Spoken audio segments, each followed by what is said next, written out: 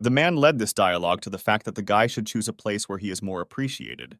And ultimately, this core is here and people from all over the world are actively looking for it right now, but no one has any idea what will happen to it tomorrow.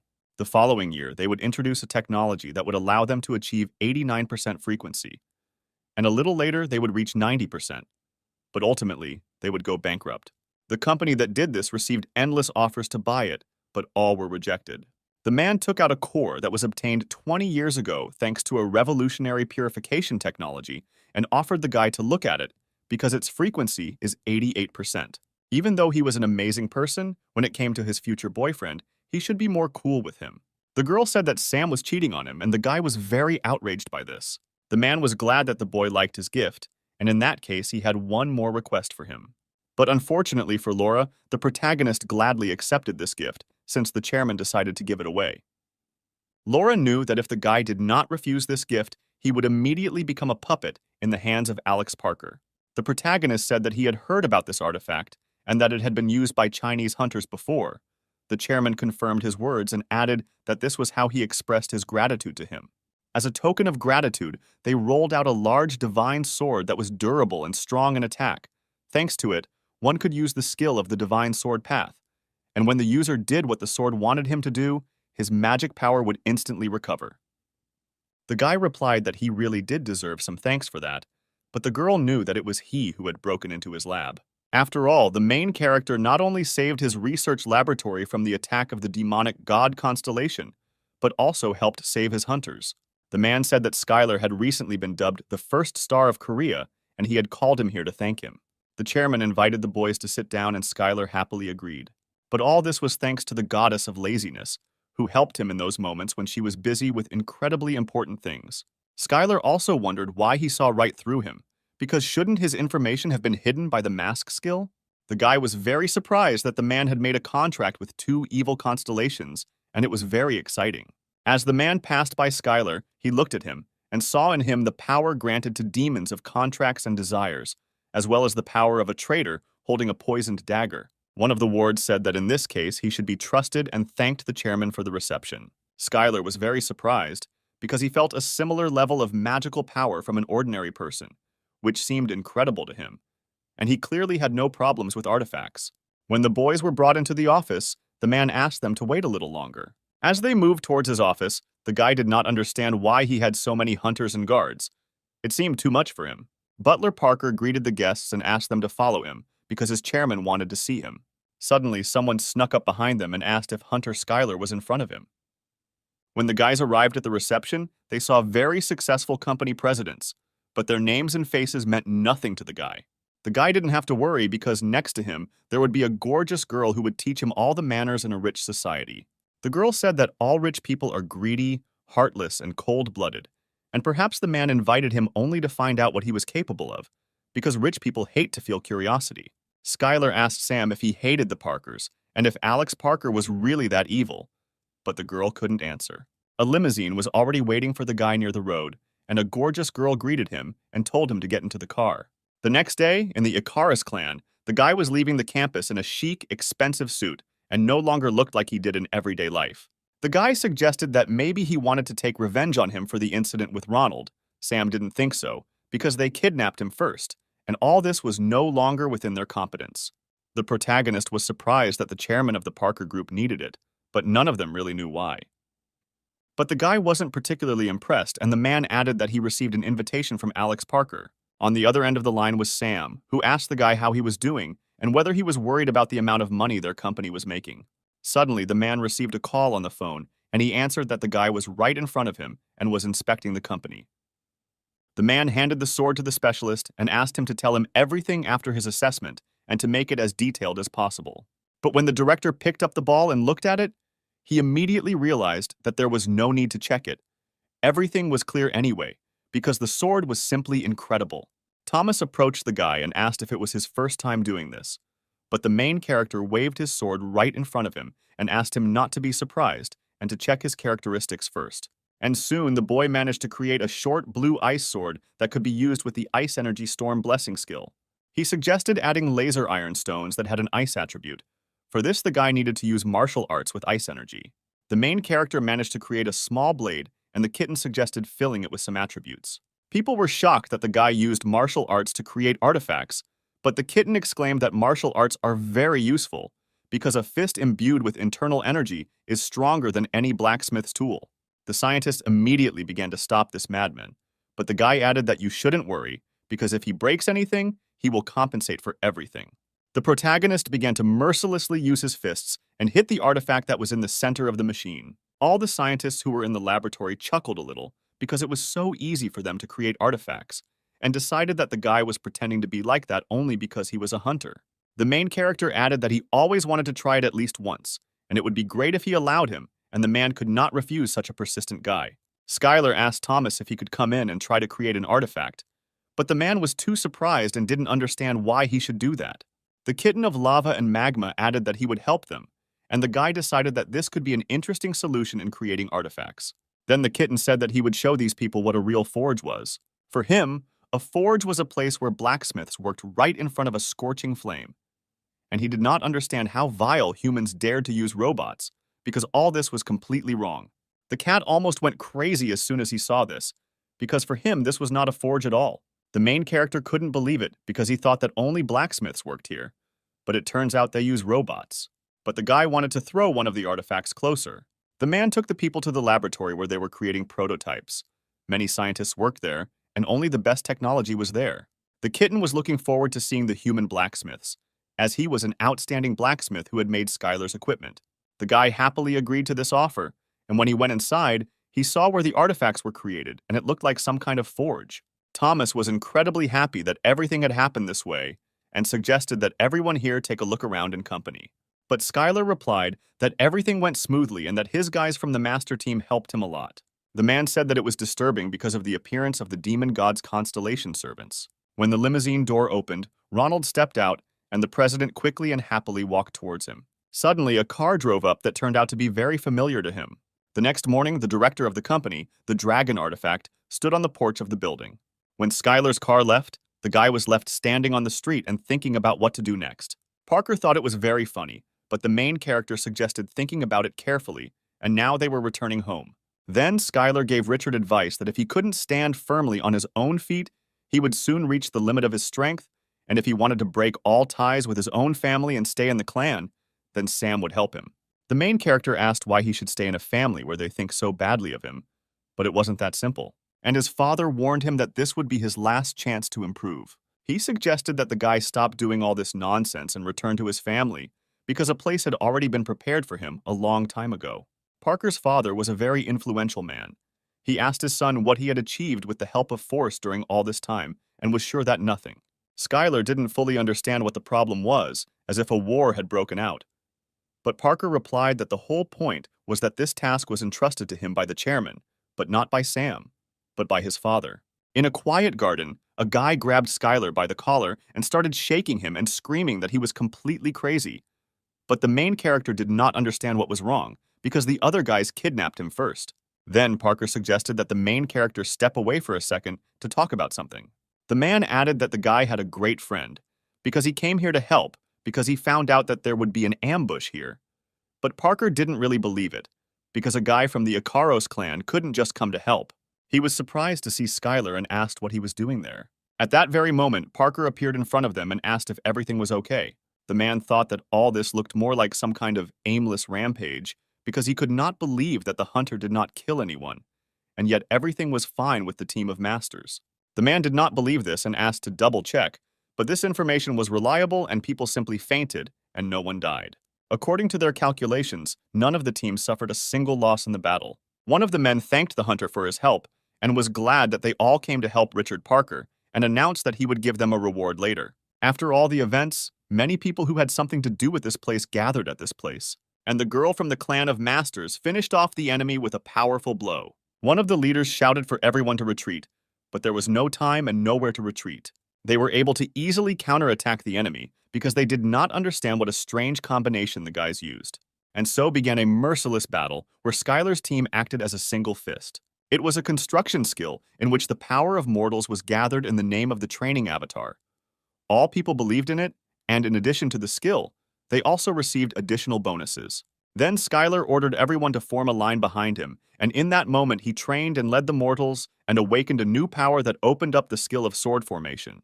And the people in hoods immediately rushed forward and were confident that they could cope even without the help of the servant of the constellation.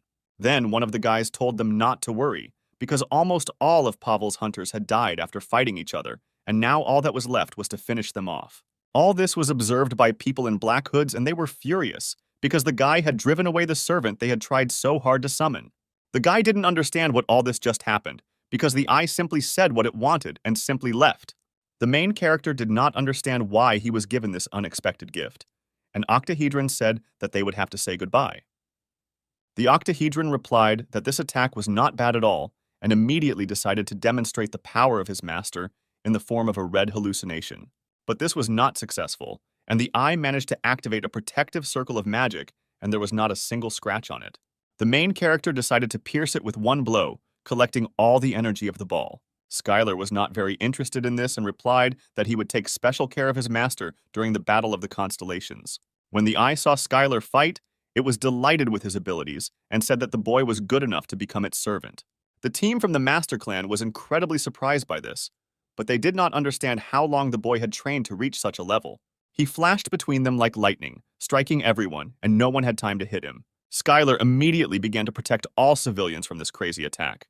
The protagonist gave the signal to the team to come in, and at that time, he activated two powerful skills to fight these zombies. The zombie people began to sharply attack their colleagues, and they did not understand what was happening because they were fighting in the wrong direction.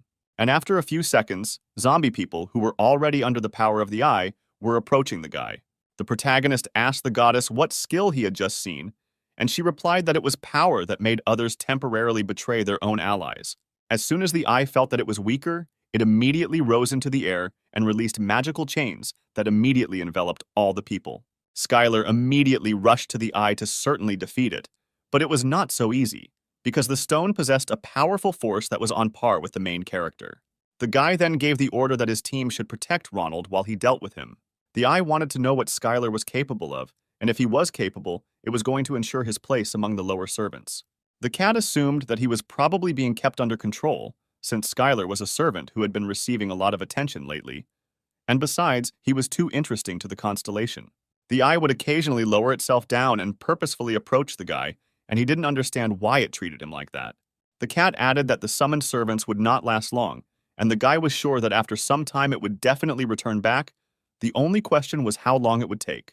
As it turned out, this thing appeared because the guys unexpectedly performed a summoning ritual, and it suddenly appeared in the air. The guards believed the main character's words for a second, because although he looked suspicious, he spoke quite confidently. But they had no idea who was standing in front of them and were negatively disposed. And then Skylar decided to deceive them by saying that there might be spies among them. But instead of fighting them, the guy had another plan, and he shouted to them that now they were being threatened by the servant of the constellation, and they were here to help. The men asked who they were and what they were doing there. The guy grabbed everyone by the arms and, using his strong legs, went straight down to the bottom, where the guards were already waiting for them. Skylar yelled for everyone to follow him if they wanted to get out of here.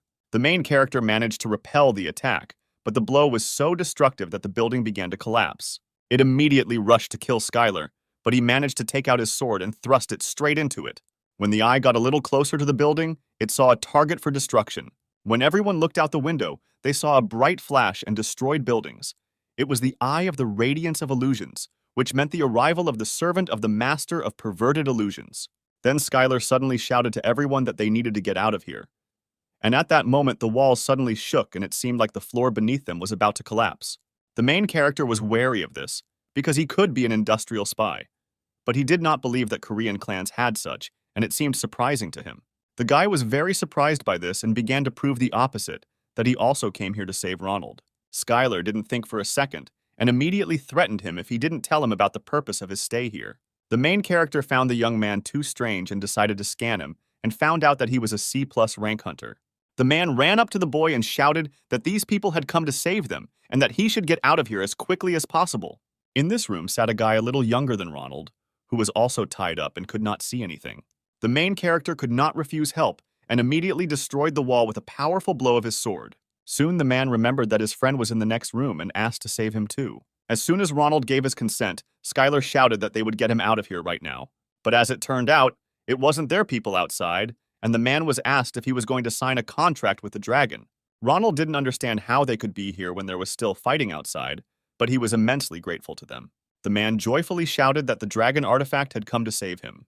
The man asked who was there, and the guy replied that he was from the dragon artifact and was looking for Ronald. As soon as they reached the right floor, the guy broke the glass with his hand, and they saw a man. The speed was so high that he could easily climb up the building with his feet, and his team screamed in horror, because carrying such a speed was a high load. According to the president's data, the prisoner was in one of the towers, and Skylar immediately rushed at the speed of sound straight there. Then the guy decided that it would be easier if he took each of them by the arm and ran with them together. When the main character returned, he told his colleagues that someone was fighting the myth hunters, and they had time to take Ronald. But Skylar added that he would most likely call her until the battle was over and asked her not to go anywhere. But the goddess replied that the Master of Illusions was what was important to him now, and advised him to concentrate only on him and finally leave her alone. The boy thought that the Master of Illusions must be quite strong if he was the subordinate of the Master of Slowness and Silence, and wondered what about the Master of Silence. It was one of the most famous evil divine constellations on Earth, although it did nothing of the sort. But during the Great Invasion, it took over northern China with stunning speed. When the girl was active, she was very worried about the opinions of other constellations and followed many of them, and this guy was too willful a child and was constantly with the Master of Slowness and Silence. The goddess responded emotionlessly that it was that brat, but the guy didn't understand how a constellation from the top 20 could be a brat. She turned around and asked reproachfully if he shouldn't call her once every 1,000 years. But the guy replied that he would call her as long as he needed and asked for information about the Master of Illusions. At the moment, the goddess was in unbridled joy. She was eating chips and watching her favorite TV series for several days in a row. The guy decided to ask the goddess of laziness about this, because he is in 127th place and it will be difficult to deal with him. The Master of Twisted Illusions was a powerful, evil, divine constellation that had taken over Mexico, and the kitten added that in order to take over a country on Earth, it had to be in the top 20 constellations. The guy saw several men shouting that there were people who had signed a contract with the Master of Perverted Illusions, and that they urgently needed to run after him. He decided to go into a trance and use telepathy to see what was on the other side of the fence. But at that moment, the alarm went off and the red lights came on. A voice behind the fence said that someone was on the other side, and the guy ordered to stop first. The other team members did not understand how they were going to slip through, because the myth is the most impregnable and hoped for a clever plan. Then the girl replied that everything was fine, because they were doing it because they wanted to. Two people raised their hands, because they had no problems with speed, as well as with stealth. The guy added that he was not forcing anyone, and they could stay, because he did not need loyalty that would put their lives at risk. The guy couldn't take everyone, so he decided to take those who fit certain conditions, namely, he was confident in speed. The main character said that the goal of the training was to get inside and take the man. That same night, near the Myth Research Center, Skylar and her team decided to begin the operation. The man asked if he was really going to go alone, and then the guy remembered that he had fighters who would benefit from taking advantage of this opportunity to train. Then the main character waved his hand and said that it wouldn't be too difficult, and that he would be back soon. The man wanted Skylar to enter the myth and take the researcher Ronald from there. Among them, the most suspicious was the production of myth artifacts, because it is owned by the Parkers, and they are quite authoritative in this field. The president added that their company had tried to sign a contract with the man, but unfortunately, they had lost contact, and it seemed to him that another clan might have gotten to him. One of the researchers named Ronald was outstanding in the field of artifacts. He managed to put the new magic of the third circle into an artificial artifact. This meant that he had all the superior technology of the current ones, and the help consisted of finding the researcher. But because so many people are interested in it, we must not forget about what is happening behind the scenes. The protagonist asked what his role would be in improving their artifacts, but the president replied that research and development were important in this business. When Skylar left with the president, the man was very happy about it, because one day he would make him the president of the company. The man added that he wanted to introduce them to each other in the hope of fruitful cooperation, and the guy quickly agreed, which even surprised Sam a little. The protagonist continued to not understand why he needed this acquaintance with a person, but Sam added that there is nothing wrong with meeting people, and the production of artifacts always needs hunters to help with tests. He added that now they even create artifacts from them, and one of the best companies in the field of creating artificial artifacts is the branch of the dragon artifact. The man said that it was something like a clot of monster mana, and now many companies are developing an energy business on them. Sam asked if the guy knew what the dragon artifact did because he had clearly heard about what a monster core was. And then President Thomas from the dragon artifact walked through the door and Sam kindly began to introduce them. The man found it difficult to talk to the guy because he answered him in 3 lines, which really irritated him. But he added that in any case, he called him at the right time.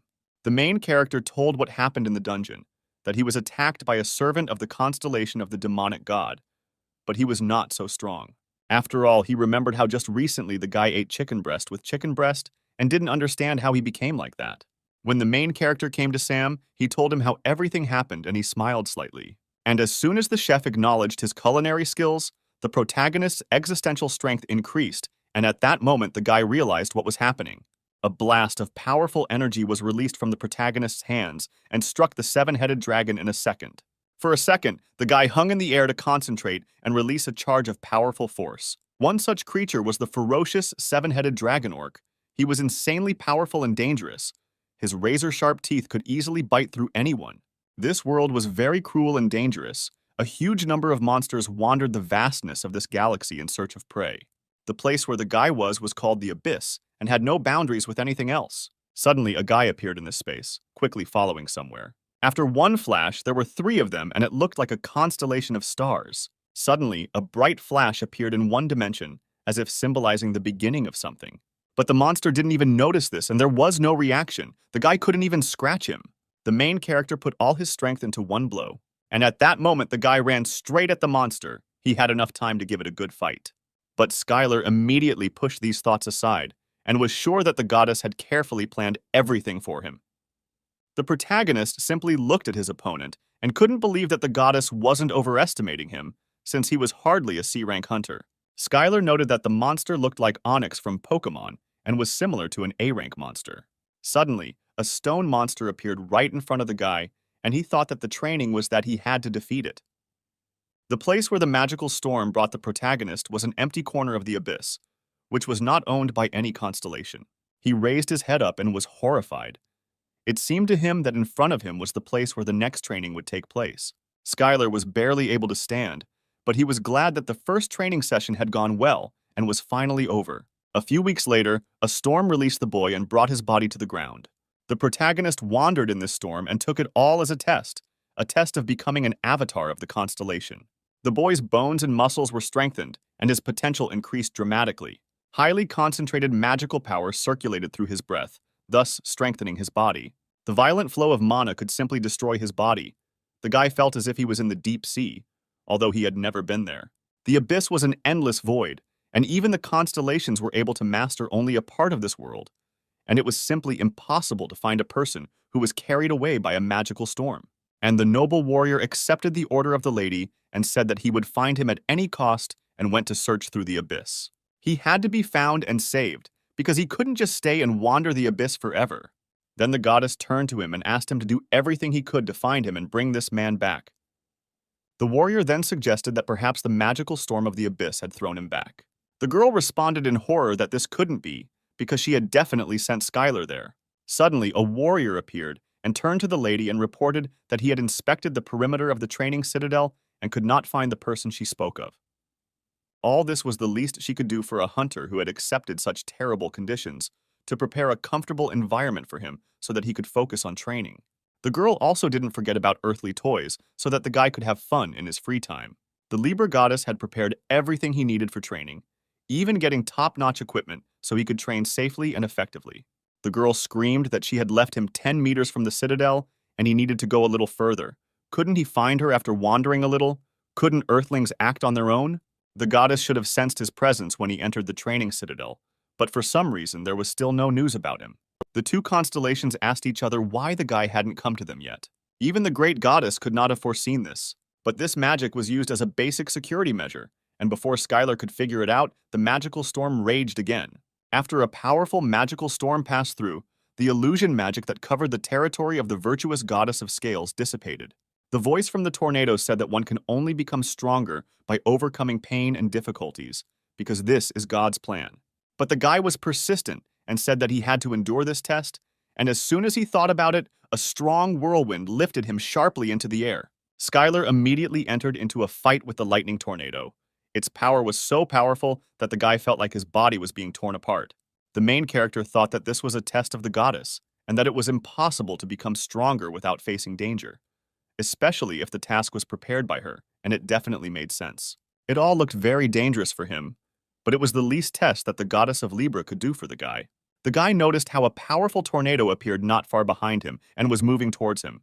It only remained to wait a little while for him to arrive for training, because she had already prepared everything. The other constellations began to worry even more, because she was too sure of this, and this gave them a bad feeling. Over the years, the demons had come to an agreement that as long as Skylar was hiding in a dive bar or a pub, they wouldn't even scratch him, and so they tried their best to lure him out. All of these were unsuccessful attempts by the monsters to lure the main character out. Behind the door, there were screams of monsters who were shouting about adamantine nuggets and fresh meat of the void beast, from which strength would increase dramatically.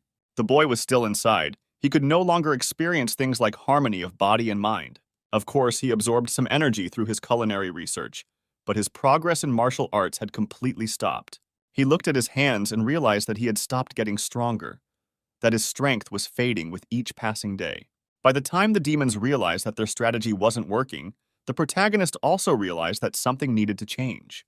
This building was so strong and powerful that they could not demolish it to kill a person.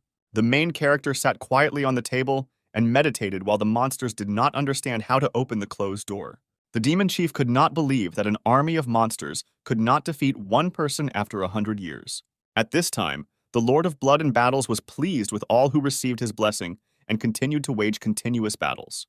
The guy thought that all the martial artists would go crazy because of this, but there was one question left: when would he return, and whether he would be able to at all. The protagonist did not understand why, but he was able to achieve harmony of body and mind through prolonged, deadly fights. But because of this popularity, the scroll of harmony of body and mind was difficult to obtain. Some could only crawl through dungeons and hope for a miracle. Magic skills are popular and used by many, so they are often sold at auctions. Various scrolls with magic spells were available to everyone who participated in this. Every martial artist wanted to obtain this skill, but it was very difficult to achieve. The skill of harmony of body and mind was a state in which the body moves in accordance with the mind.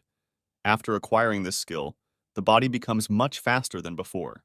The man received a surge of wild energy. The circulation of ki in his body accelerated sharply. At one point, the protagonist discovered that he had obtained a new skill. Through countless battles, he had obtained an A-rank skill, harmony of body and mind. Now, divine space arts had become more natural. But the guy shouted that this was now a pub, not some lousy restaurant, and quickly threw all the creatures out of the building. But each time the monsters and demons returned and screamed at him to give his restaurant back. The main character was calmly going about his daily business, cleaning the restaurant and cleaning the floor from dirt. And he experimented with recipes at night, and all this continued in the diner for several hundred years. From that day on, the boy fought monsters to gain experience during the day. But Skylar suddenly remembered that the poison had no effect on him, and now he would simply use it as one of the ingredients for cooking. The boy resigned himself to this and decided that he should eat everything raw and use his poison immunity to convert it into Kai energy. As he tried one ingredient after another, he realized that there was poison everywhere in this restaurant, and he couldn't understand why there was so much of it, and whether demons really fed on it. He could not understand where the poison came from in the restaurant. Then the young man began to try one of the strange fruits. As soon as the guy took a small bite, he realized that he had taken poison and was not very happy about it. Then the main character decided to check what kind of food was on this table. First of all, he took some piece that looked tasty and filling and was similar to meat. Right on the table in front of the guy were all the ingredients, dishes, and even a special place. The experiment section should not have any problems now. When the guy entered the kitchen, he was surprised at how often the demon chef kept this place. He offered him a great bet. If he wanted to take the restaurant back, he should beat him, because that's how the rules work here. The amazed monster screamed at the boy not to even think about it, because it was all his. But Skylar didn't care anymore. The main character proudly walked out of the building, because now it was no longer an ordinary eatery, but a place called the Taste Factory. The guy came here only to look for a suitable place for battles, but suddenly acquired a diner that inspired him. The young man picked up a huge stone slab because he had heard in a story about martial arts that a retired martial artist owned a small classic eatery. The guy added that the point is that now the winner takes all, the adamantine cauldron, and this restaurant now belonged to Skylar. But the protagonist ordered him to shut up because he believed that he got it by beating up other creatures. The monster burst into tears like a little girl and asked to have mercy on him because he had gone through all the circles of hell to get this adamantine cauldron. When the boy took the cauldron in his hands, the owner of the building suddenly grabbed him by the leg and shouted that the Lord of Blood and Battles did not want fights to be interrupted by an insignificant death. That here, his power would endlessly revive him to continue, therefore no one could die here. Due to his mastery of combat skills, Skylar's sensitivity increased, and he felt something supernatural coming from the cauldron. After some time, the main character exhaled loudly. He wondered only one question. How many more times would he have to do this? But he had already flown through a bunch of dimensions and did not understand how he was supposed to find the only person in the abyss. At this time, the goddess of scales could not find a place, because there was no news about Skylar for a long time. She also hoped that everything was fine with her assistant too. The main character was happy about this, because the best level of understanding can only be achieved in deadly situations, and he understood why the goddess had prepared such a test for him. The guy spent several hours fighting monsters and demons using only a chair, and thanks to this he acquired a new skill using chairs as weapons. Then Skylar picked up a chair and shouted that he could fight them here for eternity. The guy quickly built a shelter out of tables and chairs and invited the demons to come to him. They had one goal and one thirst to kill this man. At that moment, other demons appeared at the door of the restaurant and were able to find him. The guy quickly stood up and said that there was a good eatery here. The monster could not understand who was in front of him. But unexpectedly for the monster, the guy got up, because there is no longer any poison that can harm him, and he is able to freely control it. Skylar found himself on the floor, and a satisfied monster stood nearby and asked how well the soup was cooked. Suddenly, the monster immediately poured a poisonous vat of stew right onto the protagonist's face. The guy felt awkward about the broken door and asked if he had anything to eat, because he hadn't eaten anything normal for a long time. But it turned out that Skylar walked into the restaurant's doors, and he was shocked that even in such places they exist. But the young man was met by a rather kind monster who greeted him and offered to try the soup he had just prepared. The guy immediately knocked down the door and immediately asked for forgiveness from the unknown owner of the building. But he was going to borrow this house for a short time. After walking a short distance, he came across an abandoned building and decided to go inside. In the territory under the control of the Lord of Blood and Battles, there was only one rule, that all his avatars fought each other endlessly, and the guy decided to find an advantageous position and win. The guy was in the territory under the rule of this constellation, where the main attribute was the second law of nature, which was that a person should always be ready to defend himself. The demon unleashed the dogs straight at Skylar, and they charged straight at him with ferocity. One of the demons screamed that he looked better than he seemed, but he was still human, and was destined to be dog food. At one point, the guy realized that he was fighting in too large and open an area and was very heavily surrounded. But the main character was not afraid of this at all, and hit after hit the monsters with crushing force. They could not make him stop using these strange techniques. At that moment, all the monsters and demons of this dimension began to attack the guy to kill him. Then one of the demons suggested that the boy wanted the attention of the Lord of Blood and Battles, and noted that the young man didn't look so bad for a man who looked like a weakling. The guy shouted that he came to take a test and ordered them to attack him, but the demons did not understand what test they were talking about. The other demons couldn't believe it, that some human could defeat their boss on this earth. After several successful attacks, the protagonist formed a Kai fist, concentrating all his power and released it straight at the monster's head. And the battle began between the monster from hell and the guy who accidentally ended up on this earth. Skylar heard about the Lord of Blood and Battles and decided that this training ground had a pretty tough theme. The creature took a huge sword in its hand and shouted that the newcomers should have their heads cut off so that they would know that this land is ruled by the Lord of Blood and Battles. Then the monster offered to explain something, to which the main character was very surprised and thanked him for such kindness. One of the monsters asked the guy what race he was, and when he heard that the guy was human, he decided that most likely he was here for the first time. Any attribute of a constellation is the laws established on their territory. The protagonist came face to face with an insatiable thirst for blood that could only be found in a high-level dungeon. But even people who are not martial arts experts should be able to sense it upon arriving in this territory. The body of people who had reached the expert level could independently prepare for battle when they sensed hostility. When the protagonist entered the next location, all of his Kai gates were automatically activated, and the power completely overflowed his entire body, and he received automatic protection from attacks. The closer he got, the more the thought of what the next training would be like enveloped him.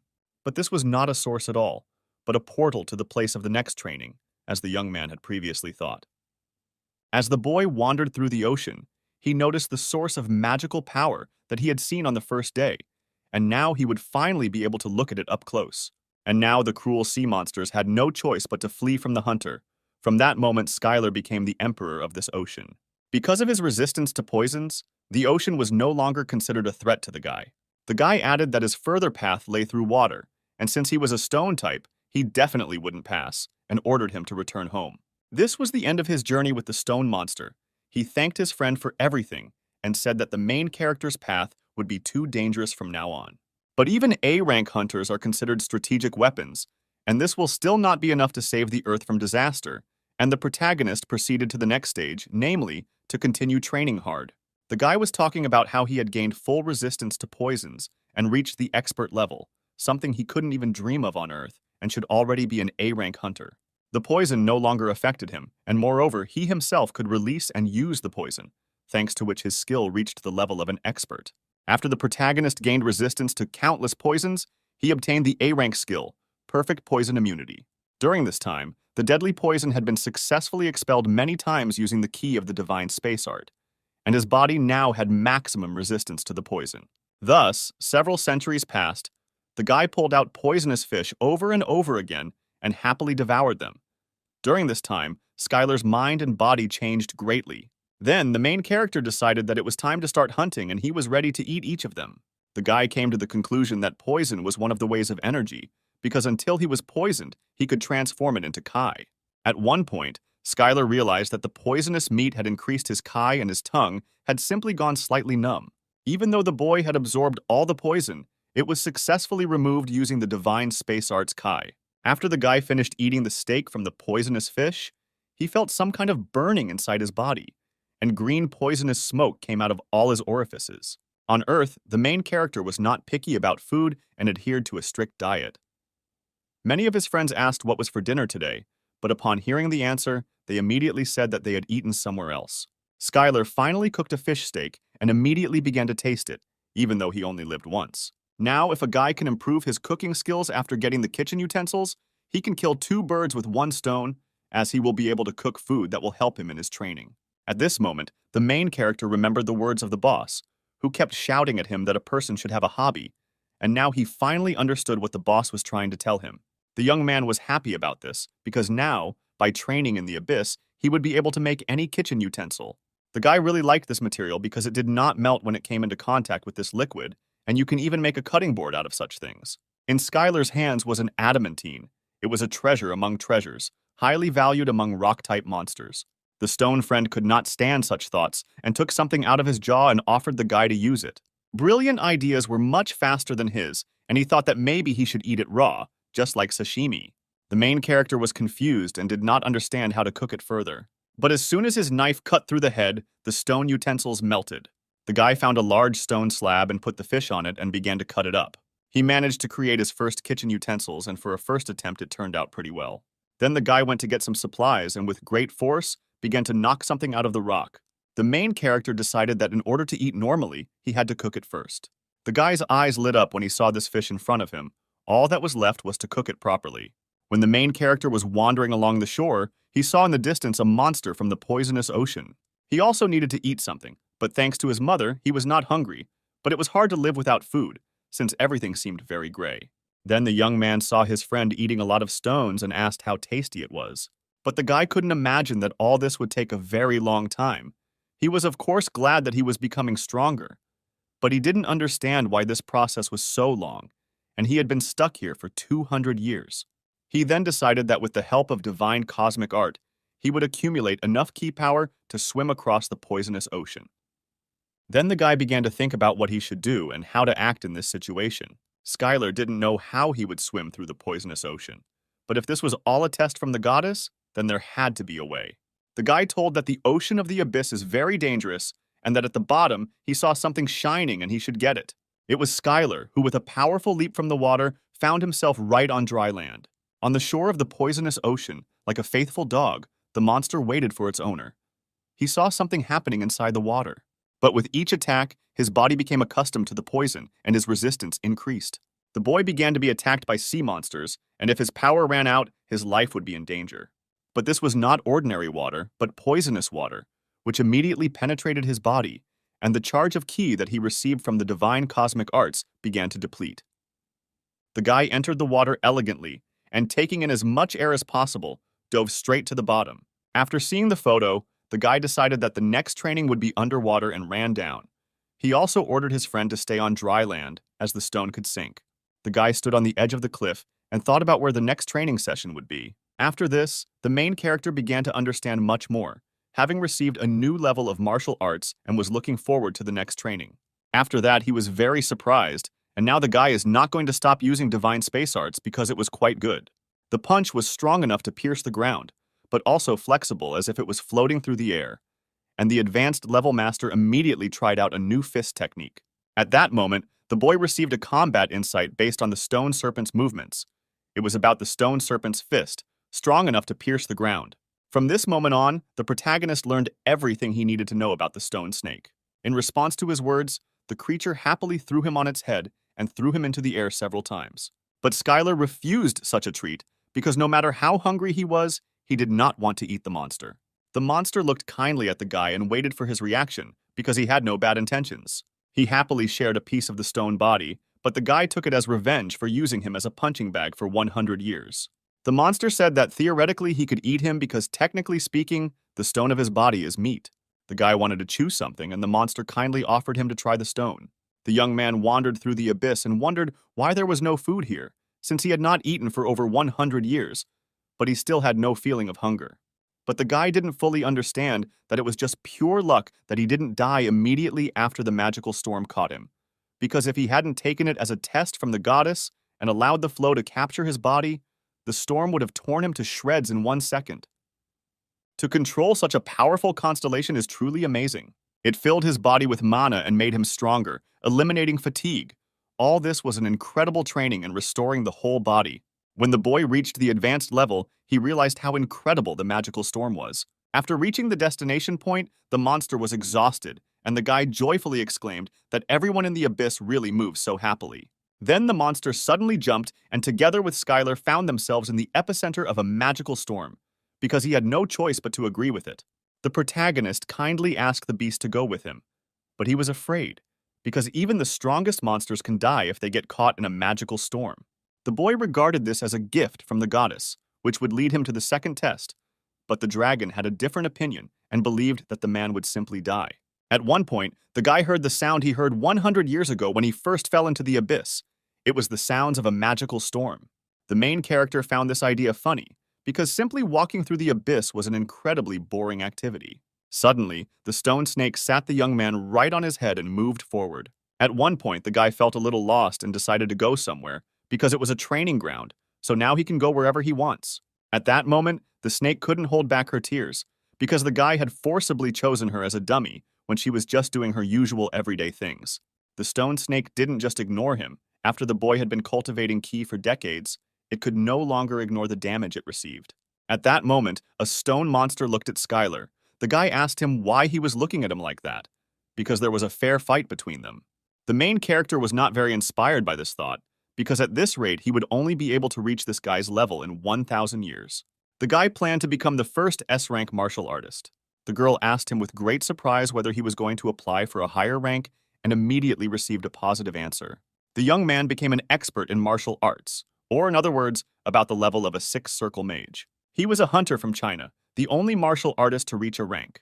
Then the guy remembered one hunter who was able to become an A-rank martial arts master. The young man had reached the level of an advanced martial artist and was now a B-rank hunter.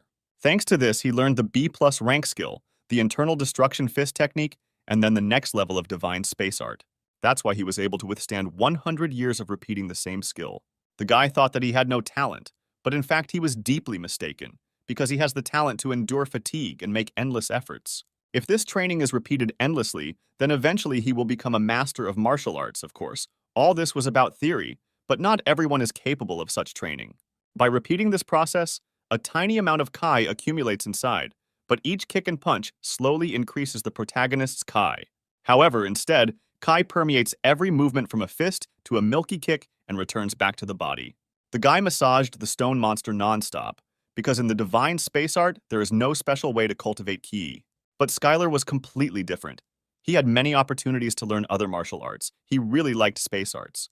This damage varied depending on the amount of Kai achieved, and so it was natural that a divine space art that slowly cultivated Kai was unpopular. If mana is the lifeblood of a magician, then Kai is an integral part of a martial artist's abilities. Everyone knew that cultivating strength took a very long time.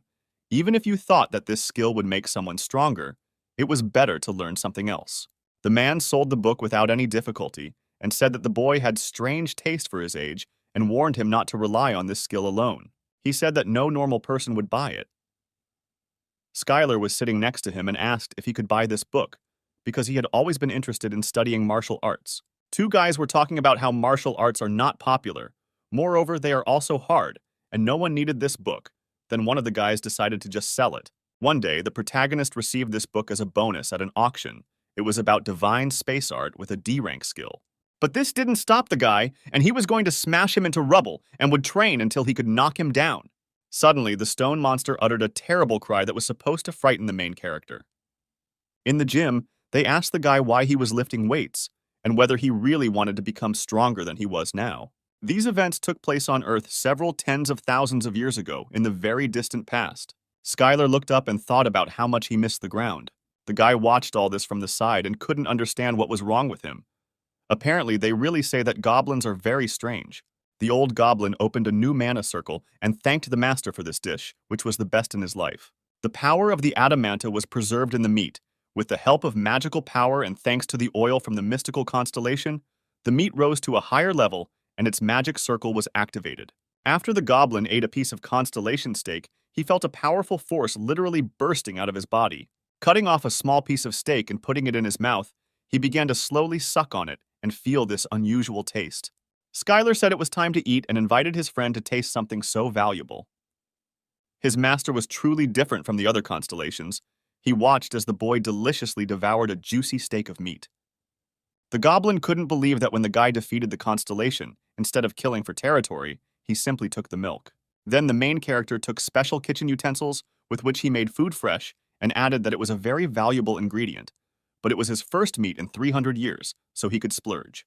The guy added that his main top priority was collecting ingredients, since his hobby for tens of thousands of years in the abyss was cooking.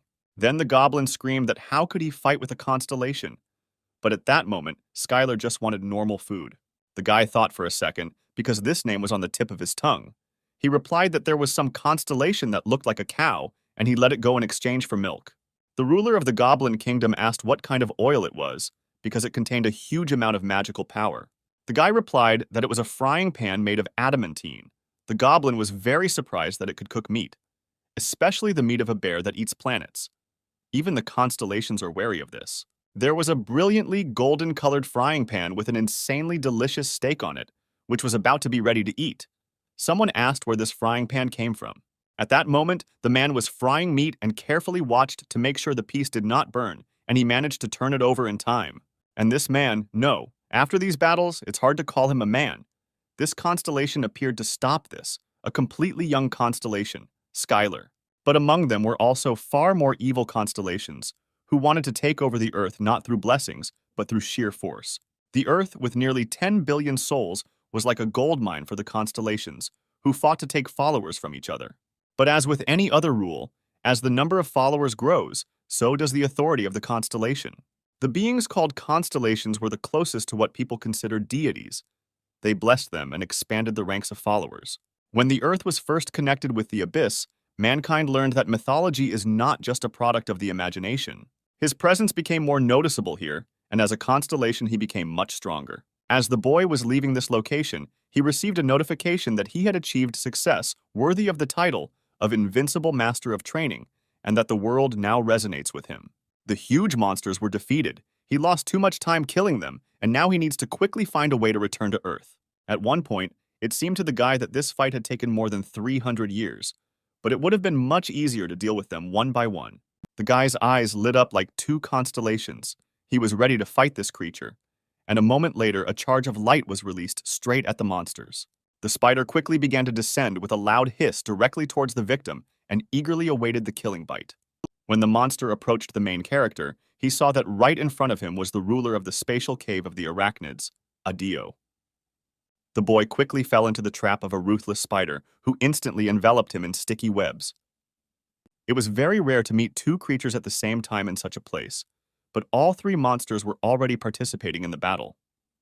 Suddenly, a strange noise in the wind was heard, which meant that another monster was approaching, but no one yet suspected what kind of creature it was. And now the guy had to deal with several powerful monsters. They were fierce and controlled the territories that belonged to them right here in the abyss. Right behind him was a huge and ruthless planet eater in this dimension. It was called Vulcan. Suddenly, the guy heard a loud roar of some kind of animal from behind. He was a little scared and looked in that direction. The main character fought this creature with dignity and determination, and was confident that it would not be difficult for him to defeat it one-on-one. The guy dropped the barbell and said that even though he was a good guy, they still broke up. The boss was surprised by these words because does the guy really not care about his life? Does he not have a girlfriend? No matter how much people use them, they were still too weak. So the guy thought that it was really possible to become stronger just by raiding difficult dungeons. When the young guy once again lifted the barbell, he thought about the skills of magic, martial arts, and artifacts that dropped in the dungeons and that they were all great. The boss said that they could barely even handle a C-rank dungeon now. He added that even hunters of that rank were suffering losses in those dungeons, so there was no talk of a B rank at that time. But Skylar knew that going into a dungeon with B-rank monsters was too much. Sitting together in the gym, the guy's boss asked him to slow down a bit on the load. The main character had nothing to lose, so he became a C+ rank human hunter. There are cores and items that drop from killing monsters and are highly valued, as well as artifacts from dungeons where monsters appear and attract many people who want money and glory. In the era of the Abyss, a new profession emerged. It was called hunters and was very honorable because they were engaged in protecting people from the dangers of dungeons and monsters. Skylar was an orphan with no one to rely on, and he knew he had to train to be strong, and he grew stronger and stronger every day. In the distant past, the protagonist was an ordinary person. These events unfolded before he became a constellation with the title of Invincible Master of Training. The boy was simply obsessed with strength from an early age. It was the Korean teacher who reminded Skylar that he needed to be in class now. He will have to train alone for several decades, even several hundred years. A training facility was prepared for the main character in the Abyss, and the goddess immediately warned that time flows differently in the Abyss and on Earth. The guy was happy when he heard that there was some kind of training coming up. Constellations are very impatient, and there is a lot of fighting to get an avatar, and this is a well-known fact among hunters. The gods appear before people and offer powerful strength and magic that will arrive immediately after the contract is concluded and guarantees an instant rank increase. All this was something extremely complicated due to the fact that the human soul becomes attached to the constellation, and from that moment on, he will have to live in its constant limitation. This contract was completely unfair and illogical. By concluding it with the constellation, you become an avatar. Even the virtuous goddess of scales was unsure, for to offer such a deal to a hunter was unheard of. The girl added that through long, hard, and inhuman training, he could become her avatar and extended her hand to him. At this point, the virtuous goddess of Libra did her best to make the guy as scared as possible, because she knew that only a madman would agree to such a contract. The guy was shocked by these words and was at a loss. He did not know what to answer. The girl turned to Skylar and said that she would make him much stronger through long, hard, and inhuman training. The guy was surprised by her words, because how could he influence the future alone? The goddess predicted this and added that he was the key to preventing this future. The evil constellations will begin to attack the Earth in full force, and when that day comes, the guy will think that the current dungeons and monsters threatening the Earth were just kindergarten. She told a story about a great danger that would befall the Earth in a few years. In response to this, the girl reminded that she is a virtuous goddess of Libra, and she has the ability to see the future. The guy asked why she chose him, because there are many hunters who have a higher rating and more fame. The great magician replied that perhaps this was enough for Skylar. Then the main character asked only one question.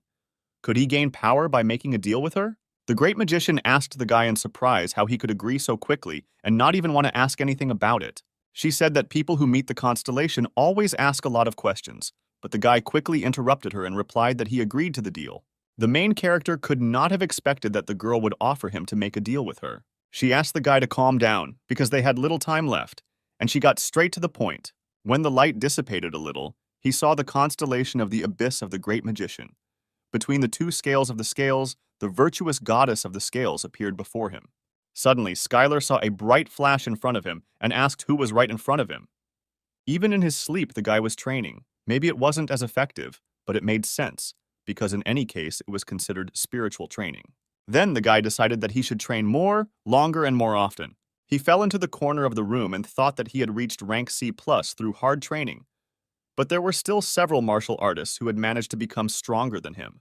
The guy trained day and night, but it still wasn't enough for him. In addition, no one has canceled the absence of regrets and desires to achieve greater results in training. As it turned out, martial arts are simple and not as bright and convenient as magic, but the true nature of martial arts, in which fighters received as much as they trained, was well suited for the main character. He cared little about what people said about him, and did not regret starting to learn martial arts. And because everyone was only interested in magic, he became useless, and it was from that moment that Skylar decided to start studying him. They couldn't fully understand why he decided to become a martial arts master, but while farming, they got a martial arts scroll.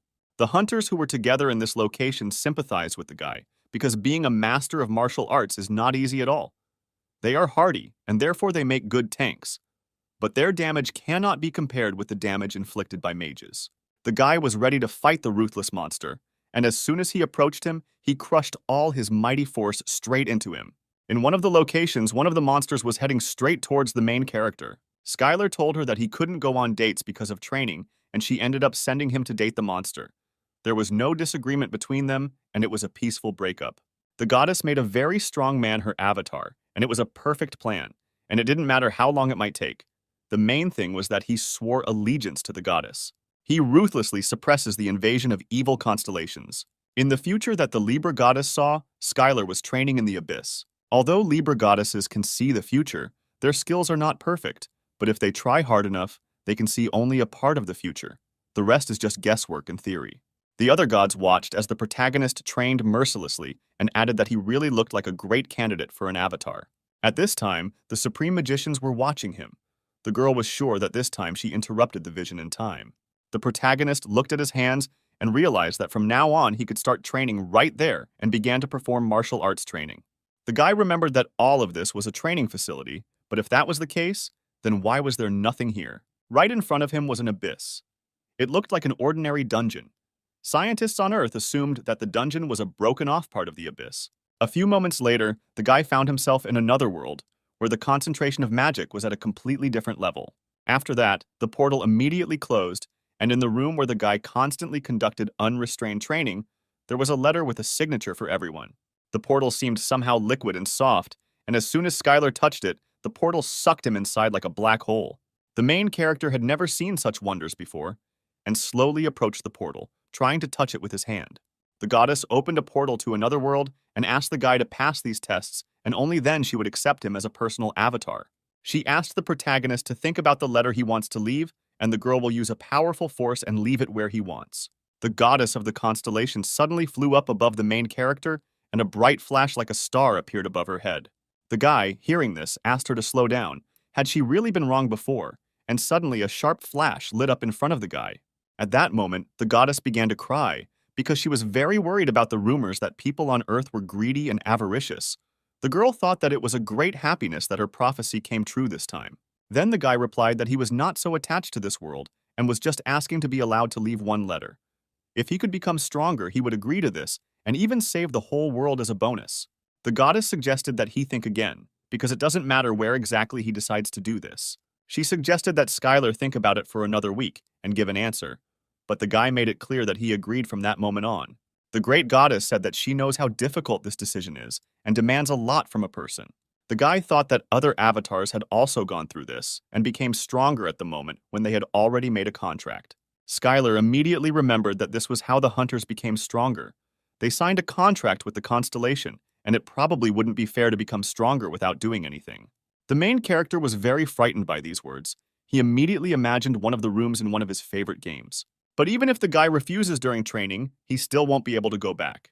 The guy finished off his opponent blow after blow, and at one point the demon was able to utter the last words that he had lost this fight to the man. From that moment on, all the constellations were ready to get the main character as an avatar. The constellation of the Abyss watching the battle showed great interest in it. The skill of world resonance has increased, and now the world awaits his defeat. At this moment, the boy had achieved a perfect understanding of the key materialization skill and was now able to freely use this materialization. And now if he can take all the energy outside the body, then the world will become his energy.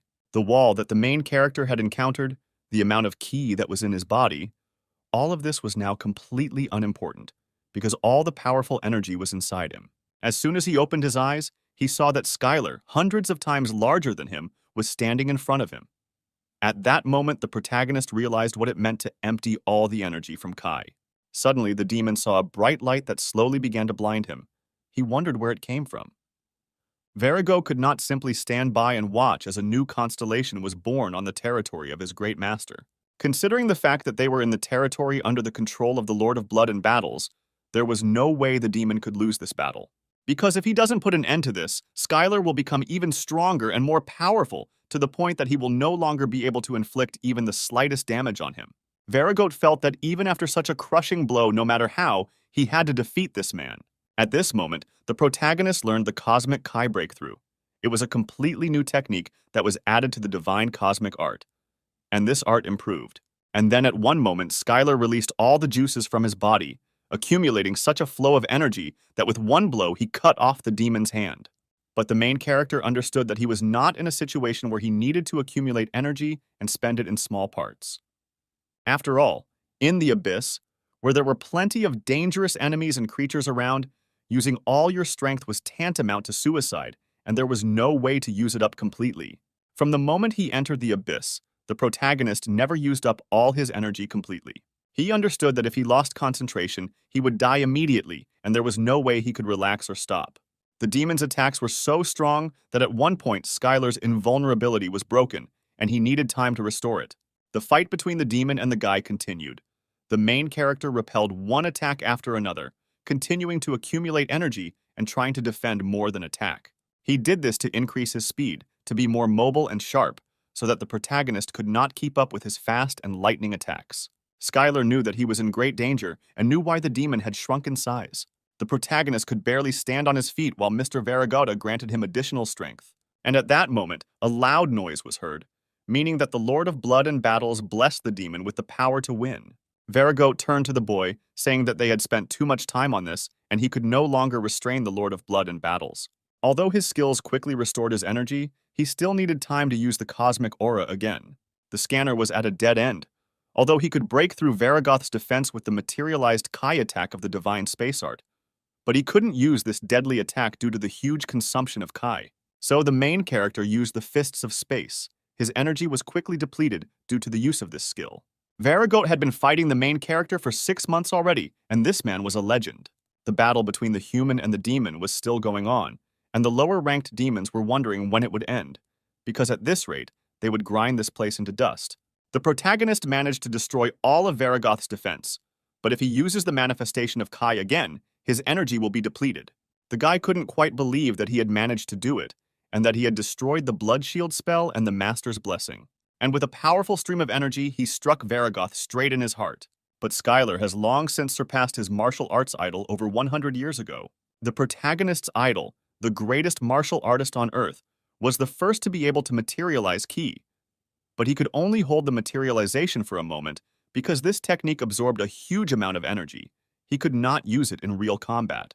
In theory, the Kai Fist did not fully utilize the compression of ki, and it was possible to compress Kai to the point of materialization, and this technique is called Kai materialization.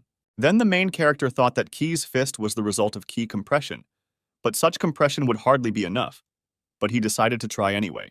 To break through the dozens of layers of protective magic with which Varigot defended himself, he had to deliver a powerful blow. A few skills, such as using speed or dodging, were only good for defense, but the problem was with attack power. But even this was not enough, and the demon was amused by the interesting tricks. But this was not enough to completely defeat him. And as soon as he managed to do this, he performed the most powerful Fist of Space, which struck the demon with such force that Varigot could not have expected it. With each attack he made, he felt himself becoming stronger, and by gathering the required amount of Kai in one point, he created Kai Fists. For the first time in a long time, the main character was on edge, because he was faced with an enemy who was significantly superior to him in strength, skill, and magic. The guy shouted that with this magic, the fight was miserable, and maybe he at least has weaknesses in close combat, because it couldn't be that magic was capable of everything. And then the demon used the magic of the bloody axe and dealt a powerful blow to the main character. The demon understood that before him was indeed a special person, but he was Virago and his master gifted him with a bloody axe. And at that very second, the guy flew straight at the demon so that he could see the true power of martial arts. The demon added that after his body had melted from the bloody baptism, he would have already met the Lord of Blood in battles. The guy thought it was about martial arts, but what if he used magic? However, it was not so easy to suppress the rebellion because of their wonderful skill, thanks to which it was possible to use without borrowing mana from the outside. They wanted to resist the law of this world, and once they went against the constellation, they could no longer use mana. And he told an old story about slaves rebelling in the territory of some constellation. After meeting the main character, the demon understood why martial arts were created, because it really amazed the mind. On the other hand, martial arts consume the user's internal strength, and compared to magic, martial arts have a limit. In the Abyss, magic skills are the most popular. They consume mana, and magic users can take unlimited mana from the outside. Until this moment, he thought that martial arts were only studied by weaklings and expressed great respect for the man. Virago couldn't believe his eyes because the guy completely dodged the bloody baptism. The level of martial arts proficiency was increased, and the guy received an S-rank skill, incredible speed, a technique that allowed him to move in the blink of an eye to the desired location. It was that similar moment when the guy got caught in a magical storm, where it wasn't the speed that was important, but the feeling of the flow, and then he would be able to dodge. When faced with a crisis situation where the enemy was much stronger than the guy, his mind was very calm, and the discomfort of wasting time due to misunderstandings had already disappeared. The divine space art had unceremoniously warned him, and it was because Skylar was in great danger. But thanks to the skill of harmony of body and mind, the protagonist's senses became sharper. His Kai consumption was significantly reduced, and the effectiveness of the martial art he used increased. This technique showed in all its glory the difference between the power of Varagoth and the power of a human mage. A downpour of crimson mana melted and destroyed everything it touched. The demon screamed that now the end had come for man, and the Lord of Blood and Battles was waiting for him. Varagoth used blood baptism. It was condensed mana, and to use such an amount of mana you need to be very strong, and even the invulnerability skill did not allow you to stay under it for long. The demon replied that his master was interested in him for a reason, but he did not intend to continue this any longer and ordered him to prepare to serve his master. The protagonist demonstrated a technique of divine space art movements using Kai, and it was called the moonwalk. The demon noticed that the guy had a special walking technique, and he did not feel any magic, and his movements were much faster than teleportation magic. The guy didn't understand what kind of nonsense Varagoth was talking about. He refused to play their games and immediately attacked the main demon. He calmed the guy down and told him not to despair, because his master was very generous, and when the main character died, he would bind his soul and resurrect it. He felt sorry that he had to break such a precious gem like the guy who was right in front of him. And at that moment, Varagoth, gifted with a bloody axe, showed his true form, and the blessing of the Lord of Blood and Battles enveloped him. But the demon upset the guy by saying that he could not leave this territory of the Lord of Blood and Battles. Skylar walked out of the pub and headed forward. Now he knew that he was not at a training facility, but simply in another location. And now he urgently needed to return to Earth, because he had wasted 1,000 years. At one point, the young man wanted to burst into tears, but he couldn't do that, because every tear would exhaust Ki and his courage. The guy was angry. He didn't understand how stupid he was and why he hadn't thought about this before. Skylar didn't think Varago was lying, because it was the truth, and now he knew a lot. But he was enjoying the process of becoming stronger so much that he didn't have any questions until this moment. But the main character did not want to listen to the demon's words and ordered him to shut up. The demon said that if it were, it would immediately conquer the entire abyss. He also asked if the guy was sure that it was not the constellation that sent him, but that he simply fell under a magical storm. The guy was already less confident in his words, and he added that shouldn't at least one constellation be able to control this? But the demon replied that this made even less sense, because the magical storm of the abyss is not something that can be controlled, and even the constellations cannot do it. It is a dangerous and powerful catastrophe. After these words, Skylar bragged about the training he had gone through and all the trials he had faced for hundreds of years after he had been caught in the magical storm and how carefully these trainings had been planned. The demon wasn't completely sure, because foreseeing the future is a rare and special skill, but the protagonist replied that this is what proves that his constellation is better than he thinks, because she was able to think that nothing would happen if he trained outside of her territory. But the boy shouted that Virago had missed something, because the constellation he had promised could see the future, and the boy was sure that she had chosen this strange method because she had foreseen it.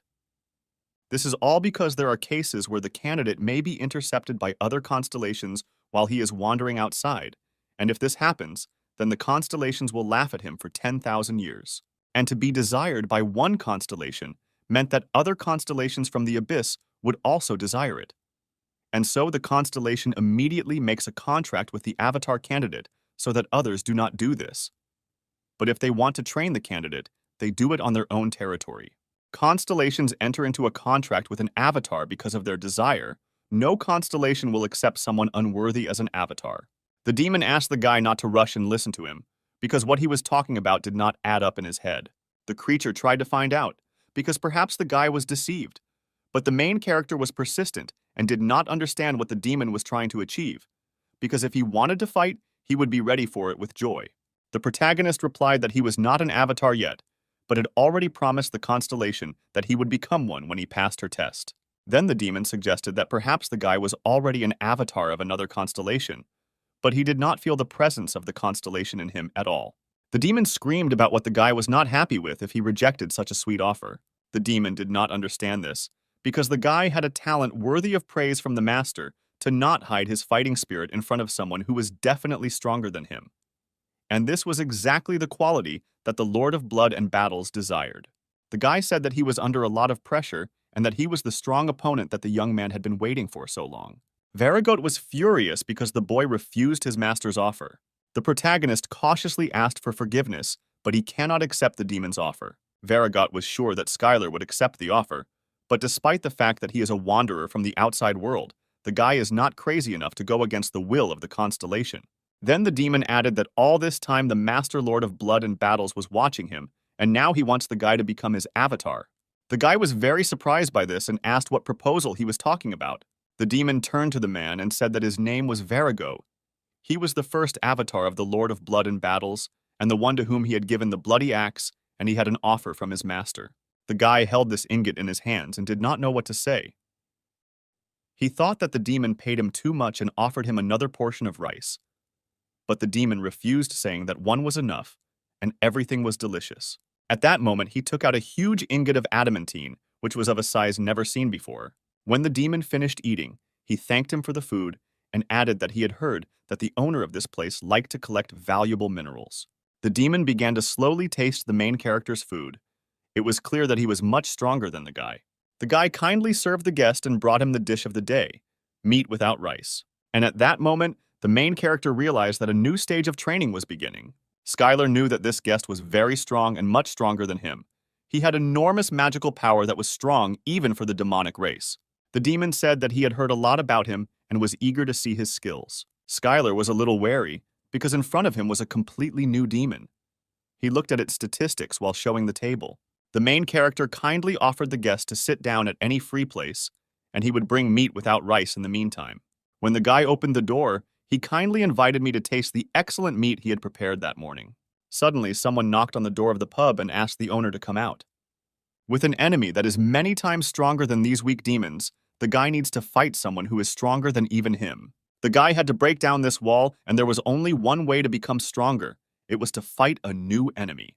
The boy thought about how his top martial artist was just an expert, and even though he wanted to become stronger, he no longer had a role model because there was no longer a martial artist stronger than him.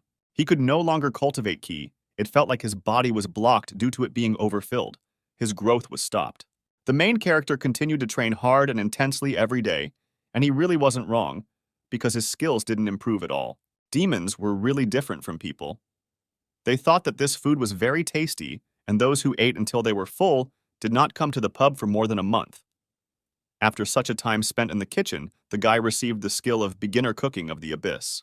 The demons liked the young man's food so much that they offered to serve this dish to their master, the Lord of Blood and Battles. The young man was very flattered and was glad that they liked everything so much. After that, Skylar smiled and apologized for this situation and told the demons not to be shy about trying the food. The boy couldn't understand what he didn't like about his food and forbade him from entering here even after he was resurrected. As soon as the demon came within a meter, he immediately received a powerful punch right in the chest and jumped back several meters. A huge demon was walking towards the guy and refused to play his games and asked the man to fight him. Suddenly, someone's voice shouted that a warrior was coming for battle. He was not a prisoner who could be tortured like this. The protagonist accidentally poisoned the demon and decided that next time it would be better not to add this ingredient to the soup. But sometimes the demons didn't like the food and they weren't going to eat it, because even pigs wouldn't eat it. Skylar practiced cooking continuously, making changes to the menu, and each time it became tastier and tastier. The monsters happily tried what the main character had prepared on the condition that after eating, they would defeat this man. The guy approached the losers and offered to try one of the most delicious dishes of this establishment. At this point, the demons were discussing how Skylar was a strong opponent and couldn't understand how he could be so strong. One of them had been competing with him for 500 years, but he was still stronger. While the guy was carefully studying the hunter's cards, he prepared a whole vat of delicious soup. It was a world resonance where the world resonates with the protagonist because he is close to reaching the peak of existence. But the guy did not understand a single word and thought that maybe the hunter's card was broken. But at that moment, Skylar did not realize that this is the thing that will make the whole earth go crazy. This skill was really strong, but in the end the guy saw one of the abilities that didn't even have a rank. It was believed that it was difficult to master even one martial art in a lifetime, and this skill would allow him to use different techniques depending on the situation. Through countless battles, his understanding of martial arts had almost reached perfection, and the boy could flawlessly copy any martial arts at first sight. Skylar was grateful to the goddess for this, because she really planned everything and made the magical storm the first part of the training. But the girl still didn't know where he was. The guy suggested that it might be due to the magical storm, since he never had any innate talents. A martial arts expert card meant that the person had the ideal physique to learn martial arts. This primarily meant that they had a high affinity with Kai, and most people with this skill received it at birth. But the guy didn't know that although the divine space art is weak in terms of growth rate, it allows you to create Kai stronger than any other martial art, and Skylar has been training this art for more than 1,000 years. Skylar was puzzled because this skill was available to hunters who had learned a unique A-rank martial art like the divine twilight art. The meaning of this skill was that hunters use mana or Kai as a source of power when using the skill, and when the quality of this source drops, it will result in a loss of effectiveness or a failure to use the skill. However, if the user has an unimaginably large amount of pure Kai, it will reach a legendary level, creating an illusion of 3 colors during Kai meditation.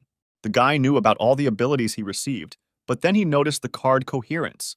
It was one of the skills he heard about back on Earth. The 4th skill was Invulnerability, where the skin became harder than steel and was able to block most attacks. The 3rd skill meant the ability to redirect the opponent's power back, even if it was greater than the main character. The 2nd skill was the Harmony of Body and Mind, the ability to use the body the way the owner wants it. One of the A-rank skills was Perfect Immunity to Poisons, the ability to freely control poisons and gain Kai when absorbing it. He had never seen the rank rise so quickly, but it was all because of the training in the Abyss that had already taken several centuries and even more than 1,000 years. The boy couldn't believe his eyes, because this skill was D rank when he first learned it. But one of the last skills seriously interested Skylar. He didn't know what it was and what this skill gave. It had a worldwide resonance. When the boy took the card, he was shocked, because he received so many skills that on Earth he could only dream of it. The guy had long forgotten about this card, and after some time decided to take it out and look at the result of long training. The boy held an A-rank hunter card in front of him. It was a magical item received when first registering with the association, and when the owner filled it with magical Kai, it showed the owner's statistics. As Skylar returned to the pub, the young man thought about how he had somehow become close to these guys, and he assumed it was natural after hundreds of years of fighting. The guy warned that he would not fight with those who did not stand in line and would make scenes. But one of the demons calmed the main character by saying that the demons who wanted to fight would obey him, because it was difficult to find a strong man like a human and they were forced to stand in line. One of the demons waited the whole morning to fight under the pub and was very upset about it, but a resourceful guy suggested that next time he take a number for the first fight. A line of demons had already formed to wait for the legendary battle, but when the main character came out, he announced that there would be no fight. More than several hundred years have passed since these events, but the merciless battles between man and demon continue to this day. From that moment on, the more the demons spent their strength, the stronger Skylar became, and each time the gap between them increased. All the demons were wondering the same thing: when would he finally die? But time after time, they received a direct hit from spells, because now Skylar had received the skill of invulnerability. Skylar successfully escaped this barrage, and thus his body became even stronger after the demon attacks. Suddenly, the demons started firing from the air. They decided that the guy specialized in close combat, and therefore decided to finish him off with long-range attacks. The guy immediately left the building and was surprised. There was no one in front of him. He couldn't understand where everyone had gone, because they wanted to fight him so much. The next day, a piece of meat and 2 beautiful ingots awaited the main character. The demons brought them as promised and offered to fight them again. Soon the guy returned to the pub again and shouted that he would gladly fight them again anytime if they brought him more gifts. After a successful fight, the guy was happy that he managed to get a piece of fresh meat and an ingot of adamanta. The main character easily took the demon by his sword, because now he learned to use the enemy's strength against him. At this moment, he learned the martial art of the samurai, in which the opponent's strength is used against them. The whole world told him that he was stronger than all the demons around him. He could dispel the enemy attack with divine space art. The feeling he had of lack of confidence had completely disappeared, and he was now completely calm and full of strength. Before this, Skylar couldn't understand this, but now that he had reached the level of an expert, the young man realized that before, in battle, the guy always felt like he was cornered, randomly attacking in all directions with all his kai. One A-rank martial artist described powerful strength as a state in which he is filled with confidence. These words angered the creatures, and they began to attack the guy, but he was so fast and agile that they couldn't even touch him. In response to this, the main character turned to the demon boss, saying that he was afraid that at this rate he would not advance in martial arts.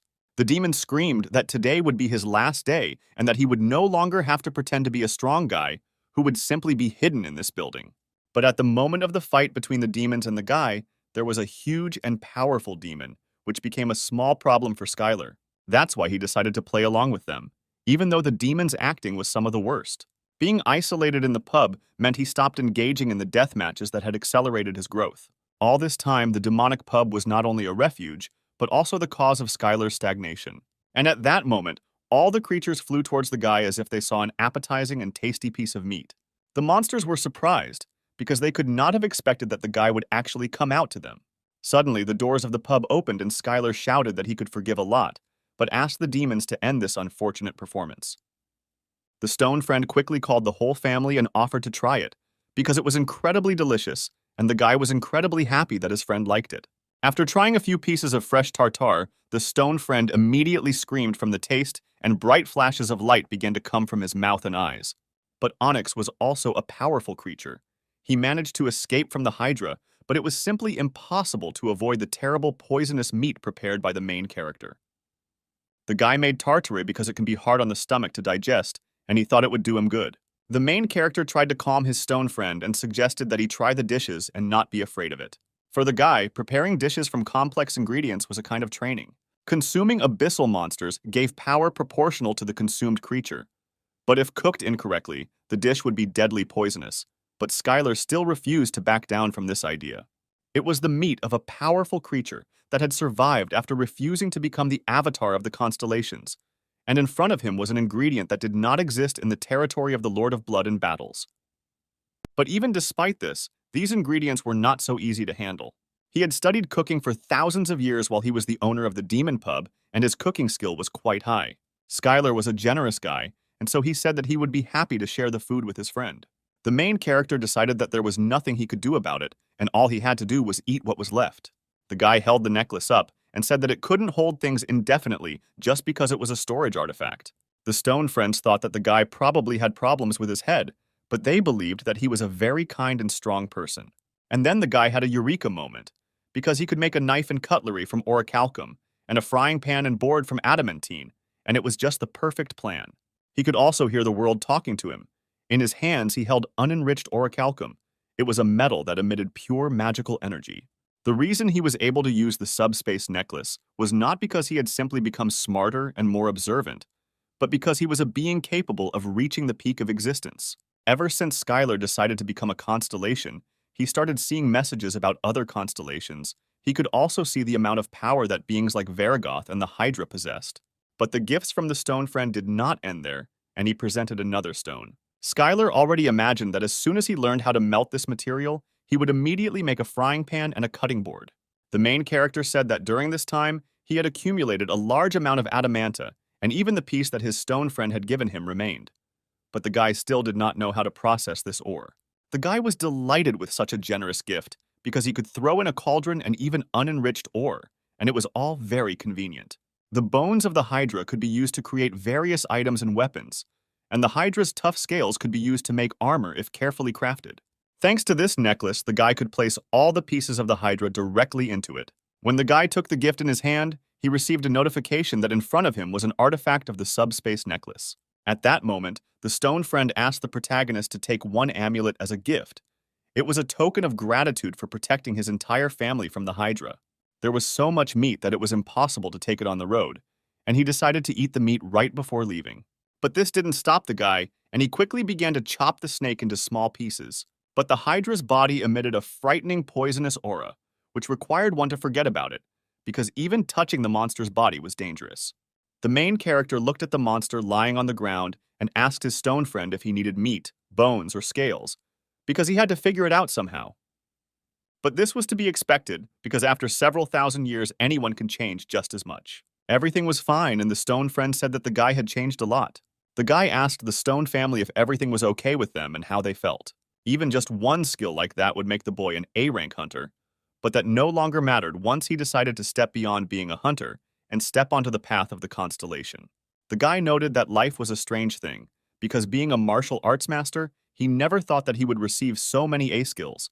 Now he only had to look at them. The main character inherited the Hydra's karma of divine regeneration, and now his invulnerable body is endlessly regenerating from this moment on. After this battle, the main character greatly increased all the skills that were used during the battle, and the world began to resonate with him even more strongly. It was Skylar who bid farewell to the snake with a powerful fighting technique and admitted that she was indeed a strong opponent. And at that moment, while the Hydra were arguing with each other, a sharp beam of light crashed into them straight from the sky. Neither fire, nor poison, nor brute force ever had any effect on the monster, but without regeneration, the Hydra quickly died, and for it was a shame, because they lived for 10,000 years and never faced such humiliation. But with so many heads like the Hydra, it was hard to come to a consensus, and someone didn't want to return to the cave with such a body, because it was a great humiliation. They used Plan B, which was to hide in a cave and wait until regeneration returned to them again. And thanks to this power, the Hydra's heads could not regenerate, and they immediately lost to this man. The main character remained calm and did not give in to his emotions, because this was also training. And the guy with great speed like a razor blade began to rush through the body of the Hydra. She could not believe that this was possible. The power of Skylar's essence infused his materialized Kai and became a sharp blade capable of cutting through both the Hydra's massive body and the poison that could seal divine regeneration. But did he need to do this? Because his goal was to change the power of the protagonist's essence, and not the Hydra. This being had a gigantic soul and a strong will. With the current power of the essence, Skylar could not shake or change her will. The Hydra was furious. She couldn't believe how the guy dared to do this. The monster screamed that she would not forgive this and would definitely kill him. As long as the constellations have enough essence power, they can do anything. The constellations use this power to transform the abyss and create a kingdom and bring gifts and blessings to their followers. Now the guy is able to control it as he wishes. As a result of the insight, the skill of the essence's power has increased, and this power allowed constellations and creatures that have reached the peak of existence to rule in the abyss. According to his imagination and desire, he received an insight on how to use the power of the essence, because it was a power that could change reality. The power of the essence is not the same as enhancing magic or martial arts. It is the power that allows one to change reality. And finally, the main character realized that all this was happening for the same reason that his attacks were much stronger than they should have been with his level of martial arts and skills. Hydra couldn't control his breathing intentionally, but none of Skylar's martial arts had the same effect. And at one moment, a miracle happened. While Skylar was moving between safe zones repeating the phrase faster and faster, the flame and poison emitted by the Hydra stopped, and time immediately slowed down. From that moment on, the guy began to move as quickly as possible, moving faster through the Hydra's poisonous breath. And then the main character decided that he could run along this breath with the help of the moonwalk and get straight to the monster's throat. But the Hydra was many times stronger than Varagoth, and it was impossible to block its attacks with invulnerability. Skylar had an invulnerability skill that should have protected him from any damage, but even in the fight against Varagoth, he was unable to block all of his powerful magic. The monster wanted to kill this man as soon as possible. His breath was too dangerous that being near him was already fatal. Despite the fact that the guy knocked off the Hydra's heads with his numerous series of blows, it regenerated them too quickly. But even after this blow, when the Hydra lost several of its heads, the battle did not end there. The main character was not cornered, and on the contrary, he was able to defeat the Hydra with one blow. All this was written right in the skill description, and the guy couldn't believe that he now had such incredible skills. At that moment, the protagonist realized that his power of existence had grown significantly because this effect increased as the power of the entity increased. The boy screamed that he wanted to cut his head off and began to perform one of the most powerful blows he had mastered. But this feeling was not the same as when he fought Varagoth. It was far superior to the power of divine space art and the materialization of Kai. At that moment, the guy felt like his head was about to explode because of that telepathic scream, and if he hadn't had perfect immunity to poisons, he could have suffered. In the distance, the Hydra saw a guy who managed to cope with this poison and survive. The monster could not understand how he stopped their poison. When the monster filled the entire atmosphere with the strongest poison, a bright flash appeared inside this steam. The enemy has no choice but to accept the fate that the Hydra has predicted for him. But before him stood a monster that even the constellations of the entire abyss feared. They could do nothing, even if they found out what would happen next. And only the nine-headed Hydra announced the fate of the enemy. The guy didn't understand why the creature was saying what it was going to do, and why it needed all this. The entire body of the Hydra was suddenly filled with the strongest poison, from which neither the hero nor the constellation could withstand. The monster turned to the boy and said that he was able to cut off his head, but now he had to pay for touching him. But the Hydra restored its head thanks to the divine regeneration skill, and all the guy's efforts were in vain. This blow was so strong that it took off the head in a second, and the Hydra could not understand how this brat dared to do such a thing. The guy suddenly took off and delivered a powerful blow to one of the Hydra's heads. But Skylar was already used to this, because he had already been in many battles on the territory of the Lord of Blood and battles. His 9 heads emanated a powerful force that would freeze most opponents due to telepathy and bloodlust. It added that even the constellations fell to their knees because of its poison, and its breath would incinerate him in a second. The creature began to attack the main character. It considered him an insignificant creature and was impatiently waiting for his death. Hydra had bullied his friend and his family, and it didn't matter how strong it was, the monster would now regret it. The guy accepted this fight and immediately screamed sharply for this clumsy snake to attack him. The protagonist's skills forced him to fight this monster, but even without them, his choice remains the same. The world resonance skill now resonated, and the boy received a notification that he was now an invincible training master. If the guy defeats the Hydra, his power will essentially increase significantly. The creature was amazingly strong and used powerful magical power and went at everyone like a bulldozer. It was a place ruled by monsters that were as strong as constellations, and they weren't bound by the rules like constellations. That's why the boy went to the neutral zone, where the constellations couldn't track him, but the lawless zone was a place where the strongest ruled. To all of them, Skylar was a beast that had not yet reached adulthood, so they must do everything in their power to prevent him from becoming a constellation. One such constellation was the Lord of Blood and Battles, whose first avatar suffered a crushing defeat. All this time, Skylar found the attention of the constellations annoying. There were constellations that became such by watching the adventures of the main character, but most mocked or ridiculed him, and some were even hostile. The guy discovered a Hydra, a 9-headed snake, which was at the level of a constellation in strength. The protagonist felt that the monster was emitting too much magical power, that it gave him goosebumps, and that it was definitely stronger than Varagoth. The guy saw a supergiant monster that had never appeared on Earth before. It could be classified as the highest rank. The whole world should be on full alert when it appeared. Skylar's old friend Onyx and his family were city-sized monsters, but this monster that just appeared was on another level. Suddenly, there was a fierce roar, and the ground beneath their feet split into 2 parts. The creature warned the boy that it was not safe to be here and wanted him to run away from here. Suddenly, a whole company of people like him appeared behind Onyx. It was his family. The boy joyfully threw himself into the arms of his old friend. During this time, he had grown considerably and was much larger than usual. In front of him was his old friend Onyx, who had been looking for the guy all this time and had finally found him. The main character could not believe his eyes. He could not have expected that this creature would appear here at that very second. Suddenly, a huge silhouette of a terrible monster appeared from under the ground, flew up, and was ready to attack Skylar. The star fell straight into the ground, and the guy hoped that this time it would be much stronger than him. Skylar thought that this was another monster, and it looked like it was really huge. It all sounded really complicated, and he liked that it was time to get serious, and at that moment a bright flash appeared in the sky, like a star. In order for the protagonist to use this skill, he must fight someone stronger than him. But there was no way he could lose to him even once. What if the serpent bearer of plague and darkness used a healing spell?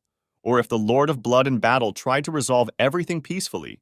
The power of their existence would weaken, and their strength would be greatly reduced. Self-control is a skill that tells the owner how to live as a constellation. Constellations are the beings that write the rules and are the rules. The second skill was called self-control.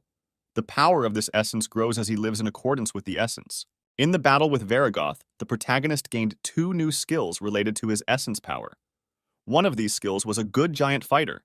His power grew when he entered into battle with a strong opponent. The main character continued to train and left the corner of the abyss, where the gaze of the constellations could not reach him. And each time he became stronger and stronger, this was the whole power of the essence. The guy confidently walked towards his cherished goal. It suited him perfectly because he wanted it so much. The only principle he must follow is that of an invincible training master. He must train all the time and never lose. The guy was haunted by these thoughts, and he walked confidently towards his goal, scattering all the demons that came his way.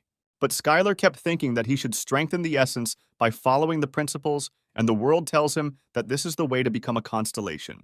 On the way, the guy met demons who shouted at him that he could not escape anywhere, because he was in the territory under the control of the Lord of Blood, and now they would kill him for humiliating their master. And now, in order to become stronger and gain the status of a constellation, he needed to obtain the degree of a master of divine cosmic art. At this moment, Skylar realized that when he reached the master level in the divine space art, he had perfected all the skills to the level of flawlessness. When he took the card in his hand, it shone brightly, and he read that the world now resonated with him because he was close to reaching the peak of existence, and his title had changed to an invincible training master. When the protagonist decided to leave the territory after defeating Varigoth, a change occurred in the mysterious skill World Resonance. Suddenly, the boy received a notification that since he continued to live as befits his power, his essence had greatly increased. Just like when he first learned the divine space art, he put his whole soul into every strike.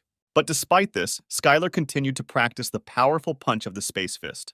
Now, thanks to the master's rank, the divine space art had been perfected, and now the amount of ki did not matter at all, and the skill of a martial artist allowed him to perfectly use all martial arts. Meanwhile, in an abandoned sector on the territory of the Lord of Blood and Battles, the main character continued to train.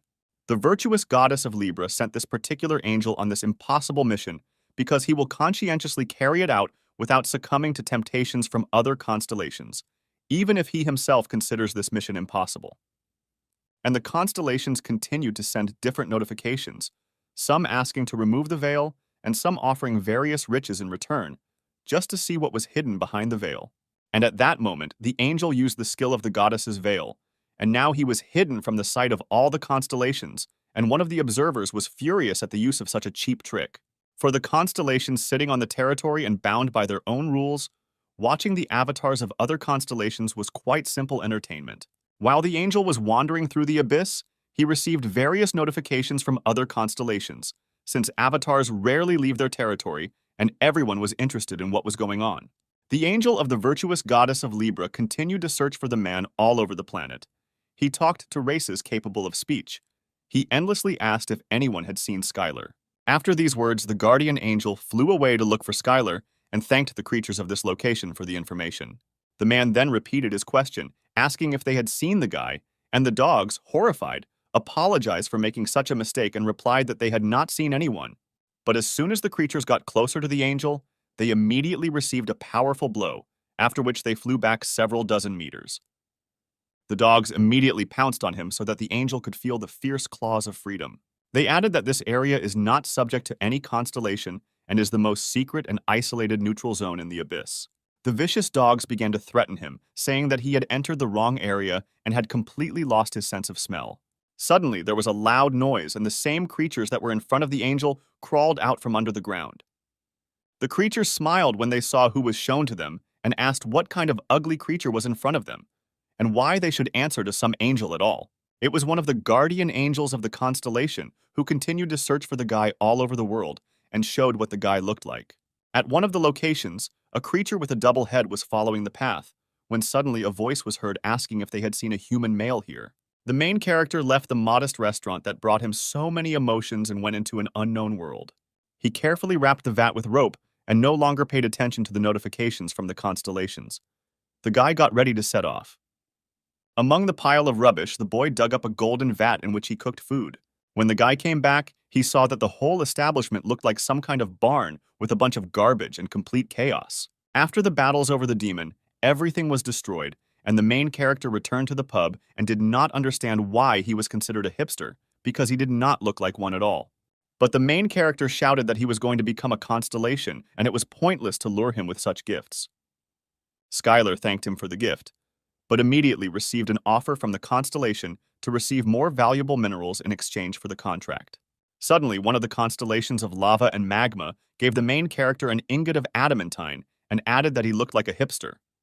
Skylar didn't know how to use magic properly, but it was as if it didn't need to be used, and it was better to achieve everything with the help of martial arts. At this moment, the main character received various messages from the constellations offering to give new skills or those who were simply impressed by the level of his martial arts. All this greatly irritated the guy. As strange as it may seem, Varagot was right, and the guy can't leave his fate to the discretion of the constellation after he's come so far. Since childhood, the guy wanted to be strong. Not so that strong guys like them would pay attention to him, he wanted to choose his own path. Being an avatar that everyone envies means being a slave in beautiful shackles. All the while the guy was thinking, small demons attacked him and tried to avenge the honor of their master. At that moment, the guy realized what the hunter from TV meant. He was obliged to act according to the rules and obey the order of the constellation, but if he disobeyed, then an unimaginable punishment awaited him.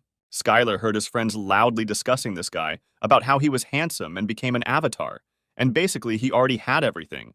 But why was he whining that it was so hard for him? The man spoke about the rules of the constellations that connect him, and you are under observation 24 to 7 hours. The guys were surprised by his words, because they did not understand how one could speak about such things directly and openly. He said that everyone envies him because they also want to sign a contract with the star, but in reality, everything is not so colorful and wonderful. On the ground in the gym, the men saw a guy on TV who had signed a contract with the star.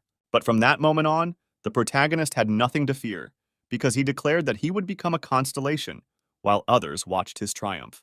After the great battle, the Lord of Blood and Battles placed a bounty on Skylar's head, and every creature that was in that territory hunted him. The guy couldn't believe that someone had been watching him all this time, as if he had been shown on the regional news. That is why the constellations watched the world without leaving their own thrones, watching the avatars or those who are worthy of becoming them. The Abyss constellation did not move. They could not do so, as they were constantly targeting each other's territories, and if one of them accidentally left their post, they would fall in an instant. Suddenly, other constellations of the Abyss began asking Skylar to meet with him. The protagonist decided that he could match them if he became a little stronger. It was the gaze of the constellations watching him, their pressure, and how powerful they were. The protagonist began to think about words so that he would become a constellation, becoming a master, the level at which he accepted the world as a whole person. Skylar began to feel something that he could not previously. The guy looked at the bright flash and shouted for him to come back, because he had to give him what he deserved. At that moment, the demon disappeared, saying that he would look forward to the next battle. The protagonist looked at the enemy he had just defeated and replied that he understood everything and would definitely listen to his words. The demon advised the boy to become so strong that no constellation could look down on him, thereby becoming famous in this abyss and becoming a constellation.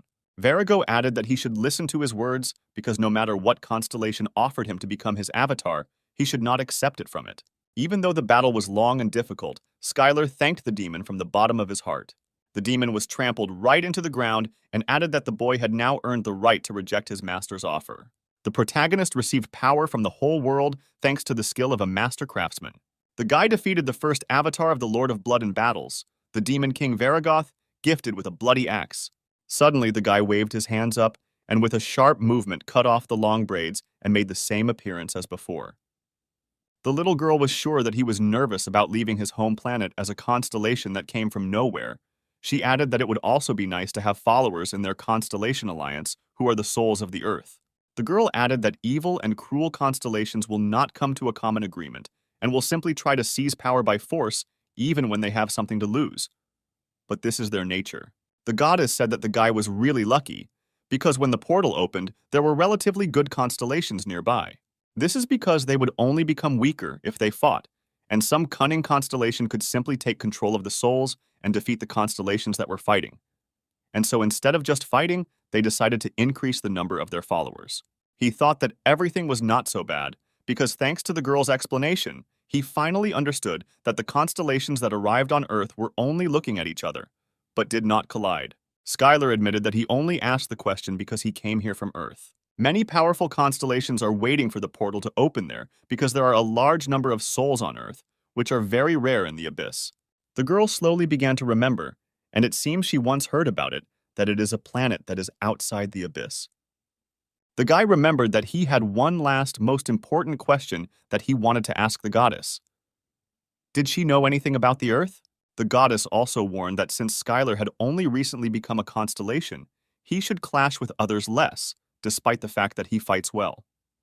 In the fight between constellations, the one with more avatars and greater essence power has an advantage. The girl was glad to meet the constellation, sincerely expressing gratitude. The main character had no more questions, and he thanked the girl for all the explanations. Then the guy remembered their first meeting and seemed to guess what she was talking about.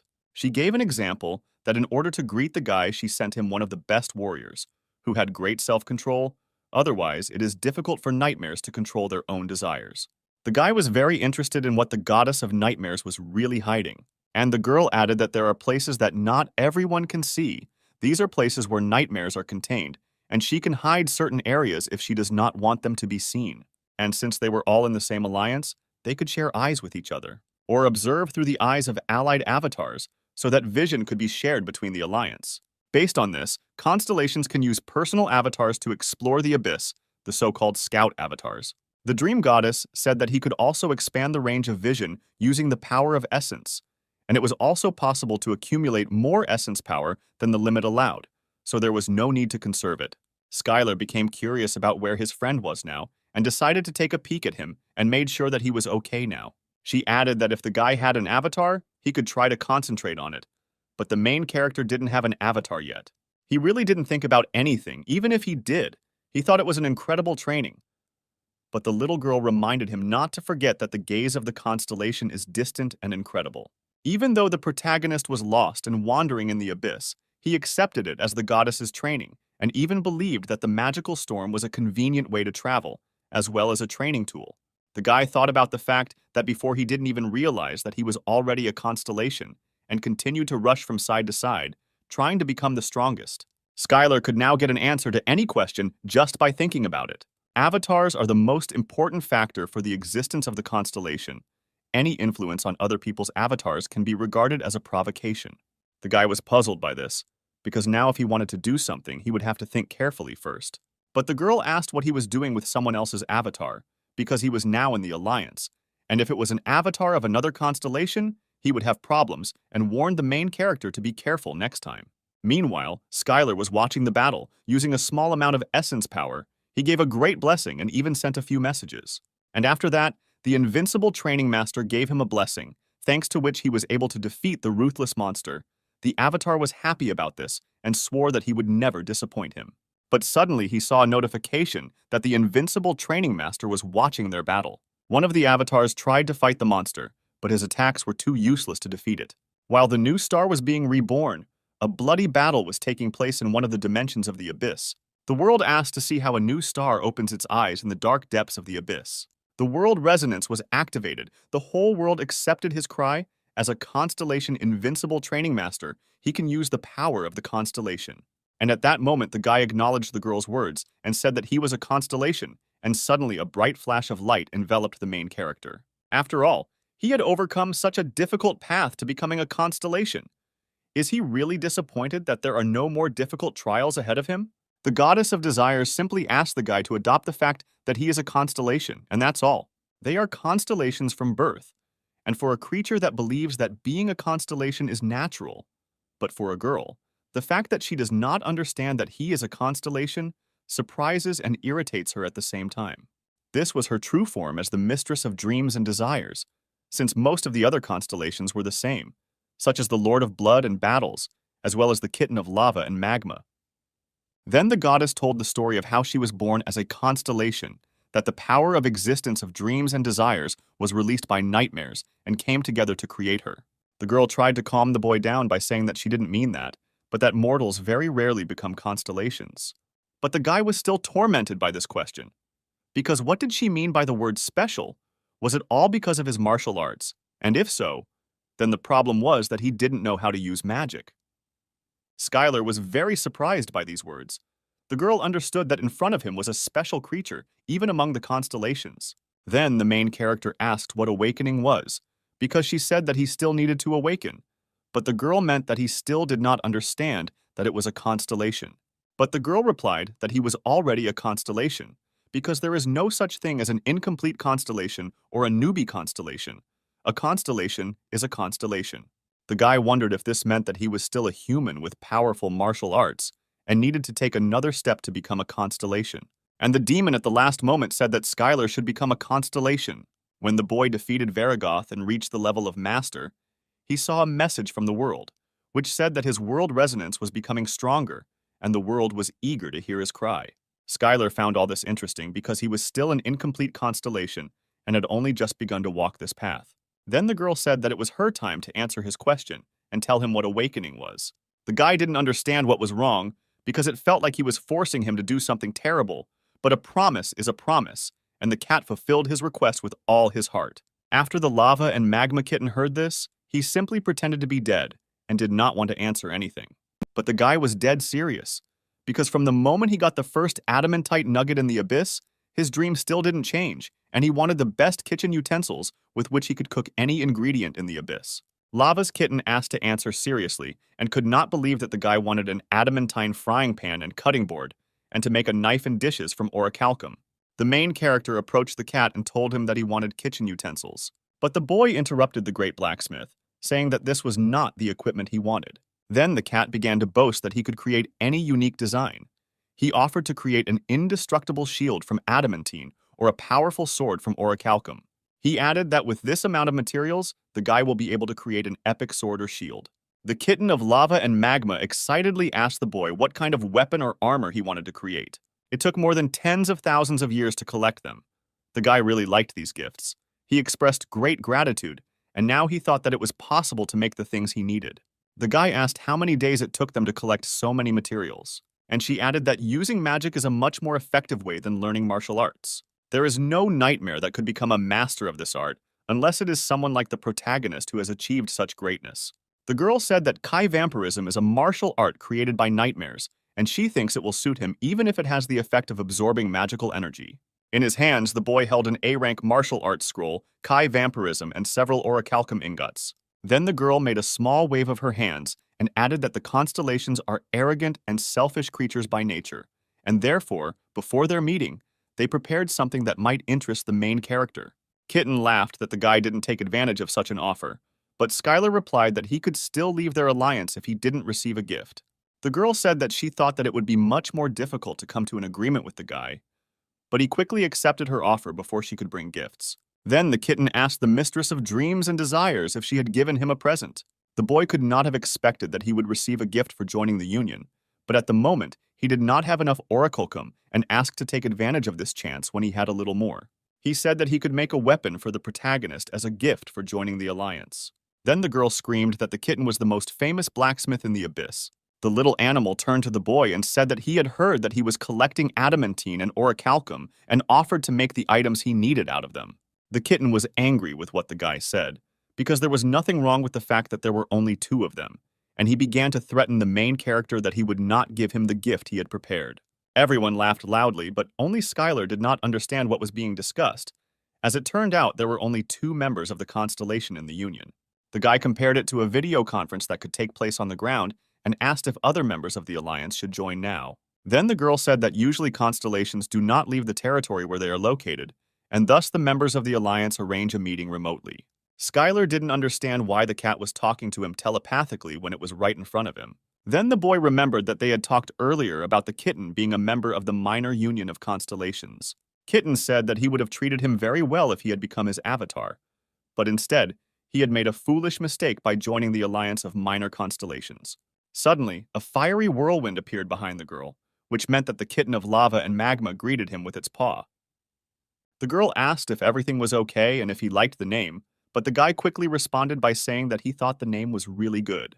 The main character didn't like the name much, because he had been away from society for too long. If Skylar didn't keep his promise in the Alliance, it could affect his essence power.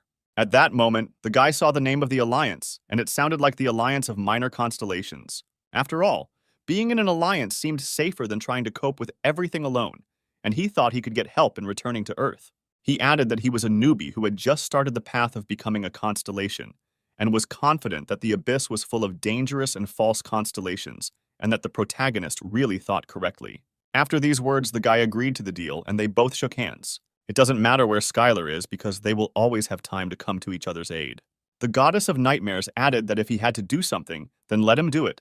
The battle between the constellations dragged on for so long that sometimes it became very boring. She said that as long as other constellations do not attack the Alliance, there is no need to do anything. There is no point in duties, and the constellations do not take part in what is not beneficial to them. The girl laughed a lot and said that he was really an amazing constellation and wanted to learn about the responsibilities more than what benefit he would get from it. Skylar added that he is quite a busy person and may not be able to help her all the time. The question he asked was what he would have to do if they formed an alliance. What responsibilities would he have? The protagonist still had a few questions, because it seemed to him that all this sounded like a very good deal. The only thing they had was continuous training day after day, achieving perfection in martial arts and tasting various products in the abyss. But in reality, the guy was radiating a huge desire, but none of it was about conquest or power. The main character found it very strange to be so trusting in this decrepit world. The girl replied that she had thought about it, but thought that it would be easier to come to an agreement with him than with the other constellations of the abyss. But he wondered if she didn't think she had revealed too many weaknesses to him, and what if he turned out to be bad and greedy? Skylar came to the conclusion that the goddess wanted to create an alliance of weak, altruistic constellations. The guy couldn't believe that they couldn't live without others, and it looked pretty strange. The girl was only a nightmare god, and she couldn't do such a thing in the real world. Nightmares require high-quality 3D desires, not those generated by fear and anger, but desires filled with ambition or a sense of achieving a world of abundance. The girl turned to the boy, saying that just as he was now unable to feel remorse or complacency, she too could not freely control what was not related to her dreams and desires without the risk of losing the power of her essence and becoming weak. The girl then replied that such an idea of a wish farm could only come from a constellation that was originally human, since constellations cannot enjoy unlimited potential like mortals. The guy wondered if expanding the territory wouldn't solve this problem, or if they could find slaves to take away their desires. The destruction and devastation caused by the constellation's obsession with conquering lands will lead to despair, in which no desire can exist, and nightmares will no longer have anything to feed on. Some constellations are not satisfied with a future that consists of survival. The goddess of desires replied that the guy was right. Mortals looked at them as gods. But it was not easy for them constellations either, because if a constellation showed even the slightest hint of weakness, a strong constellation would attack it without hesitation, and therefore an alliance was necessary for them. Then Skylar guessed that she had decided that forming an alliance would be very beneficial for her. She said that selfishness does not always mean loneliness or remorse, but rather allows them to cooperate. The girl was amused by the answer. She laughed and added that the guy was indeed right. All the constellations are selfish and they cannot live differently. The main character was not particularly surprised by this, because all the constellations thought about only one thing: well-being and power and who was next to them. The little girl smiled sweetly and said that she would be happy to explain everything if he would join the alliance with them. Then the main character asked what she wanted to achieve from him. The goddess of desires said that she was sure that the guy was confused, but she would not explain everything to him at that moment. The girl added that the only thing he was not capable of was waking up by his own consent, to which the guy quickly exclaimed what she meant by the word waking up. Then the little child replied that this is the essence of dreams and desires, because the creatures that enter this room embody all desires and find peace, and it is very difficult to refuse such a gift if you are not a constellation. After these thoughts, the main character asked the question why they try to charm or seduce people and destroy their minds. Does he really need to become a constellation when he should just be enjoying the peace of enlightenment? He refined the divine space art and reached the peak of martial arts and even reached a level that is higher than all existing ones. Hasn't he done enough since the guy has been wandering in the abyss for 10,000 years already? Then Skylar began to slowly remember what exactly happened when he entered the constellation chamber. At that moment, the guy had a question why the owner of dreams and desires looks like a child. She added that this also applied to the main character, but couldn't he use the power of the essence, like the other constellations? But the little girl immediately replied that the one who has entered the path of the constellation can also be a constellation, since he is capable of the same things as they are. The guy upset the girl by saying that he was not yet a constellation and that he still had a lot of work to do on this. The girl replied that everything was correct and added that he was the constellation that had been putting on so many performances lately and that she had long wanted to meet him. The guy turned around and asked if he was the master of dreams and desires. And at that moment, a voice was heard that addressed the avatar and said that he must be having a good dream about how he devours the desire of the protagonist. When they entered the hall, the main character was overcome with the feeling as if he had just woken up, and he was surprised that the avatar suddenly just fell asleep. This meeting was on the territory of another country, and many things could have happened despite the fact that Skylar was invited. He did not let down his guard, because the title of Invincible Training Master is not given to just anyone, and that he would have to use this avatar as a human shield. He was sure that the constellation would never want to lose its own dear avatar. When the main character followed her, he thought that perhaps it would be more dangerous than he expected.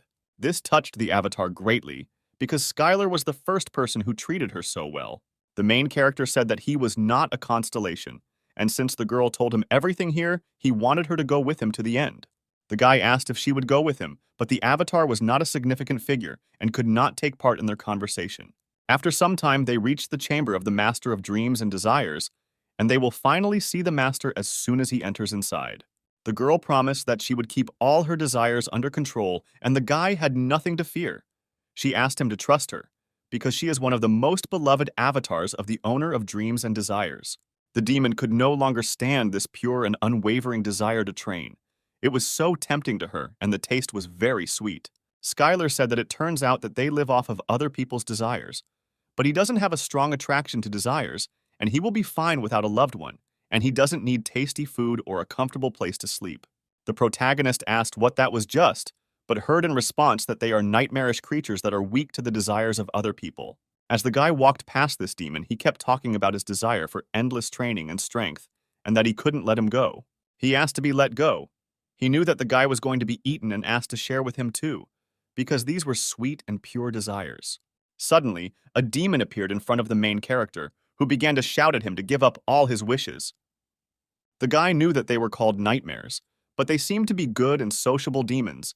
Even if they couldn't control their seduction skill, they didn't seem dangerous. The avatar was surprised by this answer, because for her, the guy turned out to be not only strong, but also noble. But the guy replied that he didn't think of capturing it. He planned to stop the capture of the Earth by other constellations. She was delighted and said that she had heard that there were a large number of souls on Earth, and they would be able to help him in capturing her. The girl added that she heard it from someone who heard it from someone who heard it from someone else, and she didn't know anything else about it, and perhaps her master might know something if the guy was really interested in the land. After these words, the guy suddenly shouted at the girl and asked her to tell him everything she knew. The girl replied that she had once heard rumors where one constellation fought for the gates leading there. On the way to the master, Skylar asked the avatar if she had ever heard of the Earth, of a planet outside the abyss. The guy was still curious about what they wanted from him and agreed to meet with him. Then the main character asked what would happen if he refused to meet their master. They answered that in that case, they would simply be forced to let him go and swore that their master would not harm him. The avatars added that their weak abilities would not work on him and addressed him as a constellation, and this was the most pleasant thing he had heard in a long time. The guy replied that it was too rude for a greeting, and the avatar immediately apologized, because they are not able to control this ability. Suddenly, a notification appeared that one of the avatars had used soul seduction, and the power of the divine space arts key immediately resisted the seduction. One of the avatars greeted the mister and added that his master wished to meet him. When all the avatars had arrived, they asked one question. Was there really an invincible training master in front of them? The guy answered that it was true. The surrounding constellations were watching him. The avatars of the owner of dreams and desires found out about it and immediately headed towards the main character. The guy hoped that all this was a welcoming party. And if all this is true, then the guy was looking forward to meeting him, and at that time he entered the territory of the owner of dreams and desires. But now Onyx was trying to say that there was a demon that was much stronger than Varigoth and the Hydra, and it was here. Then the guy wondered if any demon could cause him any harm, because after he had visited the territory of the Lord of Blood in battles, he had lost all desire to fight demons. The silhouette looked very dangerous, especially the face that was depicted in the drawing. On the ground he noticed a drawing of some kind of creature and could not fully understand who it was. The main character looked around and thought that there was definitely something in this area. Being close to a friend was cool, of course, but Skylar couldn't stay here because there was no way to stop the journey as a constellation, and this steadfastness in his personality was the reason the goddess chose him. Perhaps Hydra meat is harmful to give to stone snakes and it harms their liver or something else. But Onyx tried to say that all this was not so, but it was all in vain, because he did not understand this language yet. He remembered that some foods should not be given to animals. For example, chocolate should not be given to dogs or onions to cats. He couldn't understand what he had done wrong, why his body had grown so much. Had he fed it something wrong? Skylar sat on the ground and thought about his next steps. At one point, he raised his head and looked at his stone friend and was horrified. The guy needed to quickly find a way to return to Earth before the future, and what the goddess predicted came true. It was a world with billions of potential followers, and any constellation that took over the land would gain the power of an entity capable of changing the entire abyss. Skylar finally understood why the constellations wanted to increase their number of followers, because the real reason why the constellation was so interested in the Earth. And at that moment, the power of the entity increased significantly, and the main character felt the energy coming from his snake friends. After this, a bright light began to form in his hands, and he, like a constellation, began to have followers. And the guy immediately received a notification that the giant stone of snakes and his entire family decided to trust him and honor him. Skylar decided to share the secret of why there is no poison in the meat, all because the Chief of the Abyss took care of everything and he could not poison his friend's family. The protagonist thanked the cat and said that if he had withstood his last attack a little longer or had been prepared in advance, then this battle would have lasted for several centuries. The kitten said that such strong creatures have practically no experience in fighting opponents equal to them, and he praised the guy for using such a strategy. Powerful creatures that mortals dare not confront have an incredibly low pain threshold. Skylar always felt a sense of crisis when faced with constellations and monsters comparable to him. The protagonist was glad that, fortunately for him, everything went according to plan. Several skills were activated, and his essence power was significantly increased. And indeed, the attack was so powerful and strong that the planet-devouring wolf was immediately defeated. He had the opportunity to stop him right now, this second, and he used everything he had. Skylar surprised everyone with his spectacular appearance. He only had one chance, because in terms of combat power, this wolf is comparable to a mid-level constellation. But it is not a constellation, since its existence is not focused on one thing. But suddenly a bright blue flash appeared above the beast. Odaigon could not understand who it was and where this light came from. He shouted that even if this was the end for the hilt, the goblin would at least leave a scar on it that the beast would never forget. The goblin was no coward and would never run away from his duty. He was Odaigon, the Goblin King and the strongest magician of the hilt. And the brave Goblin King, who was sitting on his tame dragon, was rushing straight towards the formidable enemy.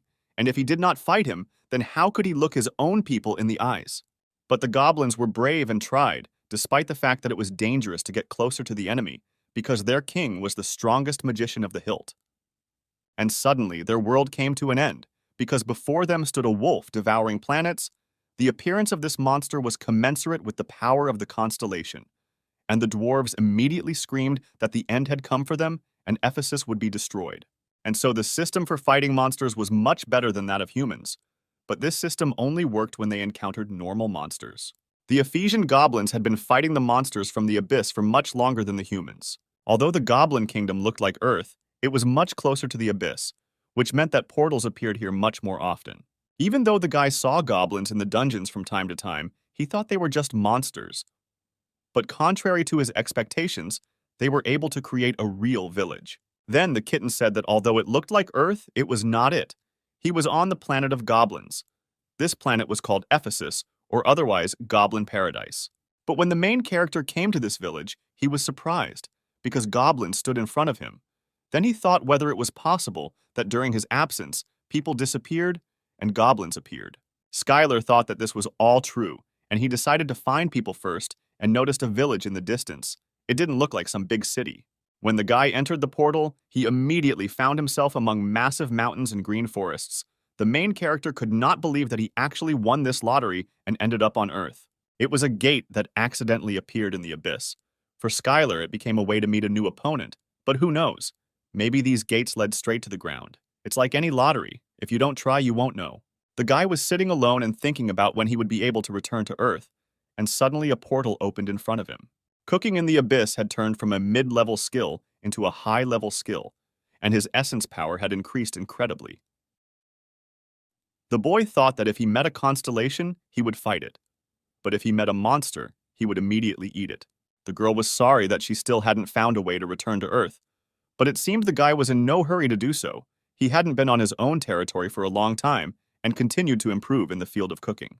The joyful goddess and the cat were relaxing carefree and did not envy the battle constellations and other high-level constellations. In this battle, the unshakable alliance destroyed him thanks to the power of the lava kitten and magma that complemented him. Skylar defeated him in 6 hours. Many mid-level constellations said that the invincible training master was sinful, but the guy didn't want to hear it and immediately went on the attack. But there was no talk of any deal because the guy wanted only one thing: victory over the Avatar. And after 150 years of battles, Skylar emerged victorious. Some constellations already knew Skylar well, and in a battle with them, warned that there would be too little sense and offered to find a compromise right away. It took the guy 200 years before he stood before the constellation and won. Hearing rumors of what happened to the Herald of Plague and Darkness, they prepared for all sorts of scenarios. In other words, Skylar now had to fight all the avatars of the kingdom. At that moment, the good giant fighter and martial arts master skill was activated, which was what Skylar had hoped for and vowed to defeat him with all his might. One of them told the main character that he would not be defeated so easily as a rotten weakling, and asked the guy to prepare to face his entire kingdom. Right in front of him was a mid-level constellation, the one who turns back time. And the main character began to visit different territories, and the feeling of fear of the new enemy completely disappeared. And at that moment, the guy realized how strong he was now, because he could fight with a constellation even much stronger than him. Through training with the Nightmare, he learned a new technique that allowed him to get so close to the enemy that they could not use magic and not give them a chance to use the power of the essence, and then defeat them. The kitten turned to Skylar and thought that leaving the kingdom and the avatars was a big mistake. But the main character didn't care, because he wouldn't be able to rule it anyway. But he spared his life and left his kingdom with the avatars. Although he was glad about it, there was a feeling of loss. This is done to prevent any future threat from the loser, as the complete erasure of the loser's existence was common practice. Battles between constellations are very dangerous, both sides are at risk, and the winner takes absolutely everything from the loser. The Herald of Plague and Darkness was confused as he watched Skylar walk away. But the guy wasn't very inspired by all this, and he said that he was giving the kingdom back and asked him not to thank him, because he didn't need his kingdom, because the fight with him was enough for him. And at that moment, the guy began to see and feel rivers of pus and buildings of rotten tumors, a kingdom of plague and darkness. He felt each avatar, his new kingdom, and new avatars were waiting for a new king. After all, his martial arts work even on constellations. Several skills were activated, and the protagonist's power increased incredibly, and he realized that from this moment on, he could continue to fight. Then the guy decided to end it and finish the fight. The messenger of plague and darkness swore his own life and submitted to him. The kitten joined the conversation and said that he was really giving up, because constellations cannot lie about swearing their own lives. But the main character did not understand what he meant and why the constellation would give up. Skylar's partners were very surprised by this. They could not have expected such an outcome of the battles. And then the constellation swore that his territory and all his avatars, he gives everything to him and swears by his own life. But the guy couldn't believe that he was actually giving up and continued to deliver crushing blows. The skeleton began to repeat that he had lost this fight and was asking the main character to stop. But as soon as he got closer to the constellation, he heard it loudly start shouting that it surrendered. Even though the guy had carried out a large number of successful attacks, he still smelled the rot and knew that things weren't going to be easy. No one understood how such a pitiful constellation could resist their inimitable master, the messenger of plague and darkness. Everyone around watched the bright flash in the sky, because it was a battle of the constellations, although the glow looked more like the end of the world. The main character did not understand why the messenger pretended to be weak, perhaps in order to attack unexpectedly later. Skylar kept throwing punches, his attacks were working, and he couldn't pass up this chance to win. The messenger did not understand what kind of technique this was, why this magic was so crazy, and how it could even be called magic. Other constellations, including the messenger of plague and darkness, rarely fought personally because it was too dangerous. Born as a constellation, he felt pain for the first time, as if his essence was being torn apart. This blow was truly powerful. No one could have expected such an outcome of the battle. In one blow, he put all the power of the cosmic fist and added a little bit of essence power. The guy understood that the difference in strength between them was too great, and he had to end it quickly, using all his power. But if the fight dragged on, he would definitely lose. But Skylar, without further ado, despite being the first to challenge, did not let down his guard, and immediately began the first battle with the constellation with a powerful blow. The creature approached the protagonist and asked how he dared to challenge him. However, if the messenger of plague and darkness does not accept his challenge, then his status and reputation will greatly decline. The constellation turned to the guy and said that if he was defeated, he would be completely destroyed, and even if he got involved in this battle, nothing would come of it. But if he lost, he would lose a lot. The messenger of plague and darkness thought that his opponent was more insane than he expected. The messenger did not understand why a constellation much weaker than him challenged him. A mid-rank constellation, the messenger of plague and darkness, came with an army of skeletons. He appeared before the avatars, and those doomed to die. The Ophiuchus of plague and darkness came to the protagonist at his request, and the kitten screamed that it was too late to run. Skylar's friends screamed loudly, because the main character's opponent actually heard him and came to fight. The fact that his opponent was a constellation didn't change anything. The protagonist has lost the meaning of fighting and must now follow his own path, living like a constellation, putting his own life on the line and fighting the messenger of plague and darkness. However, after he became a constellation, nothing changed. He always hid from the older constellations and, like the last coward, remained in neutral territory away from the prying eyes of the constellations. After all, even after he fell into the abyss, the guy was never a force to be reckoned with. Being a weak man, he always fought against hostility. From the point of view of the powerless, he did everything he could. But Skylar did it because he had to get back to his roots. Then the boy remembered that they could be watching him, and the mistress said that challenging a mid-ranking constellation to a fight was reckless. The owner and the cat were stunned that the main character decided to start a war between the constellations. They tried to stop him, saying that it was madness. The guy continued to insist that the serpent bearer of plague and darkness show himself to him and stop hiding behind a weak avatar. And if he didn't show himself, he would consider him a coward who couldn't even protect his own territory. Then Skylar decided that since he wasn't showing up, he would force the skeleton to do it and punched him with a powerful blow. The main character did not understand why the skeleton was still here, what it was doing here, and why it could not call its owner. He shouted loudly so that the messenger of plague and darkness would stop hiding behind the avatar and show himself. But the guy only heard the smell of rot around him, and he asked this owner to show himself right in front of him. Then the skeleton turned once more to the training master and said that if he refused this offer, then his master would come and deal with him. If the guy joins him, he will forget about this disrespect and recognize him as a valuable subordinate. Suddenly, the main character met a skeleton who approached him, said that he had entered the territory of his master, and such impudence would not go unpunished, but his master was magnanimous, and he offered to become the avatar of his master. And at that moment, the serpent bearer of plague and darkness ordered all the avatars to find the invincible master of training, and when they find him, not to fight alone if they could not defeat him at all.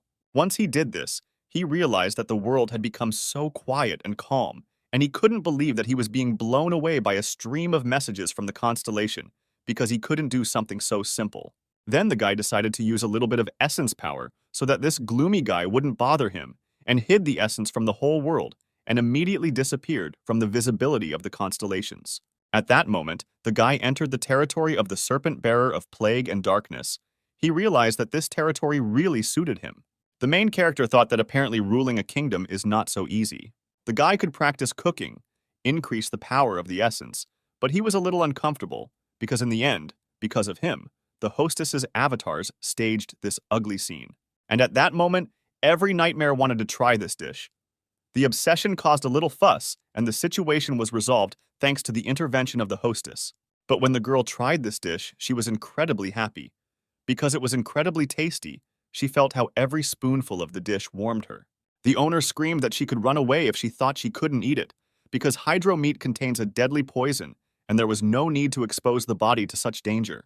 The main character suggested calling another nightmare, because he had so much meat that he made as much as he could, and making it in portions like in a cafe was incredibly difficult.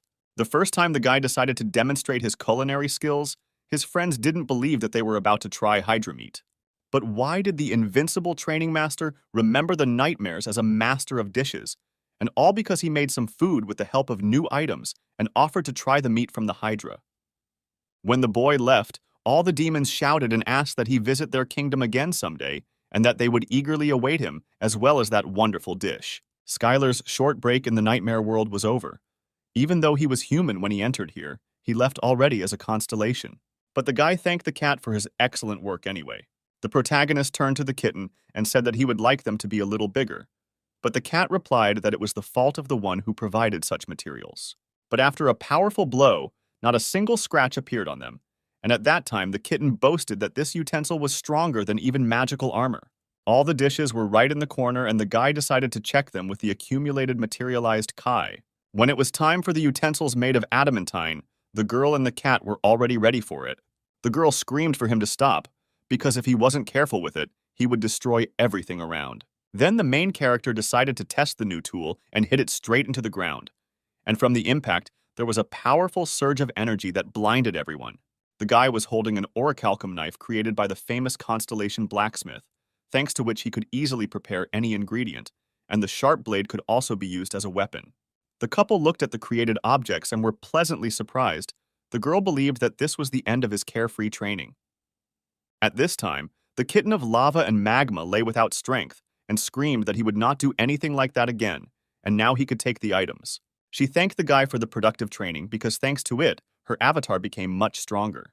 The girl replied that everything was correct, because first of all, he was a master of training and could raise avatars. Then, the goddess added that he was a person who had the potential to grow avatars and found his own kingdom, and the guy was very interested in these words. The girl thought that it would be problematic for the main character to stay here for a long time, but apparently he had a good time here, and the rest of the time he rested and worked on tactics, sparring with a new friend. Skylar spent most of the day exercising with the Well of Enlightenment. He could do light cardio if he cleared his heart, and strength training if he gave in to his desires. This is a constellation that has a good foundation, and that's not counting its fighting skills. Is it possible that only a constellation that was previously mortal has this power? The girl added that the constellations are weaker in terms of restraining their own desires, and why would an omnipotent being restrain them? Then the goddess was ready to swear that there are no creatures without desires, and the constellations are no exception. All these illusions were too weak, and this machine is simply an improved squat with weights. Starting from scratch with an ex-girlfriend, the guy has long had such a thing as the awareness that if they get together, then nothing will change. Movies with Superman and Batman were not very good. As for ramen, you need to constantly monitor your diet during training. The guy thought that most people couldn't lift a bucket, and it was such a weak temptation. She asked if the main character had any problems, but he was absolutely fine. He just found a good exercise machine for the first time in a long time. The demon added that the constellations say that many nightmares have gone mad trying to complete this training. The essence of the training was that you had to pull out a bucket of water as heavy as your desires, and the one who wanted to pull the bucket out of the well would see illusions corresponding to his desires, and the water would become heavier. They heard the boy ready to do 5 more sets for the workout, and the kitten muttered that this was too much. He used the weight of his own desires and thus got rid of them. The guy was addicted to training, and it is not surprising that thanks to this he became a constellation. At this time, the main character was training with this bucket. He was working out to strengthen his muscles and doing several repetitions in a row. When the others from the Alliance looked at the guy, they were horrified and could not believe their eyes at what was happening there. But at this moment, the training master continued to undergo tests and hold the bucket of water. The goddess was interested in what kind of illusions were tormenting him, and there was probably something incredible there. The kitten asked if the master would be okay, but the girl added that the constellations were on a completely different level than nightmares, and at least he wouldn't just go crazy. His friends watched this and believed that even if he was a master of training, it would not be easy for him, because this well excites and intensifies desires, and the bucket becomes many times heavier. If the protagonist lets go of this rope, they can be together again. Then the girl's voice was heard, that so much time had passed since they broke up, and it did not happen on a good note. But their love had not passed, and they had already stopped hating each other. Doesn't the guy miss spicy chili ramen or what happened in the latest issue of the novel he read or the Batman and Superman movie? Isn't he interested in all of that? If you let go, you can return to Earth.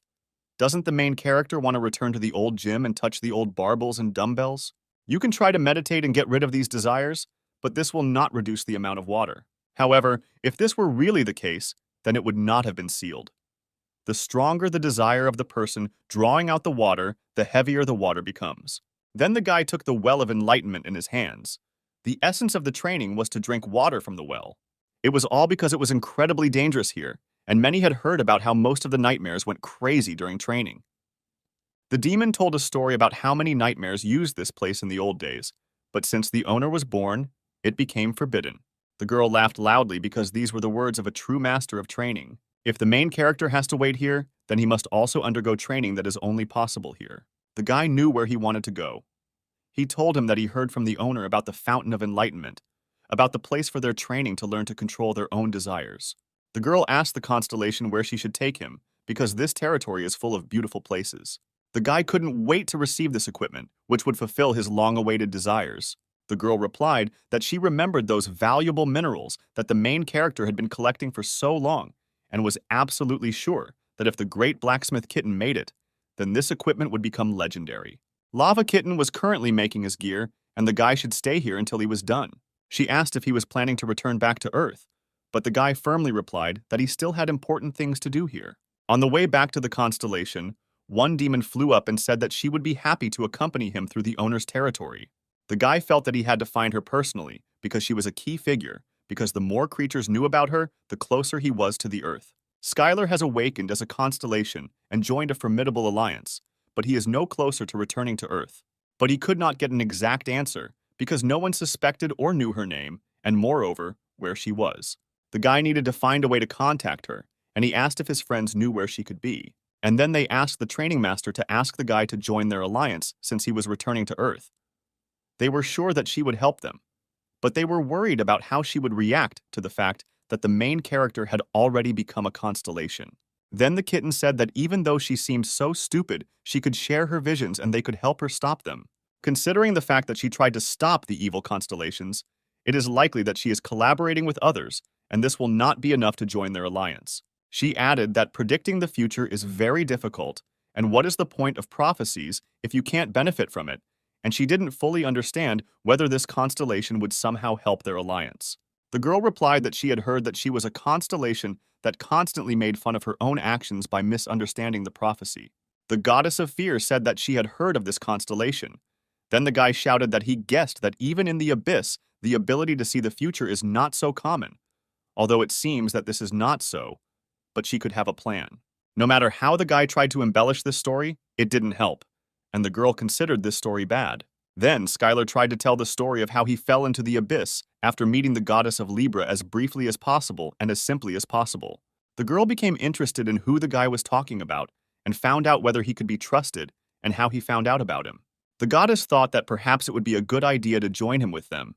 It would not hurt to increase the strength of their alliance. Skylar told that there is a constellation on Earth that knows about him. The guy replied that they are called hunters, and if you think about it, famous hunters also have fans just like he had an idol, whom he previously perceived as a fellow hunter. The girl objected, because isn't becoming a hero who destroys monsters enough? The guy thought about it very seriously because he never thought about becoming an actor or a star. They will become souls that accept the essence of the main character, and so the constellations on Earth will discover the loss too late. She suggested mixing with the ordinary inhabitants of the earth and then quietly and carefully acquiring followers. The goddess asked him to hide the fact that he was a constellation and not to use the power of the entity, because then the constellations would not take their eyes off him if they found out that he had returned back to Earth. Even if these are constellations capable of fighting for the land, they are much stronger than them, and no matter how good the constellation is, they will not close their eyes to the fact that they can lose the soul they owned. After all, even the good constellations are hostile to him. She didn't think it would be a good idea to openly reveal that he was a constellation. At the end of the meeting, the goddess decided to give him advice since he was planning to return to Earth. She said that if the portal to Earth was open and the nearest constellations were watching him, the guy replied that it was not that at all. It was just that long hair really interfered with training. The girl asked if he had decided to return to Earth no matter what and not forget his mortal origin. The reason the boy's hair grew so suddenly was because he became a constellation, and the changes in his essence were reflected in his appearance. The guy was very surprised that they were very quiet, and perhaps they realized that Skylar gave them low-grade meat. For those who had been on the brink of starvation for a month, this was a real feast. At first, people doubted whether they should eat this meat that the one who returned from the abyss gave them, but the enchanting aroma of the meat quickly convinced them. A few moments later, each piece of delicious meat was on a plate, and the guy offered everyone to try it. The main character began to fry the meat in a frying pan and reassured the boys that everyone would get food, because there was enough meat for everyone, so let them be patient for a little while. He placed the delicious steak on a stone plate and added that it was thanks to this transmission that he survived in the abyss. Skylar said that in one TV show, Survive at Any Cost, he saw that a person can eat almost anything, and he recommended others to watch the show because it can be useful in life. The guy carefully laid out several pieces on a plate, but the soldiers were confused because they didn't know whose meat it was. The main character was surprised by this. If this was the first time they had done this, then apparently they really didn't have martial arts masters, and he gave everyone a plate. The group of soldiers saw something like this for the first time. They watched in amazement as the guy skillfully juggled with the stone and thought it was incredible. The guy immediately began to chop up one of the large stones, which was located right at his feet. And Skylar immediately reminded him that he had told him not to call him Sir, but only by his first name. He asked Odaigon to give him a little fire, and he replied that he would do everything as the master said. Then Skylar said that now talking about martial arts and dungeons is not so important. The soldiers began to remember what the longest record for being in the abyss was, and remembered that one man had stayed there for 28 years. But now he is in a mental hospital. The main character said that when he got into the abyss, martial arts masters were not held in high esteem at all. But he asked what year it was and heard in response that it was 2039, and by earthly standards 30 years had passed since the guy had been in the abyss. Skylar decided to ask why they were staring at him like that, but it turned out that they hadn't seen the martial arts master in a very long time. The team began to whisper among themselves various questions, such as how he could use martial arts, since this was the first time they saw it, and how long ago he fell into the abyss. But the guy added that he uses martial arts, and at that moment a deathly silence fell, and the eyes of all the soldiers looked only at the main character. One of the commanders said that even if he was a mage, they wouldn't be able to defeat all the ghouls on their own. Even if two people were incredibly strong, it was still impossible. Odaigon didn't like this very much, because at such a young age it was difficult to lose memory, and he didn't want these nobodies to feel sorry for him. The team asked who the second guy was standing next to the main character, whether he was also missing, but the guy replied that he had an even more tragic story than him, and that he had lost his memory. Skylar remembered the plan for returning to Earth, which he shared with his allies, so as not to attract the attention of the earthly constellations and quietly expand the number of his own supporters. And instead of attracting excessive attention, he was going to carefully scout out the current situation on Earth. But the main character calmed them down by saying that they were all dead and the way was clear for them. Then one of the guys shouted what to do with these ghouls now. The commander noticed this reaction and thought how many emotions this guy had.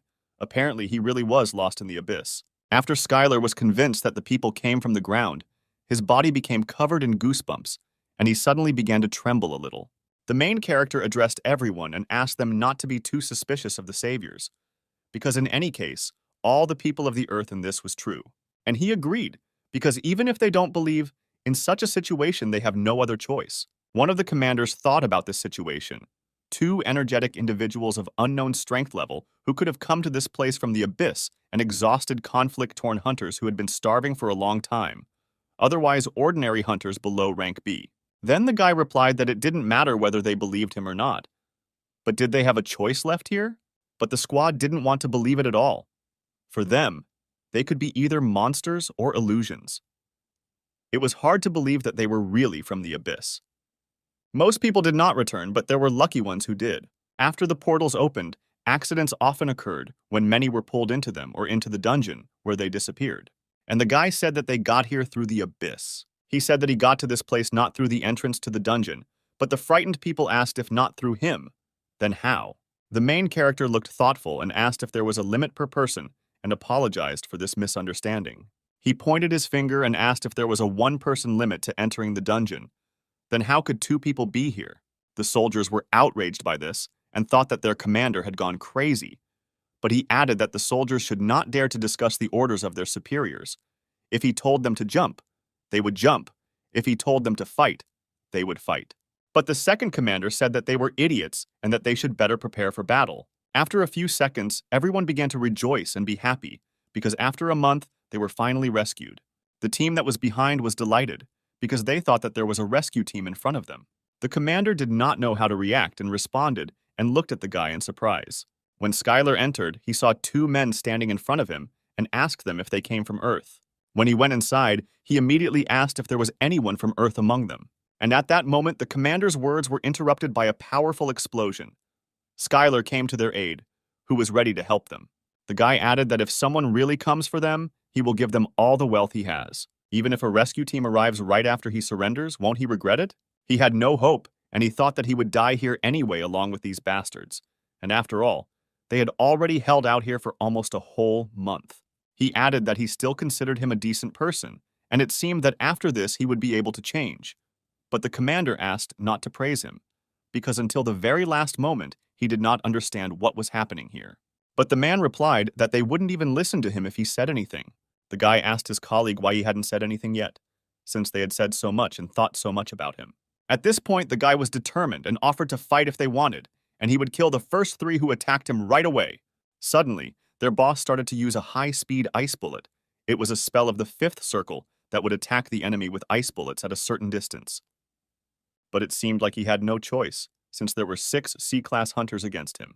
But the commander replied that they were simply sucking up to those who had money and power, and they would never be able to force him to do what they wanted. Suddenly, a rebellion occurred in the squad.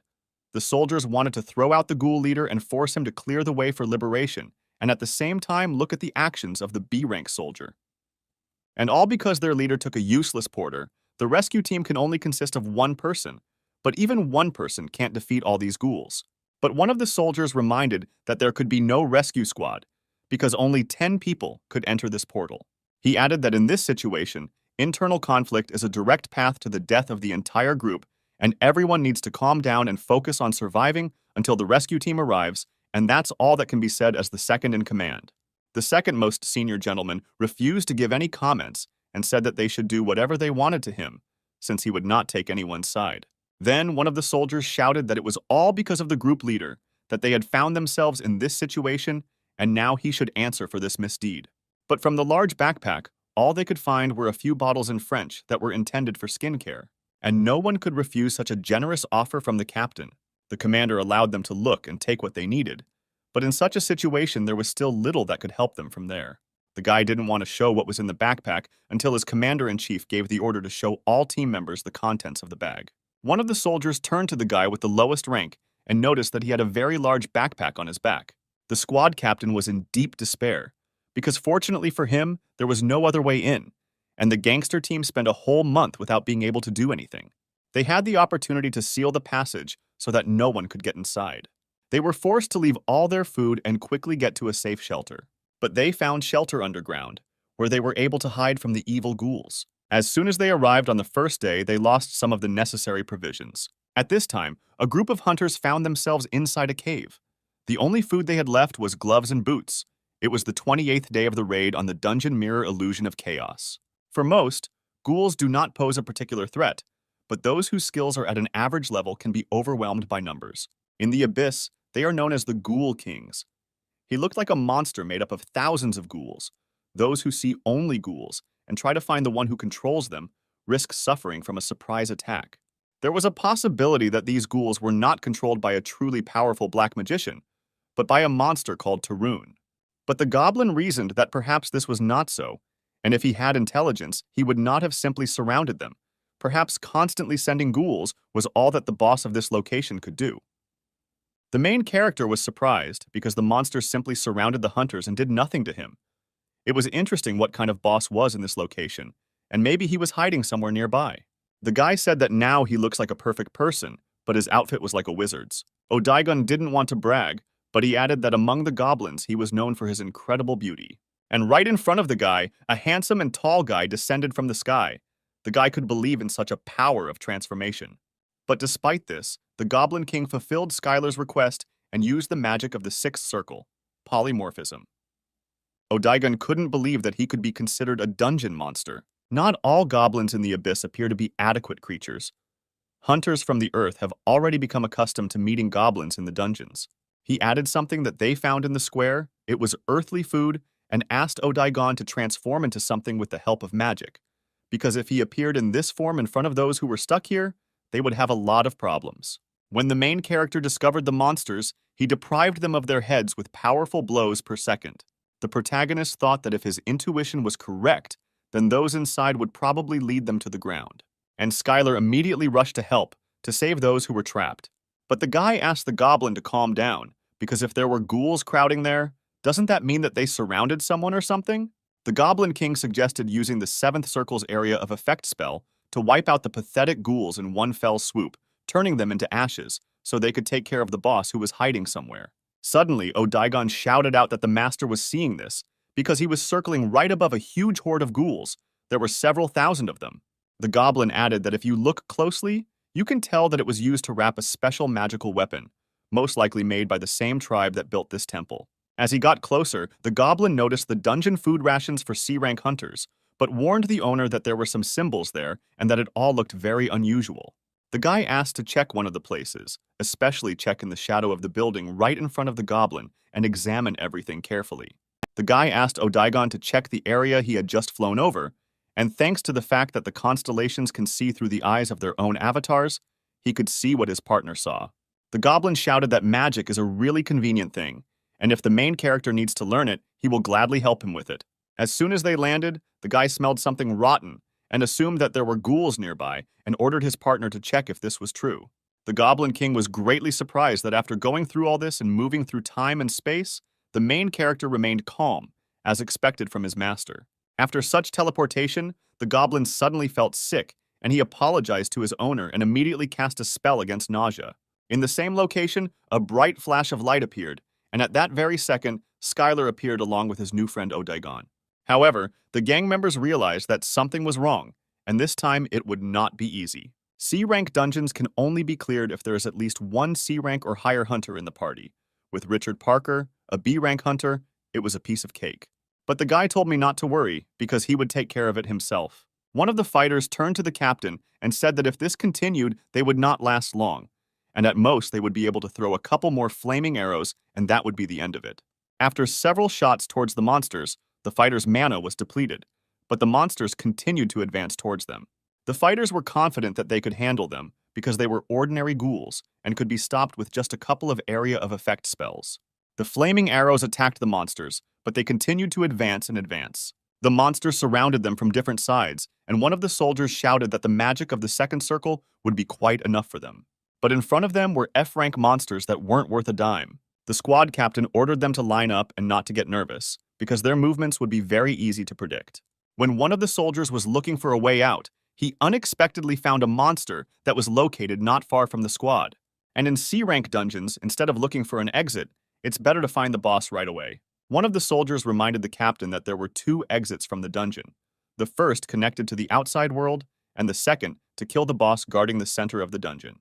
The team captain warned his soldiers to be sure to look between the ruins, as monsters could jump out from around the corner, and allowed them to use enhancement magic to scout out the area. Then one of the soldiers suggested finding the exit first, while the others would try to find the boss. This location resembled a temple that had been destroyed. The first day of the raid of the group of hunters in the dungeon was very suspicious, because it was very good, much better than the dark and slimy underground tunnel. It was a huge horde of monsters that were running towards the squad. At this time, in the dungeon, a newcomer pointed out to his leader that he noticed some creatures in the distance. But they understood that even if they followed the instructions and informed everyone, the chance of saving them would be minimal. At this point, the man ordered that a report be sent to the dungeon control team and added that after someone sent the report, they should call the Parker Foundation and report it just in case. When the team went inside, they found that they were in a ruin-type dungeon and were very happy, since last time they were in a swamp-type dungeon. The workers wondered what would happen to the gangster team now, because they were now in complete danger, but it was too late to do anything, and they did not have time to do anything. And then the scientists assumed that there must have been an error in assessing the dungeon's rank, and it was not a C-rank dungeon, but an A-rank dungeon. One of the workers shouted that most likely monsters would crawl out now, and it would be the end for them all. But as it turned out, it was just that the dungeon had grown in size. When everyone entered, suddenly there was a loud explosion, and a powerful stream of energy came from underground. All the workers and soldiers were shocked by this phenomenon. At the moment when the squad had fully entered, the status of the dungeon changed to the fact that there were currently battles taking place there, and the countdown was temporarily suspended. And the whole squad, one after another, began to pass through this portal. The guys thought that he must be a porter for the leader, and he just hired him for money.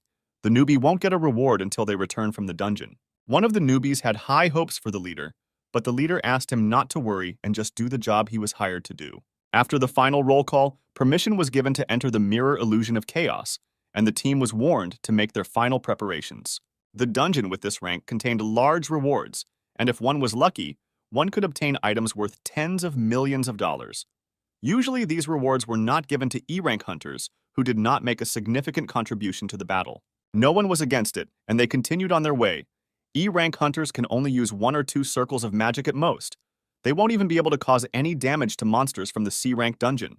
But the guy was too confident of victory and said that he had 7 C-rank hunters, and with such a B-rank hunter, it shouldn't be a problem. One of the participants on the list had an E+ rank, which meant he was only a newbie. The young men began to check the list of participants and said that they saw that there were 8 people on his team, but only 10 could enter this dungeon. When his team arrived, they immediately began an attack on the dungeon called the Mirror Illusion of Chaos. And the leader of the gangsters was Richard Parker. He was a B-rank hunter and was also the youngest son of the second chairman of the Parker Foundation. With these many opportunities, the Parker Foundation quickly began to develop, and a pharmaceutical company specializing in artifacts from major players in the Abyss industry, all of which were owned by the Parker Company. In addition, other parts of the monsters were also very useful, and thanks to all this, the level of biology and other sciences rose greatly. The core of monsters with magical power has become the most environmentally friendly way to obtain energy on Earth. And thanks to the connection of the Earth with the Abyss, humanity has received a new environmentally friendly way to obtain energy. Since the magic and monsters of the Abyss entered the Earth, people's lives have changed greatly. The team of hunters named Gangster was recently created by the son of the founder of the Parker Foundation. It was the most controversial team. It was at this moment that a team of hunters named Gangster received permission to enter the portal and were already on their way. If this dungeon rank is popular, then B-rank hunters will appear and the danger will be significantly reduced, and the rewards here were quite large. It was the sacred right of humans to name things. But since when did they have a dungeon with monsters and constellations? According to the Federal Dungeon Analysis Department, this dungeon was ranked C. Fortunately, this dungeon rank was quite popular. There were 2 weeks and 11 hours left before the new monsters would come out, and people had no information about which monsters would appear again. One such appeared in Nevada, USA, in the Mojave Desert. This dungeon is called the Mirror Illusion of Chaos and had an entry limit of about 10 people. The monsters of the Abyss appear exactly there, and if you don't deal with them, they will simply wipe everything off the face of the Earth. A dungeon is a part of the Abyss that has special rules, and some dungeons are connected to other places. Odaigan then revealed that many of the places in the Abyss were actually byproducts of a magical storm, and that this magical storm would leave the dungeon. Since the size of this magical storm was too big, it would produce a lot of byproducts and disappear. But the guy didn't understand what kind of byproducts the goblin was talking about. But suddenly, the magical storm began to disappear. The magical power began to concentrate and transform. Odaigan said that even the constellations avoid it, but he will follow it to the ends of the Earth. The goblin asked the guy if he had ever traveled using a magical storm, and the protagonist replied that if done correctly, it was a very fast and good way to travel in the Abyss, and also very convenient. Odaigan looked at the continent-sized piece of land that was destroyed in an instant. Although a magical storm was not that rare in the abyss, but this particular one was very strong. They were standing right in front of a magical storm, and the goblin was ready to do anything for his master, and would go where his master would go, even if he died. The protagonist added that he had spent too much time fighting 3 monsters at once, and now had to use the storm to move faster, a thought the goblin didn't really like. The guy looked at the storm and said that he had been waiting for it for a long time in order to move a long distance. At the moment when Skylar was unloading huge pieces of meat, the dwarf turned to the owner, saying that a strong magical storm was starting nearby, and they should find shelter. But there was no more room in the spatial necklace, and then the goblin suggested using spatial magic. The goblin and the boy looked at the meat and thought about what to do with the large pieces of animals. This story has been up until today about how Skylar became an invincible training master and how the Goblin King became his subordinate. But the Goblin King heard this name for the first time. They set off on a long journey because they must arrive on time, because most likely she is too far away. The goblin asked what his master wanted to find in the abyss, and then the guy told him about a planet called Earth and asked if he had ever heard of it. The boy agreed to the goblin's offer and said that his abilities as a magician would be very useful to him, but warned him not to regret it later. The protagonist noticed that magical power surrounded his entire body. Even compared to earthly hunters, he was a powerful force to be reckoned with. Odaigan added that he was the king of the goblins, and was not like the dwarves who broke their own promise because of difficulty. And if he and his people did not repay the savior, they would live with even greater regret. Skylar said that he was going into the abyss and that it would be difficult for mortals like him to follow him. But the goblin was not stopped by this, and he would follow him even into the darkest depths of the abyss. The main character addressed the goblin by name, and he was very grateful to him for remembering his name. As the boy was leaving the scene, the Goblin King caught up with him and shouted that he would go with him and would always stand by his side. And that will be all, because people are not like goblins, they will not obey. Because the reality is that they are constantly trying to destroy and subjugate others. After all, if Skylar defeats the huge monster on Earth, he will simply become famous. But the guy didn't think that people would be so simple, because the Earth is different from this planet, where there are only a few hundred goblins. The kitten of lava and magma told the boy that he was so filled in his own mind that it would be nice if everything happened the same way with the Earth. The power of the constellation was increased. The power of the constellation was awakened, and the boy obtained the skill of the constellation of the territory belonging to the invincible god. And now he has become a middle-rank constellation. Thanks to this, the Goblin Kingdom of Ephesus was now under his control, and his constellation power increased depending on the number of souls that worshipped him, and the world began to resonate with him. From that moment on, the Goblin King Odaigan swears allegiance to him, and all the goblins who were there bowed their heads before the main character. He bowed low to him and said that he was now his god and his master. But the goblin fell to his knees before him and said that when the other constellations were busy and doing nothing, he was the only one who came here and helped his people. Then one of the goblins got much closer to Skylar, and this made the guy panic a little. At that moment, the main character saw surprised goblins in front of him, who stood and looked at him in surprise. The guy hoped that they would not attack him, especially after seeing this battle. He jokingly called the guy a brat and said that as before, you couldn't get the word out of him with pliers. Then Sam asked him if he knew where he lived now, in Hunter's Hills. But the guy didn't know what kind of area it was. But as it turned out, it was the richest area in Los Angeles. The guy asked how much money he had, and even the rich son couldn't object to him. He talked about how he got support, hunted monsters, started his own company, and even appeared on TV once. And that's how things gradually came together. And after that, Sam moved to America, because the attitude towards hunters is much better here. And even the compensation for the hunter's treatment did not help him. He did not fit this article, because he did not receive a shrapnel wound from a monster. At this time, in the hospital, the guy turned to one of his partners, because he still couldn't pay off the debt, because healing magic was not included in the insurance.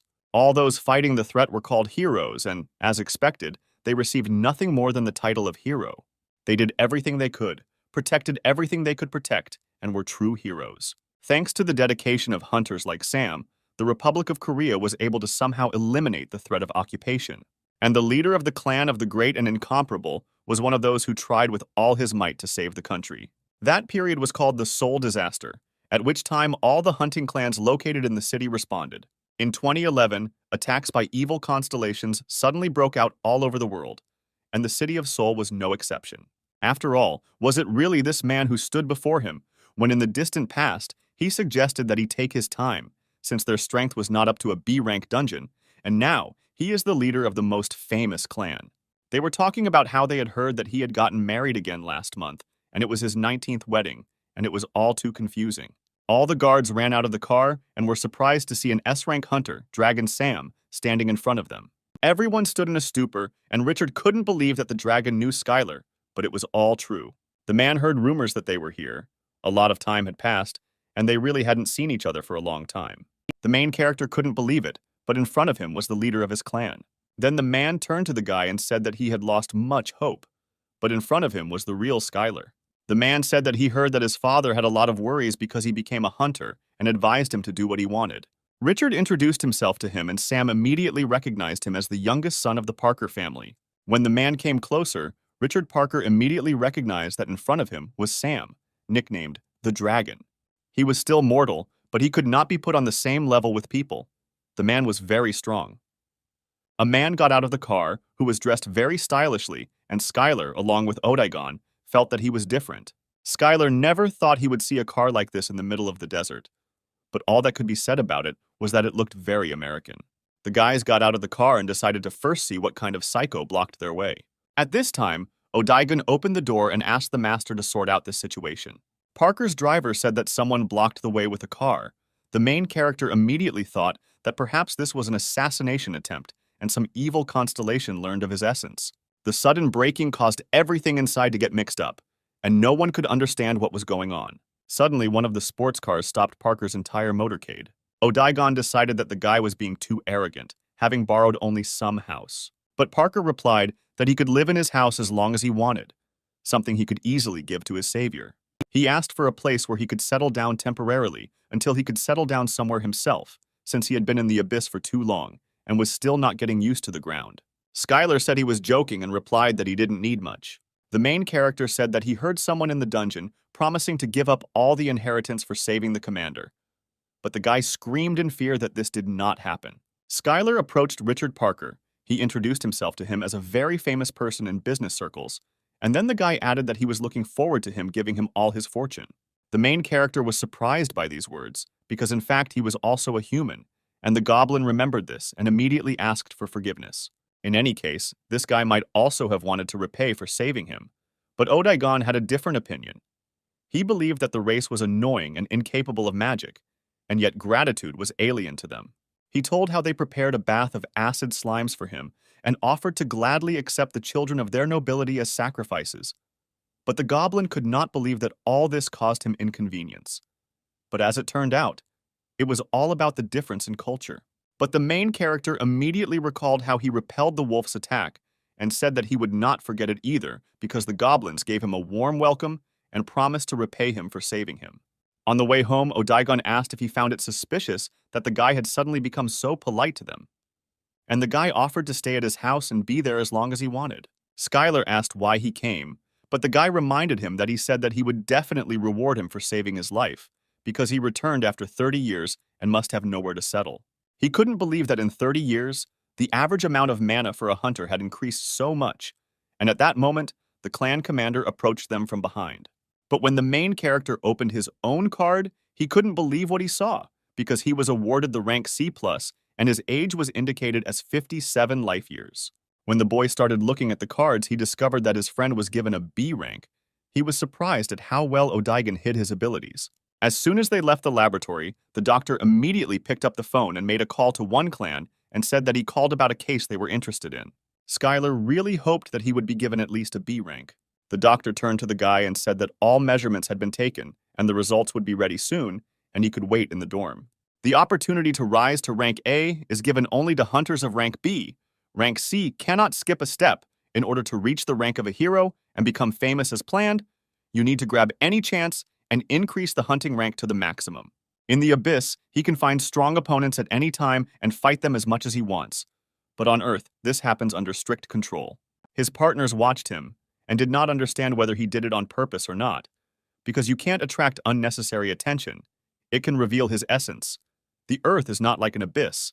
There were its own rules there. It was a little unusual for the main character to control his own strength, But it was not his fault that in the abyss he only encountered strongmen, and perhaps revealing his true strength was still a mistake. The crystal ball changed color to determine the total amount of mana. When hunters passed the exam, they filled the ball with their own mana to increase their rank. The amount of mana contained in the measuring crystal ball was much higher than that of the average hunter. The guy thought that in order to move around here more freely, he would better get a higher rank than 30 years ago, because he was probably an A-rank hunter. After the main character began to measure the amount of mana, the ball turned yellow and immediately began to collapse, and the measurements ended there. Next, the guy was asked to measure a certain amount of mana into a crystal ball, as much as he could. This was the best way to determine if someone had made a contract with an evil constellation. They adopted this method after contacting the constellations. It was necessary to write a fragment in which this warrior was ridiculed. Perhaps it might seem childish, but it is the most effective way, because a servant who has made a contract with a constellation will never be able to mock the master. When the guy started the test, he read the first question, which asked if he had ever made a contract with the constellation warrior of madness and blood. The protagonist was asked to take part in one survey for 30 minutes and was warned to be careful that the electrodes did not fall while they were conducting the examination. There were several other procedures that a returnee had to go through to get a green hunter's card, and one of them was a test. But the main character asked him about the unheard situation, because he should understand what is happening here. As soon as the guy heard that they would be spying on them, he asked Skylar if he could get rid of all the spies right now. There was also talk about a magician named Odaigon. They were sure that other countries would try to find out everything about him, and for this, they would place spies near him so that others could not get close to him. The guy agreed to this proposal and immediately heard them say that he would stay here even when he received a green card, that now he was saying no, but he would soon understand that America really was better, and they were still worried about it. Odaigon suggested that he could easily get inside using magic and tell them what they were talking about. At this time, a group of people were quietly talking to each other using a simple telepathic artifact. They also approached Skylar and asked him if he ever seriously considered moving to another country that they would help him with anything he needed. But he replied that there was no better country for a hunter than America. Then people started to speculate that it might be because he was the first person Odaigon met after losing his memories. People tried to find out what happened to this guy in the abyss, that he was so devoted to the main character, but the guy did not reveal all the secrets and answered that he met him when Odaigon had already lost all his memories. But the guy was firm and replied that he would always be the same, and no matter how many offers came, he would always follow Mr. Skylar. Only high-ranking magicians received such treatment. With martial arts masters, things were completely different. On the contrary, several men asked Odaigon not to worry about the fact that he had lost his memory and that the American government was on his side, since America was the richest and most powerful country. But the girl acted as if she didn't want him to stay in this country. After all, 30 years have passed and now he will have a hard time with rehabilitation, and if he wants to move to another country, they will be happy to help him. The guy replied that the only thing he could do in the abyss was to train. The doctor added that he was also mentally stable and he was really lucky. The girl was very surprised because she had never seen such a perfect body, as if God had given it to him. At that moment, doctors entered the room and announced that Skylar, based on his test results, was completely healthy. The protagonist held a magazine in his hands and was wondering why the commander of Parker's group was a real celebrity and why there were so many paparazzi around him. Since the Earth didn't know about the Ghoul King Tarun, they didn't know that they had passed the A-rank dungeon. In any case, the sheriff congratulated him on his safe return and added that his father was very worried about him. The dungeon prank was determined by the strength of the main boss. They looked at the test stats, and that's why it was rated C instead of F. The man said that he received help from a qualified magician and that F-rank monsters alone were not many, and they knew this very well. The final dungeon rank became C rank, and the commander was furious because it seemed impossible to him since there were 1,000 ghouls in there. In a group of hunters, the gangster managed to clear the dungeon mirror illusion chaos in the Mojave Desert. When Skylar appeared, the first thing he was surprised by was how bright it was here and how beautiful the earthly sky looked. A bright light formed, in which stood a team of hunters, as well as the main character with his partner. People saw and could not believe their eyes, because an entrance to the dungeon appeared there, and this meant only one thing, that it had been successfully cleared. At this time, a problem arose on the ground near the portal to the dungeon. Strange phenomena began to pass near it, and suddenly the dungeon became dangerous and unstable, and it was impossible for reporters to enter here. Due to Skylar using the Eye of Sauron, his life force increased as he used the ability. The main character looked at the frying pan made of adamantine and saw that the kitten of lava and magma had tried hard, and it was much easier to cook complex dishes on it. The soldiers were very happy about this, because they would soon be at home on their native soil. And it will soon close, and the main character will finally head to Earth. Suddenly, the soldiers saw that the dungeon, the mirror illusion of chaos, had been cleared. The kitten added that if he mastered this ability, he would be able to see much more information, and he could also train this skill. The guy revealed the whole essence of Richard Parker. He saw his level, strength, agility, magical power, and intelligence. And at that moment, the main character used the Eye of Sauron and looked at the commander-in-chief of the squad. Because the guy was a constellation, he didn't need to use magic to see the power level. He wouldn't need to use his own essence power to do this. Any constellation could easily do this. The kitten asked why he asked Odigon to do this, but the boy replied that he couldn't use magic. But that wasn't the reason. Kitty suggested that there was a spell called Level Assessment that showed the level and characteristics. This would be enough, and suggested using it on them. The protagonist turned to Odigon and said that he had received enough information about the situation on Earth, and now he was also interested in what the skill level of the hunters was and whether there was a way to find out. He also added that most likely everything will be fine for the guy who lost all his memories. The fighter said that in any case, the procedure is not that complicated and asked what country Skylar is from. He replied that she is from Korea, and then they will offer him new citizenship. The guy was surprised by this and replied that after the war, people became very strict, and this was true. The man also added that after the invasion of evil constellations, most countries banned becoming avatars of evil constellations. The man said that they were undergoing a medical examination where they were asked about their experience, and one day one guy told about a giant-sized cat with a giant smile. Then he asked one of the commanders what was happening to the people who had returned from the abyss. They added that a great battle between the constellations could break out on Earth, and if the protagonist did not properly hide his identity as a training master, it could provoke a conflict. But the guy swore that he would be careful. The boy began to fear that perhaps his thinking had become abnormal after being in the abyss for too long. But his friends warned him to be careful, because on Earth it was not enough to simply hide the power of existence. Skylar didn't mind at all if he fought them, because he was in such shock, and even if fighting each other in a dungeon for hunters was a crime. Then the main character asked directly if he wanted to fight these guys, but he waved his hands sharply and said that it was all wrong. But he was even more frightened by the commander-in-chief of the detachment, because he also looked as if he wanted to fight with someone. Skylar looked at Odigon and didn't understand if everything was okay with him, because he looked like he was eager for a fight. They had one goal, to take the place of the main character, and then they would no longer have to obey the commander-in-chief of their squad. They discussed the guy and realized that he had lost his memory, and the soldiers were going to convince him to leave this Skylar and join them. The soldiers were expecting that if they returned to Earth, it would be simply amazing, because he was at the level of B rank or even A rank. This really irritated the guy, because all he heard was people admiring and praising Odigon's magic. One of the soldiers praised the guy, saying that he had never seen anyone use first circle magic so well. At this time, Odigon was praised for his magnificent shots and admired for his wonderful magic. This meant that if the situation worsened, the Earth would turn into a battlefield where the constellations would fight for dominance over the Earth. The kitten immediately warned the boy to be extremely careful with any new constellations, as they were unlikely to honor the truce agreement.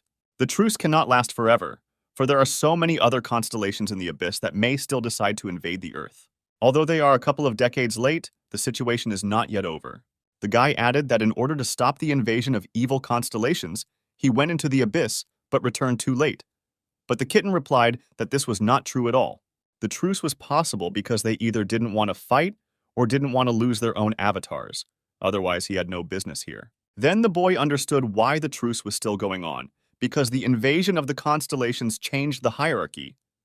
This is what caused the connection of the abyss with the Earth, and in order to avoid a full-scale war, a compromise was reached to restore the balance of power. She added that unlike Skylar, the constellations rarely fight, but against him, they will have to go out and fight personally. The girl immediately understood that if there were constellations here initially, then this makes sense, because even if the Earth is captured by new constellations, they can transfer the power of the Avatar and make them fight. And they were worried whether the truce would last, but it still continues, and probably because of the constellations that promised to protect the Earth. They were not sure that they needed to expand the territory they occupied, and the people would suffer too many losses if they tried to regain the lost territories. Skylar clarified that they stopped the invasion, but how, and the hunter said that it was more like a truce.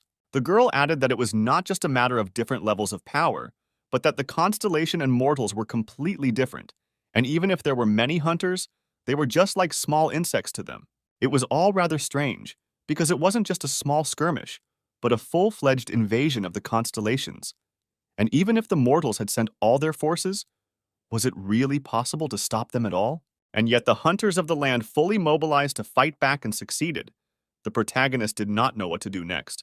Was the goddess's prophecy wrong, or did she just miscalculate? After Skylar went into the abyss, 2 years passed, and evil constellations invaded the Earth.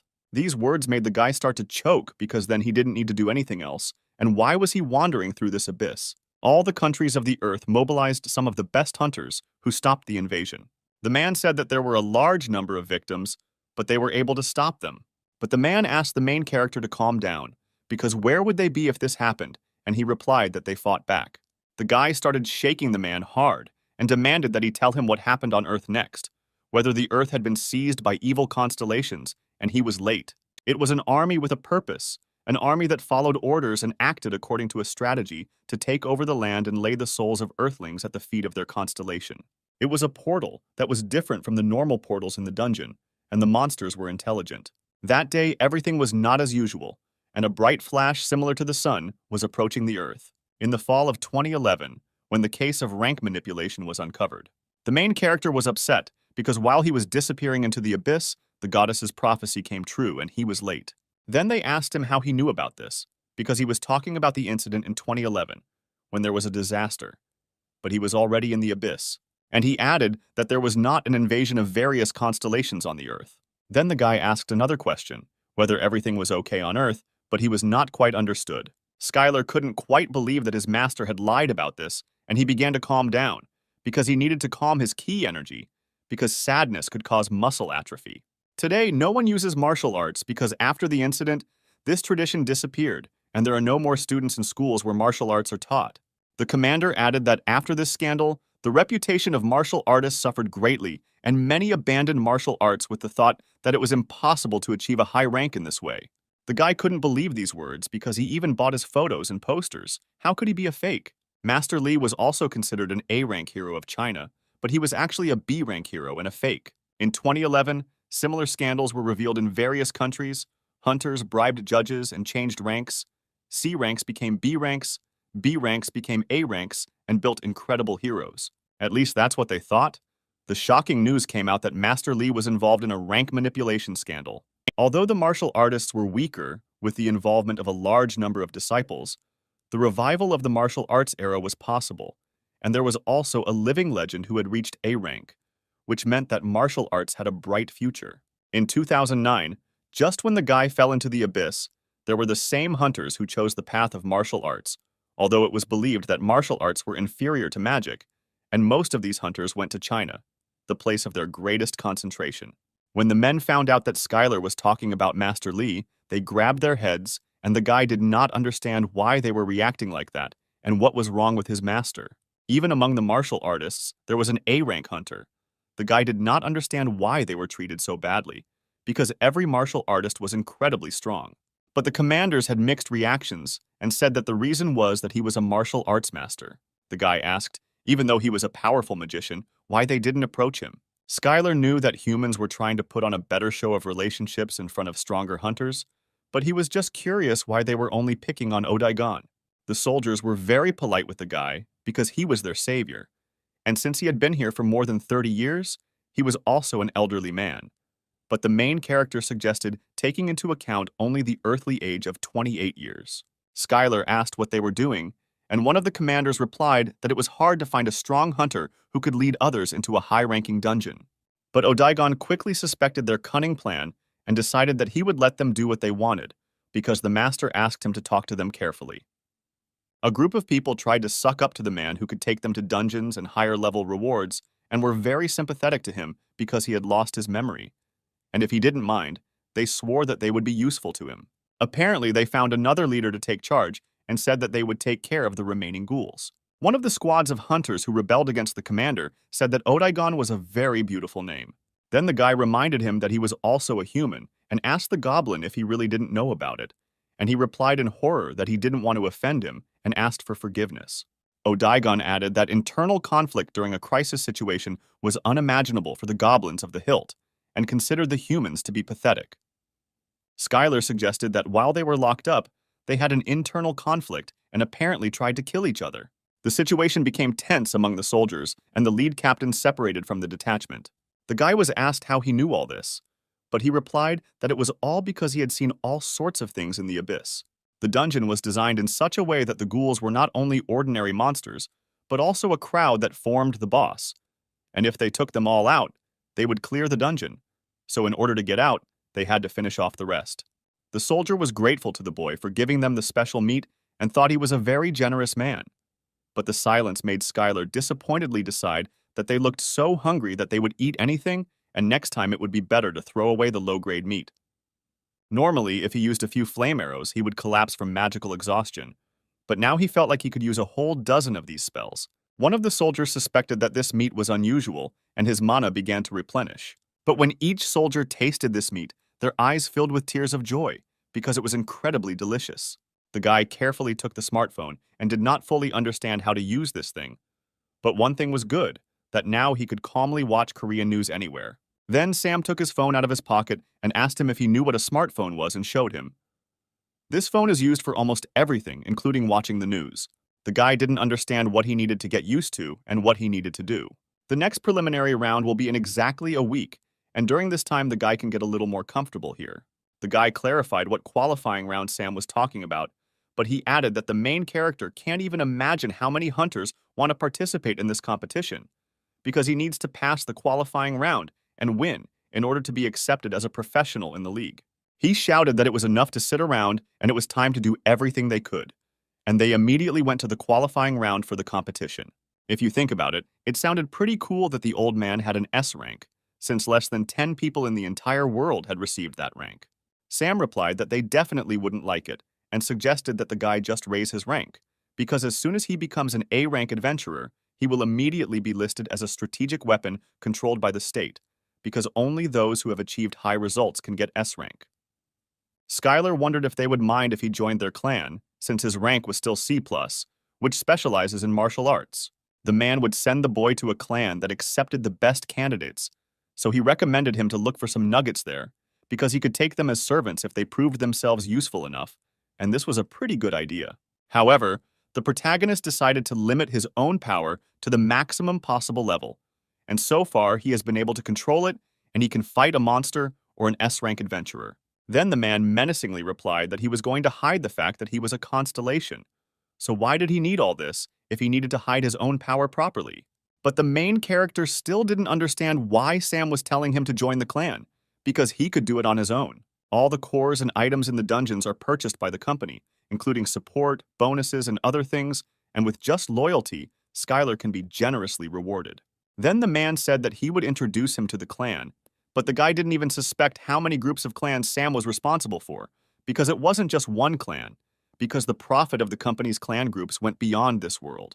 Sam certainly understood everything, because Skylar certainly has incredible power. Another thing was how they would demonstrate his power in the game. And despite the fact that people claim that their country's hunters are the strongest, everyone knows in their hearts that this leads to their faith and devotion. With such hunters, everything is always very interesting. As soon as a Class A portal opens, the government of the country will be on its knees begging them for help. He himself understood what he was talking about. He understood that the guy needed to become famous as a hunter and become one of the strongest hunters on Earth. The number of servants the main character would have depended on all of this, because he had to become the object of their envy. In any case, if the services fight as they do in the hunting competitions on the ground, it could be a great help to Sam, because he has participated in such battles and is a champion hunter. Even now, most of the constellations are fighting with each other in the train car out of boredom. The guy wondered if this was too much for such complex speculations, because did the constellations really look at such nonsense? But everything was correct, and the kitten of lava and magma added that one should not underestimate the boredom of the constellations. There is a very good chance that the constellations intended to make hunting competitions like one-on-one combat so popular that it would be easier for them to choose servants based on their strength. The whole reason was that this magic was very widespread, and was connected with the fact that the constellations fought in a similar way, when the servants of the constellations went to the inside out to fight each other. But the guy knew very well that the magic that is often used in sports called the magic of the inside out, the constellations also often used it, and it is very strange that people participating in hunting competitions used this magic. Sam added that whether it was the inside-out world or a one-on-one fight, a solo or team game, he was absolutely sure that he was not afraid of any of it, and he didn't care if he had to fight against the constellations or anyone else. There was a certain uncertainty in the man's words, and for a second, the protagonist thought that he might lose.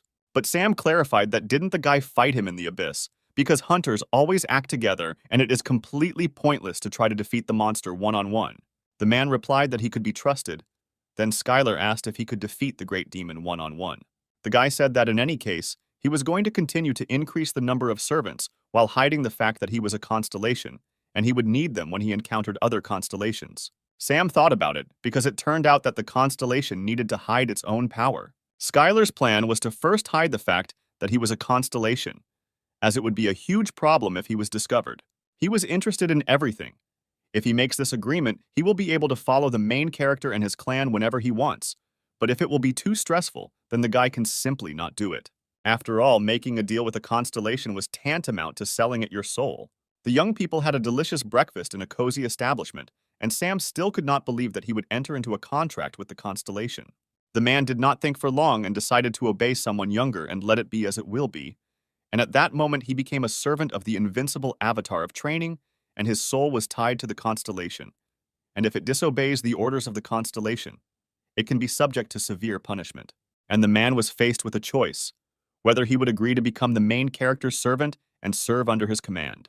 He didn't want the man the boy knew to be caught up in the battle between the constellations, and it didn't look like Sam was going to back down. The kitten thought that he had really lured him brilliantly to his side, but in any case, these were the sincere feelings of the protagonist. At this point, the lava and magma kitten sent a message that he was quite pleased with how the guy was negotiating. The man added that he would help him and that he was in no position to refuse the offered help, and he was absolutely confident in his words. Sam loudly slammed his fist on the floor and shouted that why the hell was he worried about him? Because he should be worried, not the other way around. And who could help the main character if not his old friend? The man couldn't believe that the youngest of the clan had been defending the land by fighting in the abyss for 10,000 years, and he was just trying to be cool just because he was older. After all, he lived his own life, and that's why Skylar didn't want to drag him into trouble. In these words, the man heard that the guy was not going to ask for his help. As for the other constellations, they already had many servants on Earth, and in general, there are a lot of them.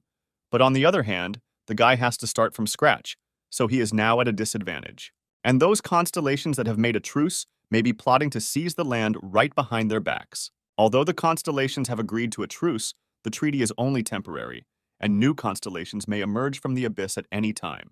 Skylar started by saying that he wanted to ask him for help, and then went on to explain the situation in detail. And the men began to argue about which of them had become more successful, and then Sam asked what he wanted from him. Sam replied that he couldn't imagine how ridiculous it sounded. But what did sound ridiculous was that Skylar's honest and kind-eyed friend had changed for the worse. And at that moment, the man realized that in front of him was a real constellation. The protagonist replied that it doesn't quite work that way because he currently has the highest level, and if he steps a little further in development, he can go beyond the mortal boundaries. Sam asked the guy how martial arts levels work and how he reached the highest level in martial arts. His friend admitted that he quickly became confused because he usually never dealt with martial artists and found the guy to be quite assertive. But the guy literally found himself next to the man in a second and quickly used several techniques. Sam had great hope when he tried to switch to close combat against someone who uses martial arts. But Sam didn't give up on this. He had no choice but to strengthen his own body with magic. He was shocked that it was cancelled even before it was activated, and how the guy could use those skills so quickly. This ball was so fast that Sam didn't even have time to use fast teleportation, and his magic was destroyed, and after hitting, he received a lot of damage. And then Skylar decided to show the absolute maximum and concentrated all his power into one magic ball. The guy had to control all his power to make sure he didn't destroy the reverse world. And that was a pretty big headache, since it had been a long time since he had fought like a real person. Unfortunately, his barrier has consumed a fair amount of energy, and at this rate it will soon be empty, and apparently there is no other way, since he has limited powers here. The guy was very surprised by this. He couldn't even guess that they could even fake something like this. It really shocked him. The main character did not understand what was being discussed and added that there was a viral fake video with a similar skill to his. When the man saw this, he screamed, "Is it really because of this skill that false rumors started in China?" But in response to this blow, the guy activated a protective Kai barrier and easily stopped a powerful shot of lava. Sam activated the sixth circle magic, which was called the Path of Lava, and turned to Skylar and asked when he learned this type of magic. This blow surprised the man, and as the first champion in one-on-one combat at the time, he understood that the opponent in the ring must be forced to focus on defense, attack first, and not give him time to catch his breath. But the main character didn't see any danger in this, and didn't see any point in dodging at all, and released a powerful stream of energy from his hand. Suddenly, Sam started shooting out magic projectiles and shouted at the guy that he would be able to dodge them now. The man asked the boy if he had ever heard of artifacts in the form of tattoos. Then Sam flew into the air and shouted that the little rascal hadn't gone far and that it was not for the fans of fighting novels to talk about it, and immediately offered to wrestle for a while. The guy laughed, because the man loved fantasy novels so much that he ended up becoming one of the main characters. Sam talked about how he had crossed paths with various opponents many times, and that on his last breath, he had gotten an A+ rank skill and leveled up through death. The man then took off his jacket and replied that no matter how strong he had become, he had never encountered an S-rank hunter before. That's why the guy asked to lift the restriction, and he didn't give a damn about the others, but he wanted to share it with him. But since Sam couldn't believe the words of the main character, Skylar decided to demonstrate all this with his own strength. Then the man yelled at the guy because it was hard to believe, since many people who returned from the abyss had gone crazy. Sam was very surprised. Then it turns out that he is older than him in age, but all this was unimportant. The man could not believe these words. Could it be that he wandered through the abyss and became a constellation?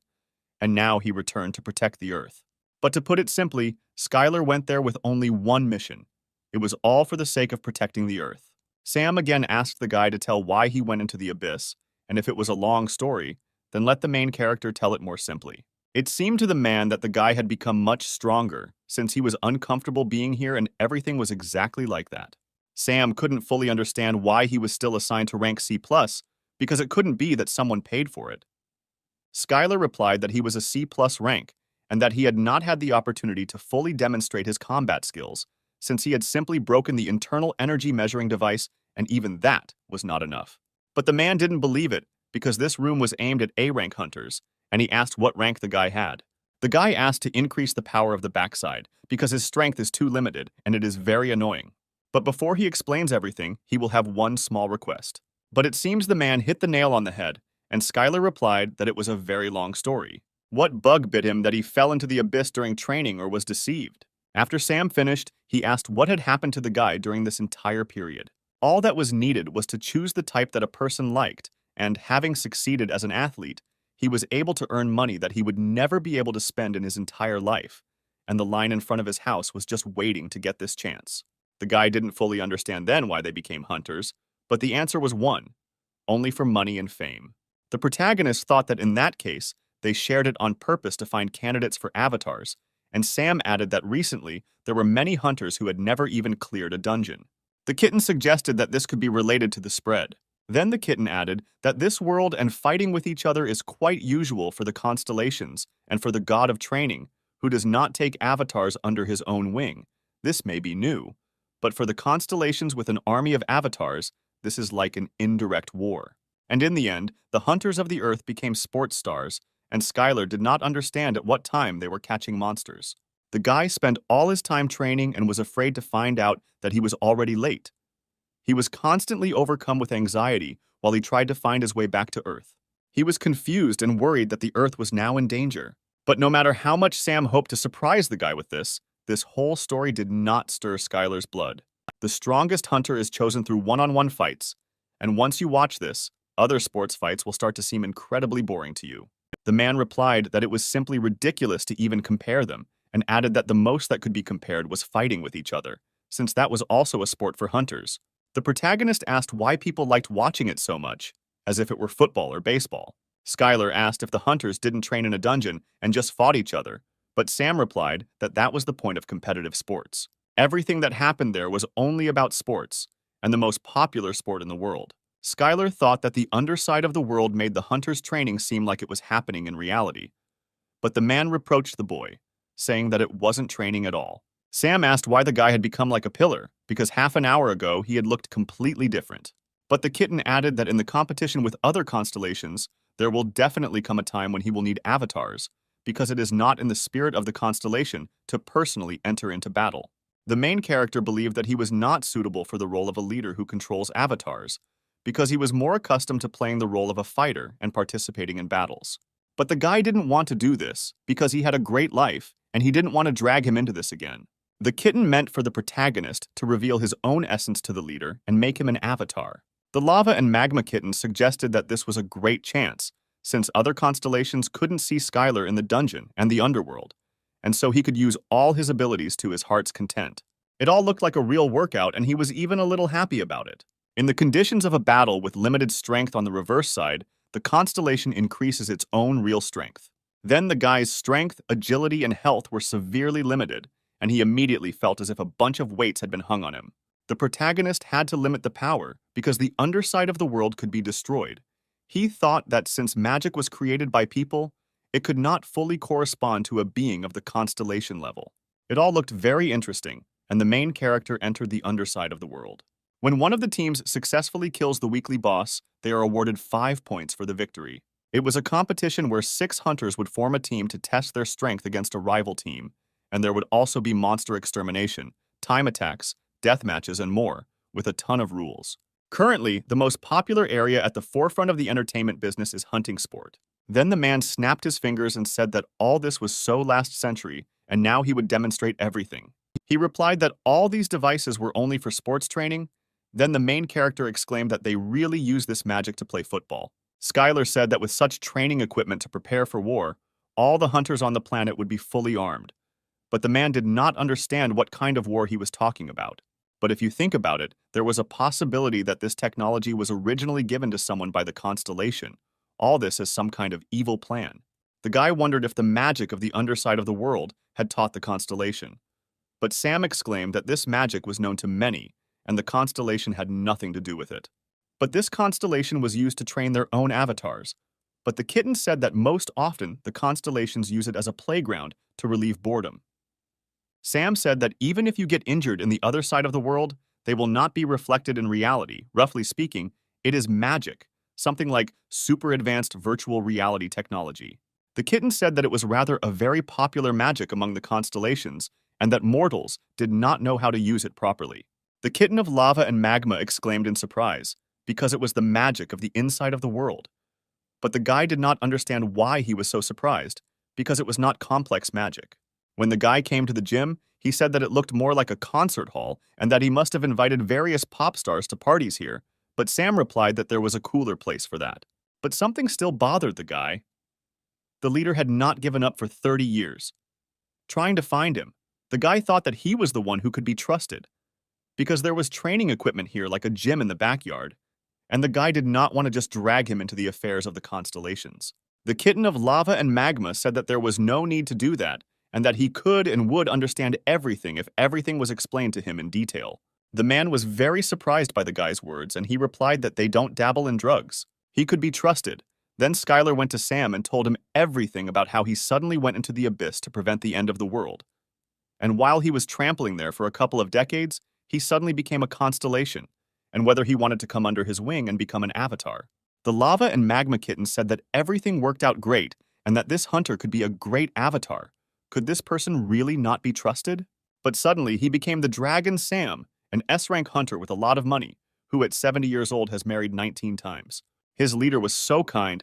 What did he have to endure? He was the kind of man who was dumped by women every day and who discouraged him from going into a B-rank dungeon. Also, clan leader Sam also moved here at that time. South Korea was not captured because it was one of the countries that resolved the situation relatively quickly. But after that, many Korean hunters went abroad, because America seemed especially profitable to many. And after 30 minutes, the guy screamed loudly in the audience. He couldn't believe that evil constellations occupied China, North Korea, Europe, and Latin America. The teacher decided to briefly explain what had happened over the past 30 years. These words really surprised the guy, and he decided to surprise her in return and told her that in high school he once lifted a total of 500 kilograms. In one of the audiences, a Stanford University professor who specialized in the science of artifacts and caves spoke to the main character. She also had experience as a manager of 2 B-rank hunters and 1 A-rank hunter. The guy turned to Sam and asked why he didn't become a role model, as a true clan leader should. But Skylar was very disappointed with this approach, and then Sam decided to leave the 7th secretary. Then Sam replied that when he hired them, he clearly warned that he was paying the highest salary. But in return, one mistake, and the employee is fired, and they all know about it. But the main character still couldn't understand how the size of the salary was connected with being fired on the spot. When the secretary approached, he said that in 2 weeks he had received about $230,000. But the man objected, saying that he did not know how much he was paying them, and quickly ordered the 7th secretary to come to him. The guy couldn't believe that the man had changed so much in such a short period of time, because such situations were not a reason for dismissal.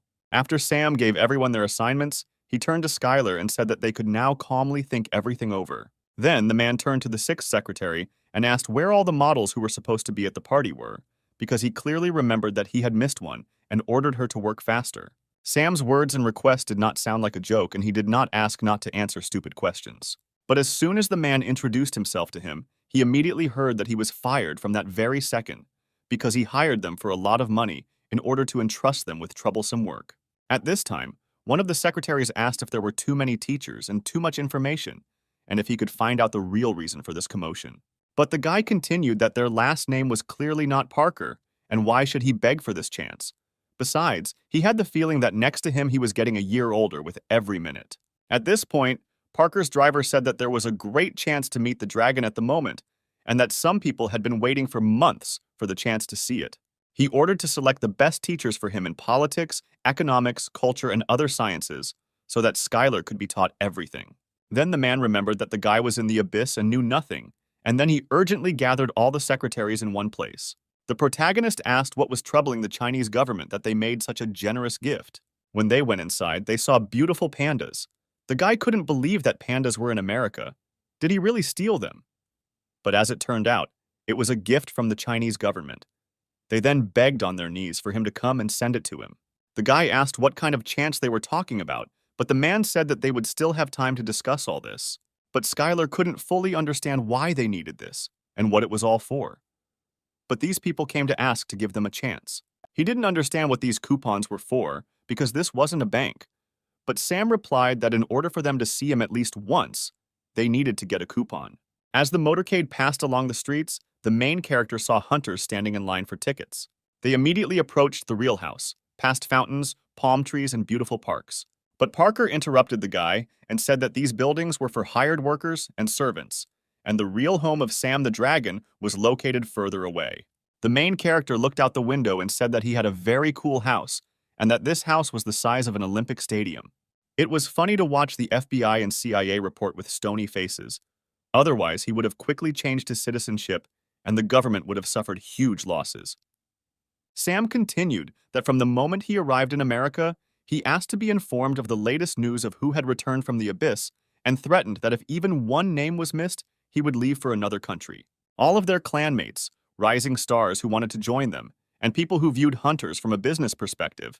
It was currently the most densely populated city of hunters on Earth. After the gates opened in Los Angeles, rich and famous hunters began to flock to the city.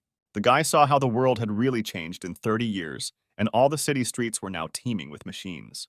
At this point, the destination was changed from the Parker's house to Sam's house. The man was very surprised by these words, because he had already thought that he was taking him to the family estate for an autopsy. The boy was frightened and said that he had saved his life, and as a sign of payment, he was with him. Sam then turned to Parker and finally asked what he was doing in his car. The guys were even going to hold a wake in this honor. But when the man found out that he had been discovered, he was very surprised that he was on the list of those who had returned from the abyss. Sam added that some even wanted to announce his death, since only a few returned from the abyss alive. The man suspected that he was crazy about training, but he didn't think that he would go to such madness. Perhaps he should have been taken to the hospital earlier. After all, who else is capable of disappearing, leaving only a letter on one pitiful page? But as soon as their hands touched, Eliza felt a powerful energy that forcefully pushed her away from the guy. Skylar happily extended his hand in response and added that he was very pleased to meet her. She introduced herself as Eliza and extended her hand to the guy, suggesting that they try to get along with each other. The protagonist replied that he was simply amazed by her training, and the girl replied that flattery would not work with her. It turned out to be a very strong girl who turned to Skylar and said that she was seeing this newcomer for the first time. But when the guy came in, he saw that someone was already working with a 5-ton weight. Most likely it was a strong, close combat hunter. And the main character went to the gym for physical strength training. But the answer did not take long to come, and he showed that he really enjoyed the game of Golden Escape and was going to kill the boredom a little. Skylar said that he planned to head to the training hall first and asked Odaigun what he would do. There were too many individual halls here, since everyone had their own set of abilities, and they all trained differently in any case. If a guy needed something, he could always ask for it. Individual training rooms and dormitories were located here. The next morning began at the Icaros clan's training base. Suddenly, the main character remembered why there was no news about the virtuous goddess of Libra. He became worried, because something could have happened to her. Then the guy decided that all he had to do was declare his mighty power and collect avatars, because he still lacked a lot. A battle of constellations is when 2 constellations choose an avatar and compete. The loser pays the corresponding price, and naturally the constellations must be at the same level, and there is no reason to accept a fight from a constellation from which there is nothing to take. The guy continued sending signals, but the lava and magma kitten said that only constellations on the same level responded. All this was done in order to study in advance the countless number of constellations that we would encounter in the future. The protagonist closed his eyes and concentrated on meditation. This meditation allowed him to join the broadcast of the constellations. At one point, the guy put aside all his sports equipment and decided to conduct a test. Skylar asked that if he wanted to kill someone, he would first ask his permission. The main character turned to his friend and asked him not to call him master anymore, but added that there were enough psychos among hunters, and the word master would no longer embarrass anyone. At this time, in the gym, Odaigon turned to the owner and said that if there were any psychos in that clan, he would gladly grind them into dust. He will soon have to face monsters from the B-Rank League. Even though he was overconfident, he should have been taught how to resist magic users first. When the girl left the room, she agreed with her father's words that the guy looked too normal to have returned from the abyss. She left her personal number, and if the guy needed anything, he should call her immediately. And if the main character is going to join them, then he must undergo special training to match them. Laura added that in any case, the Icaros clan is full of psychos, but their abilities are quite consistent with the payment they receive. She said that there was a huge profit to be made from this, because the government had given this city to her father's clan, and the world was now such that somewhere there was even a guild that had received an entire country. The girl liked the confidence with which he led a real fight, and she and her father thought that they needed a real team to go through the dungeons. Although this analysis was the responsibility of a first-class manager, she was a top-class manager. This graph showed what level the hunter's abilities were and what was needed to make him stronger. After a delicious dinner, she got back to business and said that she would now be his manager, and her responsibilities would include monitoring his schedule and movements. The girl was very worried that she would gain weight, but nevertheless her plate was completely empty. The girl ate this dish with pleasure, even though she didn't eat any carbohydrates at all. The guy laughed and replied that so much food definitely wouldn't harm her. The rice was incredibly delicious.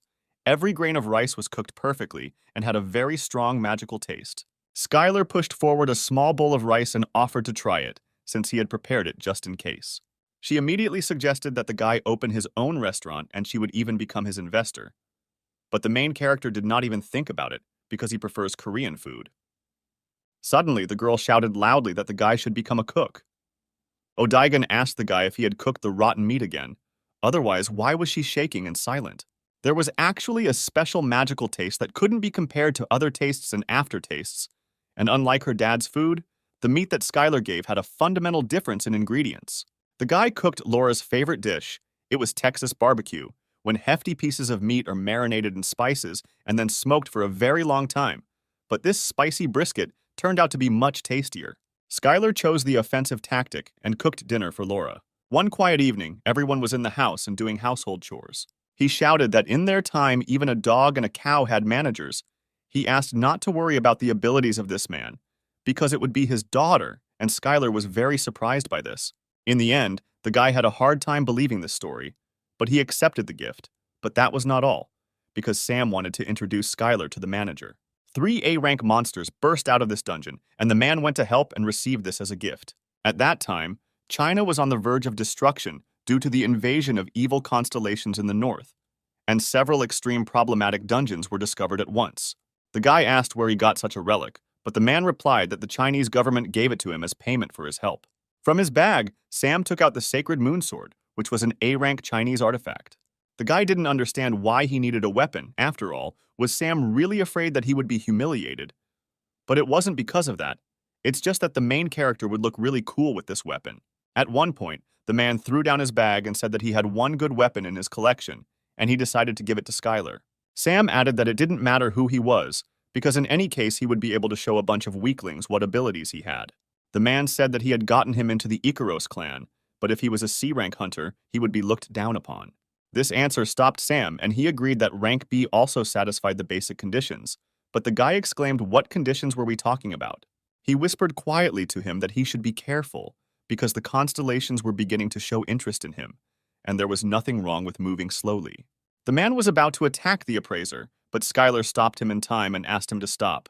The boss shouted that he was blind, since it was at least B+, but the man replied that this rank was also worthy of admiration, and they also knew that martial arts users were inferior in real combat, and it would be better to start with rank B. Skylar's ability was being measured, and the man gave him a clear B rank. The man turned to the boss and said that he would immediately call the assessor to assign a new rank, and if any problems arose, he would take full responsibility for it. At that moment, the secretary knocked on the door and said that the results of the selection round were known and that the winner was the hunter Skylar. The man did not understand what they were planning, because they all knew that in their current situation, it was dangerous to deal with him, and they still went for such a provocation. Although the Gambit clan was considered an influential clan, it was no match for the Dragon clan, because the Dragon clan was endowed with the powers of the government at that time. The Gambit clan was just a newcomer that was just starting to gain strength. Sam couldn't figure out which clan this bastard came from, and his protege suggested that perhaps the Gambit clan was involved. At this time, in one of the city buildings, one of the workers approached Sam. He apologized and said that at the moment, an additional investigation was being conducted to catch the appraiser. The guy needed money if he didn't want to be looked down upon. Up until that point, he only cared about strength and didn't even think about money. Soul fragments act as currency among the constellations, and now the kitten has given them to Skylar on purpose to provoke the other constellations. The main character was very surprised by this, but it was only part of the kitten's strategy, and he asked to accept them. At this moment, the lava and magma kitten was greatly impressed by the mortal's answer and handed him 10 soul fragments. The rest of the constellations were in shock. The protagonist added that he doesn't know what concerns the rest of the mortals, but at some point he will enter into battle with him, because Skylar never saw any particular need to stand on ceremony. Other constellations admired the main character's words and noted that the guy was very confident in what he was saying.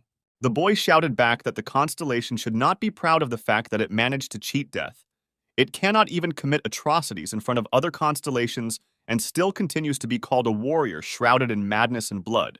The constellation could not stand such impudence and responded that all arrogant mortals would face inevitable punishment.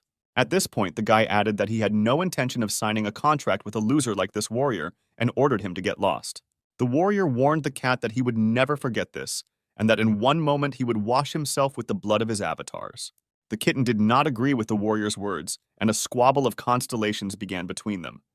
Despite the fact that it was only an exchange of messages, the pressure was simply deadly, and the kitten answered the warrior with such confidence because no one knew where his territory was. But the kitten replied that the avatar contract had nothing to do with the agreement, so he could do whatever he wanted. But the warrior warned him that he could attack a constellation that did not have an agreement at any time. The warrior, shrouded in madness and blood, warned the kitten that the constellation, which had no earthly agreement, should not interfere in the affairs. After these events, the constellations came out to Skylar, and the kitten of lava and magma said that this is why he advised to hide his power. Even though it was a win in the C-rank qualifier, beating all the participants was a significant event, because in the eyes of the constellations, Skylar began to look like a real treasure. When the guy received the long-awaited cup, he walked back along the red carpet, where the entire audience rejoiced and congratulated him on his victory in the qualifying round. But only the main character knows that he has been practicing combat for about 10,000 years in the abyss alone, and his level allows him to determine the enemy's tactics just by his breath. all hunters seemed like a mere trifle to Skylar. The spectators in the stands could not believe that the martial artist had won and won the final. The referee shouted loudly that there was a winner of the C-rank elimination round among them, and it was Skylar. And a few seconds later, the final whistle blew, signaling that the fight between the opponents was over. He knew that the protagonist's movements were too obvious, but he couldn't block him. And now the long-awaited finale has arrived, and one of the rivals from the Rainbow Clan has entered the battlefield.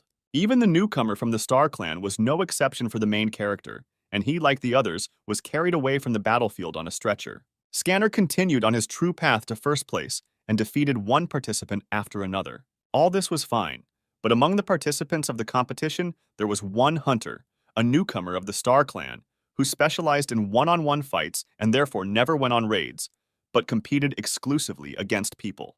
The news quickly spread throughout the city. People were confused and did not understand who this guy was and whether he really was the one who returned from the abyss. People did not understand why hunters do not study martial arts, because they look very cool.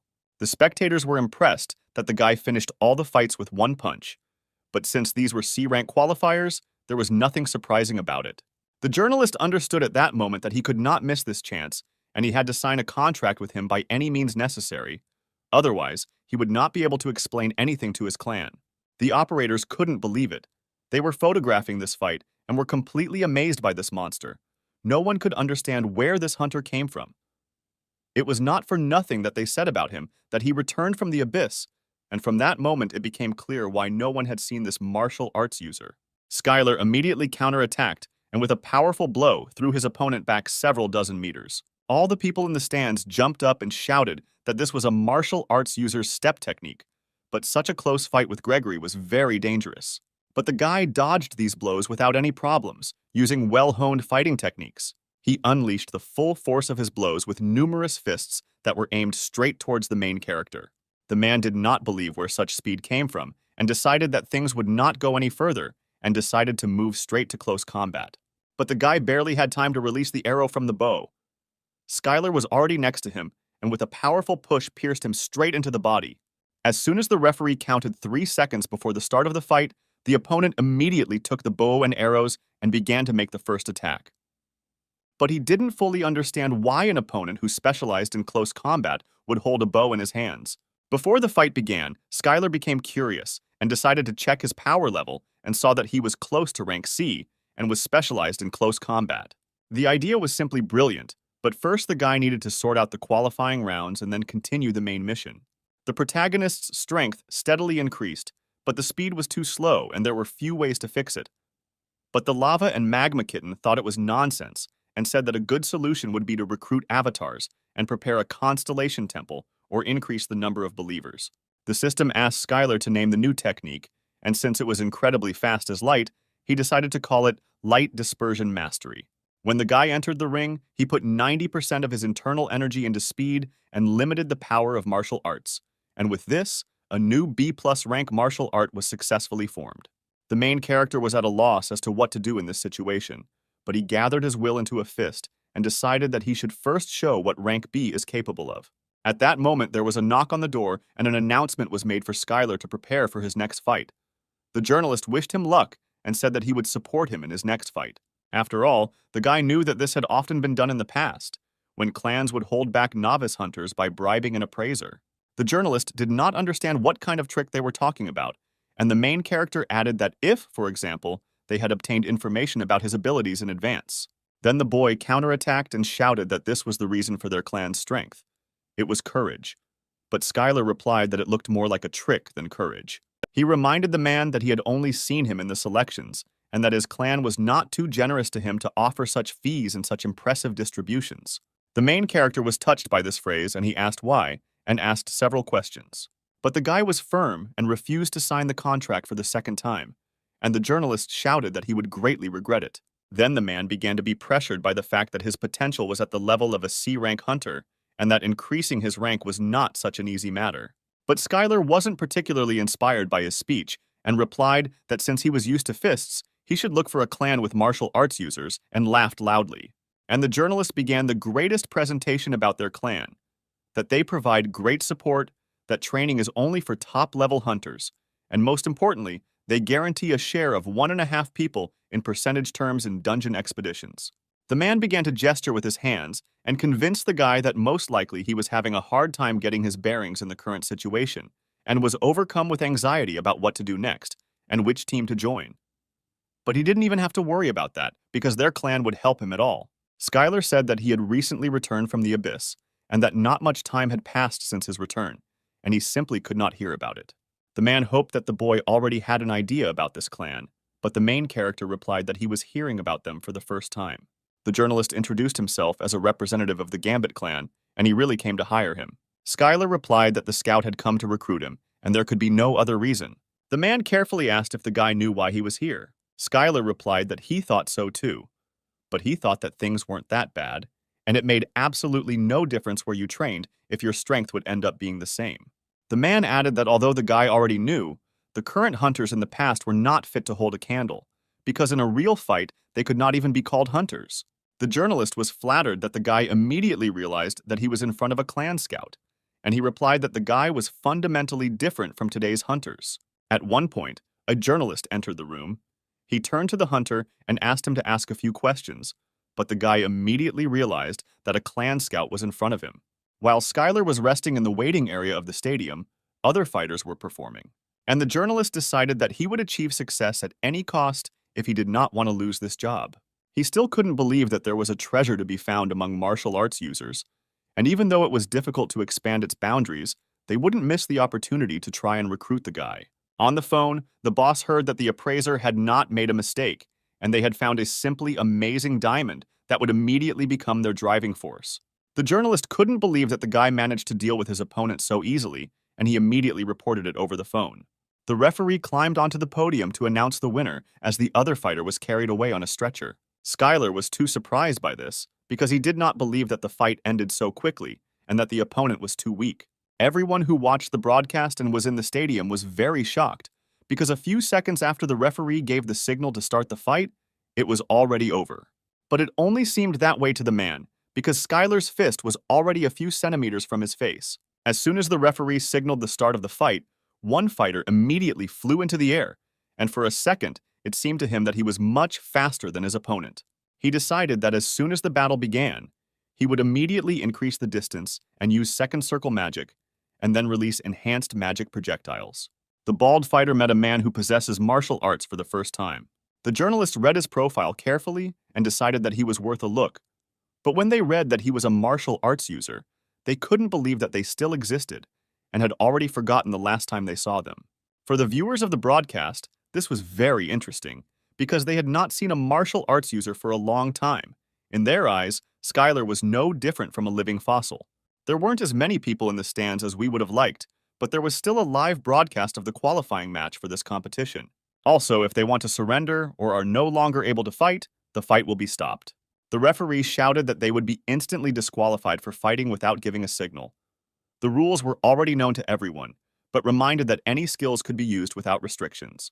The man was inspired by this when he saw a new rival and decided to immediately leave him in a smashed state.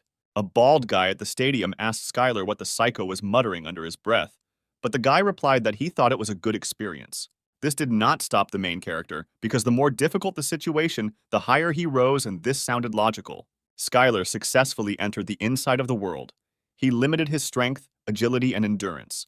The guy could also use hand-to-hand Kai, but with limitations.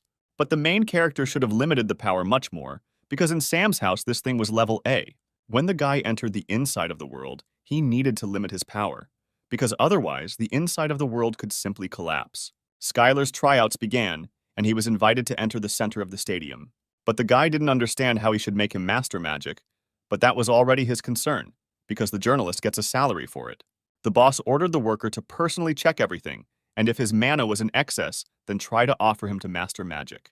There was no way they could just ignore it, because the money had already been received, and they would hardly have contacted them if this guy was useless.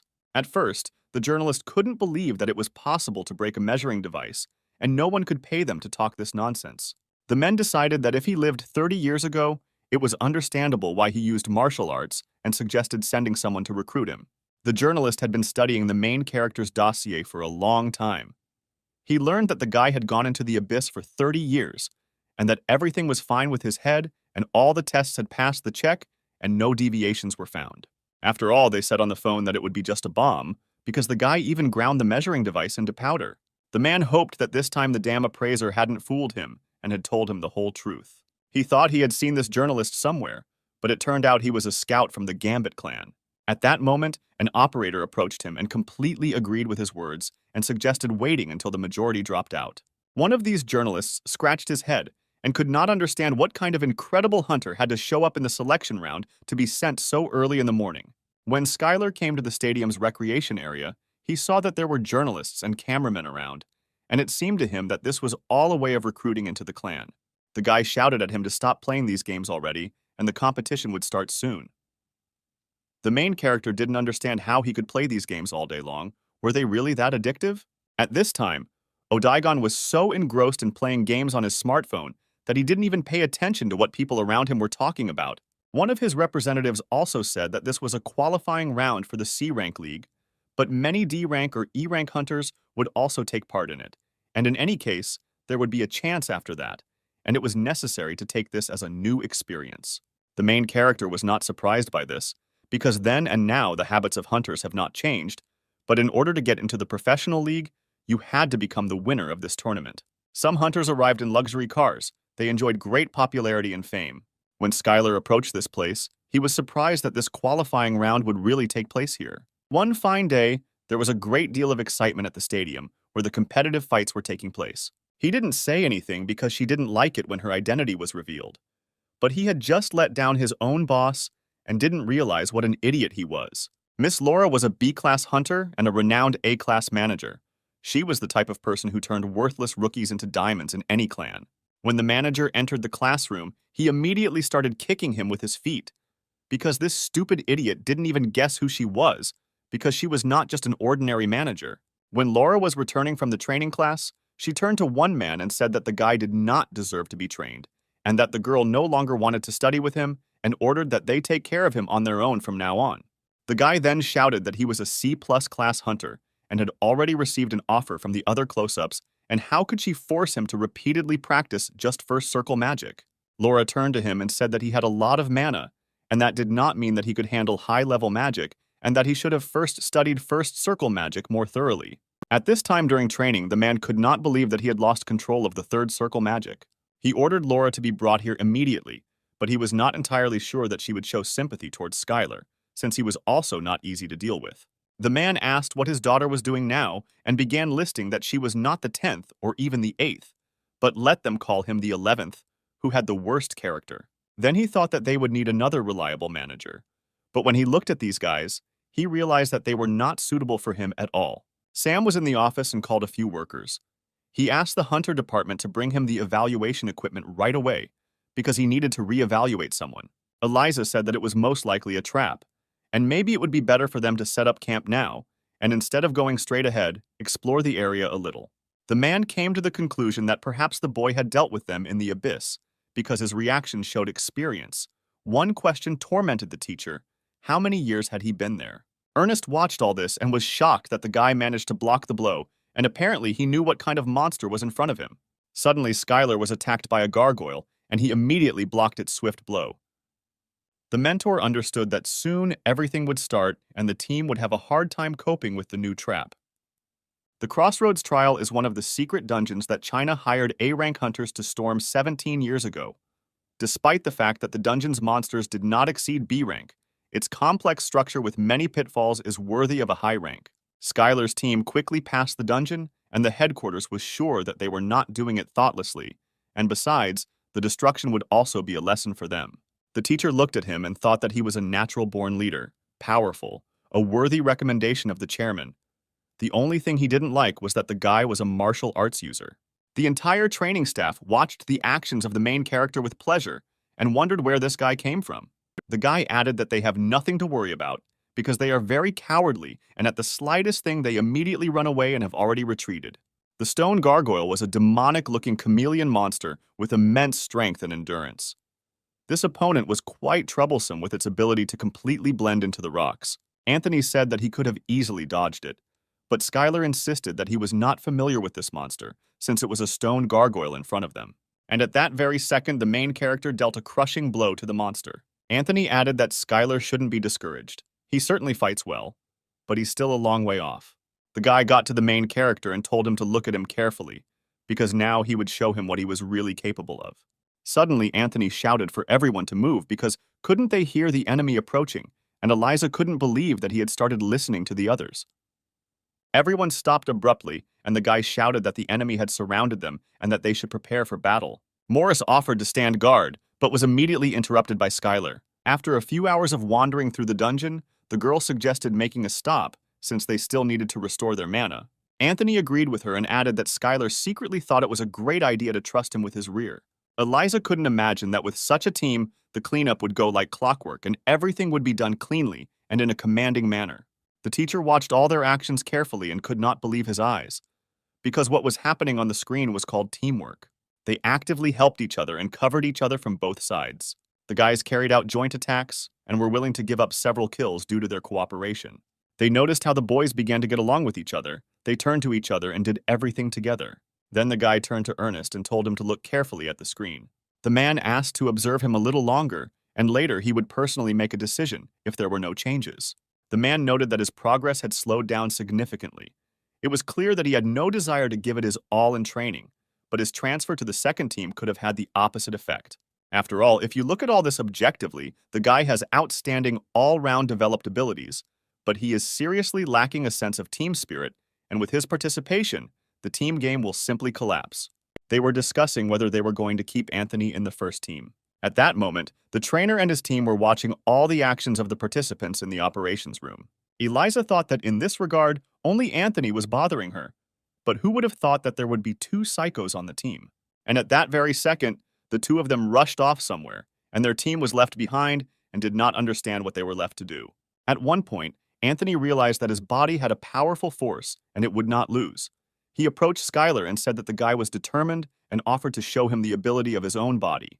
The whole team was taken by surprise because the main character dealt with them single-handedly so quickly that they only had time to reach them. Along the way, the guy encountered several of the same stone chameleons, which he successfully dealt with alone. The whole team went straight after Skylar deep into the dungeon. This turned out to be perfect logic for the guy, and he asked to be given the opportunity to catch him with his own hands when he showed up. When Anthony approached Skylar, he shouted that the monster was his, since he was the one who discovered it first. But the guy replied that shouldn't he save his strength for a meeting with a stronger monster since he was such a master. The main character upgraded the subspace necklace he received from the Onyx and attached it to his belt, and thanks to this, he could get the item he needed at any time. In his hands was the sacred moon sword, which was a national treasure of China. Thanks to the powerful acceleration skill, he found himself right in front of the chameleon in a second and delivered a crushing blow. The monster was very smart, and thanks to its unique ability to blend into the landscape, everyone lost sight of it except Skylar. Anthony screamed for Skylar to stop, and he would cover him with powerful magic of anger and chaos. Ahead of them was a stone chameleon, which was very dangerous for the rank of this dungeon. The guy insisted on his own and went forward and ordered the others to stand behind him to help. But Morris interrupted the guy and said that his words had already been ignored, and one of them had simply gone forward. The man added that he was better than her in any case, and that there was nothing to be embarrassed about, and that the mere possibility of comparison with him made her a great hunter. But the girl was a master of close combat, and she could not allow the guy to go ahead of her, because Anthony was much inferior to her in this fighting technique. The guy didn't want to listen to anyone and moved forward. He wasn't afraid that he could be attacked, because his body could cope with any such trifle. The provisions of essential goods were enough for 2 weeks, and Eliza suggested dividing them among everyone and carrying them. But Anthony did not agree with this, because his body should be concentrated on magic, and there should be no luggage on him. When the team found themselves in the dungeon of the Crossroads trial, they had not even heard of this name. The rules were to clear the dungeon as quickly as possible and avoid fighting with the opposing team. And at that moment, Javier left. He understood that Skylar still hadn't realized reality after so many years of wandering through the abyss. But soon, he would understand everything. He warned the main character that the guy could help him once, because he was using magic anyway, and when he really needed it, his services would cost twice as much. But Skylar didn't need this at all, because he was already good in combat, and Javier could only wave his arms. Even though the guy was a B rank, he was a really valuable doctor who could heal anyone at the right time. He asked to team up with him, and then Javier would help during training. Morris didn't want to listen to this and reminded him that when he was in the first team, Javier pretended to be a good guy, but when the guy dropped to the second team, he immediately threw him on the blacklist. Javier said that he is not so bad because everyone knows the principle of mutual concessions and others simply cannot accept it. But if you get something, you have to pay an equal price. Skylar couldn't understand his partner's reaction, and Eliza said that this guy only knows money and divides people by profit. Suddenly, Javier joined the conversation, saying that he was looking for friends and asked them to take care of him. But everyone reacted very negatively to him and asked him to just leave there and not even hope to join them. Apparently, both skills were aimed at maintaining mental control. The power a hunter uses can be honed through specific training, and Anthony had two skills: mind protection and narcissism. But at this time, Anthony was running around the field, waving his arms and shouting for everyone to just trust him, because in front of them was a real captain, and Skylar thought that there was a real psycho on his team. The more Skylar used his vision to study his opponent's personality, the greater his power became. The protagonist didn't plan to recruit him as an avatar, so he wanted to skip it, but it's better to test his skills as an opponent. Despite his rather strange character, he possessed some rather rare skills. The guy asked Eliza how things were going with his abilities, and she replied that he liked long-range fights, but he was also good at close combat. Morris asked if anyone was okay with Anthony taking the leadership position. Skylar added that if he liked to dictate, then he was totally fine with it. A sneak and the only sane person, the girl had never been pushed out of the first team, but this time she should have been worried. Her team included Skylar, who had recently returned from the Abyss, a rookie hunter named Richard Parker, and a guy who had absolutely no team spirit named Anthony. The protagonist saw that Eliza grabbed her head and said that this cleanup team was doomed to failure. He replied that with such an expression on her face, she was greatly offending him. Odigon noticed that he didn't intersect with Skylar in any way, and it was a mystery to him whether it was intentional or not. Then the coach snapped his fingers and said that he was starting to form groups and ordered them to find members of their own group and start training. Skylar added that he doesn't see anything terrible, and there's no need to be ashamed of one's own weakness, because all of this can be compensated for with great efforts. The guy replied that, unfortunately, he is not a member of the first team, he is not assigned to it, but he quite often takes part in real fights. Morris said that in their clan, only the first team participates in real battles, and if you show good skills in training, you can easily get there. Each of the participants wanted to succeed in this training and definitely make it into the first team. When everyone had gathered, he briefly explained what kind of training awaited them. The rules were that 6 would form one group and enter the dungeon, and their task would be to quickly and safely clear it. A short time later in the indoor training hall, the coach announced that the break was over and that the participants should prepare for the next training session. All of this was great, of course. The use of mana in martial arts was cool, and it was very good that Morris mastered the technique, but his skill level was too low. A few seconds later, Maurice received the skill of the Shrouded Mana Strike, and Skylar's plan really worked, and everything worked out for him. The guy's feelings were completely different than from a simple blow. Morris's mana consumption was simply enormous, but it was the best way for a magic user to master martial arts. And there was nothing wrong with such a high consumption, because the main thing was that the blow was done correctly. The main character decided to take a risk using this chance, but fortunately for him, everything worked out.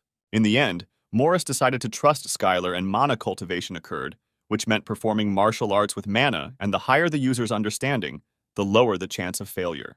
The guy reassured Morris by saying that in any case he shouldn't rush, and even if he couldn't control her, he could restrain her, although this could lead to rupture of blood vessels and viscera. Then the protagonist figured out how it worked, but it was still a bit difficult for him, because he could just start the circulation of his own mana. He asked the boy to hold his pose, and asked if magic users didn't use mana to strengthen their own body. But Morris replied that it wasn't done through the body, but by using their own mana, they attracted magic from outside. Sometime later in the training room, Skylar continued to slap Morris in the face so that he could feel the flow in his own body. Then the main character got the idea to teach the guy and become his personal mentor, and maybe after that the prestige of martial arts will rise to a higher level. Skylar asked why he hadn't studied them back then, but Morris replied that in his time, almost all of the first-generation martial arts users had retired, and there was nowhere to study. When the guy caught up with the main character, he told him that as a child he was a fan of martial arts. The guy added that, in addition, it would take at least 100 years to master the highest category, which was too slow for Morris. Skylar thought it was useless, because even if he trained him, the guy wouldn't achieve anything without effort, because out of 100 people, about one succeeds, and he suggested that Odagon go have a drink. Morris turned to the main character and asked if his new friend could really teach him martial arts, because in their time, few hunters would agree to share their own knowledge. At one point, the guy decided to study the personality of the new opponent and saw that he was also a close combat fighter and was much stronger than the main character thought. Skylar remembered that baseball and football had completely lost popularity and that hunting was the dominant team sport, with other sports existing only nominally. Then, the main character remembered and named his favorite baseball team, and Morris laughed loudly in response, because he was hearing about it for the first time, because for him, the sport was considered to be where there was a team of 6 hunters. The main character pretended to be surprised and asked if it was some kind of sport for hunters. Morris answered that everything was correct, and said that since the guy came back from the abyss, he must have seen a lot of things and asked what team he supported. Skylar couldn't believe that they would actually go into a dungeon, but Morris replied that in their time, a dungeon could be simulated in the inside of the world. Each of the hunters was very exhausted, and then the trainer shouted that the warm-up was over, and they could rest a little before going to clear the dungeon. So the clan's training continued. The next was evasion by 3, training in resisting magic, and restraining comrades who had fallen under the influence of illusion magic. The protagonist offered to help Morris since he was so interested in it, but the coach immediately shouted for the guys to get ready for the next stage. Skylar replied that he heard a sound. The guy became curious that this was all martial arts. Ahead of him was a B-rank hunter, Morris, who asked the guy how he guessed that the monster would come out from below. Suddenly, Skylar heard a question directed at him.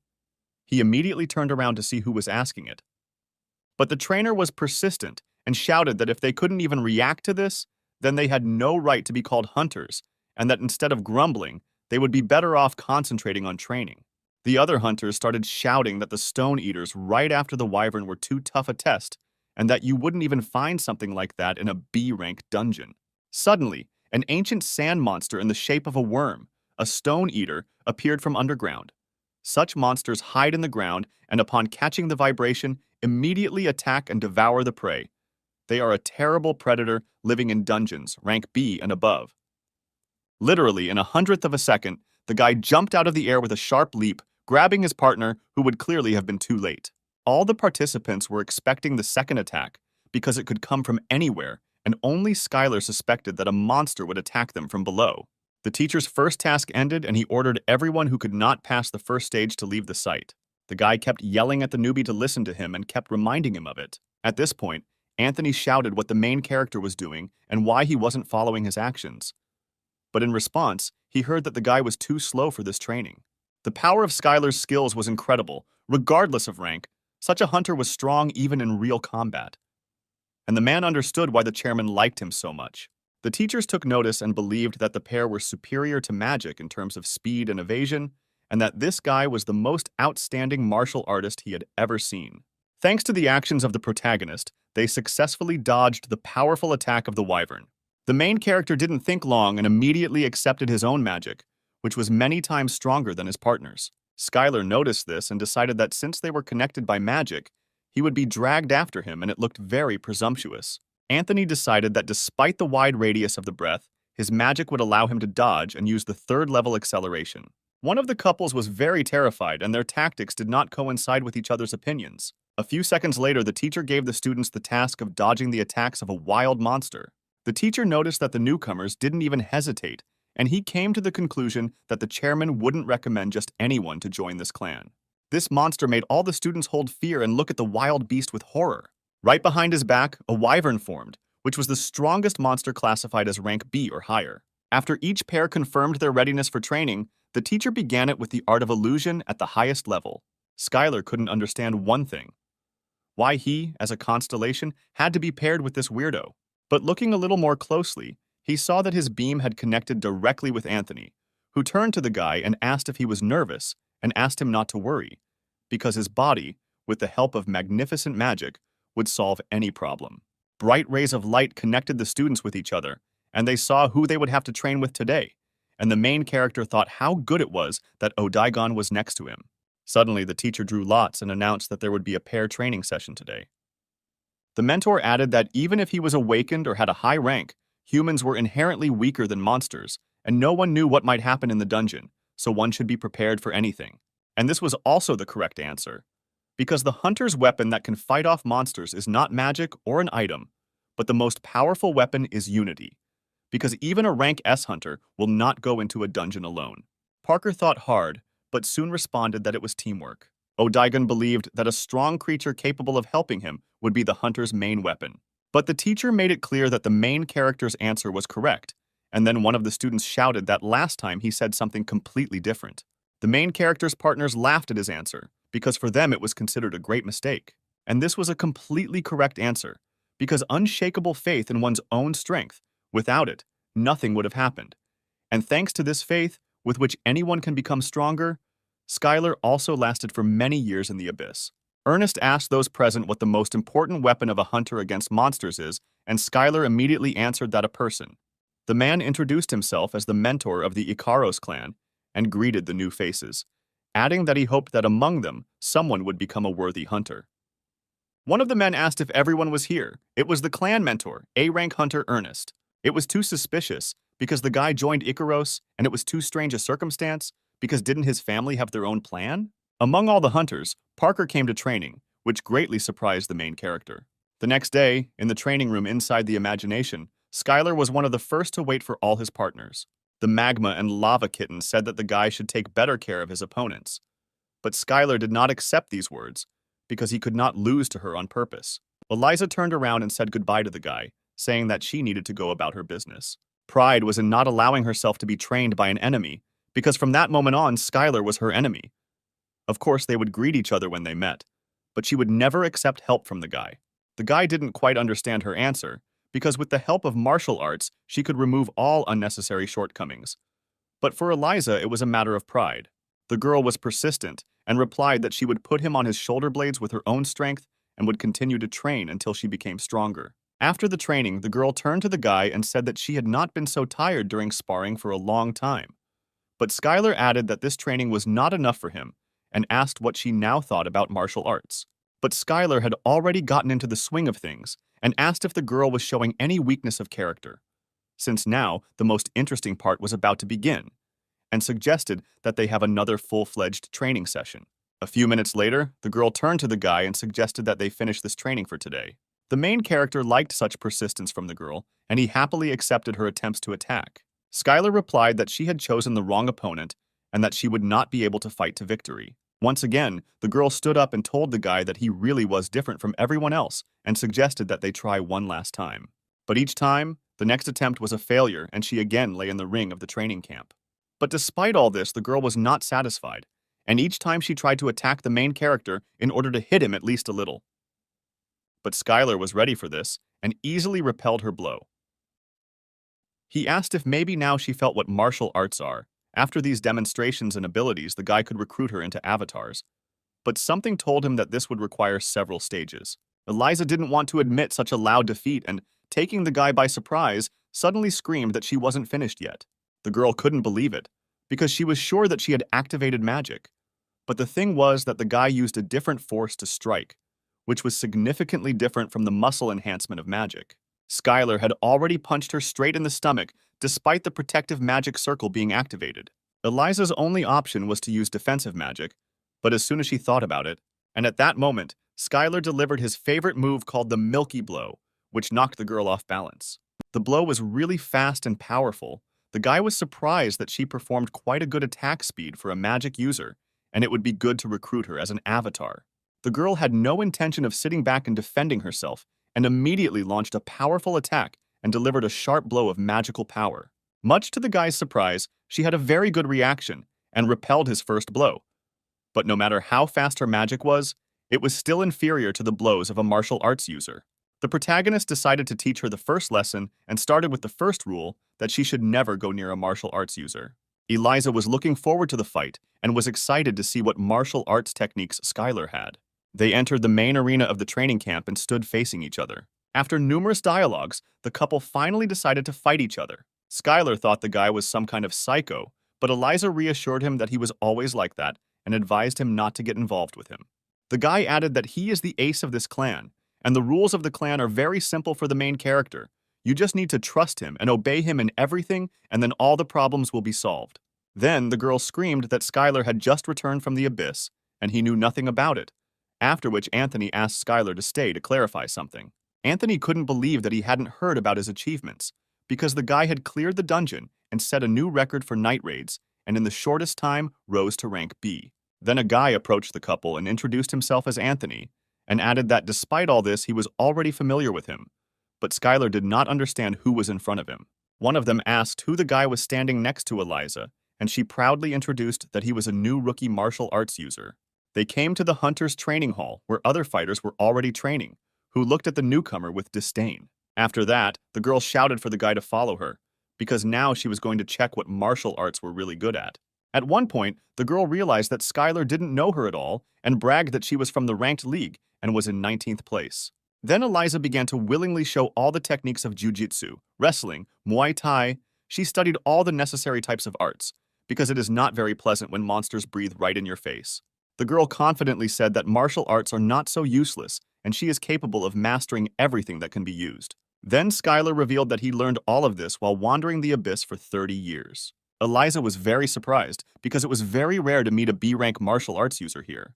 The girl asked if he was also a melee mage, but the main character replied that he was more of a martial arts user. She was very surprised, because for the first time, someone much weaker than she was standing right in front of her. The warrior joyfully announced the battle to the other constellations, and the observing constellations exploded with joyful cries. The type of competition must be fair, because all the constellations guarantee the fairness of this fight, and the god of training proposed a one-on-one duel, and the avatar that the god sends will be Skylar. The next day at the Star Game, the god of training accepted a warrior's application for a constellation battle. The guy said that it was okay, because no one knew that he was a constellation and therefore would personally take part in this fight, to which the man thought that in front of him was a cunning and calculating bastard. The guy also said that he had agreed with the warrior about a battle, but Sam said that since he was his only avatar, he was not ready yet. Sam advised the protagonist to use the master if he needs it, and if not, then just drive him away. The man told how he had dinner with the American president the day before yesterday, and even went to the sauna together, but the guy had a hard time believing it. Sam then pointed to the large stack of reports he received every day, in which he addressed important American political issues and reports on other major developments and pressing city problems. The man said that there was no news about him, and he decided that the master either disbanded the clan or died, and he was in the city all this time. But the guy replied that for the master of this city, his awareness is not very good.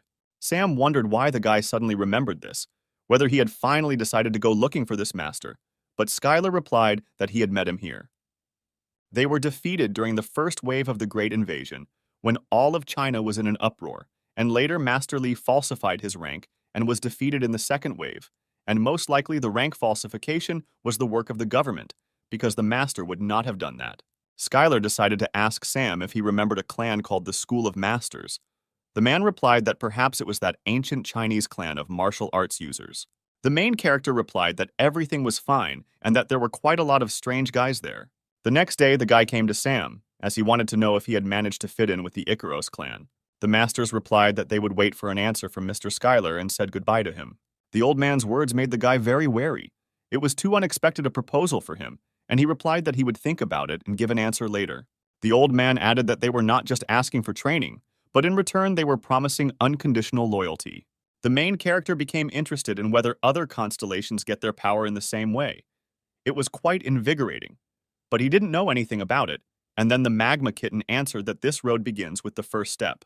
The guy replied that he could help them, and immediately his faith in the god of training increased, and his strength was greatly increased. The lava and magma kitten told the boy that he would help them and lead them personally, and that someone like the god of training was quite closely related to martial arts. The men began to wonder if he was by any chance the avatar of the constellation of the invincible god of training and what he needed to do to reach his level. The old man said that the boy was the strongest martial artist they knew, but the protagonist was wary of this, since the master was the only one who had reached the perfect level. But this turned out to be a lie, after which the number of martial artist users noticeably decreased, and the masters immediately ordered that this man be brought to their hall immediately. But at that moment, Skylar appeared, and all the elders came running to the noise and could not believe their eyes when they saw this guy fight. It was already too late to switch to magic, They had to go with martial arts to the end. The students had the task of reaching the level of the great, but they did not know how to reach it, because even Master Li was unable to rise to this level. They were determined to become stronger in order to return, but the reality was not so simple. The founder of the School of Masters lost an arm and a leg during the invasion, and what's more, martial arts began to decline. China was merciless to hunters who did not obey the government, and the Great Invasion became a reason for many hunters who dreamed of self-affirmation or revenge to leave China, and the School of Masters gathered such hunters under its wing. An elderly man approached Schuyler and asked for permission to learn all martial arts from him. There were hunters from the School of Masters present in this place, and there was some business with the guy. But the man wasn't the one signing autographs, and Schuyler was thinking about how it had taken 10,000 years to meet him in person and even get an autograph. The guy was surprised by this, wondering if he couldn't ask his childhood idol for an autograph. But that wasn't the case, and he could take as many as he wanted. The main character didn't think long and immediately tearfully asked the master for an autograph. At one point, the guy jumped up and shouted that he couldn't believe his own eyes, because was it really the real Master Li in front of him? The man replied that everything was correct and thanked him for remembering it. Schuyler replied that wasn't this one of the Chinese clans that was famous 30 years ago, as famous as Master Li. But suddenly, an elderly man appeared from behind the guards and asked the guy if he had ever heard of a clan called the School of Masters. The guy apologized again for such a tactless question, because he was just happy to meet martial arts users. After the men moved to another room, Schuyler approached him and said that it was difficult to meet martial arts users lately, and could he find out why he started studying them. But before letting the guy go, the man asked to ask him a couple of questions about martial arts, and to spend a little time if the main character didn't mind. One of the organizers ran up to the guys and asked for forgiveness for this incident, that they did not check and allowed strangers to enter. But the guy replied that everything was fine, and he would keep it a secret. At this time, the kitten of magma and lava said that everything was going according to plan. Perhaps everything looked reckless, and Schuyler first needed to become a top-level constellation, and then enter the battle. But the kitten said that everything was fine. The protagonist saw a message that the warrior acknowledged his abilities, and thus accepted the battle of the constellations. He pointed to Schuyler as the avatar who would take part in the battle of the constellations. But no attacks could penetrate Schuyler's defense, and he destroyed the enemy with a powerful blow. And the battle between the avatars began. The skill of divine space art helped the guy perfectly repel the enemy's attack. The guy immediately activated the Good Giant Slayer skill and received a notification that if he did not avoid the avatar and fought him in battle, his strength would be increased. In terms of mana collected alone, he was superior to a rank A hunter, and even if he was left alone, he would self-destruct, and the best option would be to avoid the fight. But in that case, the people present at the auction would die. Schuyler thought that controlling an avatar by inhabiting his body seemed rather cruel. He collected the splattered blood and immediately increased the avatar's power. A few seconds later, the warrior descended to the ground and was already independently controlling the killer. The warrior could not look at this any longer and gathered all the power of the avatar and concentrated it on one avatar. The other warriors started shouting for him to be stopped, but it was too late, because they were already the next target for the main character. And the guy did it, and literally, in a second the main warrior was no longer there. Schuyler destroyed him in front of everyone. With this skill, he could use this power in reverse. The protagonist wondered if it was only blood, dreams, and desires that had awarded him this right of the great law of absorption. As Schuyler approached the warrior, he felt someone take his hand and tell him that they would take his blood. All the people in the auction hall were surprised, because they saw martial arts, and at the highest level. After this blow, the guy immediately ran at the enemy, took out his sword, and dealt a crushing blow to the warrior. At that very second, the protagonist used a milky finger strike, the force of which collided with the powerful defense of the warriors. Of course, Schuyler was pleased that his partner stood up for him. He thanked Odaigon and suggested that he save his strength. Odaigon took out a mighty staff and shouted that they were all locked here with him. The protagonist grinned and replied that he was the one locked up with him. The warrior was infinitely glad that he was now locked up with the guy, and he would finally have a feast on his blood. Suddenly, the lights went out in the auction hall, and all the people were frightened by this, and immediately shouted to be thrown out of here. Then the warrior immediately replied that he would accept the battle of the constellations if the guy survived it. The protagonist added that he was really afraid of a one-on-one battle and sent the killer like a cowardly chicken. But the warrior ignored the guy's words because he had never heard this name. He shouted loudly that in the name of the constellation of the invincible god of training, he was challenging him to a fight, and as an avatar, he would deal with him in an instant, that very second. Odaigon was shocked that the guy would resort to such deception. But considering the fact that he was hiding behind the warrior, he was a complete coward, and the main character decided to use this chance. The warrior grinned and said that now the guy only had to survive if he could. Skylar thought that the warrior did not act rashly and sent people to avenge that incident. When the security saw that some kind of battle was starting at the auction, they immediately moved towards them and shouted at them not to move and to stay where they were. The madman turned to the boy and said that he really thought he could escape unharmed after insulting the master warrior shrouded in madness and blood. Suddenly, someone put a hand on Skylar's shoulder. He looked in that direction and saw a man in a cloak with a hood. Despite all the reproaches from Javier, the guy felt calmer when he had such an artifact in stock. There were a few seconds left before the deal was completed, and at $8,000 Skylar raised his hand and won the lot. Javier tried to dissuade the guy from buying it because the auction was overflowing with other cool items, but the protagonist was determined and took a number to raise the price. The protagonist did not understand why no one was giving more, but Javier replied that this thing was not very good, and that mostly people with a keen eye or those with the appropriate skill gathered here. At this time, the bids at the auction continued to rise, and the lot amount reached $7,000. But the guy decided that he wouldn't need the money anyway, and then the man ordered him to take the card, because he was trying to be good, and it wasn't necessary to refuse it. Sam was very generous and gave away this unlimited black card so that Skylar could spend the money on what he needed until he got money from the clan. When the guy looked in his wallet, he only had one bank card, which he had received from Sam, and he didn't know if he had enough money. He saw the Thunderflame dagger with various skills available that were very necessary and useful for Skylar. When the next lot was brought onto the stage, the main character could not believe his eyes. One of the lots was sold for $50,000, and Skylar couldn't understand how this spear, which looked cool on the outside but had absolutely no effectiveness, was sold for such a crazy amount.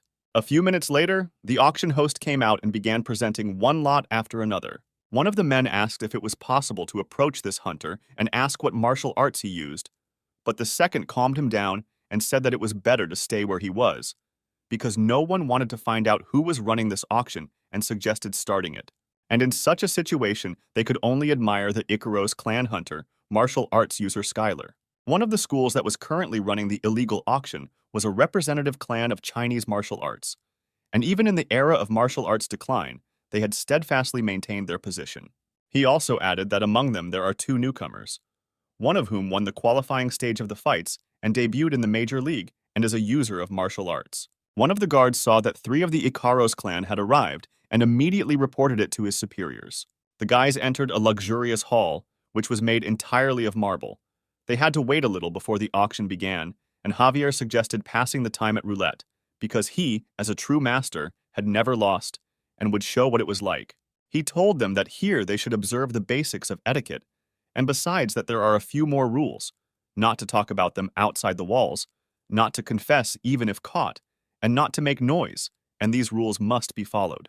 The guys were greeted with pleasure, and Javier told the 2 newcomers to rent suits. The guy shouted that they should hurry up because soon they would go to the auction and they should go underground. Odigon noticed that there was serious magic here, which had a high level. Javier met the guys with large bags of food, and Skylar replied that they would meet the same fate as the dish they tried in the dungeon. And all this was revenge for the constellation of a warrior shrouded in madness and blood.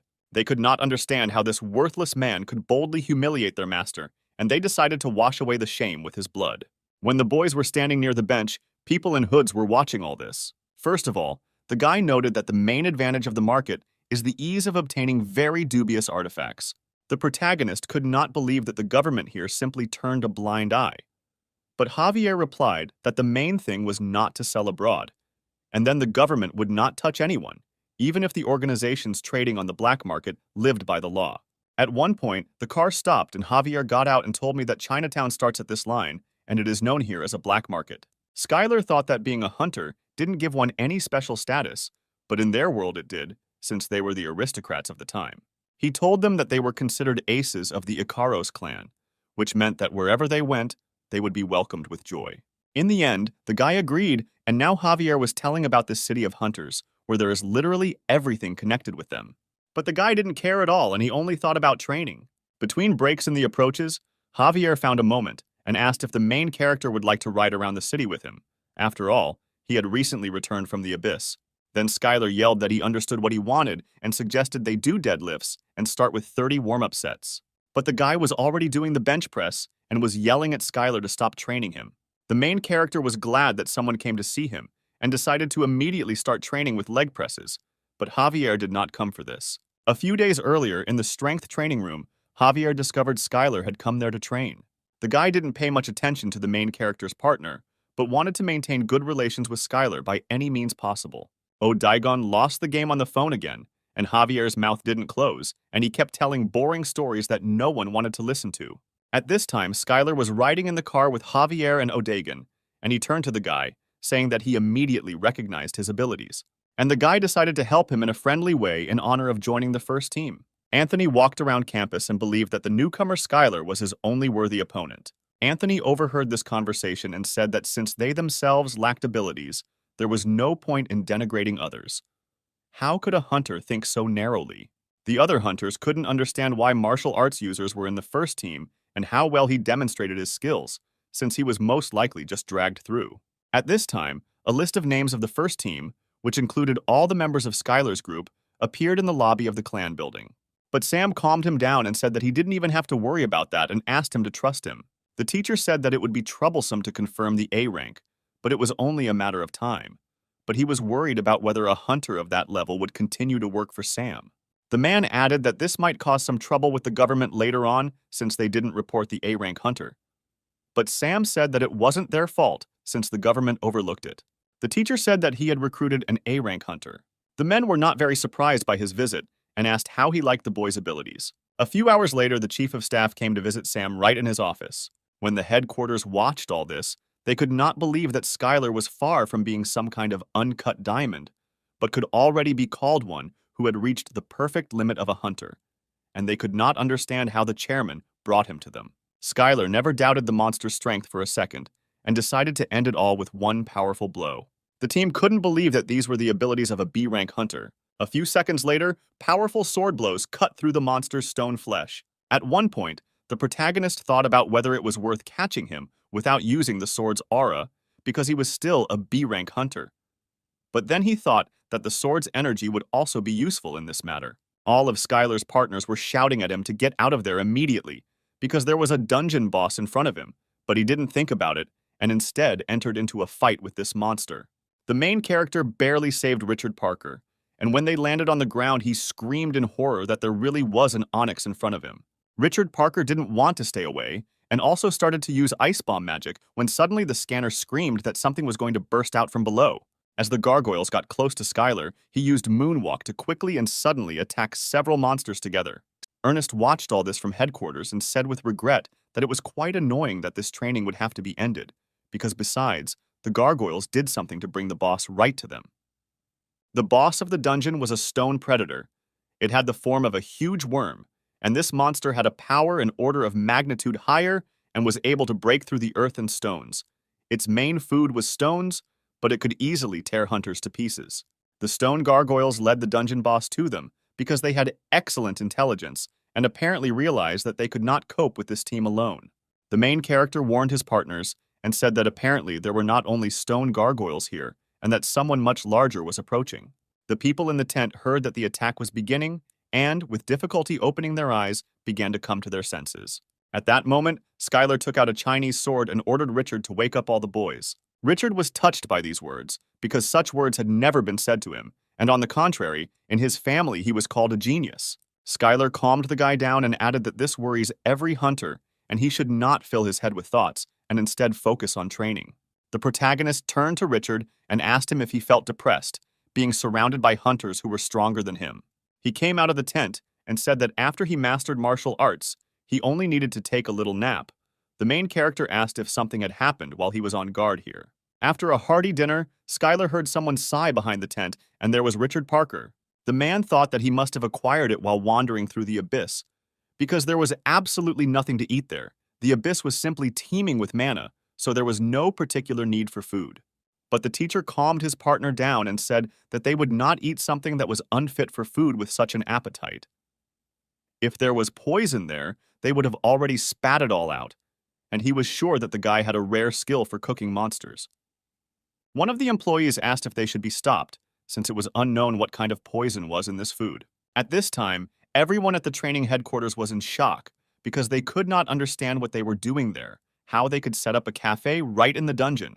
The main character replied that everyone should just come and take food because there is enough for absolutely everyone. After some time, everyone had already given up on saying that they didn't want to try the monster and immediately asked to try a bowl of delicious food. At one point, Skylar assumed that the other side of the world was a virtual reality, and maybe the used products could be restored back, and then decided to use more of everything and fry the rice together with the meat. Due to the dish containing a high amount of mana, it was immediately replenished, and he couldn't believe that this was possible. When the main character gave him a bowl of food, he thanked him and said that it was really tasty and wished him a pleasant appetite. Anthony was too confident in himself, and therefore had every right to eat, and besides, he highly appreciated Skylar's cooking skills. No one could fully believe that the guy actually cooked meat from monsters and decided to prove to the guys that it could be eaten. A few seconds later, Skylar invited everyone to try his signature dish.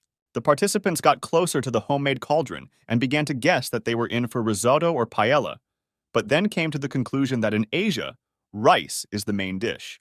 The whole team watched as Skylar began to prepare the food.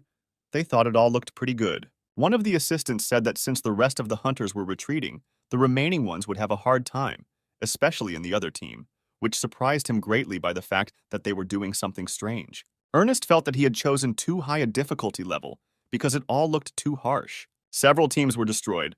A couple more participants were half destroyed, and they immediately began to retreat. At this time, in the instructor's operations room, the head coach was approached and warned that the other teams were also approaching the center, and the gargoyles were slowly starting to move, and the other teams would need to find a way to stop them. But the main character calmed everyone down and said that it was edible and proudly took out the branded dishes. As soon as the team heard that the guy was going to cook stone chameleons, they were horrified. They understood that he had been in the abyss for a long time, but eating them was somehow too much. Morris turned to the guy and said that this was unrealistic because there was not even food here. But Skylar was surprised by this because they got so much food today. Then the main character turned to everyone and said that since they couldn't eat it, he would cook something now. It tasted disgusting, but it was hard to make a trip without food, and besides, it contained beef. At the same time, the other hunters were amazed at what they would have to eat now because they believed that this was the most delicious dungeon food in the world, and this food was not suitable for such an ideal hunter as them. When Skylar took this bag of food in his hand, he felt ashamed. When the tent was set up, everyone went together to eat specially prepared food. The guy didn't think long and answered that his favorite activity was the bench press, but he especially loved raising dumbbells through the sides. Javier asked the protagonist not to build iron walls and asked what he liked. Today's hike allowed everyone to feel who played the biggest role, and the main character was Skylar, who led the team on the front lines and is the martial arts user who returned from the abyss. No one could understand why Javier was so open with Skylar. Perhaps it was all after he saw his value during the hunt today. In this team, the guy was perceived as a money-obsessed psycho, a guy for whom only money and just trash exist. But despite all the guy's merits and opportunities, the girl left him on guard duty, and all three of those who were in the rear of the battle remained at the post. He demonstrated magic and tried to show how useful he was to the team, but Eliza upset him by saying that if a guy only used magic once, it didn't make him an important member of the team. At this time, Javier used a barrier that would detect the life energy of the approaching creature. The girl looked at the guy and showed him the drone and said that it could be set as an alarm. The probability that it would work on the gargoyles was small, but still it was better than nothing. When the guys put the tent together, Skylar was very surprised, because before they had assembled everything by hand, and he asked if it was really a car assembly tent. At that moment, Eliza thought that judging by the level of difficulty, they were simply sent to their deaths, and whether anyone would be able to survive at all. The main character asked not to be surprised, because if you don't lose your calm, then you can easily deal with the monster, because their strength does not exceed rank B. Skylar said that it all sounded good, even though they were exposed on all sides. But if things didn't work out, they would have an escape route, and besides, they wouldn't have to worry too much about the gargoyles, since he would be able to sense them if they got close. The commentators couldn't believe their eyes, because they had just seen the steps, one of the movement skills in martial arts. They couldn't believe the speed that the guy had developed. But his opponent was not satisfied with this, and then Skylar decided to catch up with him and convince him again. The guy wasn't satisfied with this game of catch-up, and he suggested ending it all before he was completely disgraced. When the elf heard the bell, he immediately rushed away from Skylar, using acceleration, and then the bell rang that the second round was about to begin. The man thought that this was a better way than to lose the fight, because without victory, he was nothing. But the elf shouted at him to shut up immediately, because the constellation had chosen him as an avatar. The man recommended forgetting about the magic of the fourth and fifth circles and buying time with the help of the first and second, but against this guy, everything seemed unrealistic. His trainer tried to defuse the situation and asked him to listen to him carefully. From now on, he had to forget about the bow and keep his distance and focus on restoring his mana reserve, which was already less than 10%. The elf was furious because he thought this guy was just a monster, and he used a trick in order to check him. But luckily for him, the first round was over, and the B-rank competition begins, which is where the rounds come in. The elf couldn't believe that he had succeeded because he had already used up all his mana. The guy deflected the entire volley of arrows, and thanks to his high self-control, remained safe and sound in the same place. But these arrows were too slow for the main character, and they lacked a little agility. But unexpectedly for the guy, he fell into a trap with thousands of arrows that were about to fall on him from above. The main character turned to him and asked what else he could do, because he was ready to repel all his attacks. After the elf saw how the guy easily blocked the shot, it made him very angry, and he immediately started to make the next shot. But the main character was already prepared for this and quickly figured out his location and immediately rushed straight to him. The protagonist thought that his ability had excellent penetrating power and also had a homing function. All of this seemed like the constellation bow was too fraudulent, and immediately used the divine space art skill, which allowed him to reflect all the arrows. Skylar just stood there and waited for the enemy to take action, and then powerful magic arrows flew towards him. He was very surprised by this and did not understand where the guy got such speed from, because a little more and he would have already grabbed him if he had not immediately taken off. A few seconds later, when the fight began, Skylar almost caught up with his opponent, but he used flight magic and ended up in another place. The elf was determined and was sure that he would definitely emerge victorious, and that this village from the abyss had no place here. When the guy went inside, he was very surprised, because he saw ruins that actually implemented virtual reality inside. The hosts greeted the guy, because for the first time in a long time, a martial arts user was entering the arena, and everyone was waiting for it with impatience. After spending so much time in the abyss, it's not surprising that all sorts of complications will arise, and there may also be some strangeness with the rank measurement. And in the end, if the guy wins, it will be proof that he was right all this time. The commentators began introducing the fighters and speculated a little about whether Skylar really had rigged his own rank, since after all, this guy had returned from the abyss after 30 years.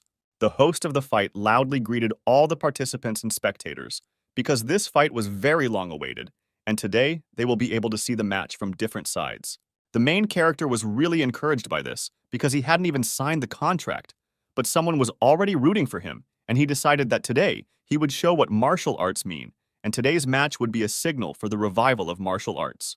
It was one of the members of the Master Clan who wished him luck and shouted at him to show the true power of martial arts. But out of the whole crowd of rude and angry fans, there was someone who loudly shouted for Skylar to go forward and that he would succeed. The people in the stands were booing Skylar and yelling at the cheater to get lost because he belonged in the Sea League and how dare he use tricks. When the main character walked out to the center of the stadium, he thought that in the past, hunters died in battle with monsters. But now they have become celebrities. She asked the guy not to be nervous and assured him that everything would be fine, but the main character's gaze showed absolute calm and confidence in the fight.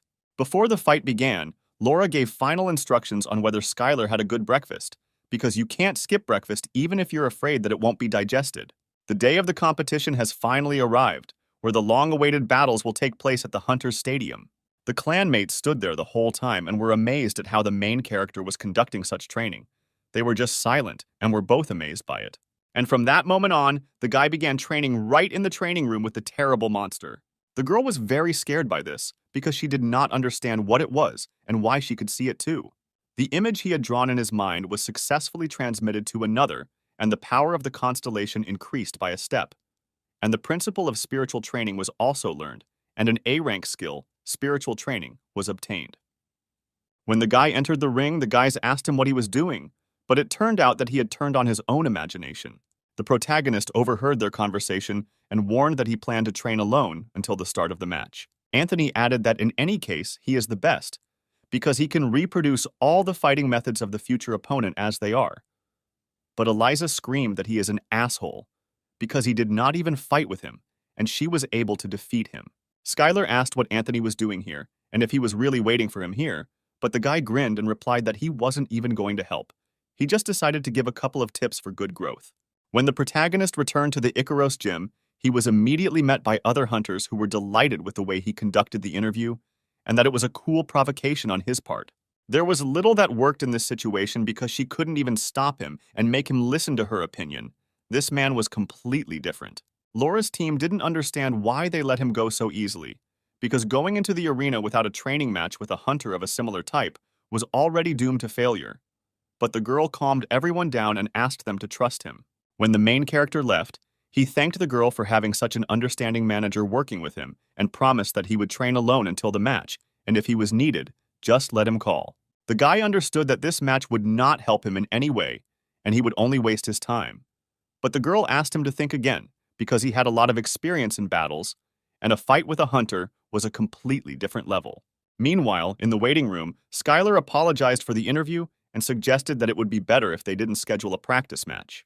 They hastily began to look for someone who could help them in this situation, who could put up an equal fight and be at least similar to a level 21 fighter, who would be faster and more agile. After Laura heard Skylar's interview, she decided that the other side would also try to trample him, and he had to win at any cost by any means necessary.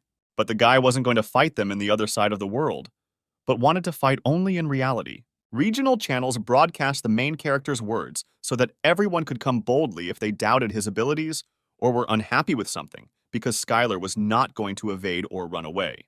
Suddenly, Skylar stood up and shouted that he gave him a chance to fight. But this idiot chickened out and ran away, and he doesn't even have experience in clearing a dungeon. If he were in such a situation, he wouldn't show his nose. But the elf couldn't hit Skylar because it was against the rules, which greatly disappointed the protagonist, because he continued to be angry, but still followed the rules. The main character immediately suggested fighting here and now, and not in augmented reality. Then the guy told him that if he was so unhappy, he could have found him a long time ago and beat him up, instead of pouring out his anger after he waited for the match schedule to be set. The guy challenged him to a fight because he left evidence of rigging, and is going to punish him personally, and this match will not be a test for Skylar, but a sentence. At this time, the elf took the microphone and said that he was a shameless asshole and looked down on the league because he had rigged his own rank. The main character thought that it was not his fault, but only that he was measured incorrectly and that this should be asked not from him, but from the one who did it. One of the journalists asked a question about him deliberately lowering his rank and measuring it again after winning the qualifiers for the C-Rank League. Questions from journalists kept coming in, but the guy answered them briefly and concisely. The protagonist received various questions, some of which sounded like he was thinking about whether a martial arts user could last in the B-Rank League, or whether he thought he could beat the 21st ranked hunter.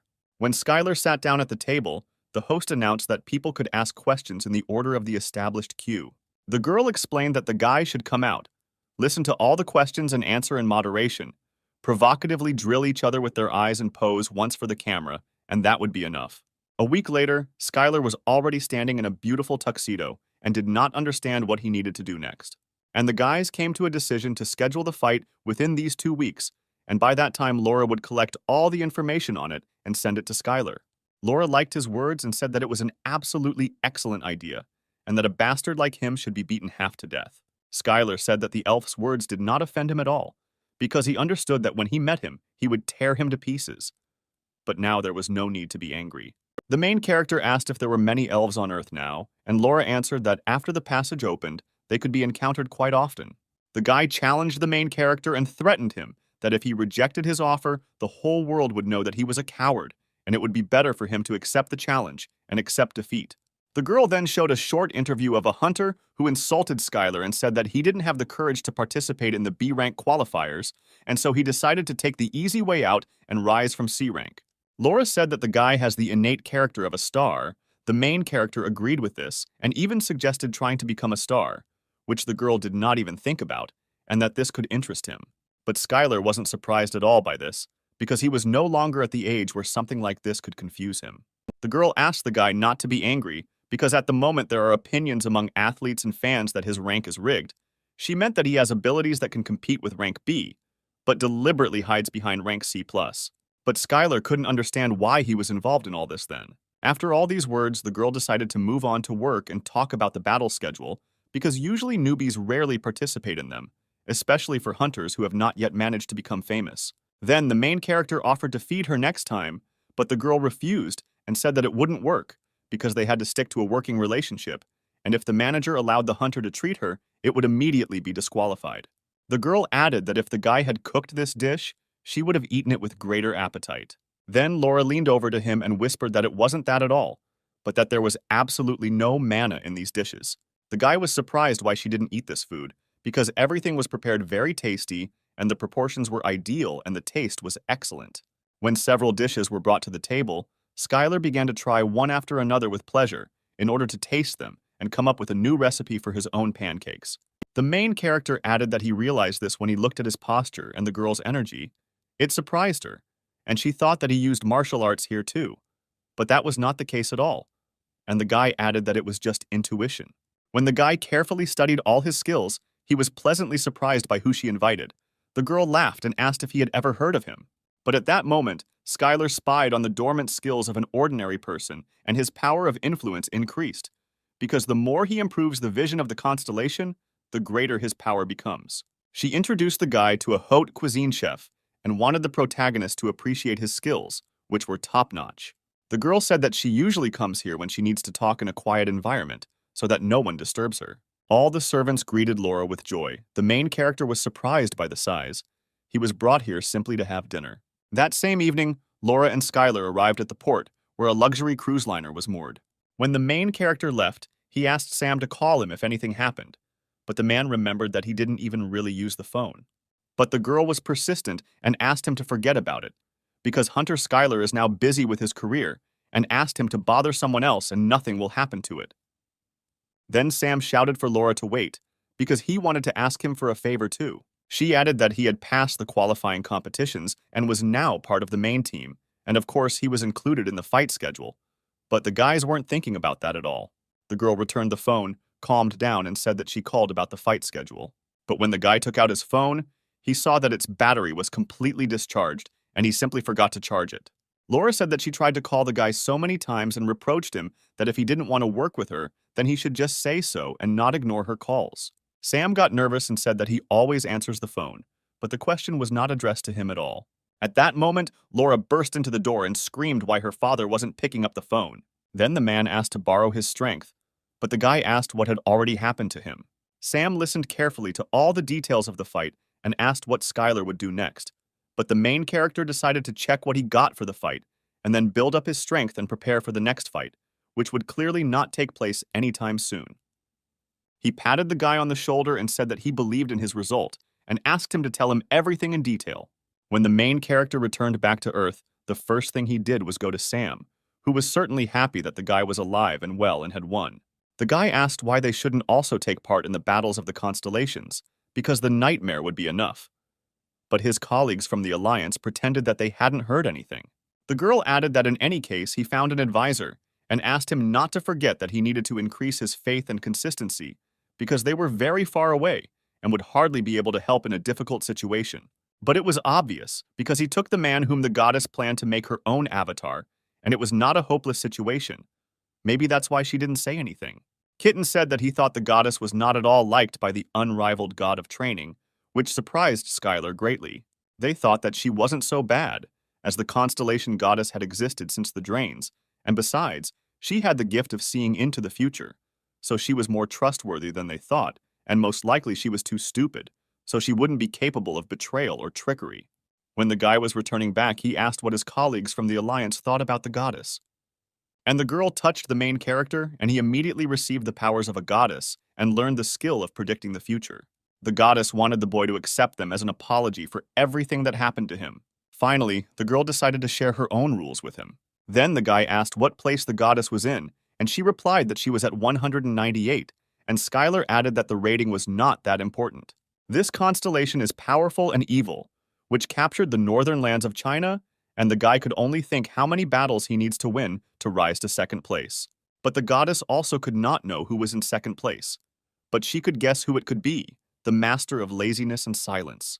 The guy asked if the constellation that took first place would become the owner. But the girl replied that the first place was still empty. This was not the only condition, but the other constellations were also not very informed, and one could only assume that for this one would need to have incredible power of influence.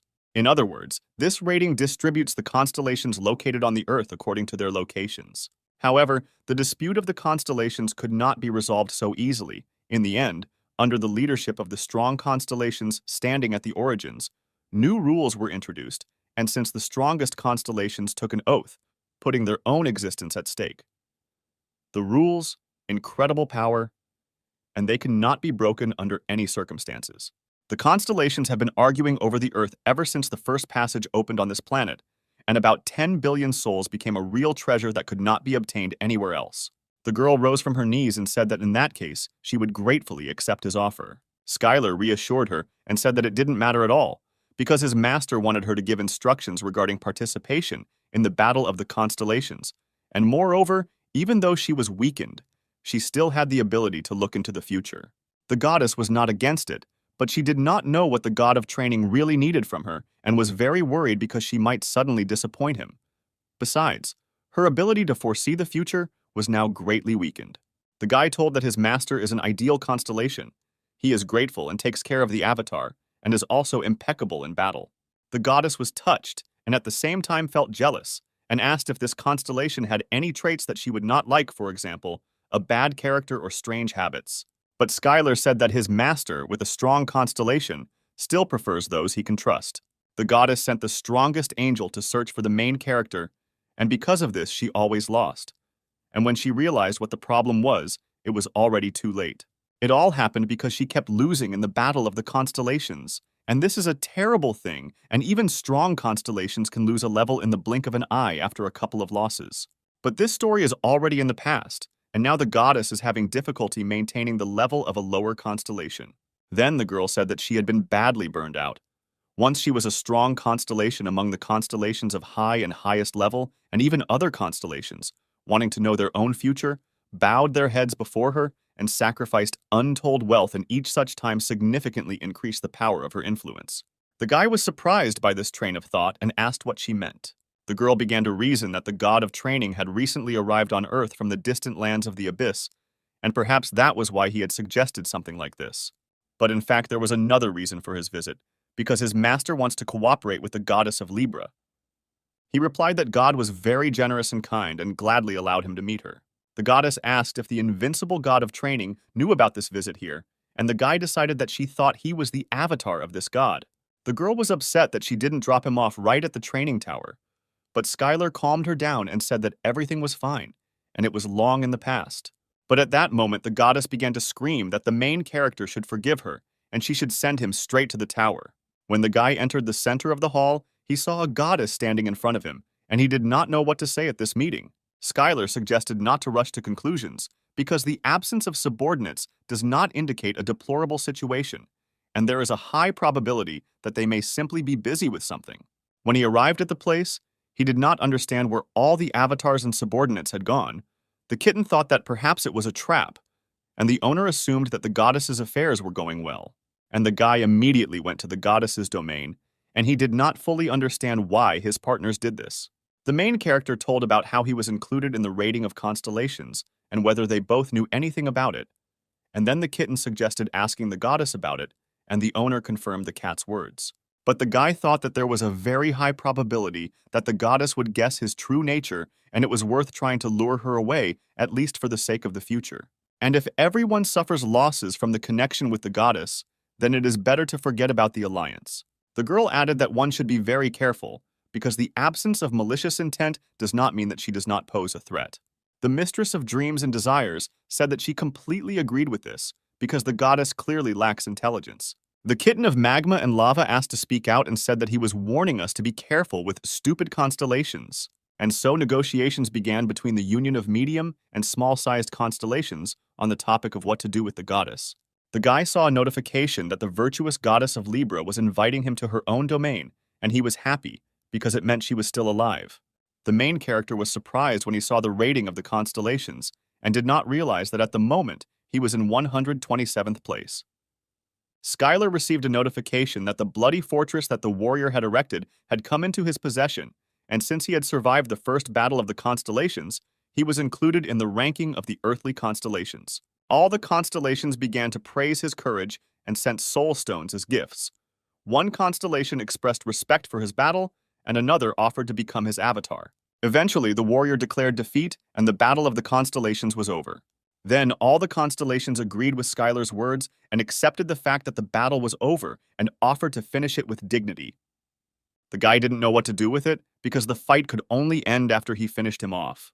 The berserker turned to the guy and said that if he was going to kill him, then let him finish him off, because he was a great soldier and would never admit defeat. Skylar thought that this was a very dubious skill, because when the blood boiled, the mineralization process started, and he lost his mind. But his combat skill increased rapidly. But it only seemed that way to Akarat, because the main character suddenly absorbed all of the warrior's mana and received the blood mineralization skill. But at one point, something went wrong and Skylar could not let go of his hands from the berserker's body. Then Skylar decided to use the great law of absorption with this skill. He began to absorb Akarat's mana, and at that moment, all the constellations began to say that this plan was too reckless, and the warrior laughed and added that he would die from an overdose of power. Their blows were equal, and no one could hit the opponent properly. Berserker used a 6-tier magic skill and collided with the protagonist's milky finger. At one point, the guy realized that the more he hurts him, the stronger he becomes, and if you compare him to a hunter, he has a rank S, although given the complexity of the situation, it is possible even higher.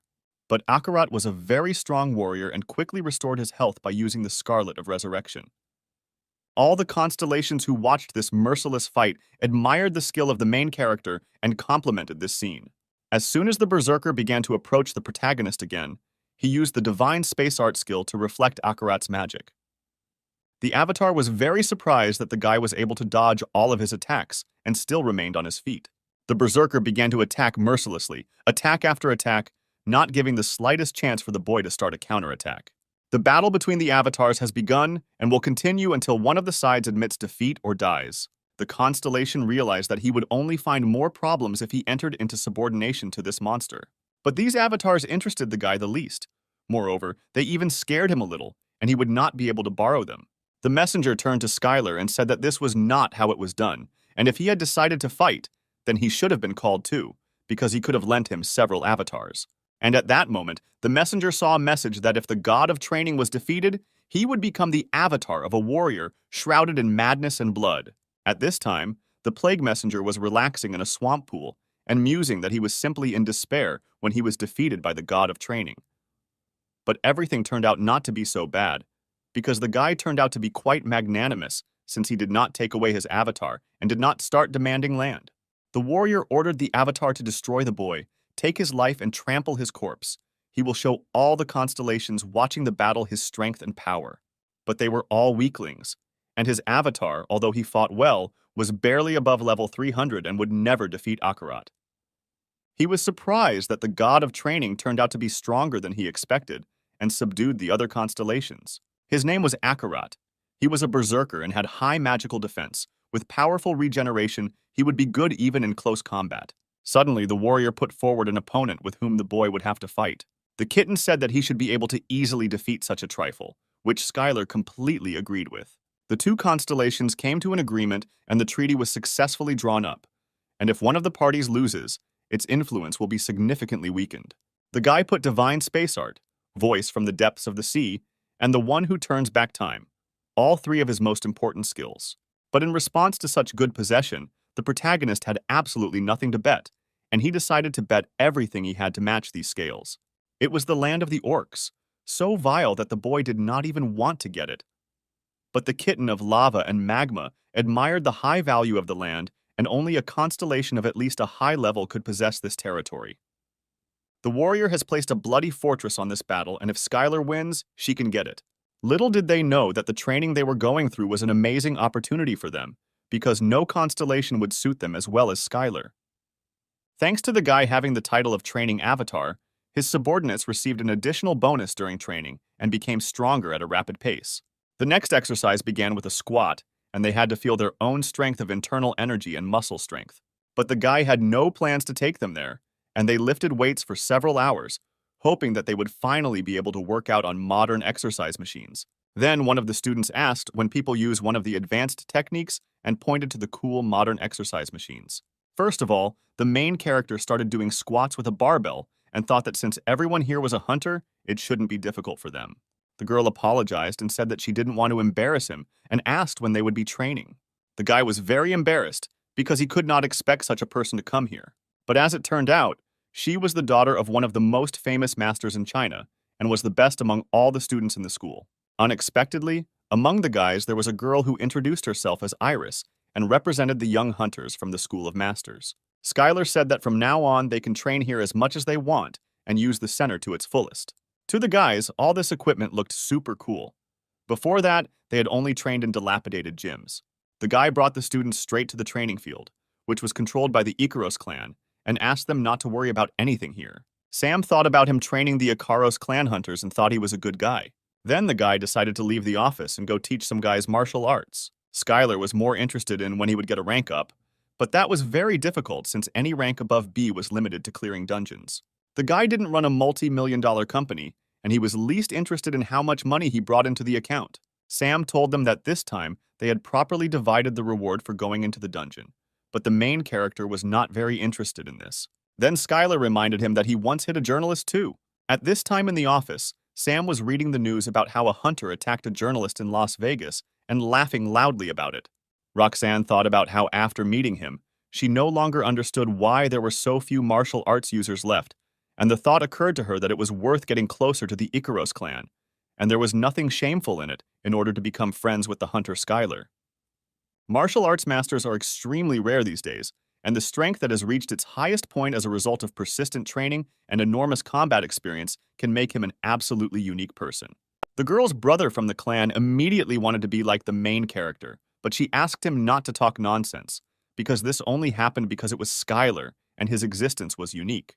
He couldn't appear to be a good person in the eyes of people, otherwise he would be criticized immediately if he didn't help even once. Skylar didn't like that he was considered a hero, and he denied it, and immediately shut the journalist's mouth and hit him lightly, because the guy didn't want them to try to make a hero out of him, because he couldn't stand that more than anything. The protagonist replied that he was not trying to save people, but got rid of the monsters before they started killing, and so it might seem to everyone that he saved the city. Journalists asked Skylar to give some comments, because people believed that he was the one who made an invaluable contribution to closing the dungeon. People started saying that an Asian hunter with a sword saved the entire nation and that he was a real hero. The man was surprised, because he definitely heard the sound of an explosion, but as it turned out, no one died, and it was all a hunter with chestnut-colored hair. The guy started to wonder how many people died, and if there were any survivors. Some people said that they thought it was the end for them, because the sky suddenly changed color and monsters started pouring out from everywhere. The news reporters reported that the barrier was destroyed in a very short period of time, and people finally started to come out, and now they will continue to explore the situation. The lizard mage was defeated, and the corrosion forest artifact was successfully destroyed and immediately disappeared. And Roxanne incinerated the monster with powerful magic, which left him no chance. At this time, the clan's hunters simultaneously began to attack the huge monster. The main character immediately approached the lizard and cut off its head with a powerful blow of his sword. On the roof of one of the buildings, he noticed the dungeon boss, a small lizard with a staff in his hand. Then Skylar remembered that it was him he saw in that prediction, and that such a monster was under someone's control. The owner must be somewhere nearby. The people stood in a stupor and did not understand who was in front of them, because the scale of this monster was comparable to the dungeon boss. On the streets of the city stood a huge monster that was capable of trampling any person located underneath it. But unfortunately, all the hunters missed, and then the guy decided to engage in close combat and hit one of the monsters. There were monsters ahead on the left and at the crossroads, and the guy ordered everyone to prepare for battle. Roxanne thought that this idiot of the clan was completely reckless and could not understand where they even found such a monster. The guy came to the conclusion that judging by the movement of the monsters, someone was controlling them all, and in that case, someone must be behind this. The girl thanked him for his help, and, as a token of her gratitude, allowed him to officially thank her. But Skylar decided to leave all this for later, because there were still many monsters here that needed to be killed. Roxanne thought that with his abilities, he could be one of the strongest hunters in Icaros, and with a guy like that, she could turn a blind eye to what happened. The main character approached the girl and asked her not to worry, because he would take care of the problems on the other side. People immediately rushed to their new idol and shouted that he was now their new hero and thanked him for saving them from such stupidity. They were delighted that the guy protected them and saved them from death, and next time they will definitely obey and leave immediately. And at that moment, the main character bravely and ruthlessly defended ordinary people from monsters. She turned to her brother and shouted that he was now the hunter from Icaros. If something happened to him, they would have a lot of problems. But when they looked around, Skylar was not near them. Exactly 6 monsters were approaching from behind, and the girl decided that it was time for them to leave, and that was enough talking. Her blow was truly on point, because no one expected anything less from the clan leaders. The girl temporarily increased her own magical power, and thanks to the fiery whip, struck several more monsters. But there were 4 more ahead, and Roxanne decided to deal with them as quickly as possible and use the magic power boost. The first to appear were the C-class monsters, who immediately felt the magic of the Chaos Spear and Ice Arrows, and killed him in that very second. And the battle between the clan and the monsters began, and Roxanne screamed loudly for everyone to run and attack. The guy turned to the main character and said that it was quite annoying, because he wanted to see his martial arts. At that moment, Skylar came up and asked if his help was needed, since it seemed that their headquarters had been noticeably reduced due to the barrier. But the girl replied that without an agreement between the clans, everything could end in a lawsuit, and recommended that he go somewhere safe. The head of the clan decided that they could not do anything with the people, and that everyone who did not have time to evacuate would die. And at that moment, the whole city was surrounded by rigid bars, through which it was impossible to break through. Not a single car could enter these lines, and all this was because of the monster. The lizard mage used an artifact from the eroded thicket, and until the lizard mage is caught, no one will be able to get out of this thicket. Much to the clan's surprise, there were far more monsters than they thought, and they were unable to find the main boss. Monsters suddenly began to run out of the building, and 5 red poisonous raptors were discovered rising to the surface. Roxanne immediately shouted for them to turn the screen and launch drones to check for monsters so as not to miss anyone, and also activate the thermal imaging system. Suddenly, there was a loud sound from underground, and the walls began to shake. There was a frantic vibration all around, and all this was coming from the dungeon. It was all because people had become too accustomed to the dungeons during this time, because in the old days, everyone was on their toes trying to get away as quickly as possible. The guy was surprised that there were too many people here who just stayed to gawk, but this was a common occurrence, since many people in this city were into hunting monsters. Then Roxanne intervened, declaring through a megaphone that if they did not want to evacuate, they would kill them before the monsters did. People rushed away from this weirdo in horror and fulfilled his request at that very second. Then Skylar couldn't stand it any longer and approached the couple again and ordered them to get out of here quickly. The lava and magma kitten, when he saw this, irritably advised him to abandon all these idiots, but the guy couldn't let them die so easily. When the main character asked why they weren't evacuating, he was immediately told that he was apparently some kind of coward, because there was no difference in all this, because they would all be broken anyway before it became dangerous. People, on the contrary, were looking for where they would have the best view of the combat spectacle. Skylar noticed a strange thing, that all the people did not run anywhere, but on the contrary, continued to flock to one point. At this time, an emergency situation began on the streets of Las Vegas, and an evacuation order was issued. It was necessary to close all hotels and casinos and clear an area 10 kilometers long. The hunters encountered something like this for the first time, and only one warrior could enter there. As soon as they got a little closer to the dungeon, they saw a message that it was called the Thicket of Endless Predators, and they had 6 hours and 11 minutes left to clear it, and the entry limit was 1 person. The hunters were happy that the guy from Icarus told the truth, and they were incredibly lucky that they quickly found the dungeon. As soon as they noticed it, they realized that with that amount of mana, it was definitely not rank B. The portal opened in an abandoned building, right on the outskirts of the city. Suddenly, someone radioed that a dungeon had been discovered and that all clan members needed to gather. Then the guy replied that his sister Roxana was the best in this business, and immediately let it slip about their relationship and asked not to tell anyone, and if this information leaked out, it would be the end for him. When the guys were walking along the streets of Las Vegas, Skylar asked if the dungeon was B rank. Then the boss was B rank, which meant the clan leader should intervene, and how things were going with her abilities. She will be ready to follow even to hell to punish this person if someone deceives her. The girl stamped her foot and added that she would believe him, but threatened that she never forgave those who lied to her. The guy was ready to intervene if they couldn't shut him down, and not just watch from the sidelines. She meant that most of the first-generation hunters were considered heroes, and they were always on the side of the people. The girl said that the guy returned from the abyss and stayed there for 30 years, and now he can be considered a first-generation hunter. The guy asked in return to simply allow him to watch all this from the outside so that he could react in time if an explosion occurred. Just one mistake could lead to the death of many people. The Ikaros clan had no intention of destroying the dungeon and ignoring the clan located in this city. Roxanne asked if the guy had found out about the appearance of a dungeon that they didn't know about, and the guy added that he used the latest magic from Dragon Industry. If the dungeon was not cleared within the allotted time, hordes of monsters would pour out from it, and the released monsters were nothing more than a natural disaster for human society. A B rank or higher dungeon explosion will soon occur in their vicinity. The girl was very angry at these words and she asked to repeat these words because couldn't they clear the dungeon? The girl asked the guy to skip the formalities and get straight to the point, and then Skylar told them that their clan would lose to the monsters and he was here to offer help. And indeed it was the head of the Cactus clan, Roxana, level 288, who asked what the man from Ikaros was doing here. He was surprised because he could not understand that the head of the Cactus clan was really a girl with such a character. The guy thought that perhaps it was worth measuring her level. When they went inside, the guy saw how the hunter was being loudly and severely scolded. They said over the phone that the head of the clan could receive the guy, and he would now be kindly escorted to him. Skylar asked again if the clan leader was in the building, and the man replied that he was inside, and that all sorts of scum often visited him. The guy said that this fight was just killer, and he really regretted not attending this match, and immediately added that the security had nothing to worry about, because even if he wanted to do something, they still couldn't stop this guy. The man from the clan could not believe that in front of him was the same fighter who had wiped the elf's nose in the duel. Skylar then said that he was a B-rank hunter and a member of the Ikaros clan. The men didn't like the guy's insolence and asked him to introduce himself first.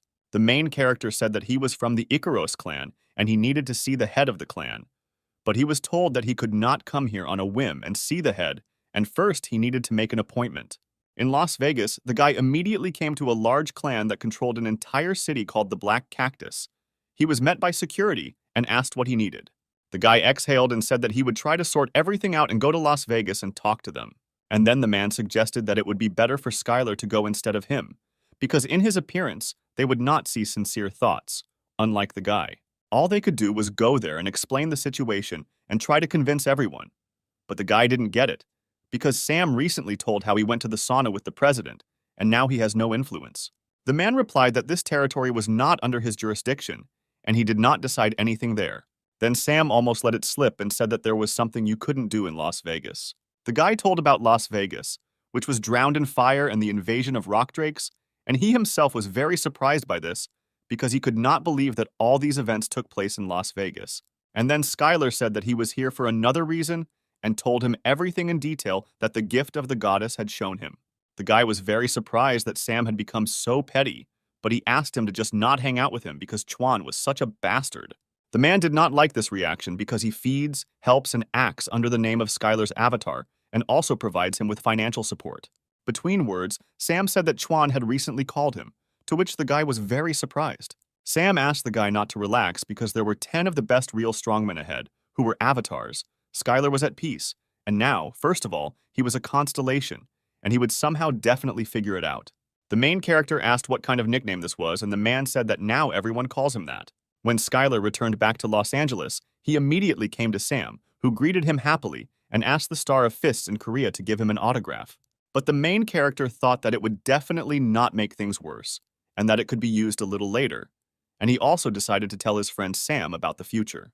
But the kitten said that there was a huge problem, that among the subordinates of the god of training, there were no people capable of mastering the shining bow of the elf. The guy didn't think long and decided that he needed to install all of this right now and placed everything on his own land. The main character thought, because it was most likely the building of that elf from the duel, and his shining bow was the magic that the elf gave to his own avatar. And in front of Skylar there was a luxurious temple of the shining elf, and if installed, the guy had the opportunity to learn the skill of the shining elf bow. The guy thought that everything wasn't so bad and decided to open another box with a building.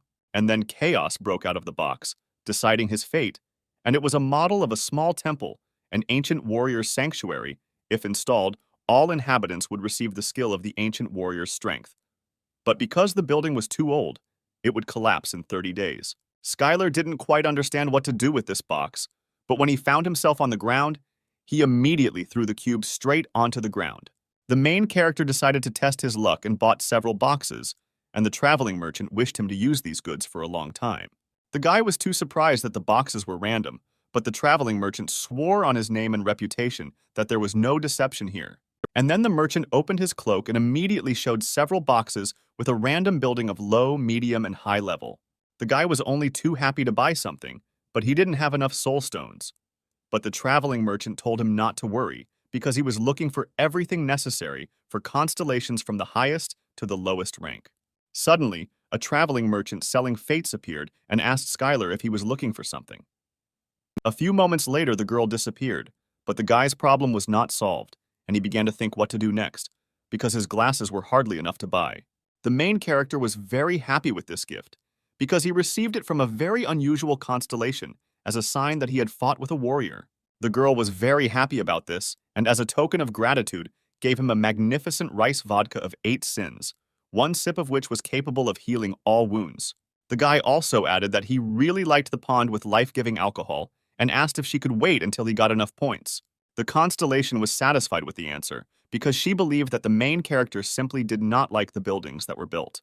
The guy apologized to the constellation and said that unfortunately he wouldn't be able to buy any of this because he simply didn't have enough soul stones. When the scanner began to examine all the buildings, it saw that it was catastrophically short of funds. It seemed to it that it had earned a lot of soul stones, but this was not so. Immediately in front of him, there was a girl who was a little drunk. She was ready to show a special building with pleasure and invited the guy to take a good look around. A young guy saw one constellation saying that he was selling a beautiful building, and he immediately wanted to look at it. When the guy joined the star game, he began to carefully study the constellations that sold the buildings. Odaigun also warned the boy that the construction would take a long time, and if he wanted to get the building quickly, he could visit the constellation shop where various deals would be available. When Skylar took a closer look at the place, he realized that he wanted to build a training base for the orcs here. And from that moment on, the orc territory forgot about a quiet life under the rule of the constellation of the god of training. But one of the orcs was no longer up to training, but Skylar continued to insist that he learn and complicate the fighting technique. And one by one, the orcs were trained in the technique of the green dragon axe, and at this time, the power of the protagonist's essence only increased. And then the guy realized that there was nothing he could do, and since they didn't understand with words, he would have to master everything with his body. Then the orcs asked a few questions about where they should jump forward or backward, and how to swing the axe from the right or left. But since everyone had little understanding of the true art of wielding an axe, the protagonist took the axe in his hands and showed how to use martial arts skills and showed the technique of the green dragon axe. Skylar suggested that if learning magic wasn't producing any results, then why don't they just learn martial arts since they all had axes? But at that moment, Odaigun was tearing and throwing all the orcs because they were still fools who could not learn an easy spell, and it seemed that he was not very good at dealing with them. These possessions were obtained after the Battle of the Constellations, and he will enter the territory of the orcs for the first time. But since the guy was too busy, all the affairs were entrusted to Odaigun. The next day, Skylar decided to visit the bloody fortress that he had received in a duel with a warrior shrouded in madness and blood, and this place turned out to be too disgusting for him. The students were very happy with this answer because they loved martial arts. The guy replied that he, as the avatar of the invincible god of training, would teach them martial arts and those who would become followers of the god of training. For the protagonist, this was a chance to solve their problem and at the same time increase his faith and his own authority, and he immediately agreed. At that moment, they realized that they wanted to learn martial arts, but the elders' teachings were too outdated and they begged Skylar to teach them. But as soon as they made just one mistake in a word, the master immediately scolded them and said that they were shameless people who did not even know the basics. The events took place in the main residence of the master's school. The students honed their fighting techniques and recorded every movement that the master showed. Skylar didn't understand because they had a teacher and why they needed him, and then they told the story. On the way, the main character was met by students of the School of Masters. They immediately fell to their knees and asked him to teach them martial arts. The guy asked the girl what chances she gave him of winning, and her answer beat him, because she gave 9 to 1 of losing. When the guy and Laura were walking to Sam, the girl was arguing that he couldn't deprive her of her managerial rights, even if she couldn't determine the client's ability. She should have trusted Skylar more. But the man didn't want to apologize for anything, and then Sam replied that from that moment on, he was on his blacklist. Sam was expecting an apology for what the man had said to him when he left for America, and then he might help him contact Skylar. But Chuan was not bothered by this answer and asked to pass the phone to Skylar. But Sam said that he was not around, and next time he should call him personally on the phone. On the phone, he immediately heard a question about why he hadn't warned that Skylar was back. But Sam replied that he didn't remember them being too close, especially after he had scolded him just before leaving. The man immediately understood who they were talking about, because he had had a fight with him when he moved to America and they had not contacted each other for a long time. Sam thought it was his ex-wife calling again, and he was ready to give her pocket money without asking questions. But he was interrupted and told that there was a man there who introduced himself as the Korean hunter, Chuan. Suddenly, one of the workers came to the door and warned that there was a call on his personal phone. At that moment, Sam was watching an interview with Skylar in his office and laughing loudly throughout the entire office, because he hadn't had such a good time in a long time. They all escaped because they failed to clear the dungeon in the limited time, and a disaster occurred. The main character saw Las Vegas, which was engulfed in flames and evil monsters. And suddenly, the guy's skill of predicting the future was activated, and he did not understand why this skill had started working now. As crowds of people chanted his name, his essence power increased greatly. All this was implied by gaining popularity, and his essence power definitely increased. Suddenly, all the people in the stand started chanting his name and rejoicing at his success. Skylar surprised the host, because for him it was a normal fight and his opponent turned out to be too weak. The host came up on stage and handed Skylar a microphone to ask him how he felt after a perfect match where he didn't take a single hit and finished the second round with a knockout. Commentators added that now the top 10 hunters should start worrying because they have a new rival who has outstanding martial arts.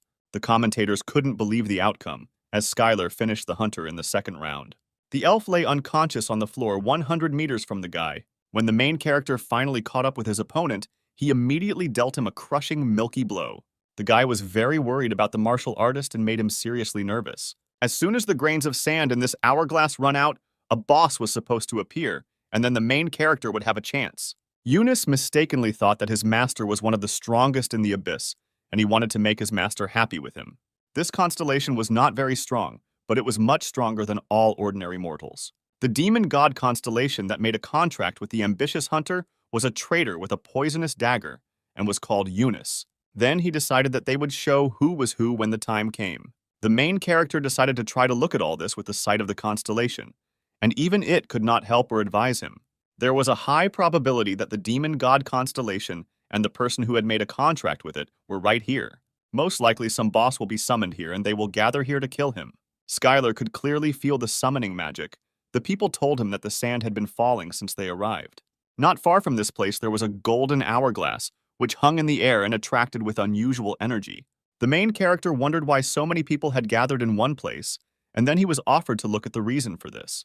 Then everyone remembered that this was the guy who had fought with the reporter. The others in the clan didn't understand where this madman came from and started beating another hunter in front of everyone.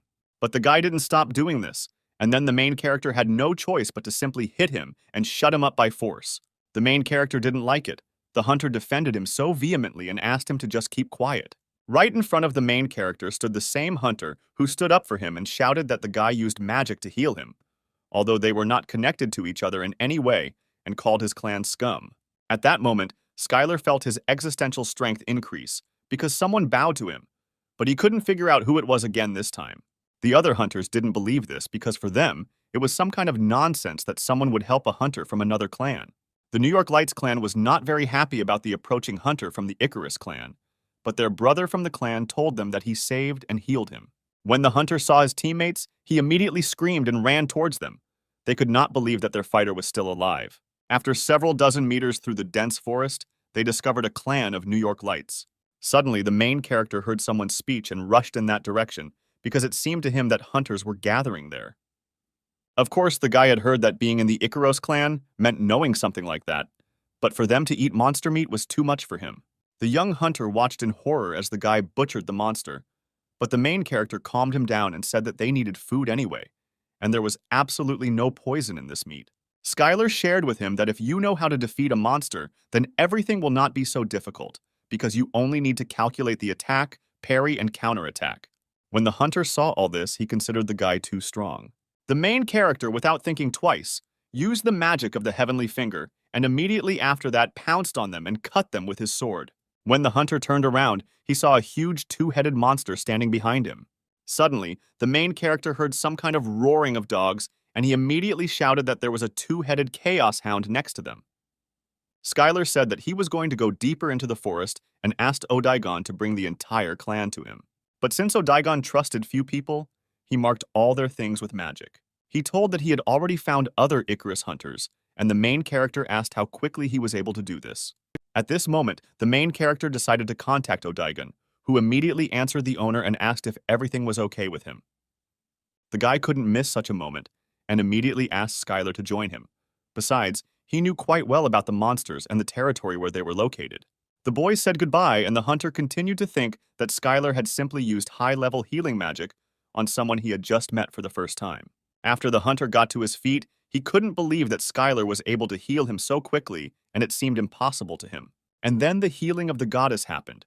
Skylar managed to heal the man, and his power instantly increased, as did the healing power of the goddess. After he successfully did this, he decided to use healing magic, but he needed to concentrate because he was not that good at it yet, and asked the guy to be quieter. First of all, the guy checked where the bone was broken and began to heal it. The young hunter couldn't believe that there were people so friendly as to do such a thing.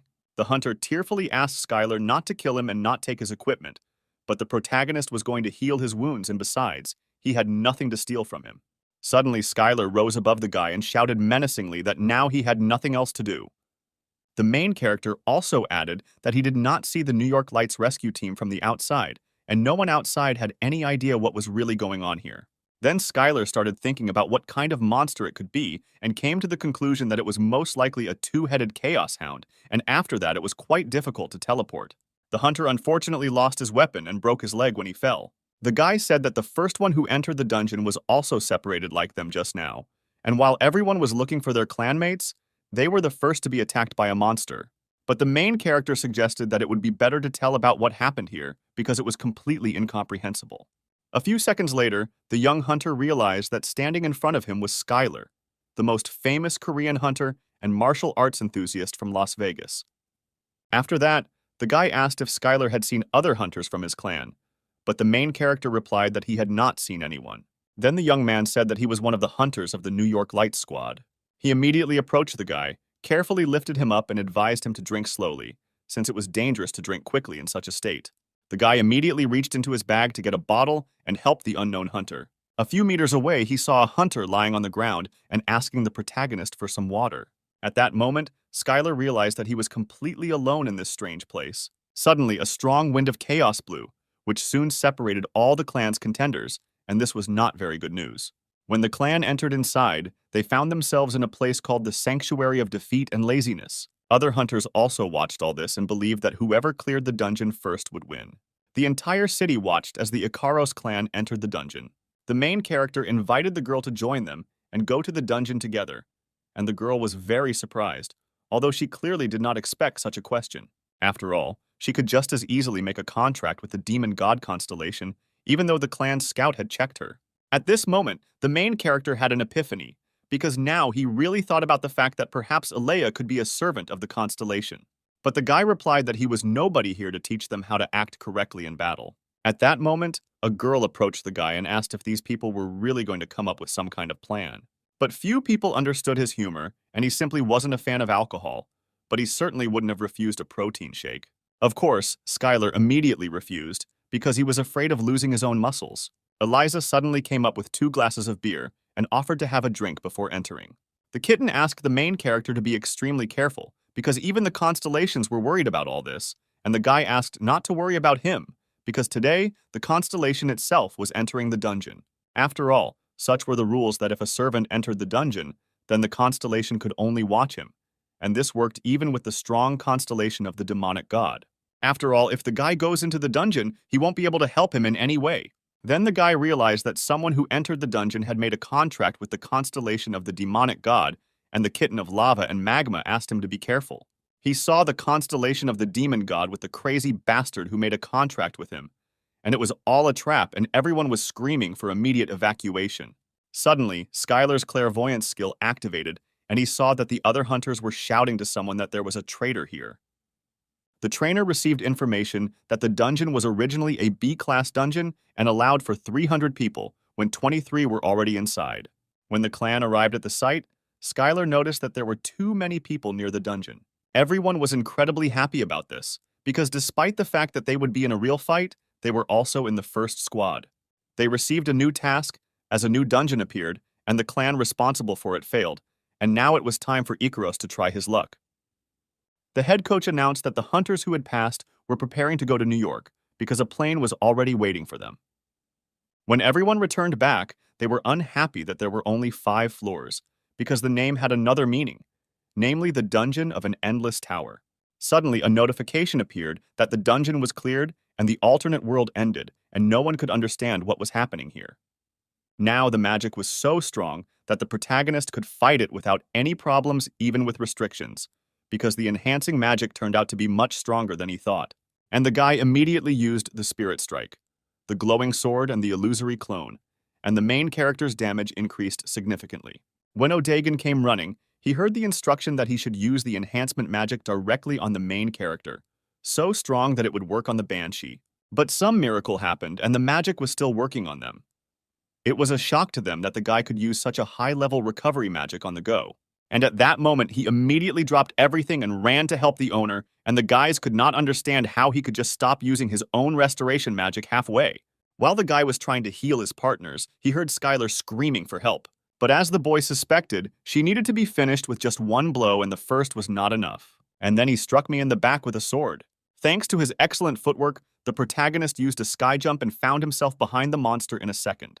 Skylar asked Odagon to use the cure, and in the meantime, he would buy them some time. This monster was known for the fact that its scream was capable of bursting all eardrums in a second, and no one could withstand it. The team was terrified, because the Banshee was a Class A monster, and for them it seemed like real madness. But only Skylar thought that today was a great training session, and today they were in for a great battle. A Banshee suddenly appeared, and since she was a spirit, most attacks did not work on her. On the 5th floor, another monster was waiting, and as soon as they stepped onto this floor, they immediately felt some strange sensation. The main character ordered not to stop and to go further to the 5th floor and continue in the same spirit, but his partners did not understand how they were so quick to protect him, because it seemed to them that the guy was some kind of monster. Skylar then shouted for everyone to quickly focus on the attack and immediately attack the wyvern in one moment. The guy used an ancient magic circle that was very different from what ordinary people use. The boys were very surprised why they did not receive any damage, but when they turned back, they saw how Odagon healed them with the help of magic. And at that moment, the monster made a lightning attack, and no one had time to react and put up a magical defense in time.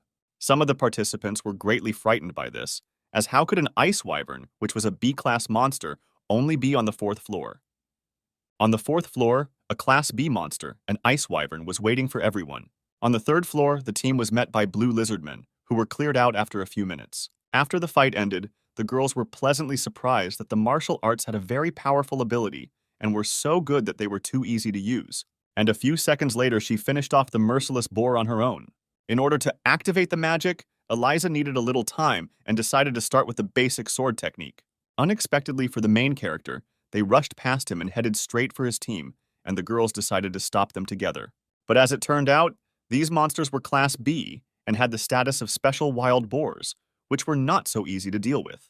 Using this time, Skylar immediately rushed between them and destroyed each of them. As soon as the boars saw the formidable demon in front of them, they immediately stopped and fell to the ground. Then Odagon decided to demonstrate what he could do and used a great illusion of deception, which instantly destroyed all the monsters' minds. On the 2nd floor of the tower, a herd of wild boar monsters awaited the team, and everyone did not understand what this type of monster was doing there. It all happened so quickly that some of the team members were even left without work and simply watched from the sidelines. When the main character looked at the schoolgirl, he saw that destruction was much easier for her than he thought, and she was no slouch at all. And everyone immediately began to attack the monsters in order to move to the next floor as quickly as possible. As soon as everyone entered the first level, monsters immediately appeared, and the guy suggested keeping them under his own control and distracting them. No one understood why he had to teach them martial arts as if he had no other business in the world. Each took a book and began to study it carefully, because the gift from the constellation turned out to be too priceless for them. Before the whole team decided to enter the dungeon, Skylar wanted to show them something and offered to take the books that he received from the owner of the training avatar as a gift. The goblin was very surprised that he would be a healer, because he knew a little about how this magic was used, but he mainly specialized in something other than it. Skylar introduced him to the team and said that he would be replacing another person in the squad and would act as a healer. All his teammates took him for a pretty boy, and no one saw what he had been doing during the previous training session. The guy saw the fight as Skylar fought with the big boss, and he is next to him, and Odaigon suspected that everything would be like this. Once Odaigon found out that they were going to go into the dungeon, he was very surprised by it. He was infinitely pleased, because finally the owner needed him. He thought that the guy must have had a big crisis. Skylar approached him and said that he needed help with something, and the goblin happily agreed. At this time, in the territory of the training avatar in the Fortress of Blood, Odaigon continued to train the orcs. As it turned out, there were more people than the main character had planned. Suddenly, Skylar's old partner overheard the conversation and said that if he didn't go with them, then who else would? The guy added that it would be inconvenient if they couldn't communicate with the others and suggested switching to Korean. But the girl didn't know it very well, but thanks to the translation device, it was possible to communicate. The main character said that they were currently forming a team and invited her to join them, to which the girl happily agreed. When Skylar decided to ask what constellation the girl served, she couldn't tell him because of the contract with him. The guys from the clan stood to the side and could not understand what language they were speaking, but nevertheless they looked very happy. The guy didn't tell her that thanks to the power of the constellations he understands her. Then he asked if she knows other languages, and the girl answered that she knows Russian. But because of the contract, she can't speak it, and also speaks a little Korean. But as it turned out, the girl did not speak English at all, and they began to communicate using a special skill. When the boys were talking, they attracted the girl's attention, and she quickly approached them. At this point, Anthony said that he saw no need to hide it, since he also graduated from an Ivy League school, although no one asked him about it. Then Lisa explained what she meant, because recently there are a lot of private schools that teach awakened ones. Among them, one of the most popular is Ivy. The girl noticed that the guy was carefully examining the stranger and added that judging by her clothes, she was made of ivy, which surprised the guy greatly. When he looked at her through the essence, he saw that she was currently a servant of the constellation, and he could not see her fully. Suddenly, in the crowd, Skylar noticed a girl who was wearing student clothes and looked like a schoolgirl or a student. But Eliza was happy to try her luck on the team, and as soon as Anthony saw this, he screamed loudly, but still joined them. Anthony was sure that no one would want to team up, and everything would be as he said. The protagonist suggested that in any case they should go in a group, and despite the fact that the difficulty would increase, he believed that by clearing the team, they would gain an advantage in battle. For a second, the guy began to admire this dungeon because it looked amazing, but the kitten of lava and magma asked him not to admire such things. No one even went there as a team.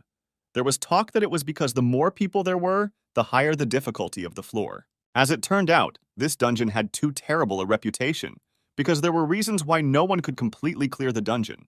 When the trainers left, the hunters immediately began to think about how they would defend the dungeon and perhaps form groups. And he immediately warned that this dungeon is much more difficult than its original. The head coach announced that the winner of this training session would be the one who would get ahead of his opponents and reach the highest floor. A couple of decades ago, a dungeon of such complexity appeared that it broke an infinite number of hunters. And if on the first floor there lived F-rank monsters, then as they ascended, their strength increased and it was an A-rank dungeon, which subsequently simply exploded because not a single hunter could clear it to the end. But for the main character, it was not so famous, because he heard about it for the first time. The hunters could not believe their own eyes because it seemed like sheer madness to them. Unexpectedly for everyone, the Dungeon of the Endless Tower was created. The next day, there was a big meeting in the main hall of Icarus, where the head coach gathered all the hunters in one place.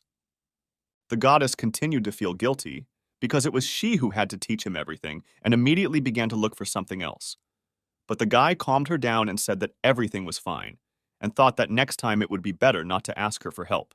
The girl apologized, because at the moment she did not have enough strength to give him a more powerful force. The main character was surprised, because it is not so easy to immediately master such a rank A power. And at that moment, the virtuous goddess of scales began to grant the protagonist the divine healing of the fifth circle.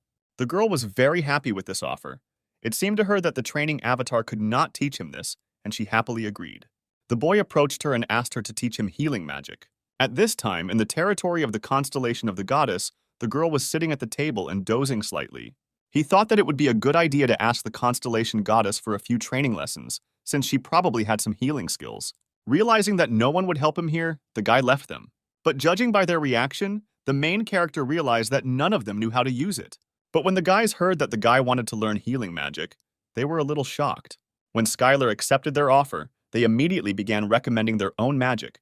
Eliza suggested learning defensive magic, and Anthony suggested ranged magic. The protagonist's entire alliance was not against him learning something new, and everyone agreed that it was a great idea. Eliza replied that she didn't mind, and in return would be happy to teach him some magic techniques. The guys sensed a catch, but the guy said that he was not going to force anyone to do anything in return, and if they didn't want to, then let him say so.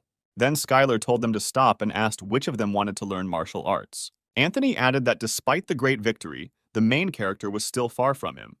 But Eliza disagreed and said that he could never have done better. Meanwhile, in the Ikaros Clan's lounge, the guys were sitting and discussing Skylar's excellent work in Las Vegas. The students had no choice but to simply defeat him, and they immediately pounced on him as a team.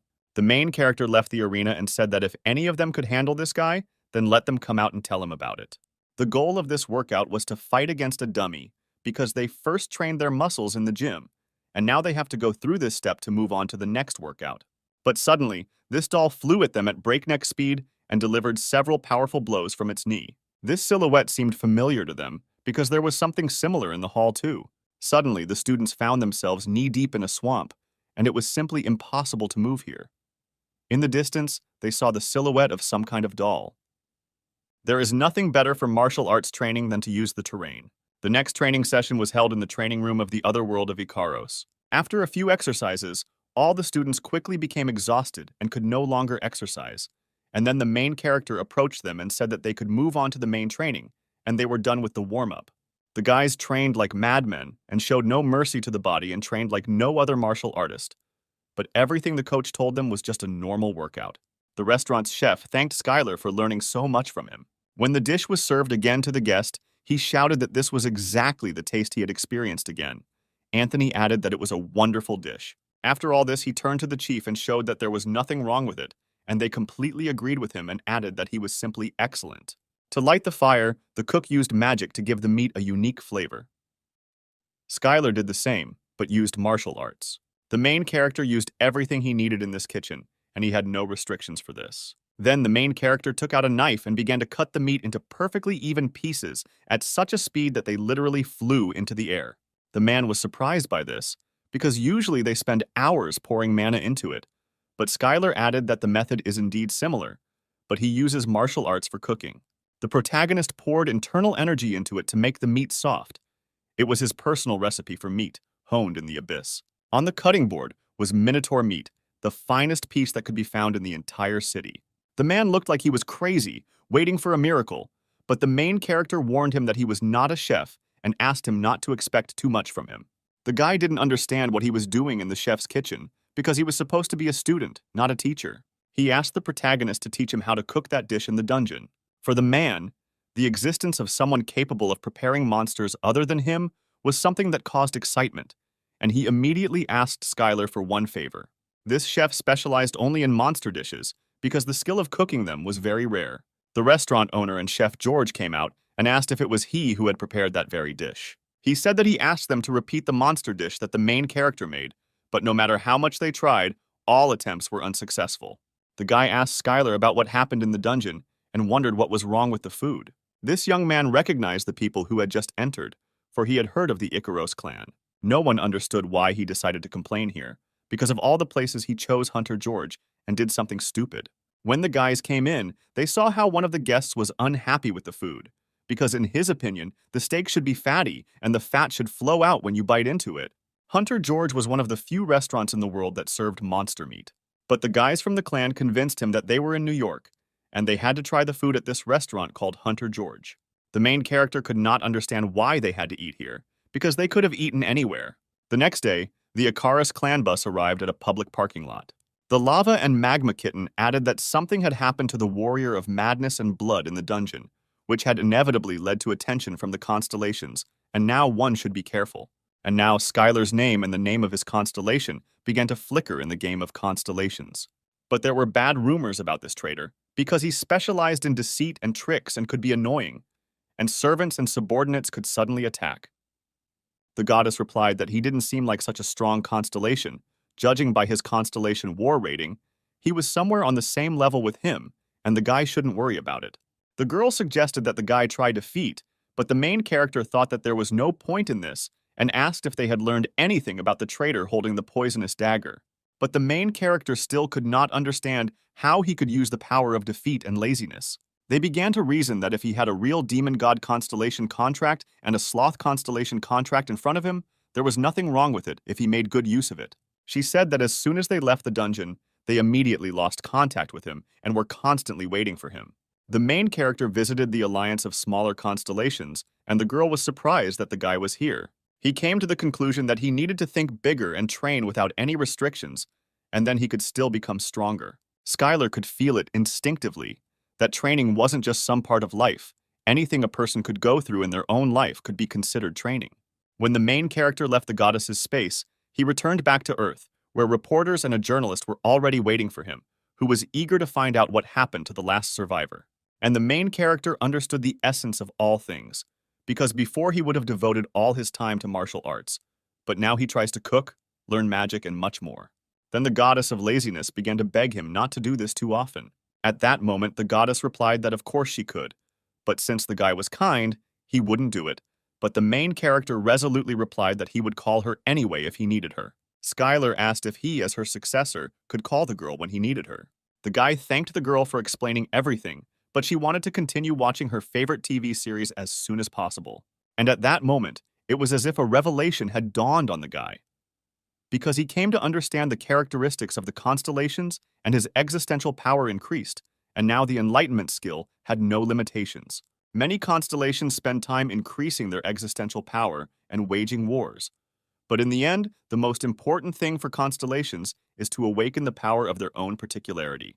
The main character was a young constellation, and he needed to train according to his characteristics. Or, for example, someone decided to take a rest in order to become stronger. Will this be considered training or laziness? For example, if a guy loses to deceive someone, will it be considered a victory or a defeat? Then the constellation gave an example, because it seemed to her that her successor did not understand something, and said that victory and defeat are two sides of the same coin. The same applied to training and laziness. The girl added that the most important thing is power, and he can get any power whenever he wants. But the main character did not agree with this, because he was an avatar of training, and how could he get the power of defeat and laziness? But it turned out that the whole point was that the girl didn't have much existential power, and he got it in the amount that she had. He wondered because it was said that he received power, but his existential power did not increase, and what happened? The main character didn't like that she tried to dump her own responsibilities as a constellation onto someone else, because he still had a lot of questions. When the girl added that in any case, she could not have imagined that her successor would be a constellation, and she considered that there was no need to chew anything further and suggested awakening the power independently and increasing it, then she began to watch TV. The goddess added that since the guy was pretending to be mortal, he was involved in all of this and he too could not be called an ordinary creature. Eventually, any person gets tired of victories and power, and after some time, the girl got tired of all this and sealed herself. But despite her desire to lose and be lazy, she simply continued to win time after time, which led to an increase in the work placed on her. Then the girl replied that this place had too long a history, and long ago she had obtained the strongest kingdom of the abyss. Skylar wondered if this was how constellations usually found a successor and granted them powers, and wondered what kind of place this was. And the girl added that whatever the reason, the guy definitely had big ambitions, and for her, he was a real, charming constellation. Then she understood everything and screamed that all this was terrible and why he did it. But Skylar replied that all this was for the sake of deceiving other constellations. The constellation thought that there was something wrong with her ears, because only mortals can enter the dungeon. But the main character interrupted her and said that he was already a constellation. The guy ended up in her dimension, and the girl asked him not to be too surprised by this, and now she will teach him everything he should do as a servant of the constellation. And then a beautiful girl appeared right in front of the guy. She turned to her successor and said that quite a lot of time had passed since the last awakening. It wasn't just compensation for survival, because this time Skylar was the only one who received it, and he chose the reward of the goddess of defeat and laziness, and received the power of the said constellation. And since the main character passed the sanctuary test, he was given a dungeon reward, which was given to someone who fulfilled certain conditions. All the hunters successfully cleared the dungeon and were heading to the place where they came from. After these words, Odaigon tearfully asked Skylar to never leave him with them again. Each of the clan responded that a doctor could not be a leader, but Eliza believed that she could lead the clan perfectly well because she was a close combat fighter, and the third girl did not trust anyone at all. The main character asked why they were walking for so long, whether they had met huge monsters, but Odaigon replied that this was not the case at all because no one was listening to him. The guy couldn't believe that everything would end for him now, but unfortunately it happened that way. The guys defeated him. Odaigon carefully studied what the hunter had used and cast a detox rain spell, and a huge rain cloud hung right above the poisonous one. He began waving his hand furiously and shouted that he was sorry, that he was late, and now he would take care of everything. Suddenly, from afar, Skylar heard the voice of Odaigon, who was running straight towards him with joyful cries. And immediately after these words, he used a poisonous cloud of life force transfer. He stood up and added that he would take as many hunters from here as he could, and he would not just leave everything here. But despite this blow, the traitor's magical power protected the hunter's body, and he was able to avoid instant death. The protagonist came closer and said that he shouldn't rely so much on the constellation and used the Soul Origin Palm Strike. This turned out to be impossible for the guy, because this skill was given to him by the constellation. He easily deflected the numerous blades that flew towards him. Thanks to the guy being able to combine all of this together, he obtained the Master Sword technique and created a new martial art, and his strength increased significantly. Skylar reached the peak of light martial arts and used the full stance and activated the perfect martial arts body. He realized the perfect understanding of the principles of martial arts and the state of perfection. But the guy didn't believe it and laughed and used the Cursed Dagger's spell directly on the main character. Skylar interrupted another attack and shouted that he was the only one who would die here now. The man couldn't believe that the B-rank hunter was writhing in pain after his attack, because at that time, he was a C-class hunter, and he was glad that he chose this constellation. Despite the fact that the man had a protective artifact, he was unable to save him, and the guy fell sharply to the ground. The boy used fourth circle magic, the fang of a wavy snake, which headed straight towards the other hunter. The protagonist said that he most likely made a contract with the demon god constellation and should not be underestimated, but it was too late. The other hunters were glad that he was bad, because now they could deal with him, but Skylar warned that no one should approach him.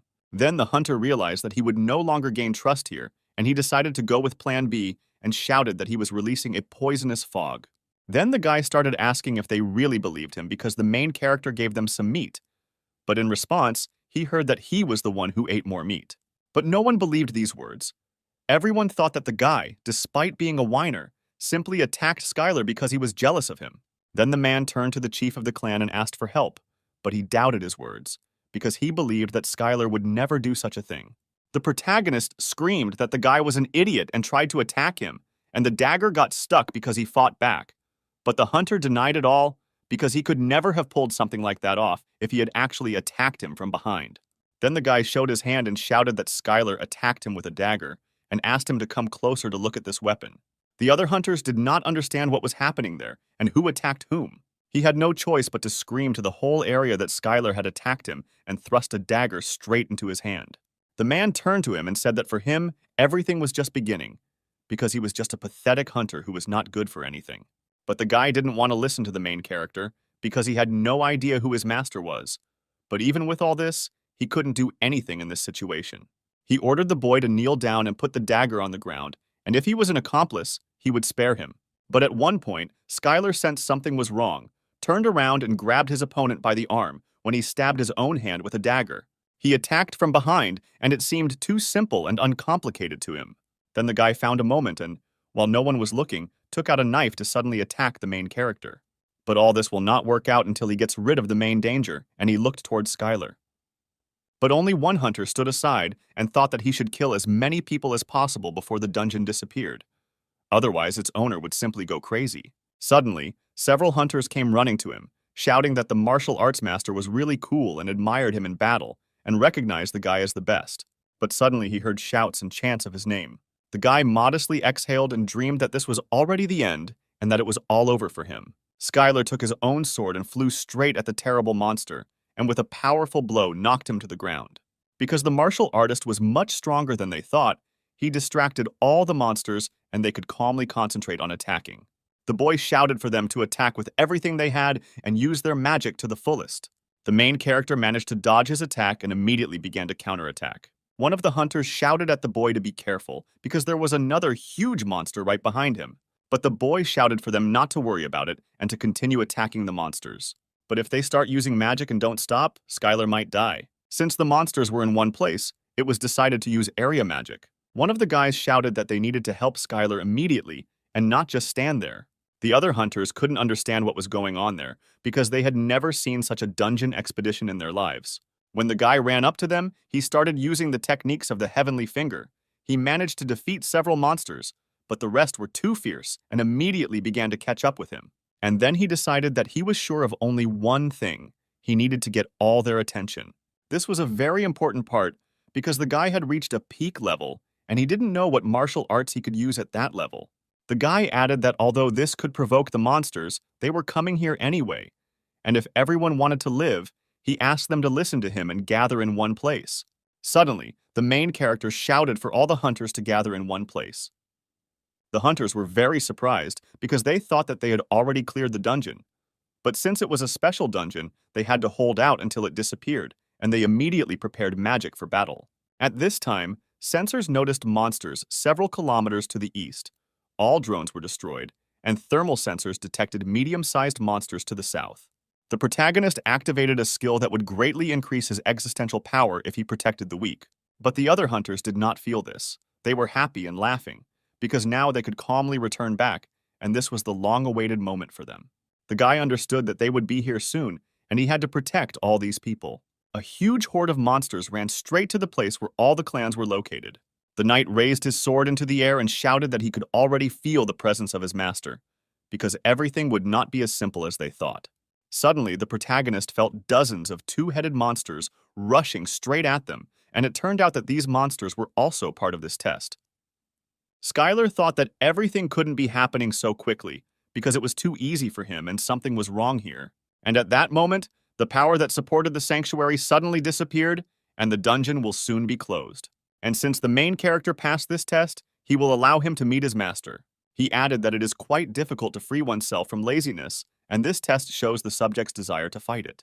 After this, the knight announced to the boy that he had successfully passed this test. Once the protagonist began to think that he always wanted to become stronger than others, it gave him additional strength to get rid of this trap of chains, and he was freed. But Skylar was a constellation of an invincible training avatar, and his properties were completely opposite to this constellation, and he could not lose. And the guy at that very moment understood how the knight takes away the will to fight from others, because the hunters immediately want to rest, sleep, and just do nothing. These were the restrictions that are difficult for mere mortals to avoid. As soon as the sword was pointed at the protagonist, the knight used the power of limiting laziness, and Skylar was immediately bound with chains. Then the knight took out a huge sword and announced that he was beginning the test. When Skylar approached the monster, he immediately asked him if he was ready, and the guy confidently answered that he was. One of the hunters he saved screamed at the guy not to do that, because that hunter was just lucky and he could die. At that moment, Skylar shouted that he would go to him, and everyone was suddenly surprised, because no one expected such persistence from the main character. This monster was much stronger than they all thought, because if they attacked him, he would force them to pass his test and try to find a better way out. When the boys were asked what happened to them, they answered that as soon as his sword touched them, they lost all strength and could not move. No one understood what this monster was actually testing, but fortunately everyone remained alive. The magic was so strong that none of the hunters could withstand this test, and time after time the hunters lost. He pointed at the hunter, but he was completely unprepared for this and used a forced teleport. The monster added that only one person could take the test at a time and immediately chose him. But the monster easily detonated the magic and didn't even move, and everyone thought it was an S-class monster. One of the clan leaders did not wait to see who would be the first to pass the test, and immediately used the magic of the fifth circle and sent all the fighters into the attack. Although it took a huge amount of existential power to create the dungeon, only a strong constellation could do that. This knight was a servant of the constellation, and although the dungeon was called the Sanctuary of Sloth and Defeat, there was a possibility that it was a trap of the constellation of the demonic god. As soon as the knight rose above them, he immediately turned and asked who wanted to pass his test first. All the clan hunters were incredibly surprised by this appearance, because they had never seen such a monster and did not know what to do with it. From under the ground appeared a knight of sloth and defeat. He was majestic, and in his hands he held a huge sword. All the fighters began to actively prepare for the battle and wait to see what would happen next. The clock rose sharply in the air, because soon the Knight of Laziness and Defeat should appear. At that moment, the last grain of sand in the golden hourglass fell, and time ran out for all clans. Then Eunice approached the clan commander and suggested that they needed another hunter, since there were a lot of other clans here besides them. Skylar suggested that everyone calm down, because this was not a way out of the situation, and killing each other's clan was clearly not the best idea. The clans began to argue with each other, because the ability to lie and represent their own clan was their main trick. Suddenly, a man approached the main character and introduced himself as the leader of the Ambidus clan and offered to unite with him into a clan, because the other guys didn't even have a person who would heal the fighters. After a delicious lunch, all members of the clan began to communicate with each other and discuss tactics for the next battle. And at that moment, the main character fed the whole clan. And it was not an invention of the Icaros clan for preparing such dishes, but just Skylar's usual hobby. Skylar couldn't resist such a compliment and happily offered another plate. The hunter was very pleased with such delicious food and asked for more. As soon as the guy took a small piece of food straight into his mouth, his pupils immediately dilated and he was enveloped in a feeling as if he had replenished all of his own magical power. After some time, the main character prepared a delicious meal, which consisted of monster meat and turtle eggs and looked really appetizing. Few people understood why a guy who uses martial arts would use magic to cook. Then, using the magic of pure fire of internal energy, the guy began to fry the meat over the fire. The hunter was very surprised by this, because it was the first time in his life that he saw a spatial artifact. Since the main character had all the ingredients, he decided to start cooking, and for this he needed a little bit of spices. A few seconds later, as much as the hunters didn't want Skylar to go after these turtles, he immediately appeared in front of them with eggs and meat. But no one was going to cook the turtles, because the most delicious thing they had was that the eggs had quite useful properties. The guy said there was too little meat in it, and that there were monsters nearby, and they had just recently seen some red-horned turtles in the swamp. He took out the meat of the two-headed chaos hounds and offered it for dinner. Then Skylar reached into his bag and said that since they had met, he would be happy to feed them a little. At this point, everyone was too hungry, as everyone tried to rationally eat their own lunches. The hunter was kind and offered Skylar some food and took some dungeon food out of his backpack. Despite the fact that the guy was very confident that he would be fine and in general he didn't care at all, he agreed to this proposal. One of the clan's hunters offered Skylar to join their team for a while, since wandering around the dungeon alone was tantamount to suicide. When the guy got up, he noted that it was incredible, and he would never have thought that he would win so gracefully. The hunter couldn't believe it. His recovery speed couldn't keep up with him, and at that moment he realized how powerful martial arts were, and the light elf added that it was beautiful. And thanks to his experience and accumulated strength, the guy delivered a powerful blow straight into Christopher's face, which instantly knocked him down and he fell to the ground. And the hunters touched each other already in close combat, and Skylar understood that the sword of the constellation was very powerful, and in the abyss he had had enough of such battles. Then he decided to switch to close combat and see how well he could pass this test. Christopher was very impressed by such quick thinking in a dangerous situation, and he praised the guy for it. The protagonist used force to compensate for the power of the light bullets. The guy suspected that there might be some small problems with it, but since it wasn't magic, it was borrowed existential power. The main character was interested in what kind of power the elf constellations had, and now he saw that it was quite complex and had a number of applications, and he performed much better than the warrior. After a few seconds, the hunter said that it was now his turn. Powerful energy began to appear from numerous portals, which was directed at Skylar. The problem was that Christopher had borrowed the powers of his own constellation, and Skylar's powers were limited, so he was fighting this battle with interference. But this speed was not enough to hit the enemy, and now the hunter was on top, because this speed was not enough to try to strike. Then Skylar decided to counterattack and immediately pounced on Christopher in response. Everyone in the stands admired Christopher's incredible attack because it was a completely new technique that proved that the guy was really strong. Suddenly, the guy began to be attacked by a whirlwind of bullets of light, which caught the main character a little off guard. After all, he was given the power of the constellation and a mighty force that was difficult to fight. Christopher waited impatiently for the protagonist to pass his test and began to use the power of the light fragment. And finally, the judge gave the final count of 3 seconds, and no one could relax, and everyone was focused only on the fight. They didn't understand why the guy opened this up to the entire public, but Skylar did it out of love for hunters and humanity.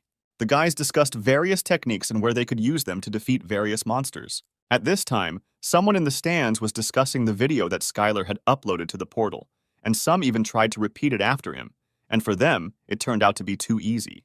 When the main character entered the arena, he immediately saw Christopher, who was eagerly awaiting the fight.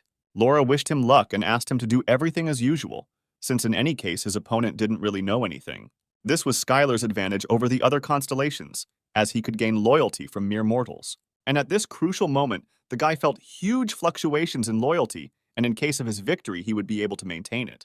The guy couldn't understand why there were so many people there if this fight was announced at the last minute, but the girl made him happy that he should be happy, because it speaks to his popularity. The next day, a huge crowd of spectators gathered in the arena of hunter fights, cheering and welcoming Skylar's main favorite. The problem was that Christopher couldn't answer anything, because his constellation really wanted Skylar, and the guy wanted to start a fight with him as soon as possible. The whole room was in shock, and no one could have expected such an outcome of events, and the journalist demanded a comment from the hunter Christopher. Skylar then decided to take control of the situation and replied that he just wanted to learn from him. The guy was very confused by this question and did not know how to get out of this situation dry. The journalist also asked why Christopher chose the hunter Skylar as his opponent, since he had a huge choice. The guy replied that Christopher was looking for him to help him with the video, but the guy completely disagreed with this statement and was slightly surprised by the protagonist's answer. The journalist added that he was surprised that hunter Christopher also appeared in this video and whether they knew each other. At the press conference, Skylar was asked about the martial arts video he released just before the fight, whether it meant he was confident of his victory. But despite all this, the comments were very positive, because modern selfish hunters were not even close to the hunters of the first generation, and Sam thought this was pretty good. But his daughter Laura replied that what was done, and there was no going back, and it would become part of his advertising image.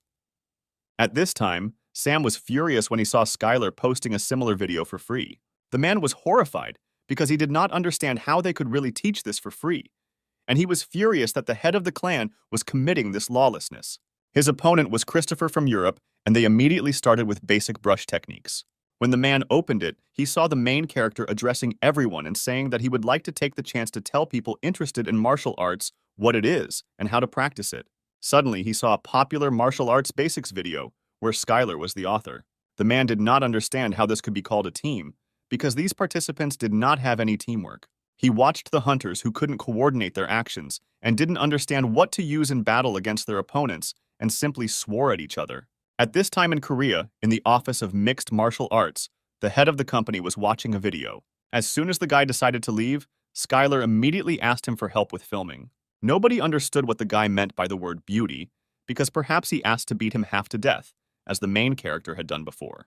And the guy immediately added that he couldn't become his servant right now, because first, he needed to show his true beauty in a battle with him, which would happen soon. Skylar then decided to accept the offer, which greatly surprised Christopher. The protagonist wondered if he could gain anything from the help of the Light Elf, and the goddess of laziness added that there is no useless power from the constellations. And all of this was true, because the martial arts that he had honed for over 10,000 years were of the highest quality, and the Light Elf, who appreciated this beauty, noticed them. But due to Skylar's previous battles, the constellation liked his fighting aesthetic and decided to go that far for him. But it was possible to have two owners, of course, if no constellation was against it. But his master didn't care at all, and the guy didn't ask, because he was really asking him to betray his own constellation. Skylar replied that he already had a master he served, and that was the invincible training avatar. The hunter understood how surprised everyone was now, because they most likely thought that they were unworthy of his master, who was chasing beauty. Then the boy replied that the boy might be glad that his master wished to see him in the role of his own servant.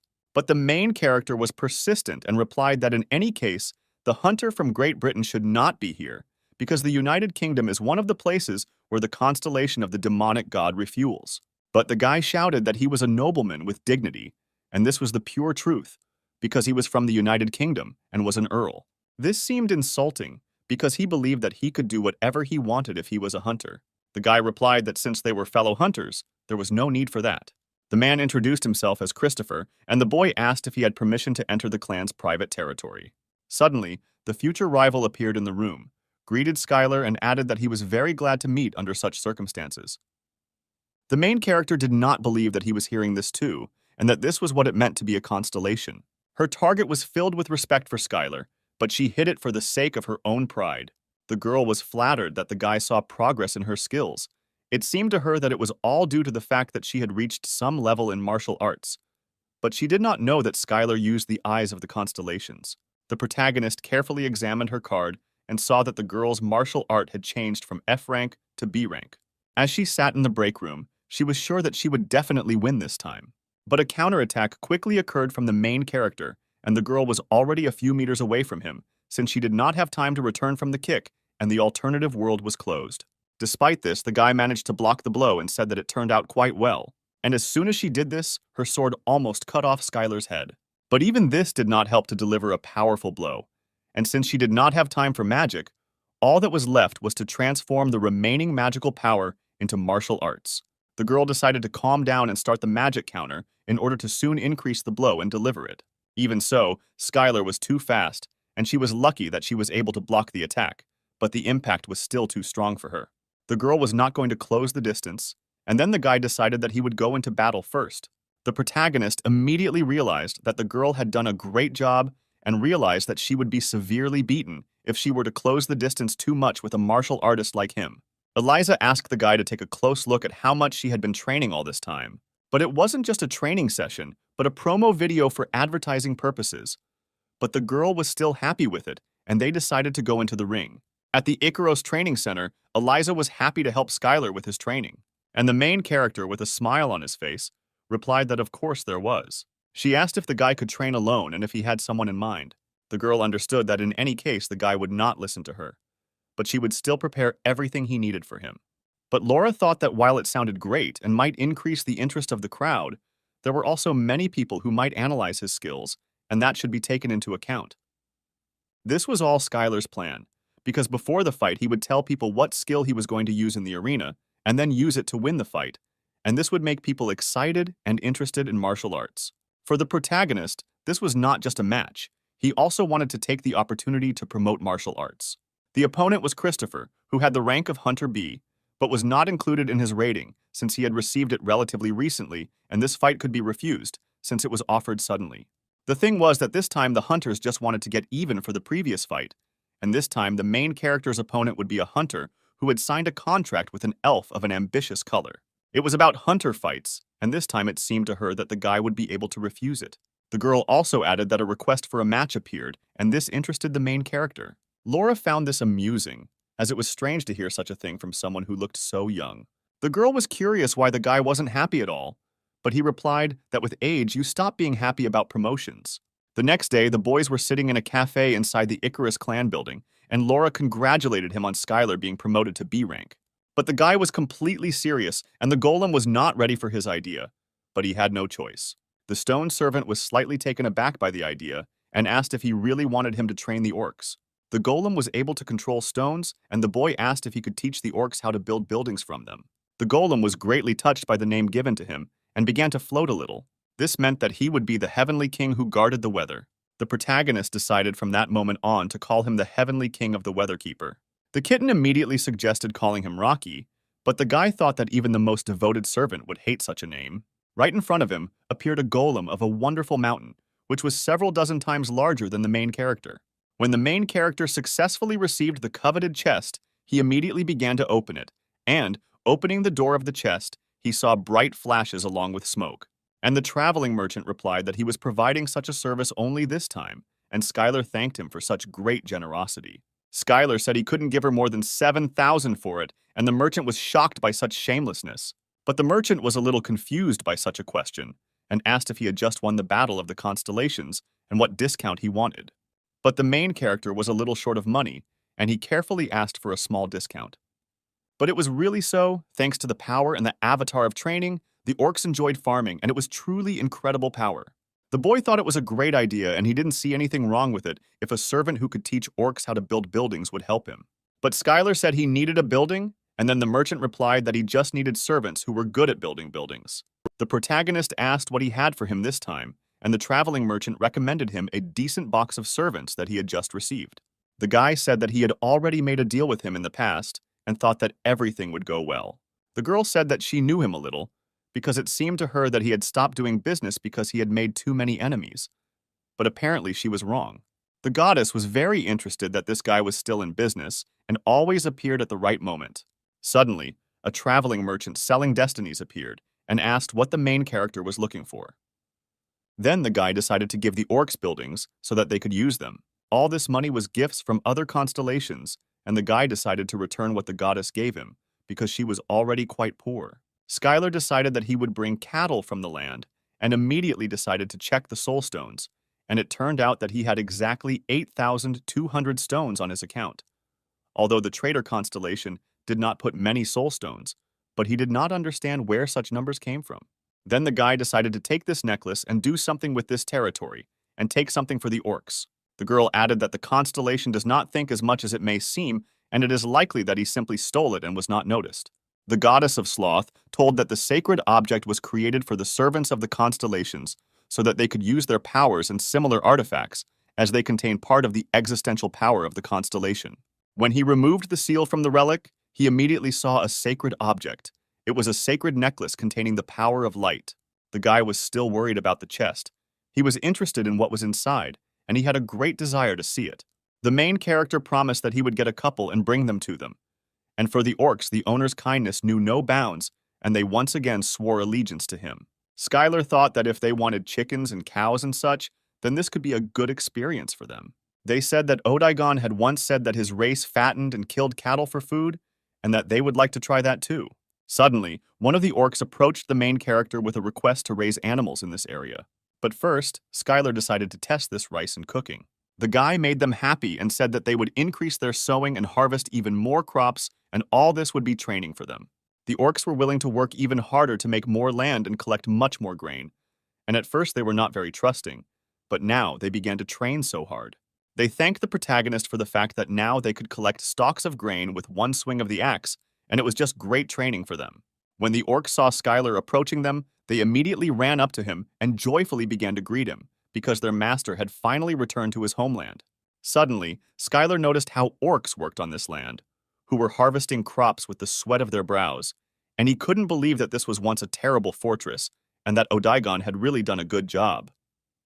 But the guy decided not to reveal all the secrets and simply asked the constellation to get lost. The traitor was indignant. He thought that it was impossible after all. How could the guy have figured out who was who? Otherwise, it was impossible. Skylar was surprised that the constellation was so weak, because after his victory, he only moved up 2 places and now ranks 125th. The main character immediately received a reward for the battle with the constellation, which went straight to him, and he decided to open it a little later. The traitor could not understand how quickly he managed to do all this and how he could lose everything. But according to the rules of the constellation battle, which all the constellations swore to abide by, the training avatar won and declared victory, and the constellation battle was over. The man asked not to bluff and asked if the training avatar had asked to tell him this. Then the main character replied that his master said that the battle of the constellations was over, and for a second, there was silence on the line. The guy was asked to think about it because great wealth awaited him. The traitor constellation will never guess that Skylar is the training avatar. After all, the only known servant of the training avatar is Skylar, and that is why the traitor constellation called him to force him to betray his own avatar. The guy realized that this was the traitor's constellation. Apparently, he called him without knowing that he was a constellation. Suddenly, the guy received a call from an unknown number, and the voice on the other end of the line said that Skylar really doesn't want to take everything that Sam the Dragon has. The protagonist added that most likely, killers would come for him due to the sudden change of sides, and therefore he would take care of his protection for a while. Suddenly, Skylar felt his existential strength instantly increase. The man guessed that the boy knew that he served 2 constellations at once and accepted the offer to trust the training avatar. After all, if he refuses, he will kill the constellation he serves, whoever it may be. The man heard about this constellation for the first time and said that it was an amazing and very powerful constellation and he had no choice. And not even a demon of contracts and orders, but a guy came here to recruit this man to the constellation he serves, namely the invincible avatar of training. The man was very scared and asked how he knew about this and whether a traitor had sent him here, but Skylar denied it. Then the main character asked why the man betrayed his own constellation and made a contract with another. When the car drove to a more secluded place, Skylar asked to stop. The man did not understand what the guy wanted from him. The guy didn't like making so much noise and lightly slapped the man to finally shut his mouth. The man shouted that the main character would regret this because he didn't even know who was in front of him. But the guy replied that if he didn't know, would he be here? The guy got into the car and immediately ordered the driver to drive off. But as it turned out, the guys made a mistake and immediately received a powerful blow from Skylar. The security guard grabbed the police officer by the shoulder and said that he was making a mistake and asked him to tell him his name and place of residence. When the security guard got out of the car, she immediately turned menacingly to the employee and asked how he dared to stop him since he didn't know who was sitting inside. Suddenly, on the highway, the car stopped at a police post and said that they were speeding and asked to get out of the car for a while. At this time, Parker's servant was returning from the mansion, and he was impatiently waiting for the old man to kick the bucket. Suddenly, the traitor contacted Skylar and thanked him for accepting his offer, since the betrayal of his minions was predetermined in advance. The protagonist was surprised that he left the territory, but the contract had already been concluded, and in case of defeat, the existential power would be significantly weakened, and there would also be a chance to lose the constellation title. The traitor knew he had an easy victory ahead of him and set up a repository of fated relics as a stake. The constellation was very surprised that the guy agreed to this and considered him a real idiot, because did he really think that the conspiracy of traitors could be defeated by force alone? Skylar agreed to this proposal and immediately put up the blood strength as a bet. Then he remembered that the people who had directly made a contract with him were only Sam and O'Digan, but more importantly, he already knew the person who had made a contract with this constellation. The protagonist thought about this proposal, because convincing the enemy's servants to go over to his side was very strange. The traitor created a private battle of constellations, and therefore other constellations could not simply watch it, and all the constellations began to insult him with dirty words for this. And the traitor decided to create a conspiracy of traitors, which meant a battle of the constellations, where victory was determined by the ability of the constellation to convince its own servants to betray them. The constellation understood that it was impossible to engage in a frontal attack with this guy, because it would be beneficial to the training avatar. The battle of the constellations must be fair, and all the constellations of the Earth guaranteed this. But the goddess of laziness added that she was simply angry with him, because it was the main character who had pinned her intermediary against the wall. Skylar didn't understand why there was such a sudden battle of constellations and why he was called to fight now. And this time his opponent was a traitor holding a poisoned dagger who challenged him to battle. Suddenly, the kitten began to urgently call the guy, all because the main character needed to prepare for the battle of the constellations. The girl was furious. Going to play games with such a person was very dangerous, but not for Skylar. The guy replied that if he had rejected his offer straight to his face, then all negotiations would have ended there, and he needed to give him at least a drop of hope.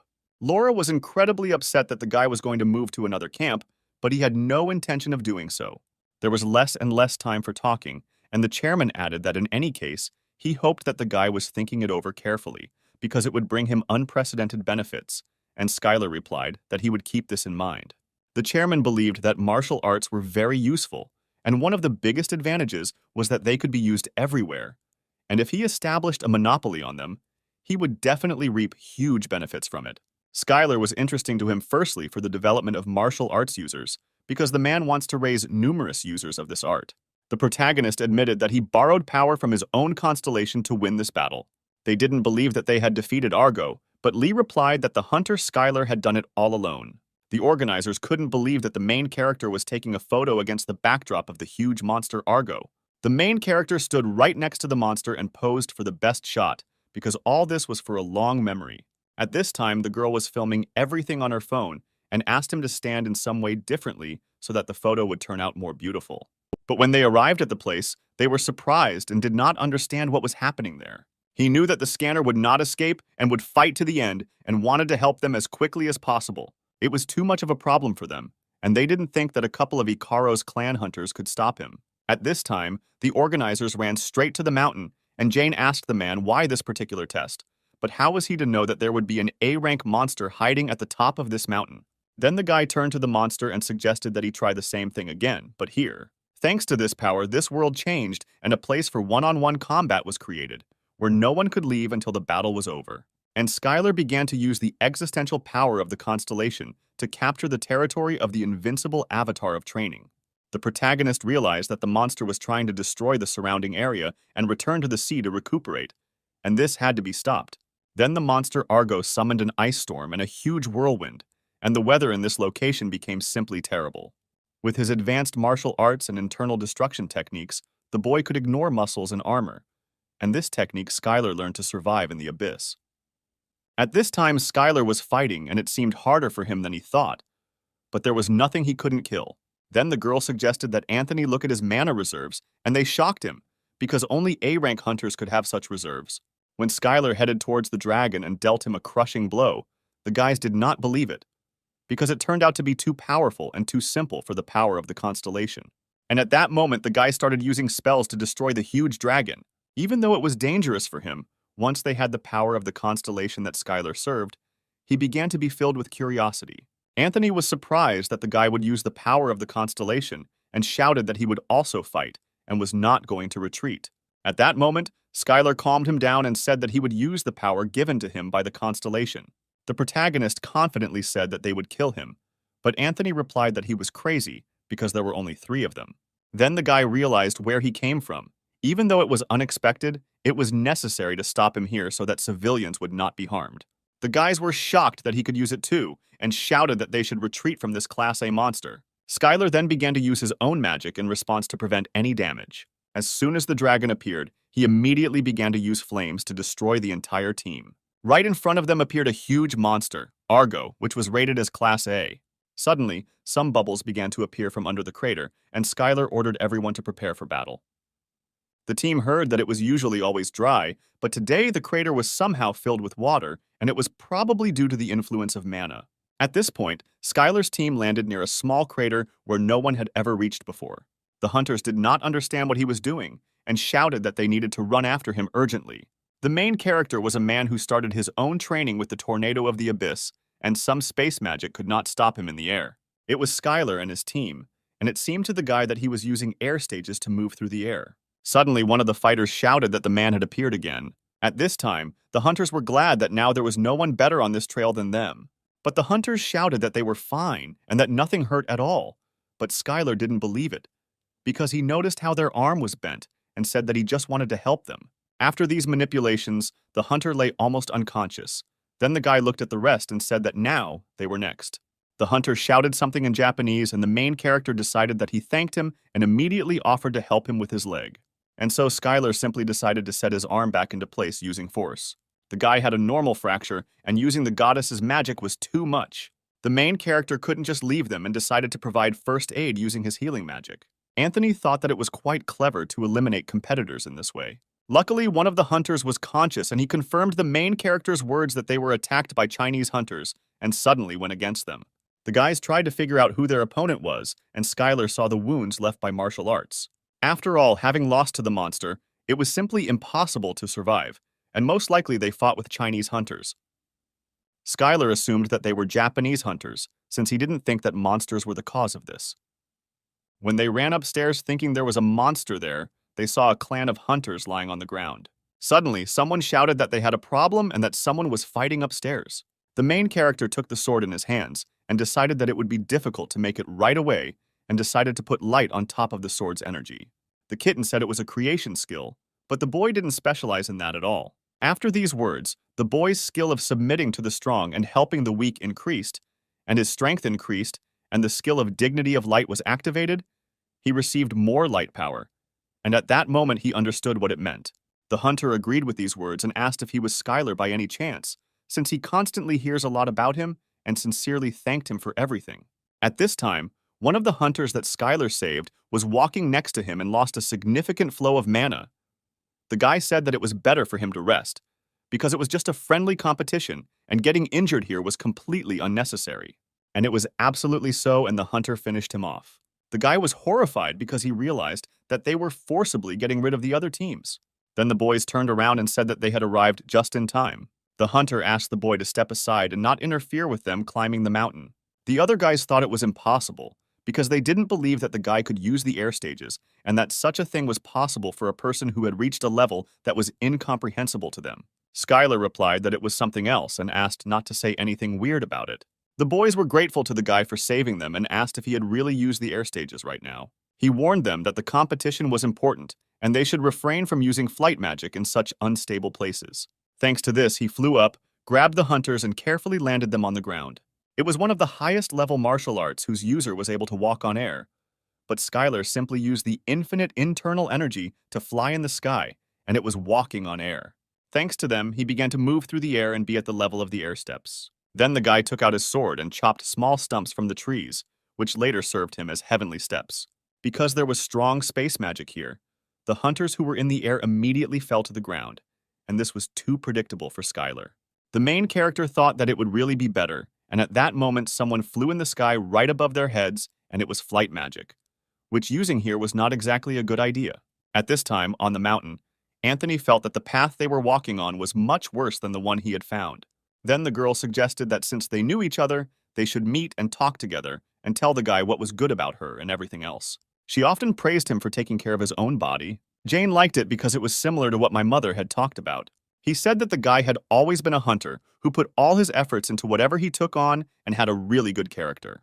But the man remembered him only as someone who was hanging from constant training. Jane became incredibly curious about this man and asked to tell her more about him. When the man laughed loudly and added that he knew him a little and had met him a couple of times in the dungeons, the man asked if she knew him because he had seen them talking at the hotel.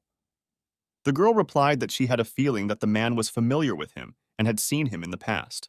At this time, from the control room of the international battle, Emily's daughter was keeping a close eye on Skylar. Skylar ordered everyone to stay alert and continue following him. The entrance to this mountain reminded the guy of an abyss, because he could not believe that it had turned into such a state. At this point, the guys asked if Skylar could really climb that mountain, and if it was difficult, they would take a rest. The main character was haunted by this thought, but he was absolutely sure that this was not his daughter, although until the end he did not know what Emily told her about him. The guy asked Skylar if she was sure that she was definitely not his daughter. Anthony turned to the main character and said that he certainly didn't really understand this situation, but it seemed he was a little mistaken. When she was little, her mother died, and it was very sad to hear about it. But the girl added that everything was fine, and there was no need to talk about it, because she just came to say hello to him, since her mother talked about him a lot. He asked if it was she who left flowers on her grave, on the grave where he had also been recently. The main character remembered her last words before she left him, because she was the first to confess her love to him. He continued to drink a chicken breast cocktail. She thought it was too much. This girl's name was Emily. She was a hunter and also Skylar's ex-girlfriend. The main character asked her what her mother's name was, and the girl answered that it was Emily and asked not to make any further assumptions because she wasn't even 30. The girl was very surprised that the guy did not know who was in front of her. Anthony noticed that the guy was very worried, and apparently he did something to her. The girl approached him and said that Skylar knew who she was. The guy only assumed that she was an A-class hunter, but the girl didn't mean that. When the boys started to leave to start their journey, they met a girl. Then the main character turned to the hunters and reminded them what they needed to do with their clothes before starting the climb. The hunters thought he had gone crazy because they thought it was crazy to climb the mountain. Climbing a mountain has always been a great workout, and so the man wanted to declare it the first event. It was a beautiful spiritual mountain of their people, and so it was until the gates appeared and the mountain was influenced by the abyss and began to appear strange. The man asked everyone to pay attention to the mountain that was outside the window and was called Sankal. The man greeted everyone and thanked them for participating in the international battle and began to explain the events that would unfold in this battle. Next to him was a girl hunter who had received rank A at an early age. There was a feeling that she had been seen somewhere before, and it seemed that the twin sister had fought in the B-class Hunter League battles. Then Skylar remembered that he had met him in the past, because he was the man who had wet himself right in the dungeon. This man was known for being an artist in battle, as he used dozens of types of magic with his sword to tear monsters to pieces. Suddenly, an A-class hunter, the Azure Dragon Sword of Korea, who was the leader of the team that was holding the international battle, entered the hall. They ridiculed the hero with this phrase and said that if this were really so, they would climb this mountain naked. When the other hunters heard about this idea, they immediately laughed, and for them it seemed too funny and found it complete nonsense. But the guy couldn't answer because first the clan leader had to say something, and they came to the conclusion that it could be climbing the mountain. Unexpectedly, at this place the main character met Lee and asked if he knew what the international battle would consist of this time. After a strong handshake, the guys realized that each other had more than enough strength. This hunter was a professional close combat fighter who was famous in these parts. A fairly large-built B-rank Chinese hunter greeted the protagonist. The guys immediately found out that Skylar had come to them, because he had already become famous thanks to his hunter fights and his videos using martial arts. When the main character passed by these people, he realized that the hunters were arguing, and he saw nothing new in this. At this time, in one of the city's restaurants, hunters were bragging to each other that they could clear out as many as 15 dungeons. The man didn't understand what the underwater dragon was doing there, because he had sent him to an international battle, and what was going on there, and why the guy was sending such important information in such a simple manner. At that moment, Sam read a message that an underwater dragon would soon appear, and he asked to start preparing for it without causing unnecessary panic among them. The guy decided that first of all, he needed to let his friends from Korea and Sam know about this, because it simply couldn't be ignored. People were screaming about an emergency, that a dragon had appeared near Jeju International Airport, and were screaming for help from a hunter. But the radio waves were not working well due to the weather changes near this dragon, and no one realized that this huge monster was heading straight for them. It was a wild monster that wreaked havoc, and it was at least B+ class, with the size of A class or higher. He saw an underwater dragon monster that would cause great damage to the coast of East Asia after breaking out from the sea underground. Suddenly, Skylar's clairvoyance activated, and he immediately saw terrible events in the future. The guys stayed in the same place and planned where to go next. The guy said goodbye to the guys because he had business in his own clan and he left, hoping that they would see each other again soon. At this time, the goddess of laziness suggested that all this was the power of the constellation, and it was common for things created by constellations to influence others, and added that the power of the constellation had no limits. The protagonist realized that it was because they ate the food he made from the rice that was grown by the orcs, and their abilities grew from eating the food. Suddenly, the boys felt an increase in strength, and for Skylar it seemed impossible, because they received the blessing granted by the land of learning. Lee thanked the guy for preparing such a delicious meal, and the protagonist replied that he could consider it a normal lunch with his nephew. And at that moment she realized that in such a long life she had never tasted such delicious food. The hostess in the kitchen was curious about why they were making so much noise, decided to check the ingredients, and poured herself a small bowl. The guys really liked this food. They found it too excellent, and for this reason they could come here again. As soon as Lee tasted one spoonful of rice, his hair stood on end, and he was ready to scream from the taste. The guy asked if he was so hungry that he thanked him so generously, but he replied that it was not at all the case, and he was simply thanking him for the food. After some time, the main character returned to the guys and filled the table with delicious food, and everyone was very grateful for this. While the main character was busy eating, there was complete silence at the table. There was an awkward silence between the guys, and everyone was impatiently waiting for Skylar to return. Next, rice, which was grown by orcs, was put into cooking. To make a delicious soup with a deep taste, it was necessary to cook it for a long time. But the guy did not need this, because he used martial arts. He offered the landlady a large sum of money so that she would borrow her own kitchen for a short time, and would be very worried about whether everything would be okay. In one of the cafes, Skylar went into the kitchen and began to look around to see if there were all the necessary kitchen utensils for preparing lunch. The main character suggested having lunch together and invited the guy to go with him. The guys were very surprised by this, because the guy looked a lot like him.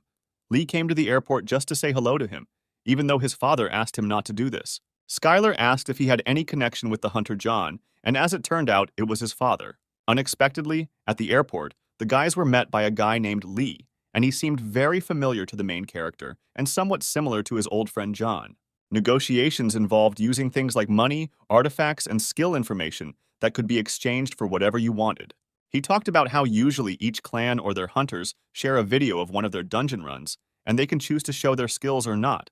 But most just show a small part, and there have been many cases where important skills were hidden, and then negotiations came into play. When the boys arrived on the island, no one understood what they were supposed to do at the international battle, and only Anthony was shocked that they had never participated in it. After this meeting, the protagonist's plane headed to Jeju Island. The man thanked him for this and said that in any case, he hoped that the sparring would go well, because his martial arts would be a good experience for the Korean hunters. But in response, Skylar said that he would come to help in any case if it was needed. The man then replied that since he was doing well in America, there was no need to return to Korea, and added that with the power of the current clan leader, it would be much more comfortable to live in America. The main character did not understand what this meant and asked a question. And then the man added that if he changes his mind, he should not even come back. The man asked the guy if he had thought about returning to Korea, but the main character was not sure about it and had not thought about it yet. The main character was surprised that the man was there and asked if he was really expecting to meet him, but the man replied that it was a coincidence and he didn't think the guy was in Korea. At that moment, Leia remembered that she was supposed to prevent the conversation with the Ice Emperor of Iron Blood when they met. The man thanked the guy for such loyalty, but asked to talk to his old friend, whom he had not seen for a long time alone. Anthony added that he still clearly remembers the blow that killed the demon during the invasion, the most beautiful blow in the history of hunters. It was incredible for Anthony to see the Iron Blood Ice Emperor right there, and he wondered if he was Skylar's friend. The man said that quite a lot of time had passed and suggested to drop the empty talk and asked why the guy had come to Korea. When the man came a little closer, he saw Skylar and immediately recognized him. When Anthony turned around, he couldn't believe it, because in front of him was a first-generation A-rank hunter, an Iron Blood Ice Emperor. When he put the flowers down, he saw that someone had also come here, because there was a bouquet of fresh flowers nearby. The guy thought that most likely, if he had not gone into the wasteland, he still would not have saved them, but their death would forever remain a heavy burden on his heart. He approached a large monument that was dedicated to the hunters who died during the invasion. The main character really needed to meet someone here. Upon arrival in Seoul, the guys visited the National Cemetery in Seoul. On the plane, the girl asked him because the sparring was supposed to take place in Jeju, but they were flying to Seoul, and the guy replied that he needed to stop somewhere first. The guy thought that taking Leia was also a pretty good idea. Besides, she spoke a little Korean. Then a new girl from the clan overheard the conversation and asked to take her to Korea and forget about this annoying person. The guy was extremely unhappy that the main character didn't even ask him, but Anthony was ready and wasn't even going to refuse, and moreover, he was ready to demonstrate the results of his martial arts training. The second one really liked Korea, but this time he couldn't, and Anthony was out of the question. And for the main character, it was very unexpected that no one was found. He began asking his clan colleagues if anyone would like to join him, but Eliza immediately declined his offer, saying that she was busy honing her new skills. Sam warned the guy on the phone not to get too close to them, and the main character understood everything and was even happy about it for a second, because he hadn't been to Korea for quite a long time, and it would be great if someone went with him. But Sam was very afraid that the guy would get too close to these people. Then the girl added that if there is a reason for it, then why not just go ahead and accept the offer, because sparring is needed so that both sides can learn something from it. But all this was not so easy and simple, because they could not just take and reject their request, because there was another reason for that. During the Great Hunter era, countries decided to work closely with each other. America and Korea became so close that they even held international clan sparring matches. The girl assumed that the Korean government asked for Skylar to be returned to them, but that was not the case at all, but rather that they asked for sparring. The next morning, something strange happened in Sam's office. He called his daughter to talk because Korea had contacted them. Skylar was amazed by such generosity, as he had given him an A-rank skill. At the end of the battle, the Elf of Light granted the boy the skill of the nobility of light, thanks to which he became stronger in using the power of light to protect his own beauty and dignity. The people who gathered in the stands were delighted with this match, and the guy's existential strength increased. And then Christopher added that his master recognized the beauty of Skylar's fight, and he successfully passed this test. When the guy got up, he immediately said that he didn't remember anything and didn't understand why his body hurt so much. But all this was expected for the main character. The main character thanked him for these words and dealt the final crushing blow. But Christopher was not ready for this and asked the guy to stop because the fight was already over. At this point, the assistants tried to bring the man to his senses, but they were unsuccessful, and they did not know what had happened to him. The Constellation did not agree with this, because since he was of no value, he should at least entertain him. The man asked the owner to give him another chance, because he simply did not know anything about it, and at the same time, it was difficult to find a person as talented as him. The collector of noble crowns was greatly disappointed by his loss to the servant of a low-ranking constellation. But Glenn didn't seem to be listening to him, because at that moment, he was meeting with the Constellation. The man suggested leaving and preparing well so that he could then take first place back. At this time, in Glenn's room, his assistant was calming him down and encouraging him by saying that the fans were still rooting for him, and that this time, they just had no information at all about his opponent. And then Skylar turned to everyone in the room and said that they should prepare for battle. The guy knew that although the vision might be blurry, it never just happens, and if it was true, then he urgently needed to stop it. It was all Glenn's doing, standing on a pile of corpses and rejoicing at it. At that moment, the main character suddenly had a vision and saw dead people lying on the asphalt. After all, it turned out that they still had many servants on Earth who were stronger than he. But he still couldn't believe that he had a contract with the demon god constellation. Skylar believed that Glenn was much stronger than he thought, and did not think that it would be easy with him, and sent him flying with one blow. A few minutes later, the others arrived and added that the fight was truly incredible. In the waiting room, the main character was congratulated by the clan of masters on his victory, because the match was simply magnificent. Laura was furious, because she didn't understand why the commentators didn't just say that Glenn would have lost, even if he was twice as strong as he was now. Glenn was in severe shock, and no one could guarantee that he would be able to recover from this. It was an unexpected outcome for everyone, because the fight was between the top 1 and top 20 B-rank fighters, and no one could know for sure what would happen in this match. The spectators in the stands did not understand what they had just seen. It seemed to them that perhaps Skylar had just been lucky with his victory, because the fighter couldn't see where the attack was coming from. All his defensive magic was useless, and this victory was decided in an instant. And at that moment, when the fighter Glenn got tired and stopped for a moment, Skylar struck with one quick and sharp blow right from the blind spot. However, he didn't hit with a single attack, and Skylar only moved slightly, and everyone around was shocked that the guy demonstrated such high martial arts. While the man was attacking, he was simultaneously using defensive magic on numerous parts of his own body. It was perfect. It was an absolutely incredible match. If you draw an analogy, then this match was like a spear versus score, because Glenn was a little aggressive. The main character knocked out his opponent in literally a second, and he was already lying on the ring, completely unaware of what was happening, because he could not believe that he was a servant of the collector, and lost so quickly.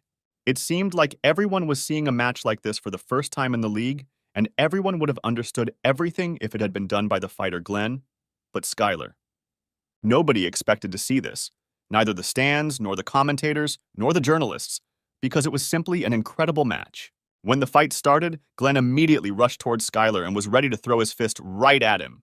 And the long-awaited countdown of the match for the title of the B-Rank League champion began. The man believed that the guy did not know that he had signed a contract with the constellation of the demonic god, and was preparing to smear him in front of everyone. When the guy stood up, Glenn immediately greeted him and said that he hoped for a good match. Skylar thought about how they didn't like the fact that a rank 1 was fighting a rank 20, and continued to walk to the center of the stage and thought about how he just needed to win the fight. On the day of the fight, the Icaros clan was in the stands, and they didn't understand why the stands hated Skylar, but there were also those among the fans who continued to support him. The man decided that he should simply destroy it, because all this would be for the sake of a collector of noble crowns and just for fun. Then the man made a call and said he wanted to organize a fight and show the arrogant upstart what kind of stuff champions are made of. Glenn was a great fighter and always gave 100% in every fight, and it didn't matter who he was fighting against. He always tried.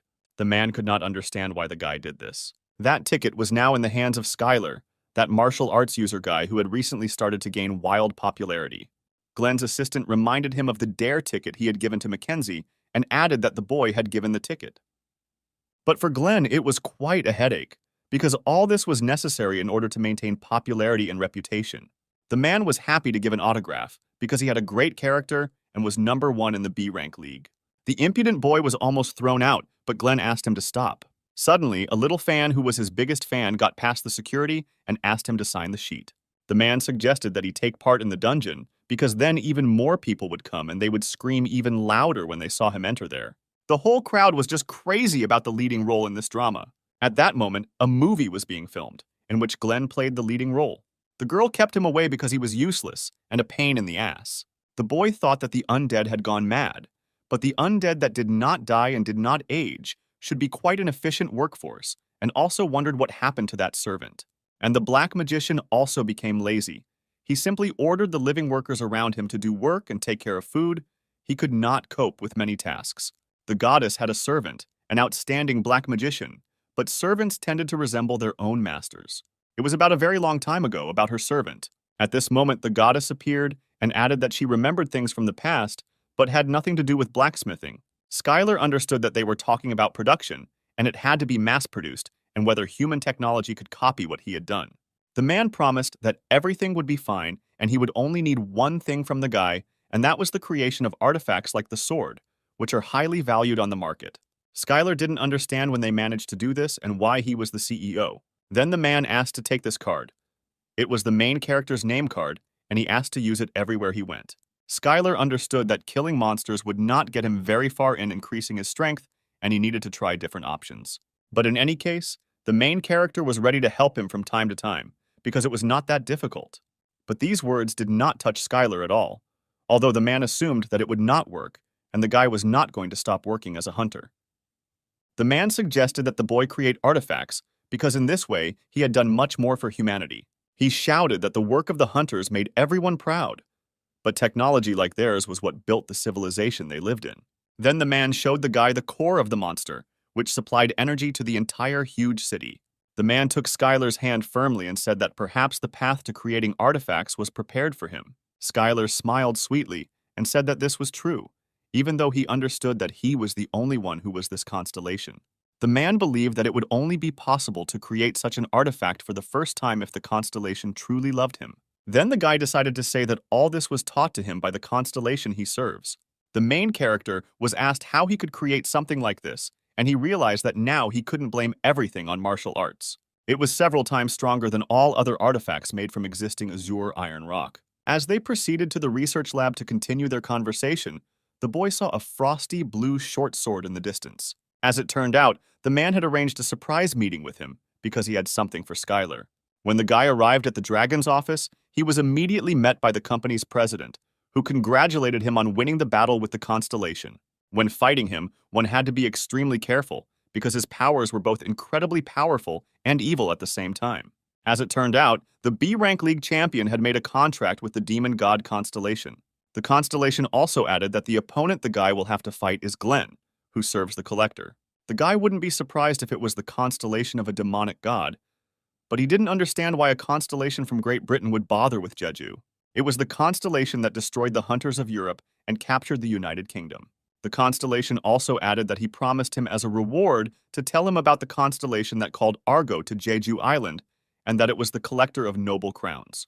The guy was shocked that 50,000 was not enough for him, because he had done so much before to get at least a few thousand.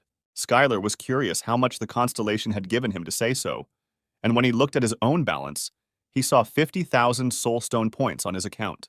The constellation could not give much because it had little and really hoped that such a number of soulstones would be enough as a reward for the main character. The constellation was incredibly grateful to him for the victory because he never wanted to lose to them. All the constellations recognized his ability and also admired what the protagonist did.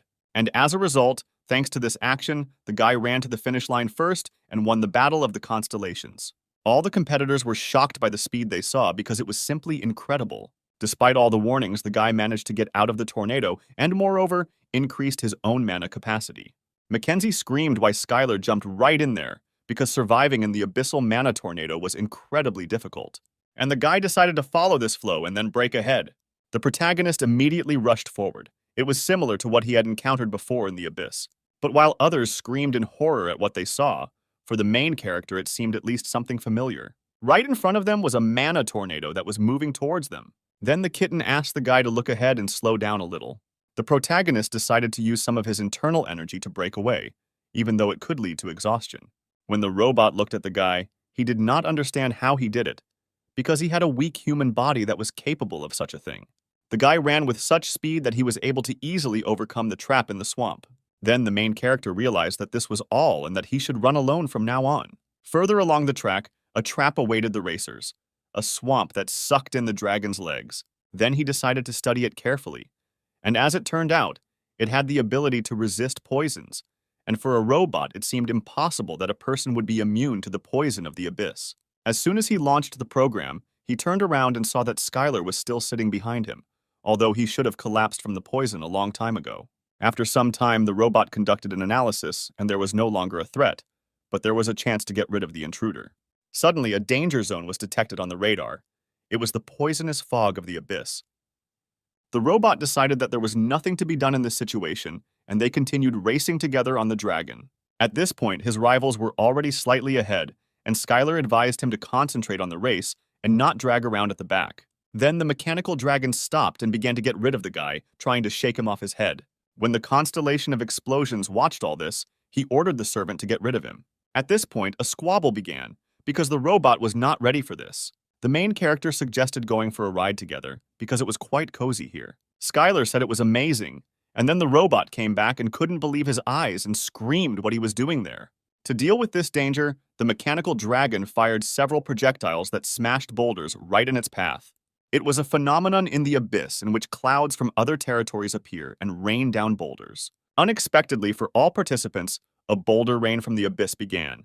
The guy couldn't believe that his constellation didn't give him anything to ride, and it looked completely heartless. When the robot turned back, he realized that this race would be between the three of them and that martial arts user could not be counted.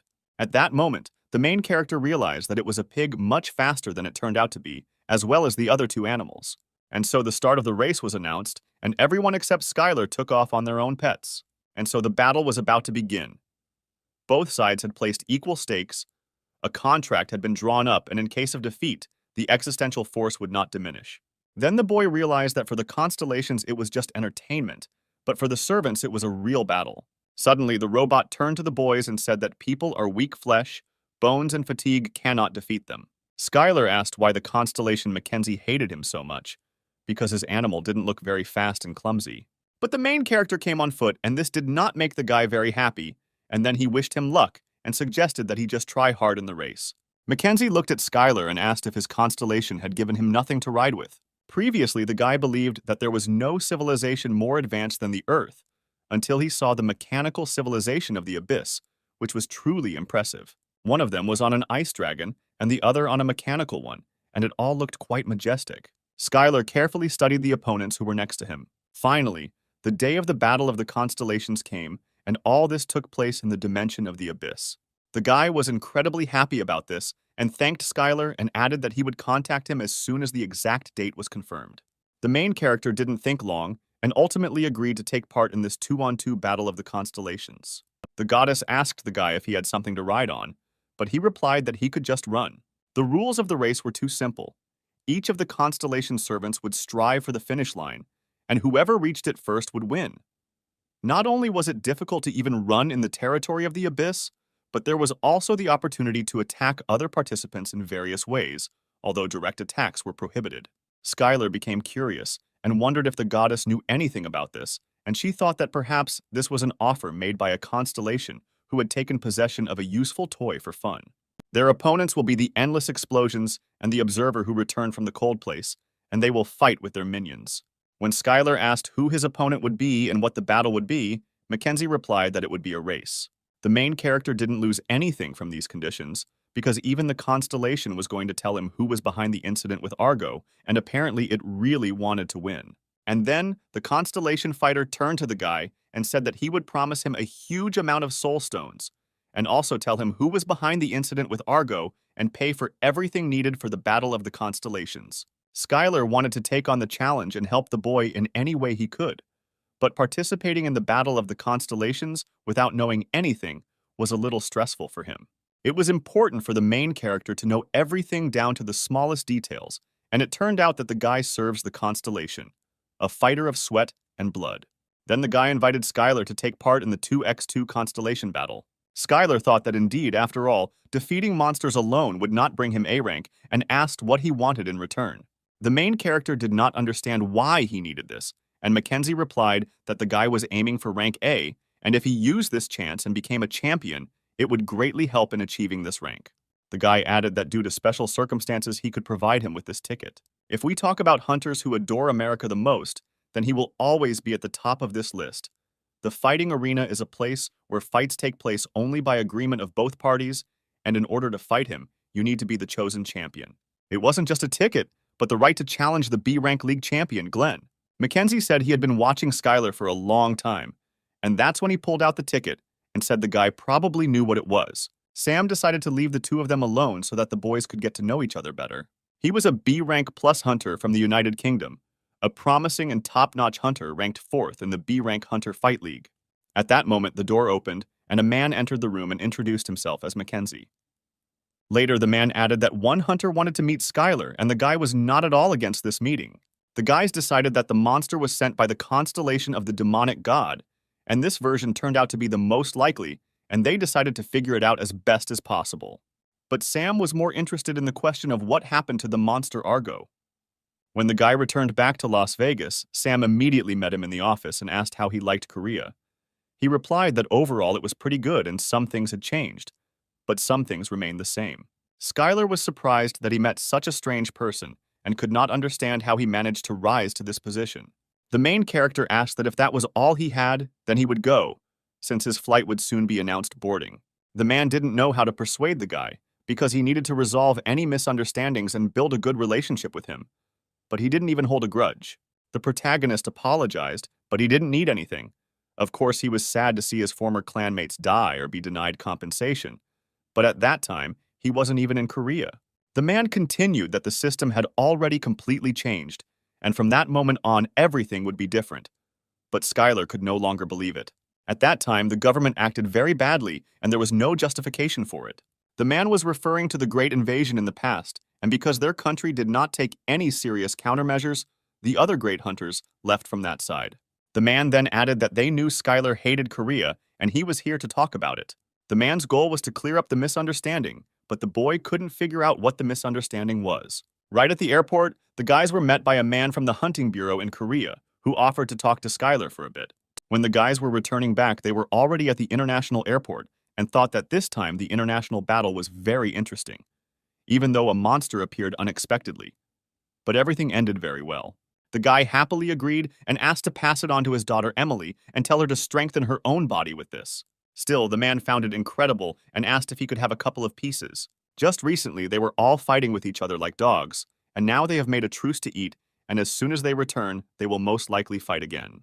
All the hunters were having fun, eating meat and dancing around the fire. When the chairman saw all this, he could not understand what was going on here. When the man tried one small piece of this meat, he could not believe that his strength was restored so quickly, because it melted in his mouth and the taste was incredible. While some were thinking, others were already gobbling it up because it was too good. The man held a large plate of monster meat for the first time in his life and was afraid to taste it. The main character said that there was a monster here, and this was his meat, and offered to eat a few pieces. Skylar was glad that more people had come here, because there was enough meat that he could share it with everyone.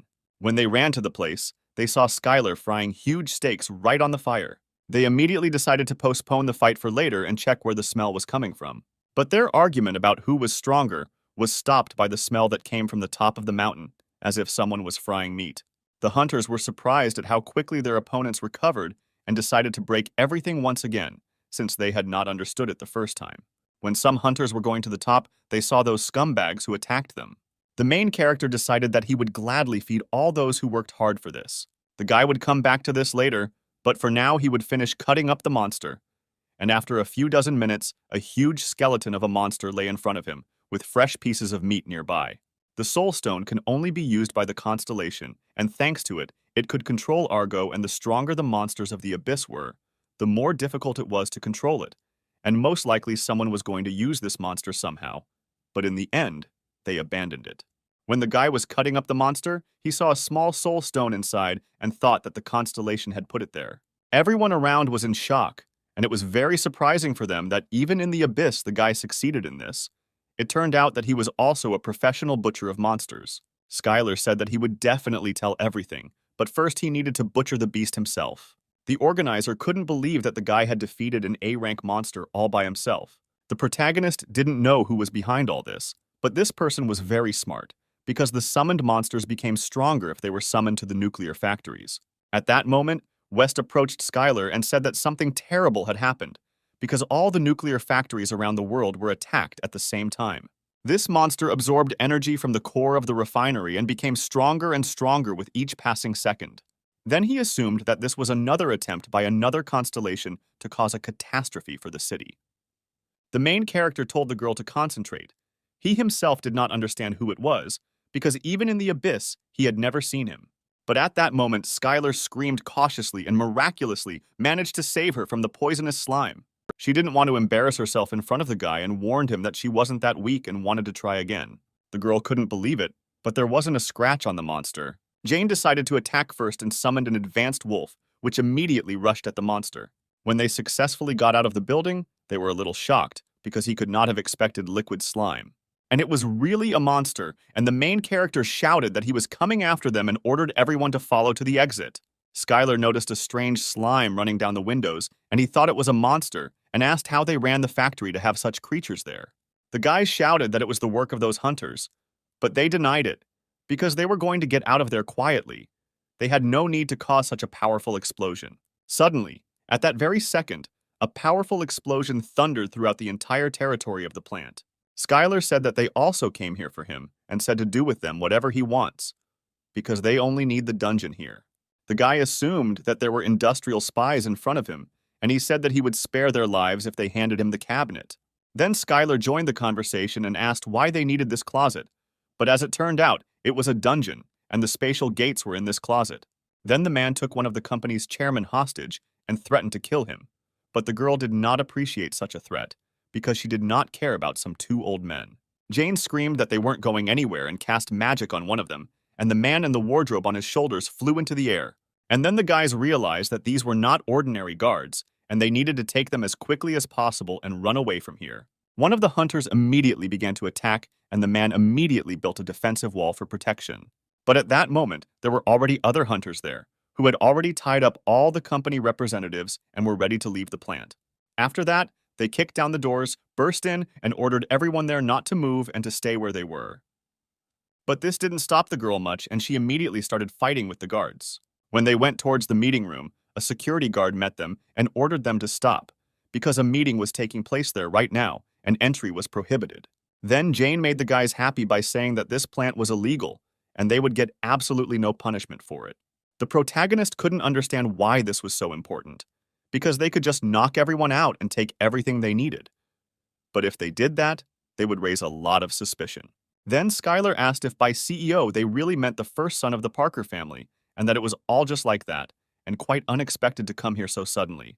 When the guys went upstairs, the girl was greeted by a security guard and asked where the director of the laboratory lock was now, and the man replied that he was talking to the CEO right now. Jane warned that the dungeon could appear anywhere, even on the wall of a house. When they walked through the plant's territory, the guy realized where the materials from the White Dungeon were being processed. And the most surprising thing was that the dungeon was located right at this plant. The guys couldn't believe that everything was so simple, and it seemed that these people hadn't yet been told about her termination of the contract with the company. After security confirmed her identity, she and two other visitors successfully entered. But Jane offered an alternative and said that they could just walk in and showed her ID. That same night, the guys decided to enter the territory, but two guards stood in their way. Then Jane immediately picked up the phone and decided to break the contract with the Parkers that very second. But with 10% of the Energy Park shares at stake, worth at least a couple of $1 billion, it was a much better deal to be involved. The main character didn't mind if she didn't want to go with them, just let her know about it. She replied that the plan was really cool and was looking forward to its implementation. When the girl arrived at the office, Skylar immediately told everyone about the approximate plan. This was a great time for Jane to show Skylar her abilities, which was bound to make a good impression. The main character was shocked that the girl didn't even listen to him and immediately agreed. The girl didn't have time to listen to the guy's proposal. She already agreed, no matter what it was, and shouted that she would come right now. Let him just wait. The protagonist dialed Jane's phone and approached her with a proposal to work together on one small matter. Then Skylar told the man not to have high hopes, because even if she refused to join them, their chances of success would not increase much, and the idea could be forgotten. In any case, it made little difference whether they were divided between 2 or 3, since there was a lot of money at stake. The man made an additional offer and asked to think about it again, because he could include Jane in the share, and then all the shares could be divided between the 3. Then the main character replied that he could not interfere with her work, asked for an apology, but the man would have to forget that he had even started such a conversation. The protagonist could not understand that it was she who guarded the Parker family's White Dungeon. And this hunter's name was Jane, who was from Korea. And even for a man, it was difficult, and so he decided to ask for help from an expert in the fight against people. And then the guy asked if he knew what kind of hunter he was. But the problem was that this dungeon was guarded by an A-rank hunter. Wes decided to go after him to negotiate with him, since they had already gotten their hands dirty and he was sure that they would try to hush up the problem quietly.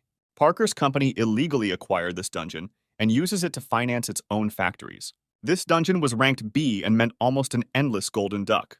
It was clear that the white dungeons were especially valuable, as they allowed one to hunt monsters without any time limits or clearing the dungeon. And white dungeons, which are much safer due to the absence of any restrictions or prohibitions. All dungeons are divided into two large categories. Red dungeons have restrictions on the number of people and time. In his hands, the main character held information about the white dungeon. The man took out a folder with paper and added that, although it would be difficult, he had a way to negotiate with him. Then the main character asked how he was going to convince the chairman. He immediately offered half of his shares from Parker if the guy would help him, and Skylar saw absolutely no reason to refuse. That's why the man wanted to work and fight with the main character, but he never thought that he would be treated so well. The man grabbed his head and said that Park Energy should have given him all the shares and made him work for them, and now they are simply paying him hundreds of millions of dollars so that he has no claims, and the guy thought it was a little too much. The main character replied that this story is not about him. He has had his shares for a long time. The main character saw the company's shares because they were absolutely his, but despite all this, the guy didn't need it. One day, Sam walked by and threw the phone right into Skylar's hands. West added that he also wants power, since he never received the company's shares that he was promised. Skylar agreed with these words, but asked why he started this conversation. It doesn't matter how good the hunter is. What matters is the power in the hands of the company. When they entered the room, the man congratulated the main character because he had heard about how he became the manager of the dragon artifact and added that he was now working with the Parker family. The man asked for help, and then Skylar suggested going to his room and discussing everything there. West was one of America's top A-ranked hunters, nicknamed Ominous Rock. A man appeared in front of the guy who looked many times bigger than him and said that he was waiting for him with impatience because he really wanted to meet him no matter what, and introduced himself as Westham. When the main character was leaving the hunter's dormitory, a man met him and said that he had a guest. Sam handed over all powers to him, and now he becomes the main one, and warned all his clanmates to prepare for consequences from now on if they do not show up when he asks them to. Because from this moment on, Skylar will rule the Icaros clan. The protagonist will do everything he can to help other hunters of the Icaros clan become stronger, but in exchange, they will strictly follow the protagonist's commands. Suddenly, the boy clapped his hands and said that now that he was an A-rank hunter, he no longer felt the responsibility placed on him. Skylar was incredibly pleased to receive congratulations from everyone, and he sincerely said thank you. The clan colleagues were happy to congratulate the main character on receiving a new rank. Skylar felt like he was relaxing a little and decided to practice a little. The main character did not understand what the commotion was about near the stadium, and then the guys asked him if he had really left the car and run here on his own. Then in the distance, the guys saw Skylar running towards them. The girl then suggested that most likely the people were waiting for the hunter Skylar, who had been promoted to rank A. All this seemed a little strange to the others from the Icarus clan, because they did not understand why they were all here. One evening, quite a lot of hunters gathered near the Icarus clan. When the guy looked closely at the picture, he realized that this was the territory of a warrior of sweat and blood. Among all the territories of the Abyss that are watched over, the first will be the Kingdom of the Abyss. But the expedition there completely failed, and there was almost no information left, and Sam demonstrated everything they managed to get. This Abyss Gate is one of the businesses that their company has previously invested heavily in. It was a trip to the gates of the Abyss, because the first gates appeared in the middle of the earth, which were connected to the Abyss, and most of the trips there failed. Skylar heard the request and replied that he would be careful and asked what the second dream was. The main character didn't see anything wrong with that, and then Sam added that they kidnapped the US president and tried to fire nuclear missiles at Great Britain. He asked the guy to be careful, because now they would be attacking him from all over. After the demon god constellation took over the United Kingdom, the exiled royal family and their hunters founded this group, where the main goal was to take back the United Kingdom. Sam decided to give an example and reached for Skylar's phone and asked to look at the Knights of the Sacred Temple. The main character did not understand why he should do this, and then the man replied that most of these proposals were garbage, and while he was away from Earth, quite a lot of crazy people had been added to the world. Then Sam added that there was a battle of the constellations that he wanted to talk about, because now Skylar became an A rank, and people would ask him to participate in the battle of the constellations, and if that happened, he would have to refuse at any opportunity. The guy doubted this, because despite all this, the land was teeming with servants of demonic gods, and it seemed completely impossible to win these lands back. The first of them is to return all the territories of the Earth captured by the constellations. When the civil servant left, Sam turned to the guy and said that he couldn't believe how quickly he got rank A, and that he would soon become a real hunter because there are two dreams. The man left and said in closing that he hoped that Skylar would continue to serve humanity and civilization in the future. But because of the large number of pages, the guy replied that he would definitely read it all. But later, because he didn't see any pleasure in it. The man handed the boy a new hunter's card and documents and asked him to look at them. A government official showed up to present the guy with a certificate of promotion to rank A as a hunter and was happy to inform him about it. But Sam explained to Skylar that this is usually the case. But this time the scale of the incident was too great, and if it were not for the main character, a great misfortune would have happened. All this seemed too early for the guy to be rank A, but he still thanked the guys for the holiday. The next day, already at Sam's mansion, everyone happily congratulated Skylar on becoming an A-rank hunter. After these words, the constellation left the Earth, as well as the hunter's body, but it believed that one day it would definitely finish off the guy. Suddenly, Skylar saw a constellation that was next to Glenn and turned to the guy, saying that from Jeju Island until now, he would never forget what happened today. Everyone who stood nearby did not understand what was happening, because it turned out to be very strange for them. They had never seen the expulsion of a spirit from a body. Suddenly, a demonic spirit began to emerge from Glenn, which gradually began to get rid of this body. The boy beat the giant until he turned back into his previous form. But Skylar wasn't impressed by these words, and he delivered a powerful punch to the jaw. Because did the giant really think that everyone would forget what he did with a snap of his fist? The hunter has earned quite a good reputation over the years, and now he will have a chance to justify himself by placing all the blame on the constellation of the god. Glenn added that all this time his mind was controlled by the constellation and asked not to beat him anymore because he would pay for his own sins for the rest of his life. The protagonist could not believe that his words had worked, and the constellation of the demonic god disappeared. At one point, the giant screamed that he had regained control of his body and asked not to attack him anymore because he was not going to destroy anything anymore. And then Glenn realized that it was true, and it was not too late to get everything back, because the collector was just using him, and Skylar was right that he was a victim.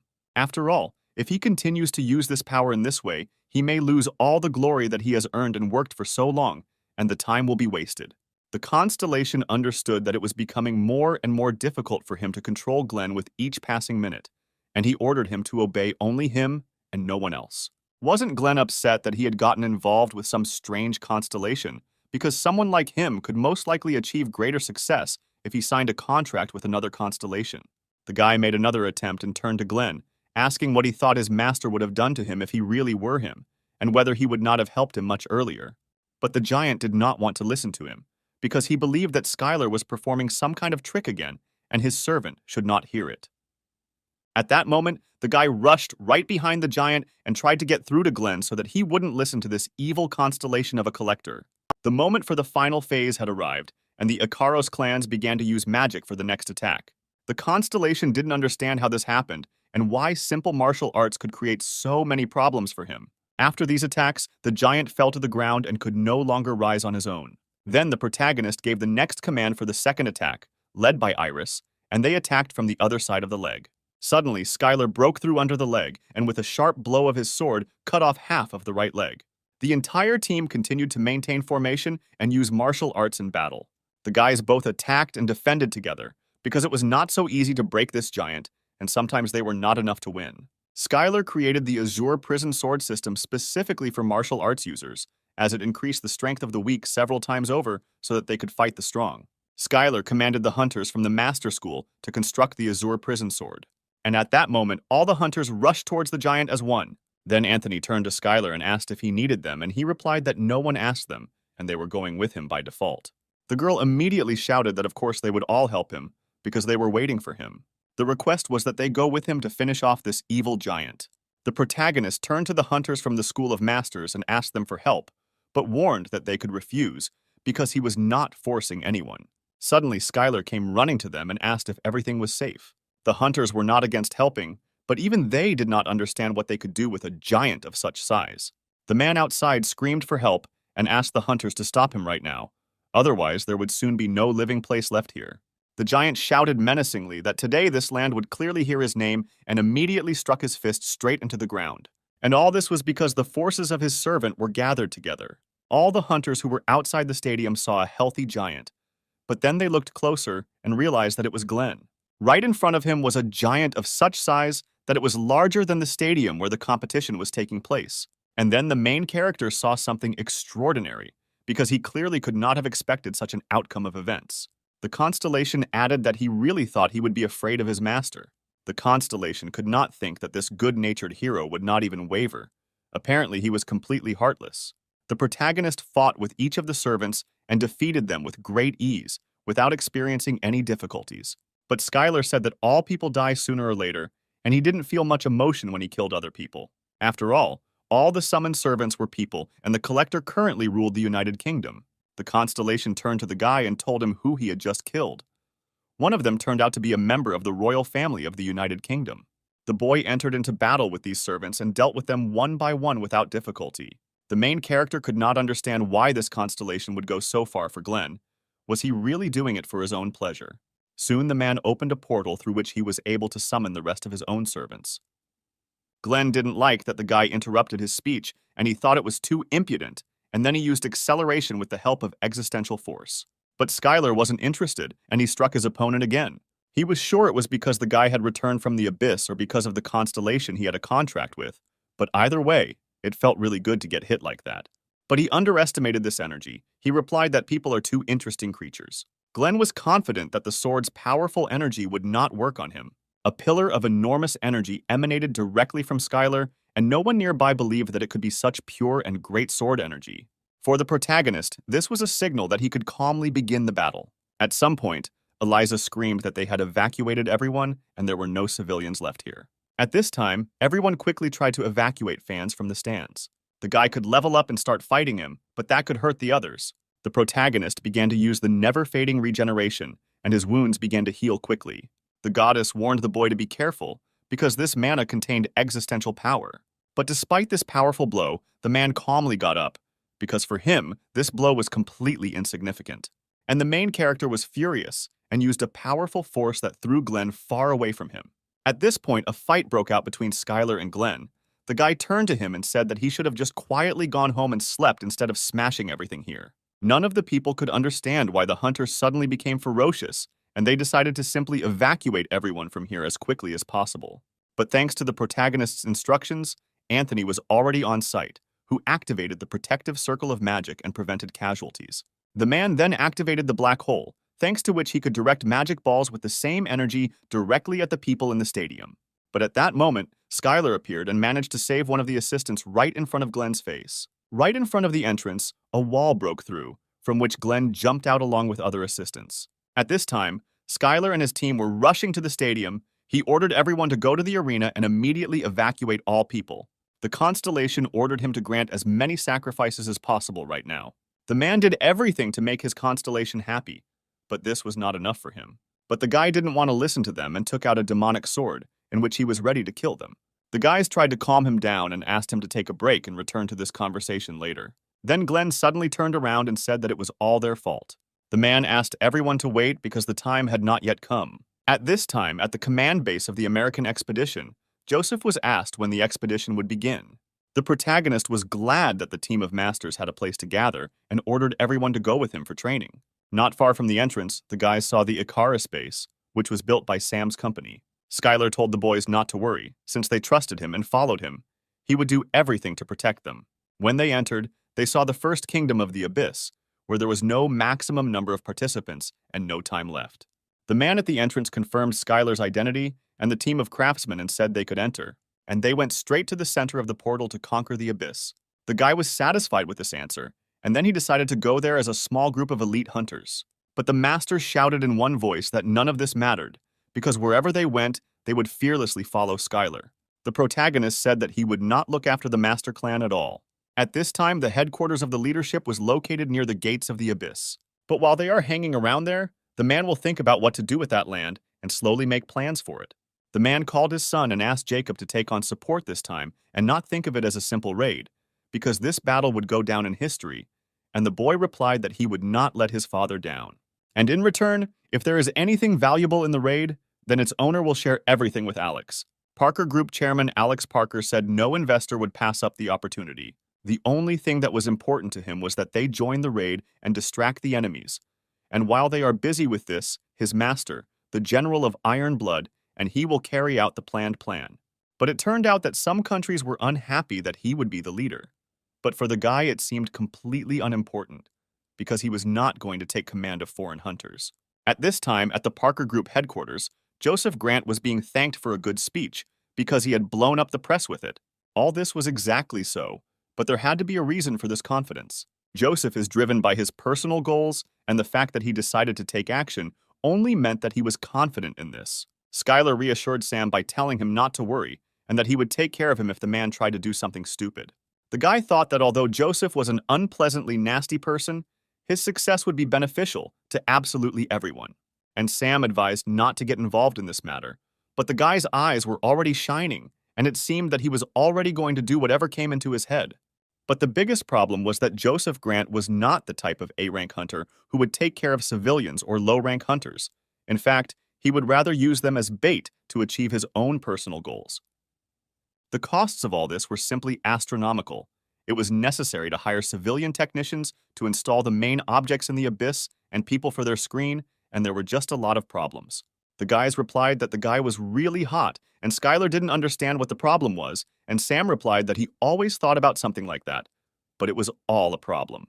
The man added that if anyone had a sense of duty as a hunter, no matter what rank he was, he asked them to join him and liberate the land together. He will fight alongside other A-rank and above hunters, while the rest will be responsible for support. At this conference, Joseph Grant stated that he was going to the gate, and of course he would not be able to do it alone, and therefore would need help from other hunters. The reasons for all this are hidden in the hands of the abyss, and for quite a long time, out of fear, they avoided the truth in every way. But perhaps it is too late. But the guy decided to fulfill his own duty as an A-rank hunter. At this time, in the conference room, a man was talking about how humanity had been under the control of the abyss constellations for too long, and was constantly being attacked by monsters. When Sam heard what this guy said, he was very indignant, and the two of them started watching the news. The news reported breaking news that A-rank hunter Joseph Grant had announced a moment earlier that he would be participating in the expedition to the Abyss Gate. But Skylar said that it was because the kitten was an expert at gossip and he left it to him. And it all sounded like a great plan, but the kitten said he got the gist of it, but he didn't understand why he had to do it. So if rumors spread that the Collector's constellation is behind all this, his position will definitely be shaken. But the protagonist replied that the surprise attack on the core factory had harmed not only the good constellations, but also the demon god's constellation. The kitten, in shock, asked if the guy really thought he was spreading these rumors. The protagonist helped him, but it was only because they were using the monster against the Collector's constellation. Skylar said that maybe that would calm him down, but he's getting the full treatment from the other constellations right now. At this time, Sam was sitting in the office and watching the prices of cores rise, despite the fact that the prices of his shares had dropped quite a bit because of the stupid slug. The goddess of laziness added that what could be better for her busy successor, who constantly feeds off other constellations from the Earth? And for the guy, it felt like she was insulting him. But in any case, it was a sin to complain about a good subject. This barrier was really good and useful because thanks to it, the main character could protect his own territories even when he was not around. The Great Warrior's barrier protected from the storm in the abyss and granted strength to all servants, and there was also the ability to pass this skill on to followers. And suddenly, a barrier of a great warrior appeared from the chest, which shone with a bright golden light right above the head of the main character. The protagonist decided that he had already bought it anyway and would soon find out and threw away the chest, and now his fate is being decided as chaos flows out of it. This chest looked quite sinister, considering that the guy gave away all the money he had, and perhaps he was in a hurry with the purchase. The trader realized that it would be difficult to make a deal with this guy, and said that next time it wouldn't work, and with tears in his eyes agreed to it. But the guy was short a few thousand stones to complete the deal, and so he asked for a discount, but the traveling merchant was unhappy with him for constantly trying to lower the price. But there weren't many soul stones, and then the goddess of scales reminded him that it was time for him to take care of the defensive territory anyway, and it would be nice to buy some kind of building. He added that to celebrate his victory, he could buy something that would give him a new building and showed him a golden box of buildings. It was a traveling merchant selling destinies, and he was looking for a meeting with the main character, and also congratulated him on his victory in the Battle of the Constellations. The guy decided that it was all because they were his servants, and under his influence they became stronger while they worked and ate delicious food. But he was not a farmer, although this was not bad, but still a little strange, and unexpectedly a portal formed. But at some point, the main character suspected something strange with the orcs, because they began to emit stronger energy than before and did not understand what was happening here. But this did not stop them in any way, and after a few minutes they were already eating the most delicious bull and thanked the owner for such a divine taste. This was not very normal, because soon they would eat all the cattle that they had raised for such a long time. But as soon as they heard that they could kill them, they quickly became filled with berserker rage, and all their efforts went down the drain. The protagonist wanted to cook something from them, but the orcs thought otherwise and raised them so that they would be strong and fit the protagonist's reputation. He also asked if they really raised the cows and chickens that he gave them, and that everything was correct. The guy noted the orcs for their good work, because while he was flying here, he saw what a colossal job they had done. The orcs were very happy that their master had finally returned and immediately offered to let him see what they had achieved. The guy had a hard time believing it, because to be honest, if he had been told earlier that the orcs were an agricultural tribe, he would not have believed it. Skylar replied that these territories had changed greatly, and was it really he who had done all this? But the golem replied that it was not him, and that most of it had been done by the orcs. The golem of the fantastic rock greeted the main character and said that he was glad to see him in this territory. Suddenly, the chicken he had recently brought here appeared, but they didn't even raise birds.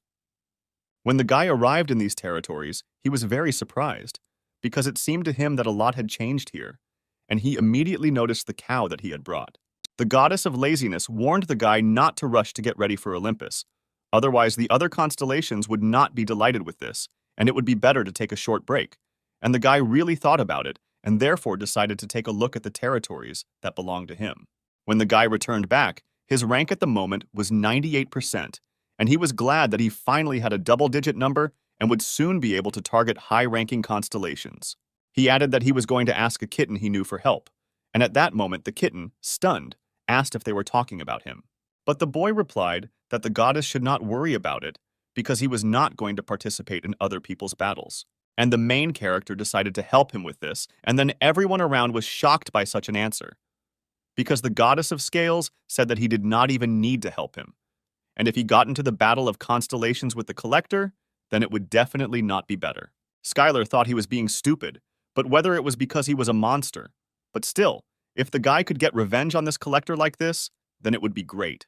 The seeker replied that he had guessed as much, and said that the other constellations were no longer speaking to him, and began to beg the protagonist for help.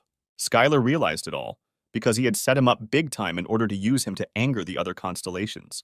The protagonist asked who was in the deal with him, and the comprehender replied that he was not going to hide anything, and that the collector of noble crowns had persuaded him to do so. He added that it was unfair, because he had not planned all this alone, and the goddess of scales screamed that it could not be, that the monster had not done this alone.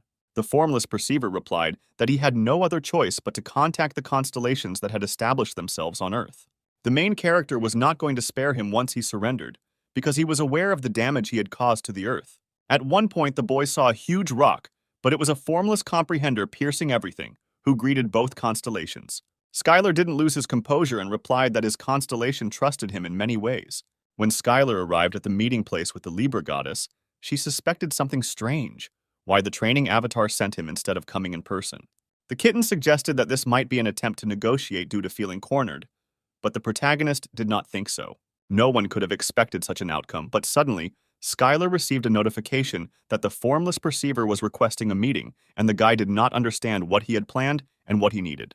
The guy asked if this could really happen, and the angel replied that no, and most likely it could be some kind of plan of the goddess because she is the best at this. Then the angel showed a notice that the formless perceiver who pierces everything had surrendered. Suddenly, a servant of the goddess of scales appeared, and the main character asked him why the training match ended so abruptly and what happened. But as Skylar approached the angel to strike, a notification suddenly appeared, stating that the training match had ended with the consent of both parties, and that they would soon be teleported out of the arena. The guy didn't wait for the fight to start, and in that case, he started it first.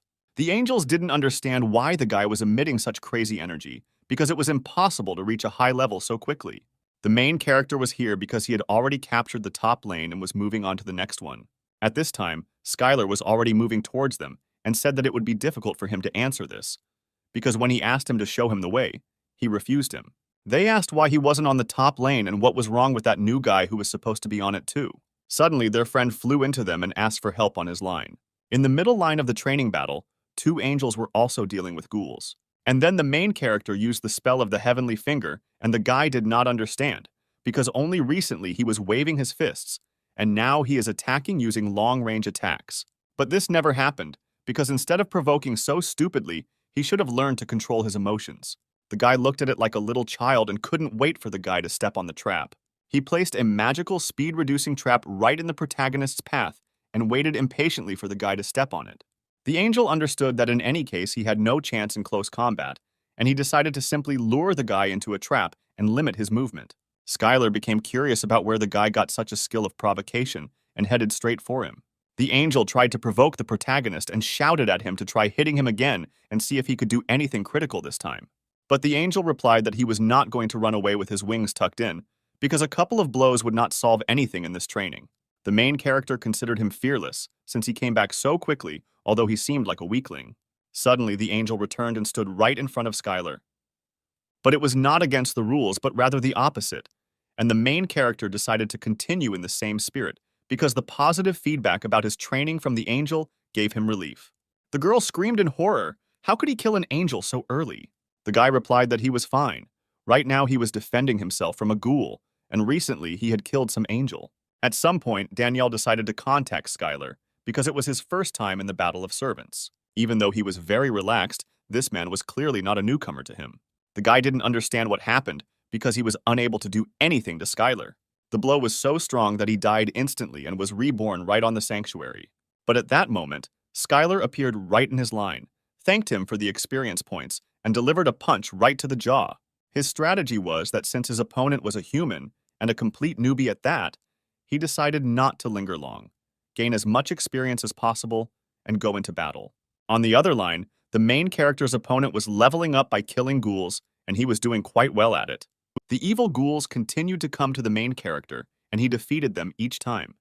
But he did not understand whether he was making progress from this, since he had absolutely no experience. He could not even understand whether everything was good for him or not. But the tower, which looked like a street lamp, helped the guy and destroyed the ghoul, thereby saving him from harm. It seemed that Skylar had finished with the entire camp, when suddenly another one appeared from behind him and sharply attacked him. First of all, the main character met ghouls, which were used to level up, since he needed to conserve internal energy. He decided not to waste skills on these monsters, and decided to rely only on the muscle memory of the body. She wanted to give some advice, but Skylar quickly rushed to the line, and since this was a practice match, it might be better for him to feel everything on his own skin. The girl reminded that the guy should just take the top lane. The guy's energy dropped sharply, all the effects were greatly reduced, and it felt amazing to him, as if he had become an E-rank hunter again. After that, the main character chose the desired skill, namely the Heavenly Strike, and prepared for the start of the match. Skylar immediately understood the essence of the training, that he needed to kill monsters, level up and destroy everything. But after pumping in this way, someone attacks the enemy base and the first team to destroy the Constellation Sanctuary wins. The restrictions will be gradually lifted after killing monsters and leveling up. This field was divided by 3 lines, namely the upper, middle, and lower. But not all skills were allowed, and there were also restrictions on statistics. The guys immediately began to play a training match. After all this time she really wanted to meet him, it was a journey that lasted for centuries. The girl was very happy when she saw the main character, because she was happy that she met him. Upon arrival, the guy saw Daniela, who told him that she had been waiting for him. As the protagonist walked towards the training grounds, he noticed that there were more cool-looking buildings and strong servants, slightly different from what he saw last time. Then the goddess offered to take part in a training match so that Skylar would understand what it was like, since he had not been on Earth for 30 years. But since the entire Korean team was defeated, the guy was not very familiar with this sport. It was a sport in which hunters fought in a 6-on-6 format and was also a form of constellation battle. The goddess also added that the shapeless constellation accepted the challenge to battle and asked the protagonist if he knew in what format all this would take place. Skylar said that he would ask his own constellation about this and the goddess was happy about it, and the guy added that most likely he would agree. The kitten warned the protagonist that it could be a trap, but the guy felt that the goddess was being slightly underestimated, and it was not her style to do something like that. So the goddess suggested that they join hands to participate together in the Battle of the Constellations. But of course, first, she needed permission from the constellation Skylar. But since the reward offered was quite substantial, it would only be better for them if they won. The goddess said that she called him in order to resolve the issue with the formless perceiver, because the constellations are hunting for him, and not many risk challenging him to the Battle of the Constellations, because they do not really know anything about him.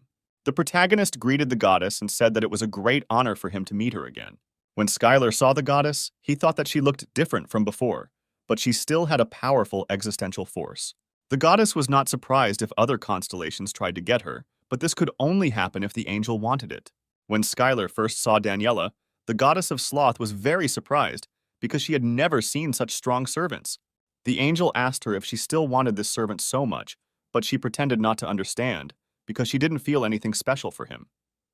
She warned the servant that she would still have a training avatar with her and that she would have to give it her all. The goddess of scales asked if Daniela would be able to take part in the Battle of the Constellations now, and she happily agreed to compete for the goddess. Daniela, who returned after searching for Skylar for thousands of years, was delighted with the dress and said that it was truly magnificent. At this time, the goddess of scales tried on another dress and asked the servants how it looked on her, and once again heard that it looked perfect on her. And unexpectedly for the main character, an invitation to meet with the goddess of scales was received, and he was a little surprised, because why did she suddenly decide to meet? Then the guy decided to try to look through some information through the constellation channels and saw that everyone was only talking about him. It looked like one of the most cruel constellations, and for a monster, the guy thought he knew the Earth too well, and assumed that perhaps there was some constellation from the Earth helping him. Then the girl introduced the guy to some information. After all, no one would agree to put their own life on the line, which would be a great stupidity, and the constellation would not be impudent or reckless. Skylar thought at that moment about fighting him head-on, but in the abyss that was too rare. But there was no need for this, because the constellations participating in the agreement sent him invitations to the Battle of the Constellations without interruption. But the constellation avoided these battles for too long and risked losing the chance to remain on Earth. The main character asked how they were going to look for him, or whether he would have to search for him himself. Skylar briefly dreamed that soul stones might not be so easy to get, and it would be great if he could catch this constellation. The kitten added that a reward had been placed on the head of the constellation that had caused all this chaos. The main character was called here because there was a great commotion among the constellations. After all these events, Skylar returned to the Union of Minor Constellations and greeted the girl and the cat. And the company representatives remained in the same place, because everyone had completely forgotten about untying their hands, and they had no choice but to simply watch the car drive away. West then turned to Skylar and said that they were done here and needed to move on, and then they drove off in the pickup truck. After all, advanced martial arts users were able to read the thoughts of their opponents, and this seemed amazing. And it was all true, because Skylar was a constellation, and he was able to recognize Jacob's lie as soon as he said those words. But Skylar whispered to him that it was most likely just smoke and mirrors, because there was not an inch of sincerity. The man was glad that West had saved him. He was truly sorry that he had been so late and promised that he would definitely be able to convince the other directors to give him all the shares. The representatives asked how they knew this would happen. Skylar replied that they quickly received the information through their own sources and arrived to help for a joint defense. Then the men heard some mooing from the side, and it turned out to be those hostages, and then they remembered that the representatives were still not untied. As the boys loaded the closet into the pickup truck, Skylar said he never thought there could be a dungeon in a closet. The girl was embarrassed by this, and she replied that she was not there for the reward, but would gladly accept it. Jane suggested that the guy go to Korea, and he thanked her for her help, and added that he would send her share as soon as he finished sorting out all this mess. The man then asked where Skylar was fighting now, but was told that he was a little busy and would call back a little later. Sam was simultaneously talking and fighting with the slime, and he realized that in order to defeat them, it was necessary to burn them until they stopped regenerating, and asked the guy if he had tried it. At that moment, Sam called Skylar and asked if the guy knew anything about these monsters, but no one really knew where they came from, and the man suggested that some idiot could have done it, and the stock prices went into some kind of abyss. Jane approached the main character and showed the main news at the moment, and it said that all factories in China, Korea, and other countries were attacked by monsters. Unexpectedly, other hunters came running to help, but they were too late, because the guy had dealt with him long ago, and for him it was surprising, because in the other regions there was a fierce battle. Skylar immediately rushed straight towards the slime to deal him crushing blows. Then the main character decided to cut him until he died, and something had to be done about this. But to do this, it was necessary to finish with this monster as quickly as possible. The orc boss was shocked that such a vile rat began to compete with him in strength and said that the man had no limits to arrogance and immediately began to surpass him. When the guy approached him, a fight immediately began. He turned to the orc and said that he was wondering if he was really that strong, and that was why he was here. The next stage of the operation was already Ben's, who used a rocket dash and got close to the boss. The orc boss was furious and didn't understand what was happening here. He was informed that the people decided to attack them from behind. And then they started the operation, and Adeline started the attack according to the plan with ranged magic. If they screw up because of this, his security is increased, then they will no longer have a chance to kill him, and the operation should be successful on the first try. The man reminded the other hunters that if the boss had the blessing of the constellation, he would see them if they approached him too quickly. The main character didn't think that Sam's plan would work, and he couldn't have expected this even in his own dreams. This entire dialogue was overheard by Skylar, who was standing in a tall tree right above them. This artifact was impossible to reveal unless there was a constellation nearby, and the man was calm that the orc boss was definitely not him. After all, thanks to him, they were able to make this entire journey without using magic and were as if invisible. It was a special cloak that allowed them to feel incredible strength, and the stealth skill of this cloak was simply amazing. Ben asked if one blow would be enough to kill, and the man replied that of course it was, because this dagger was the same as the cloaks they received from the owner. And finally, Joseph will follow Ben and use the artifact given to him by his master, and having an instant kill effect, he uses the poison of extinction to suck the life out of him. After this, Ben, a melee fighter, quickly approaches him and uses force to stop him. As soon as the man gives the signal, Adeline, who is proficient in ranged magic, attacks the guards near the orc boss. And everyone was extremely prepared, and then they decided to run through the plan one last time.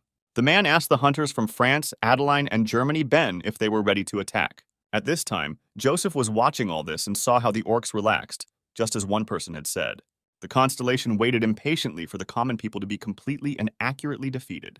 When the constellation heard these words, it was convinced once again that making him the boss was a great decision. After all, as soon as they give up, he will personally burst into the fortress and crush their heads. And thanks to this, he will increase the reputation of his master. At this time, the great leader of the orcs, Igor, rejoiced at how stupid humans fought with them, because he understood that soon they would still dance to the tune of his master.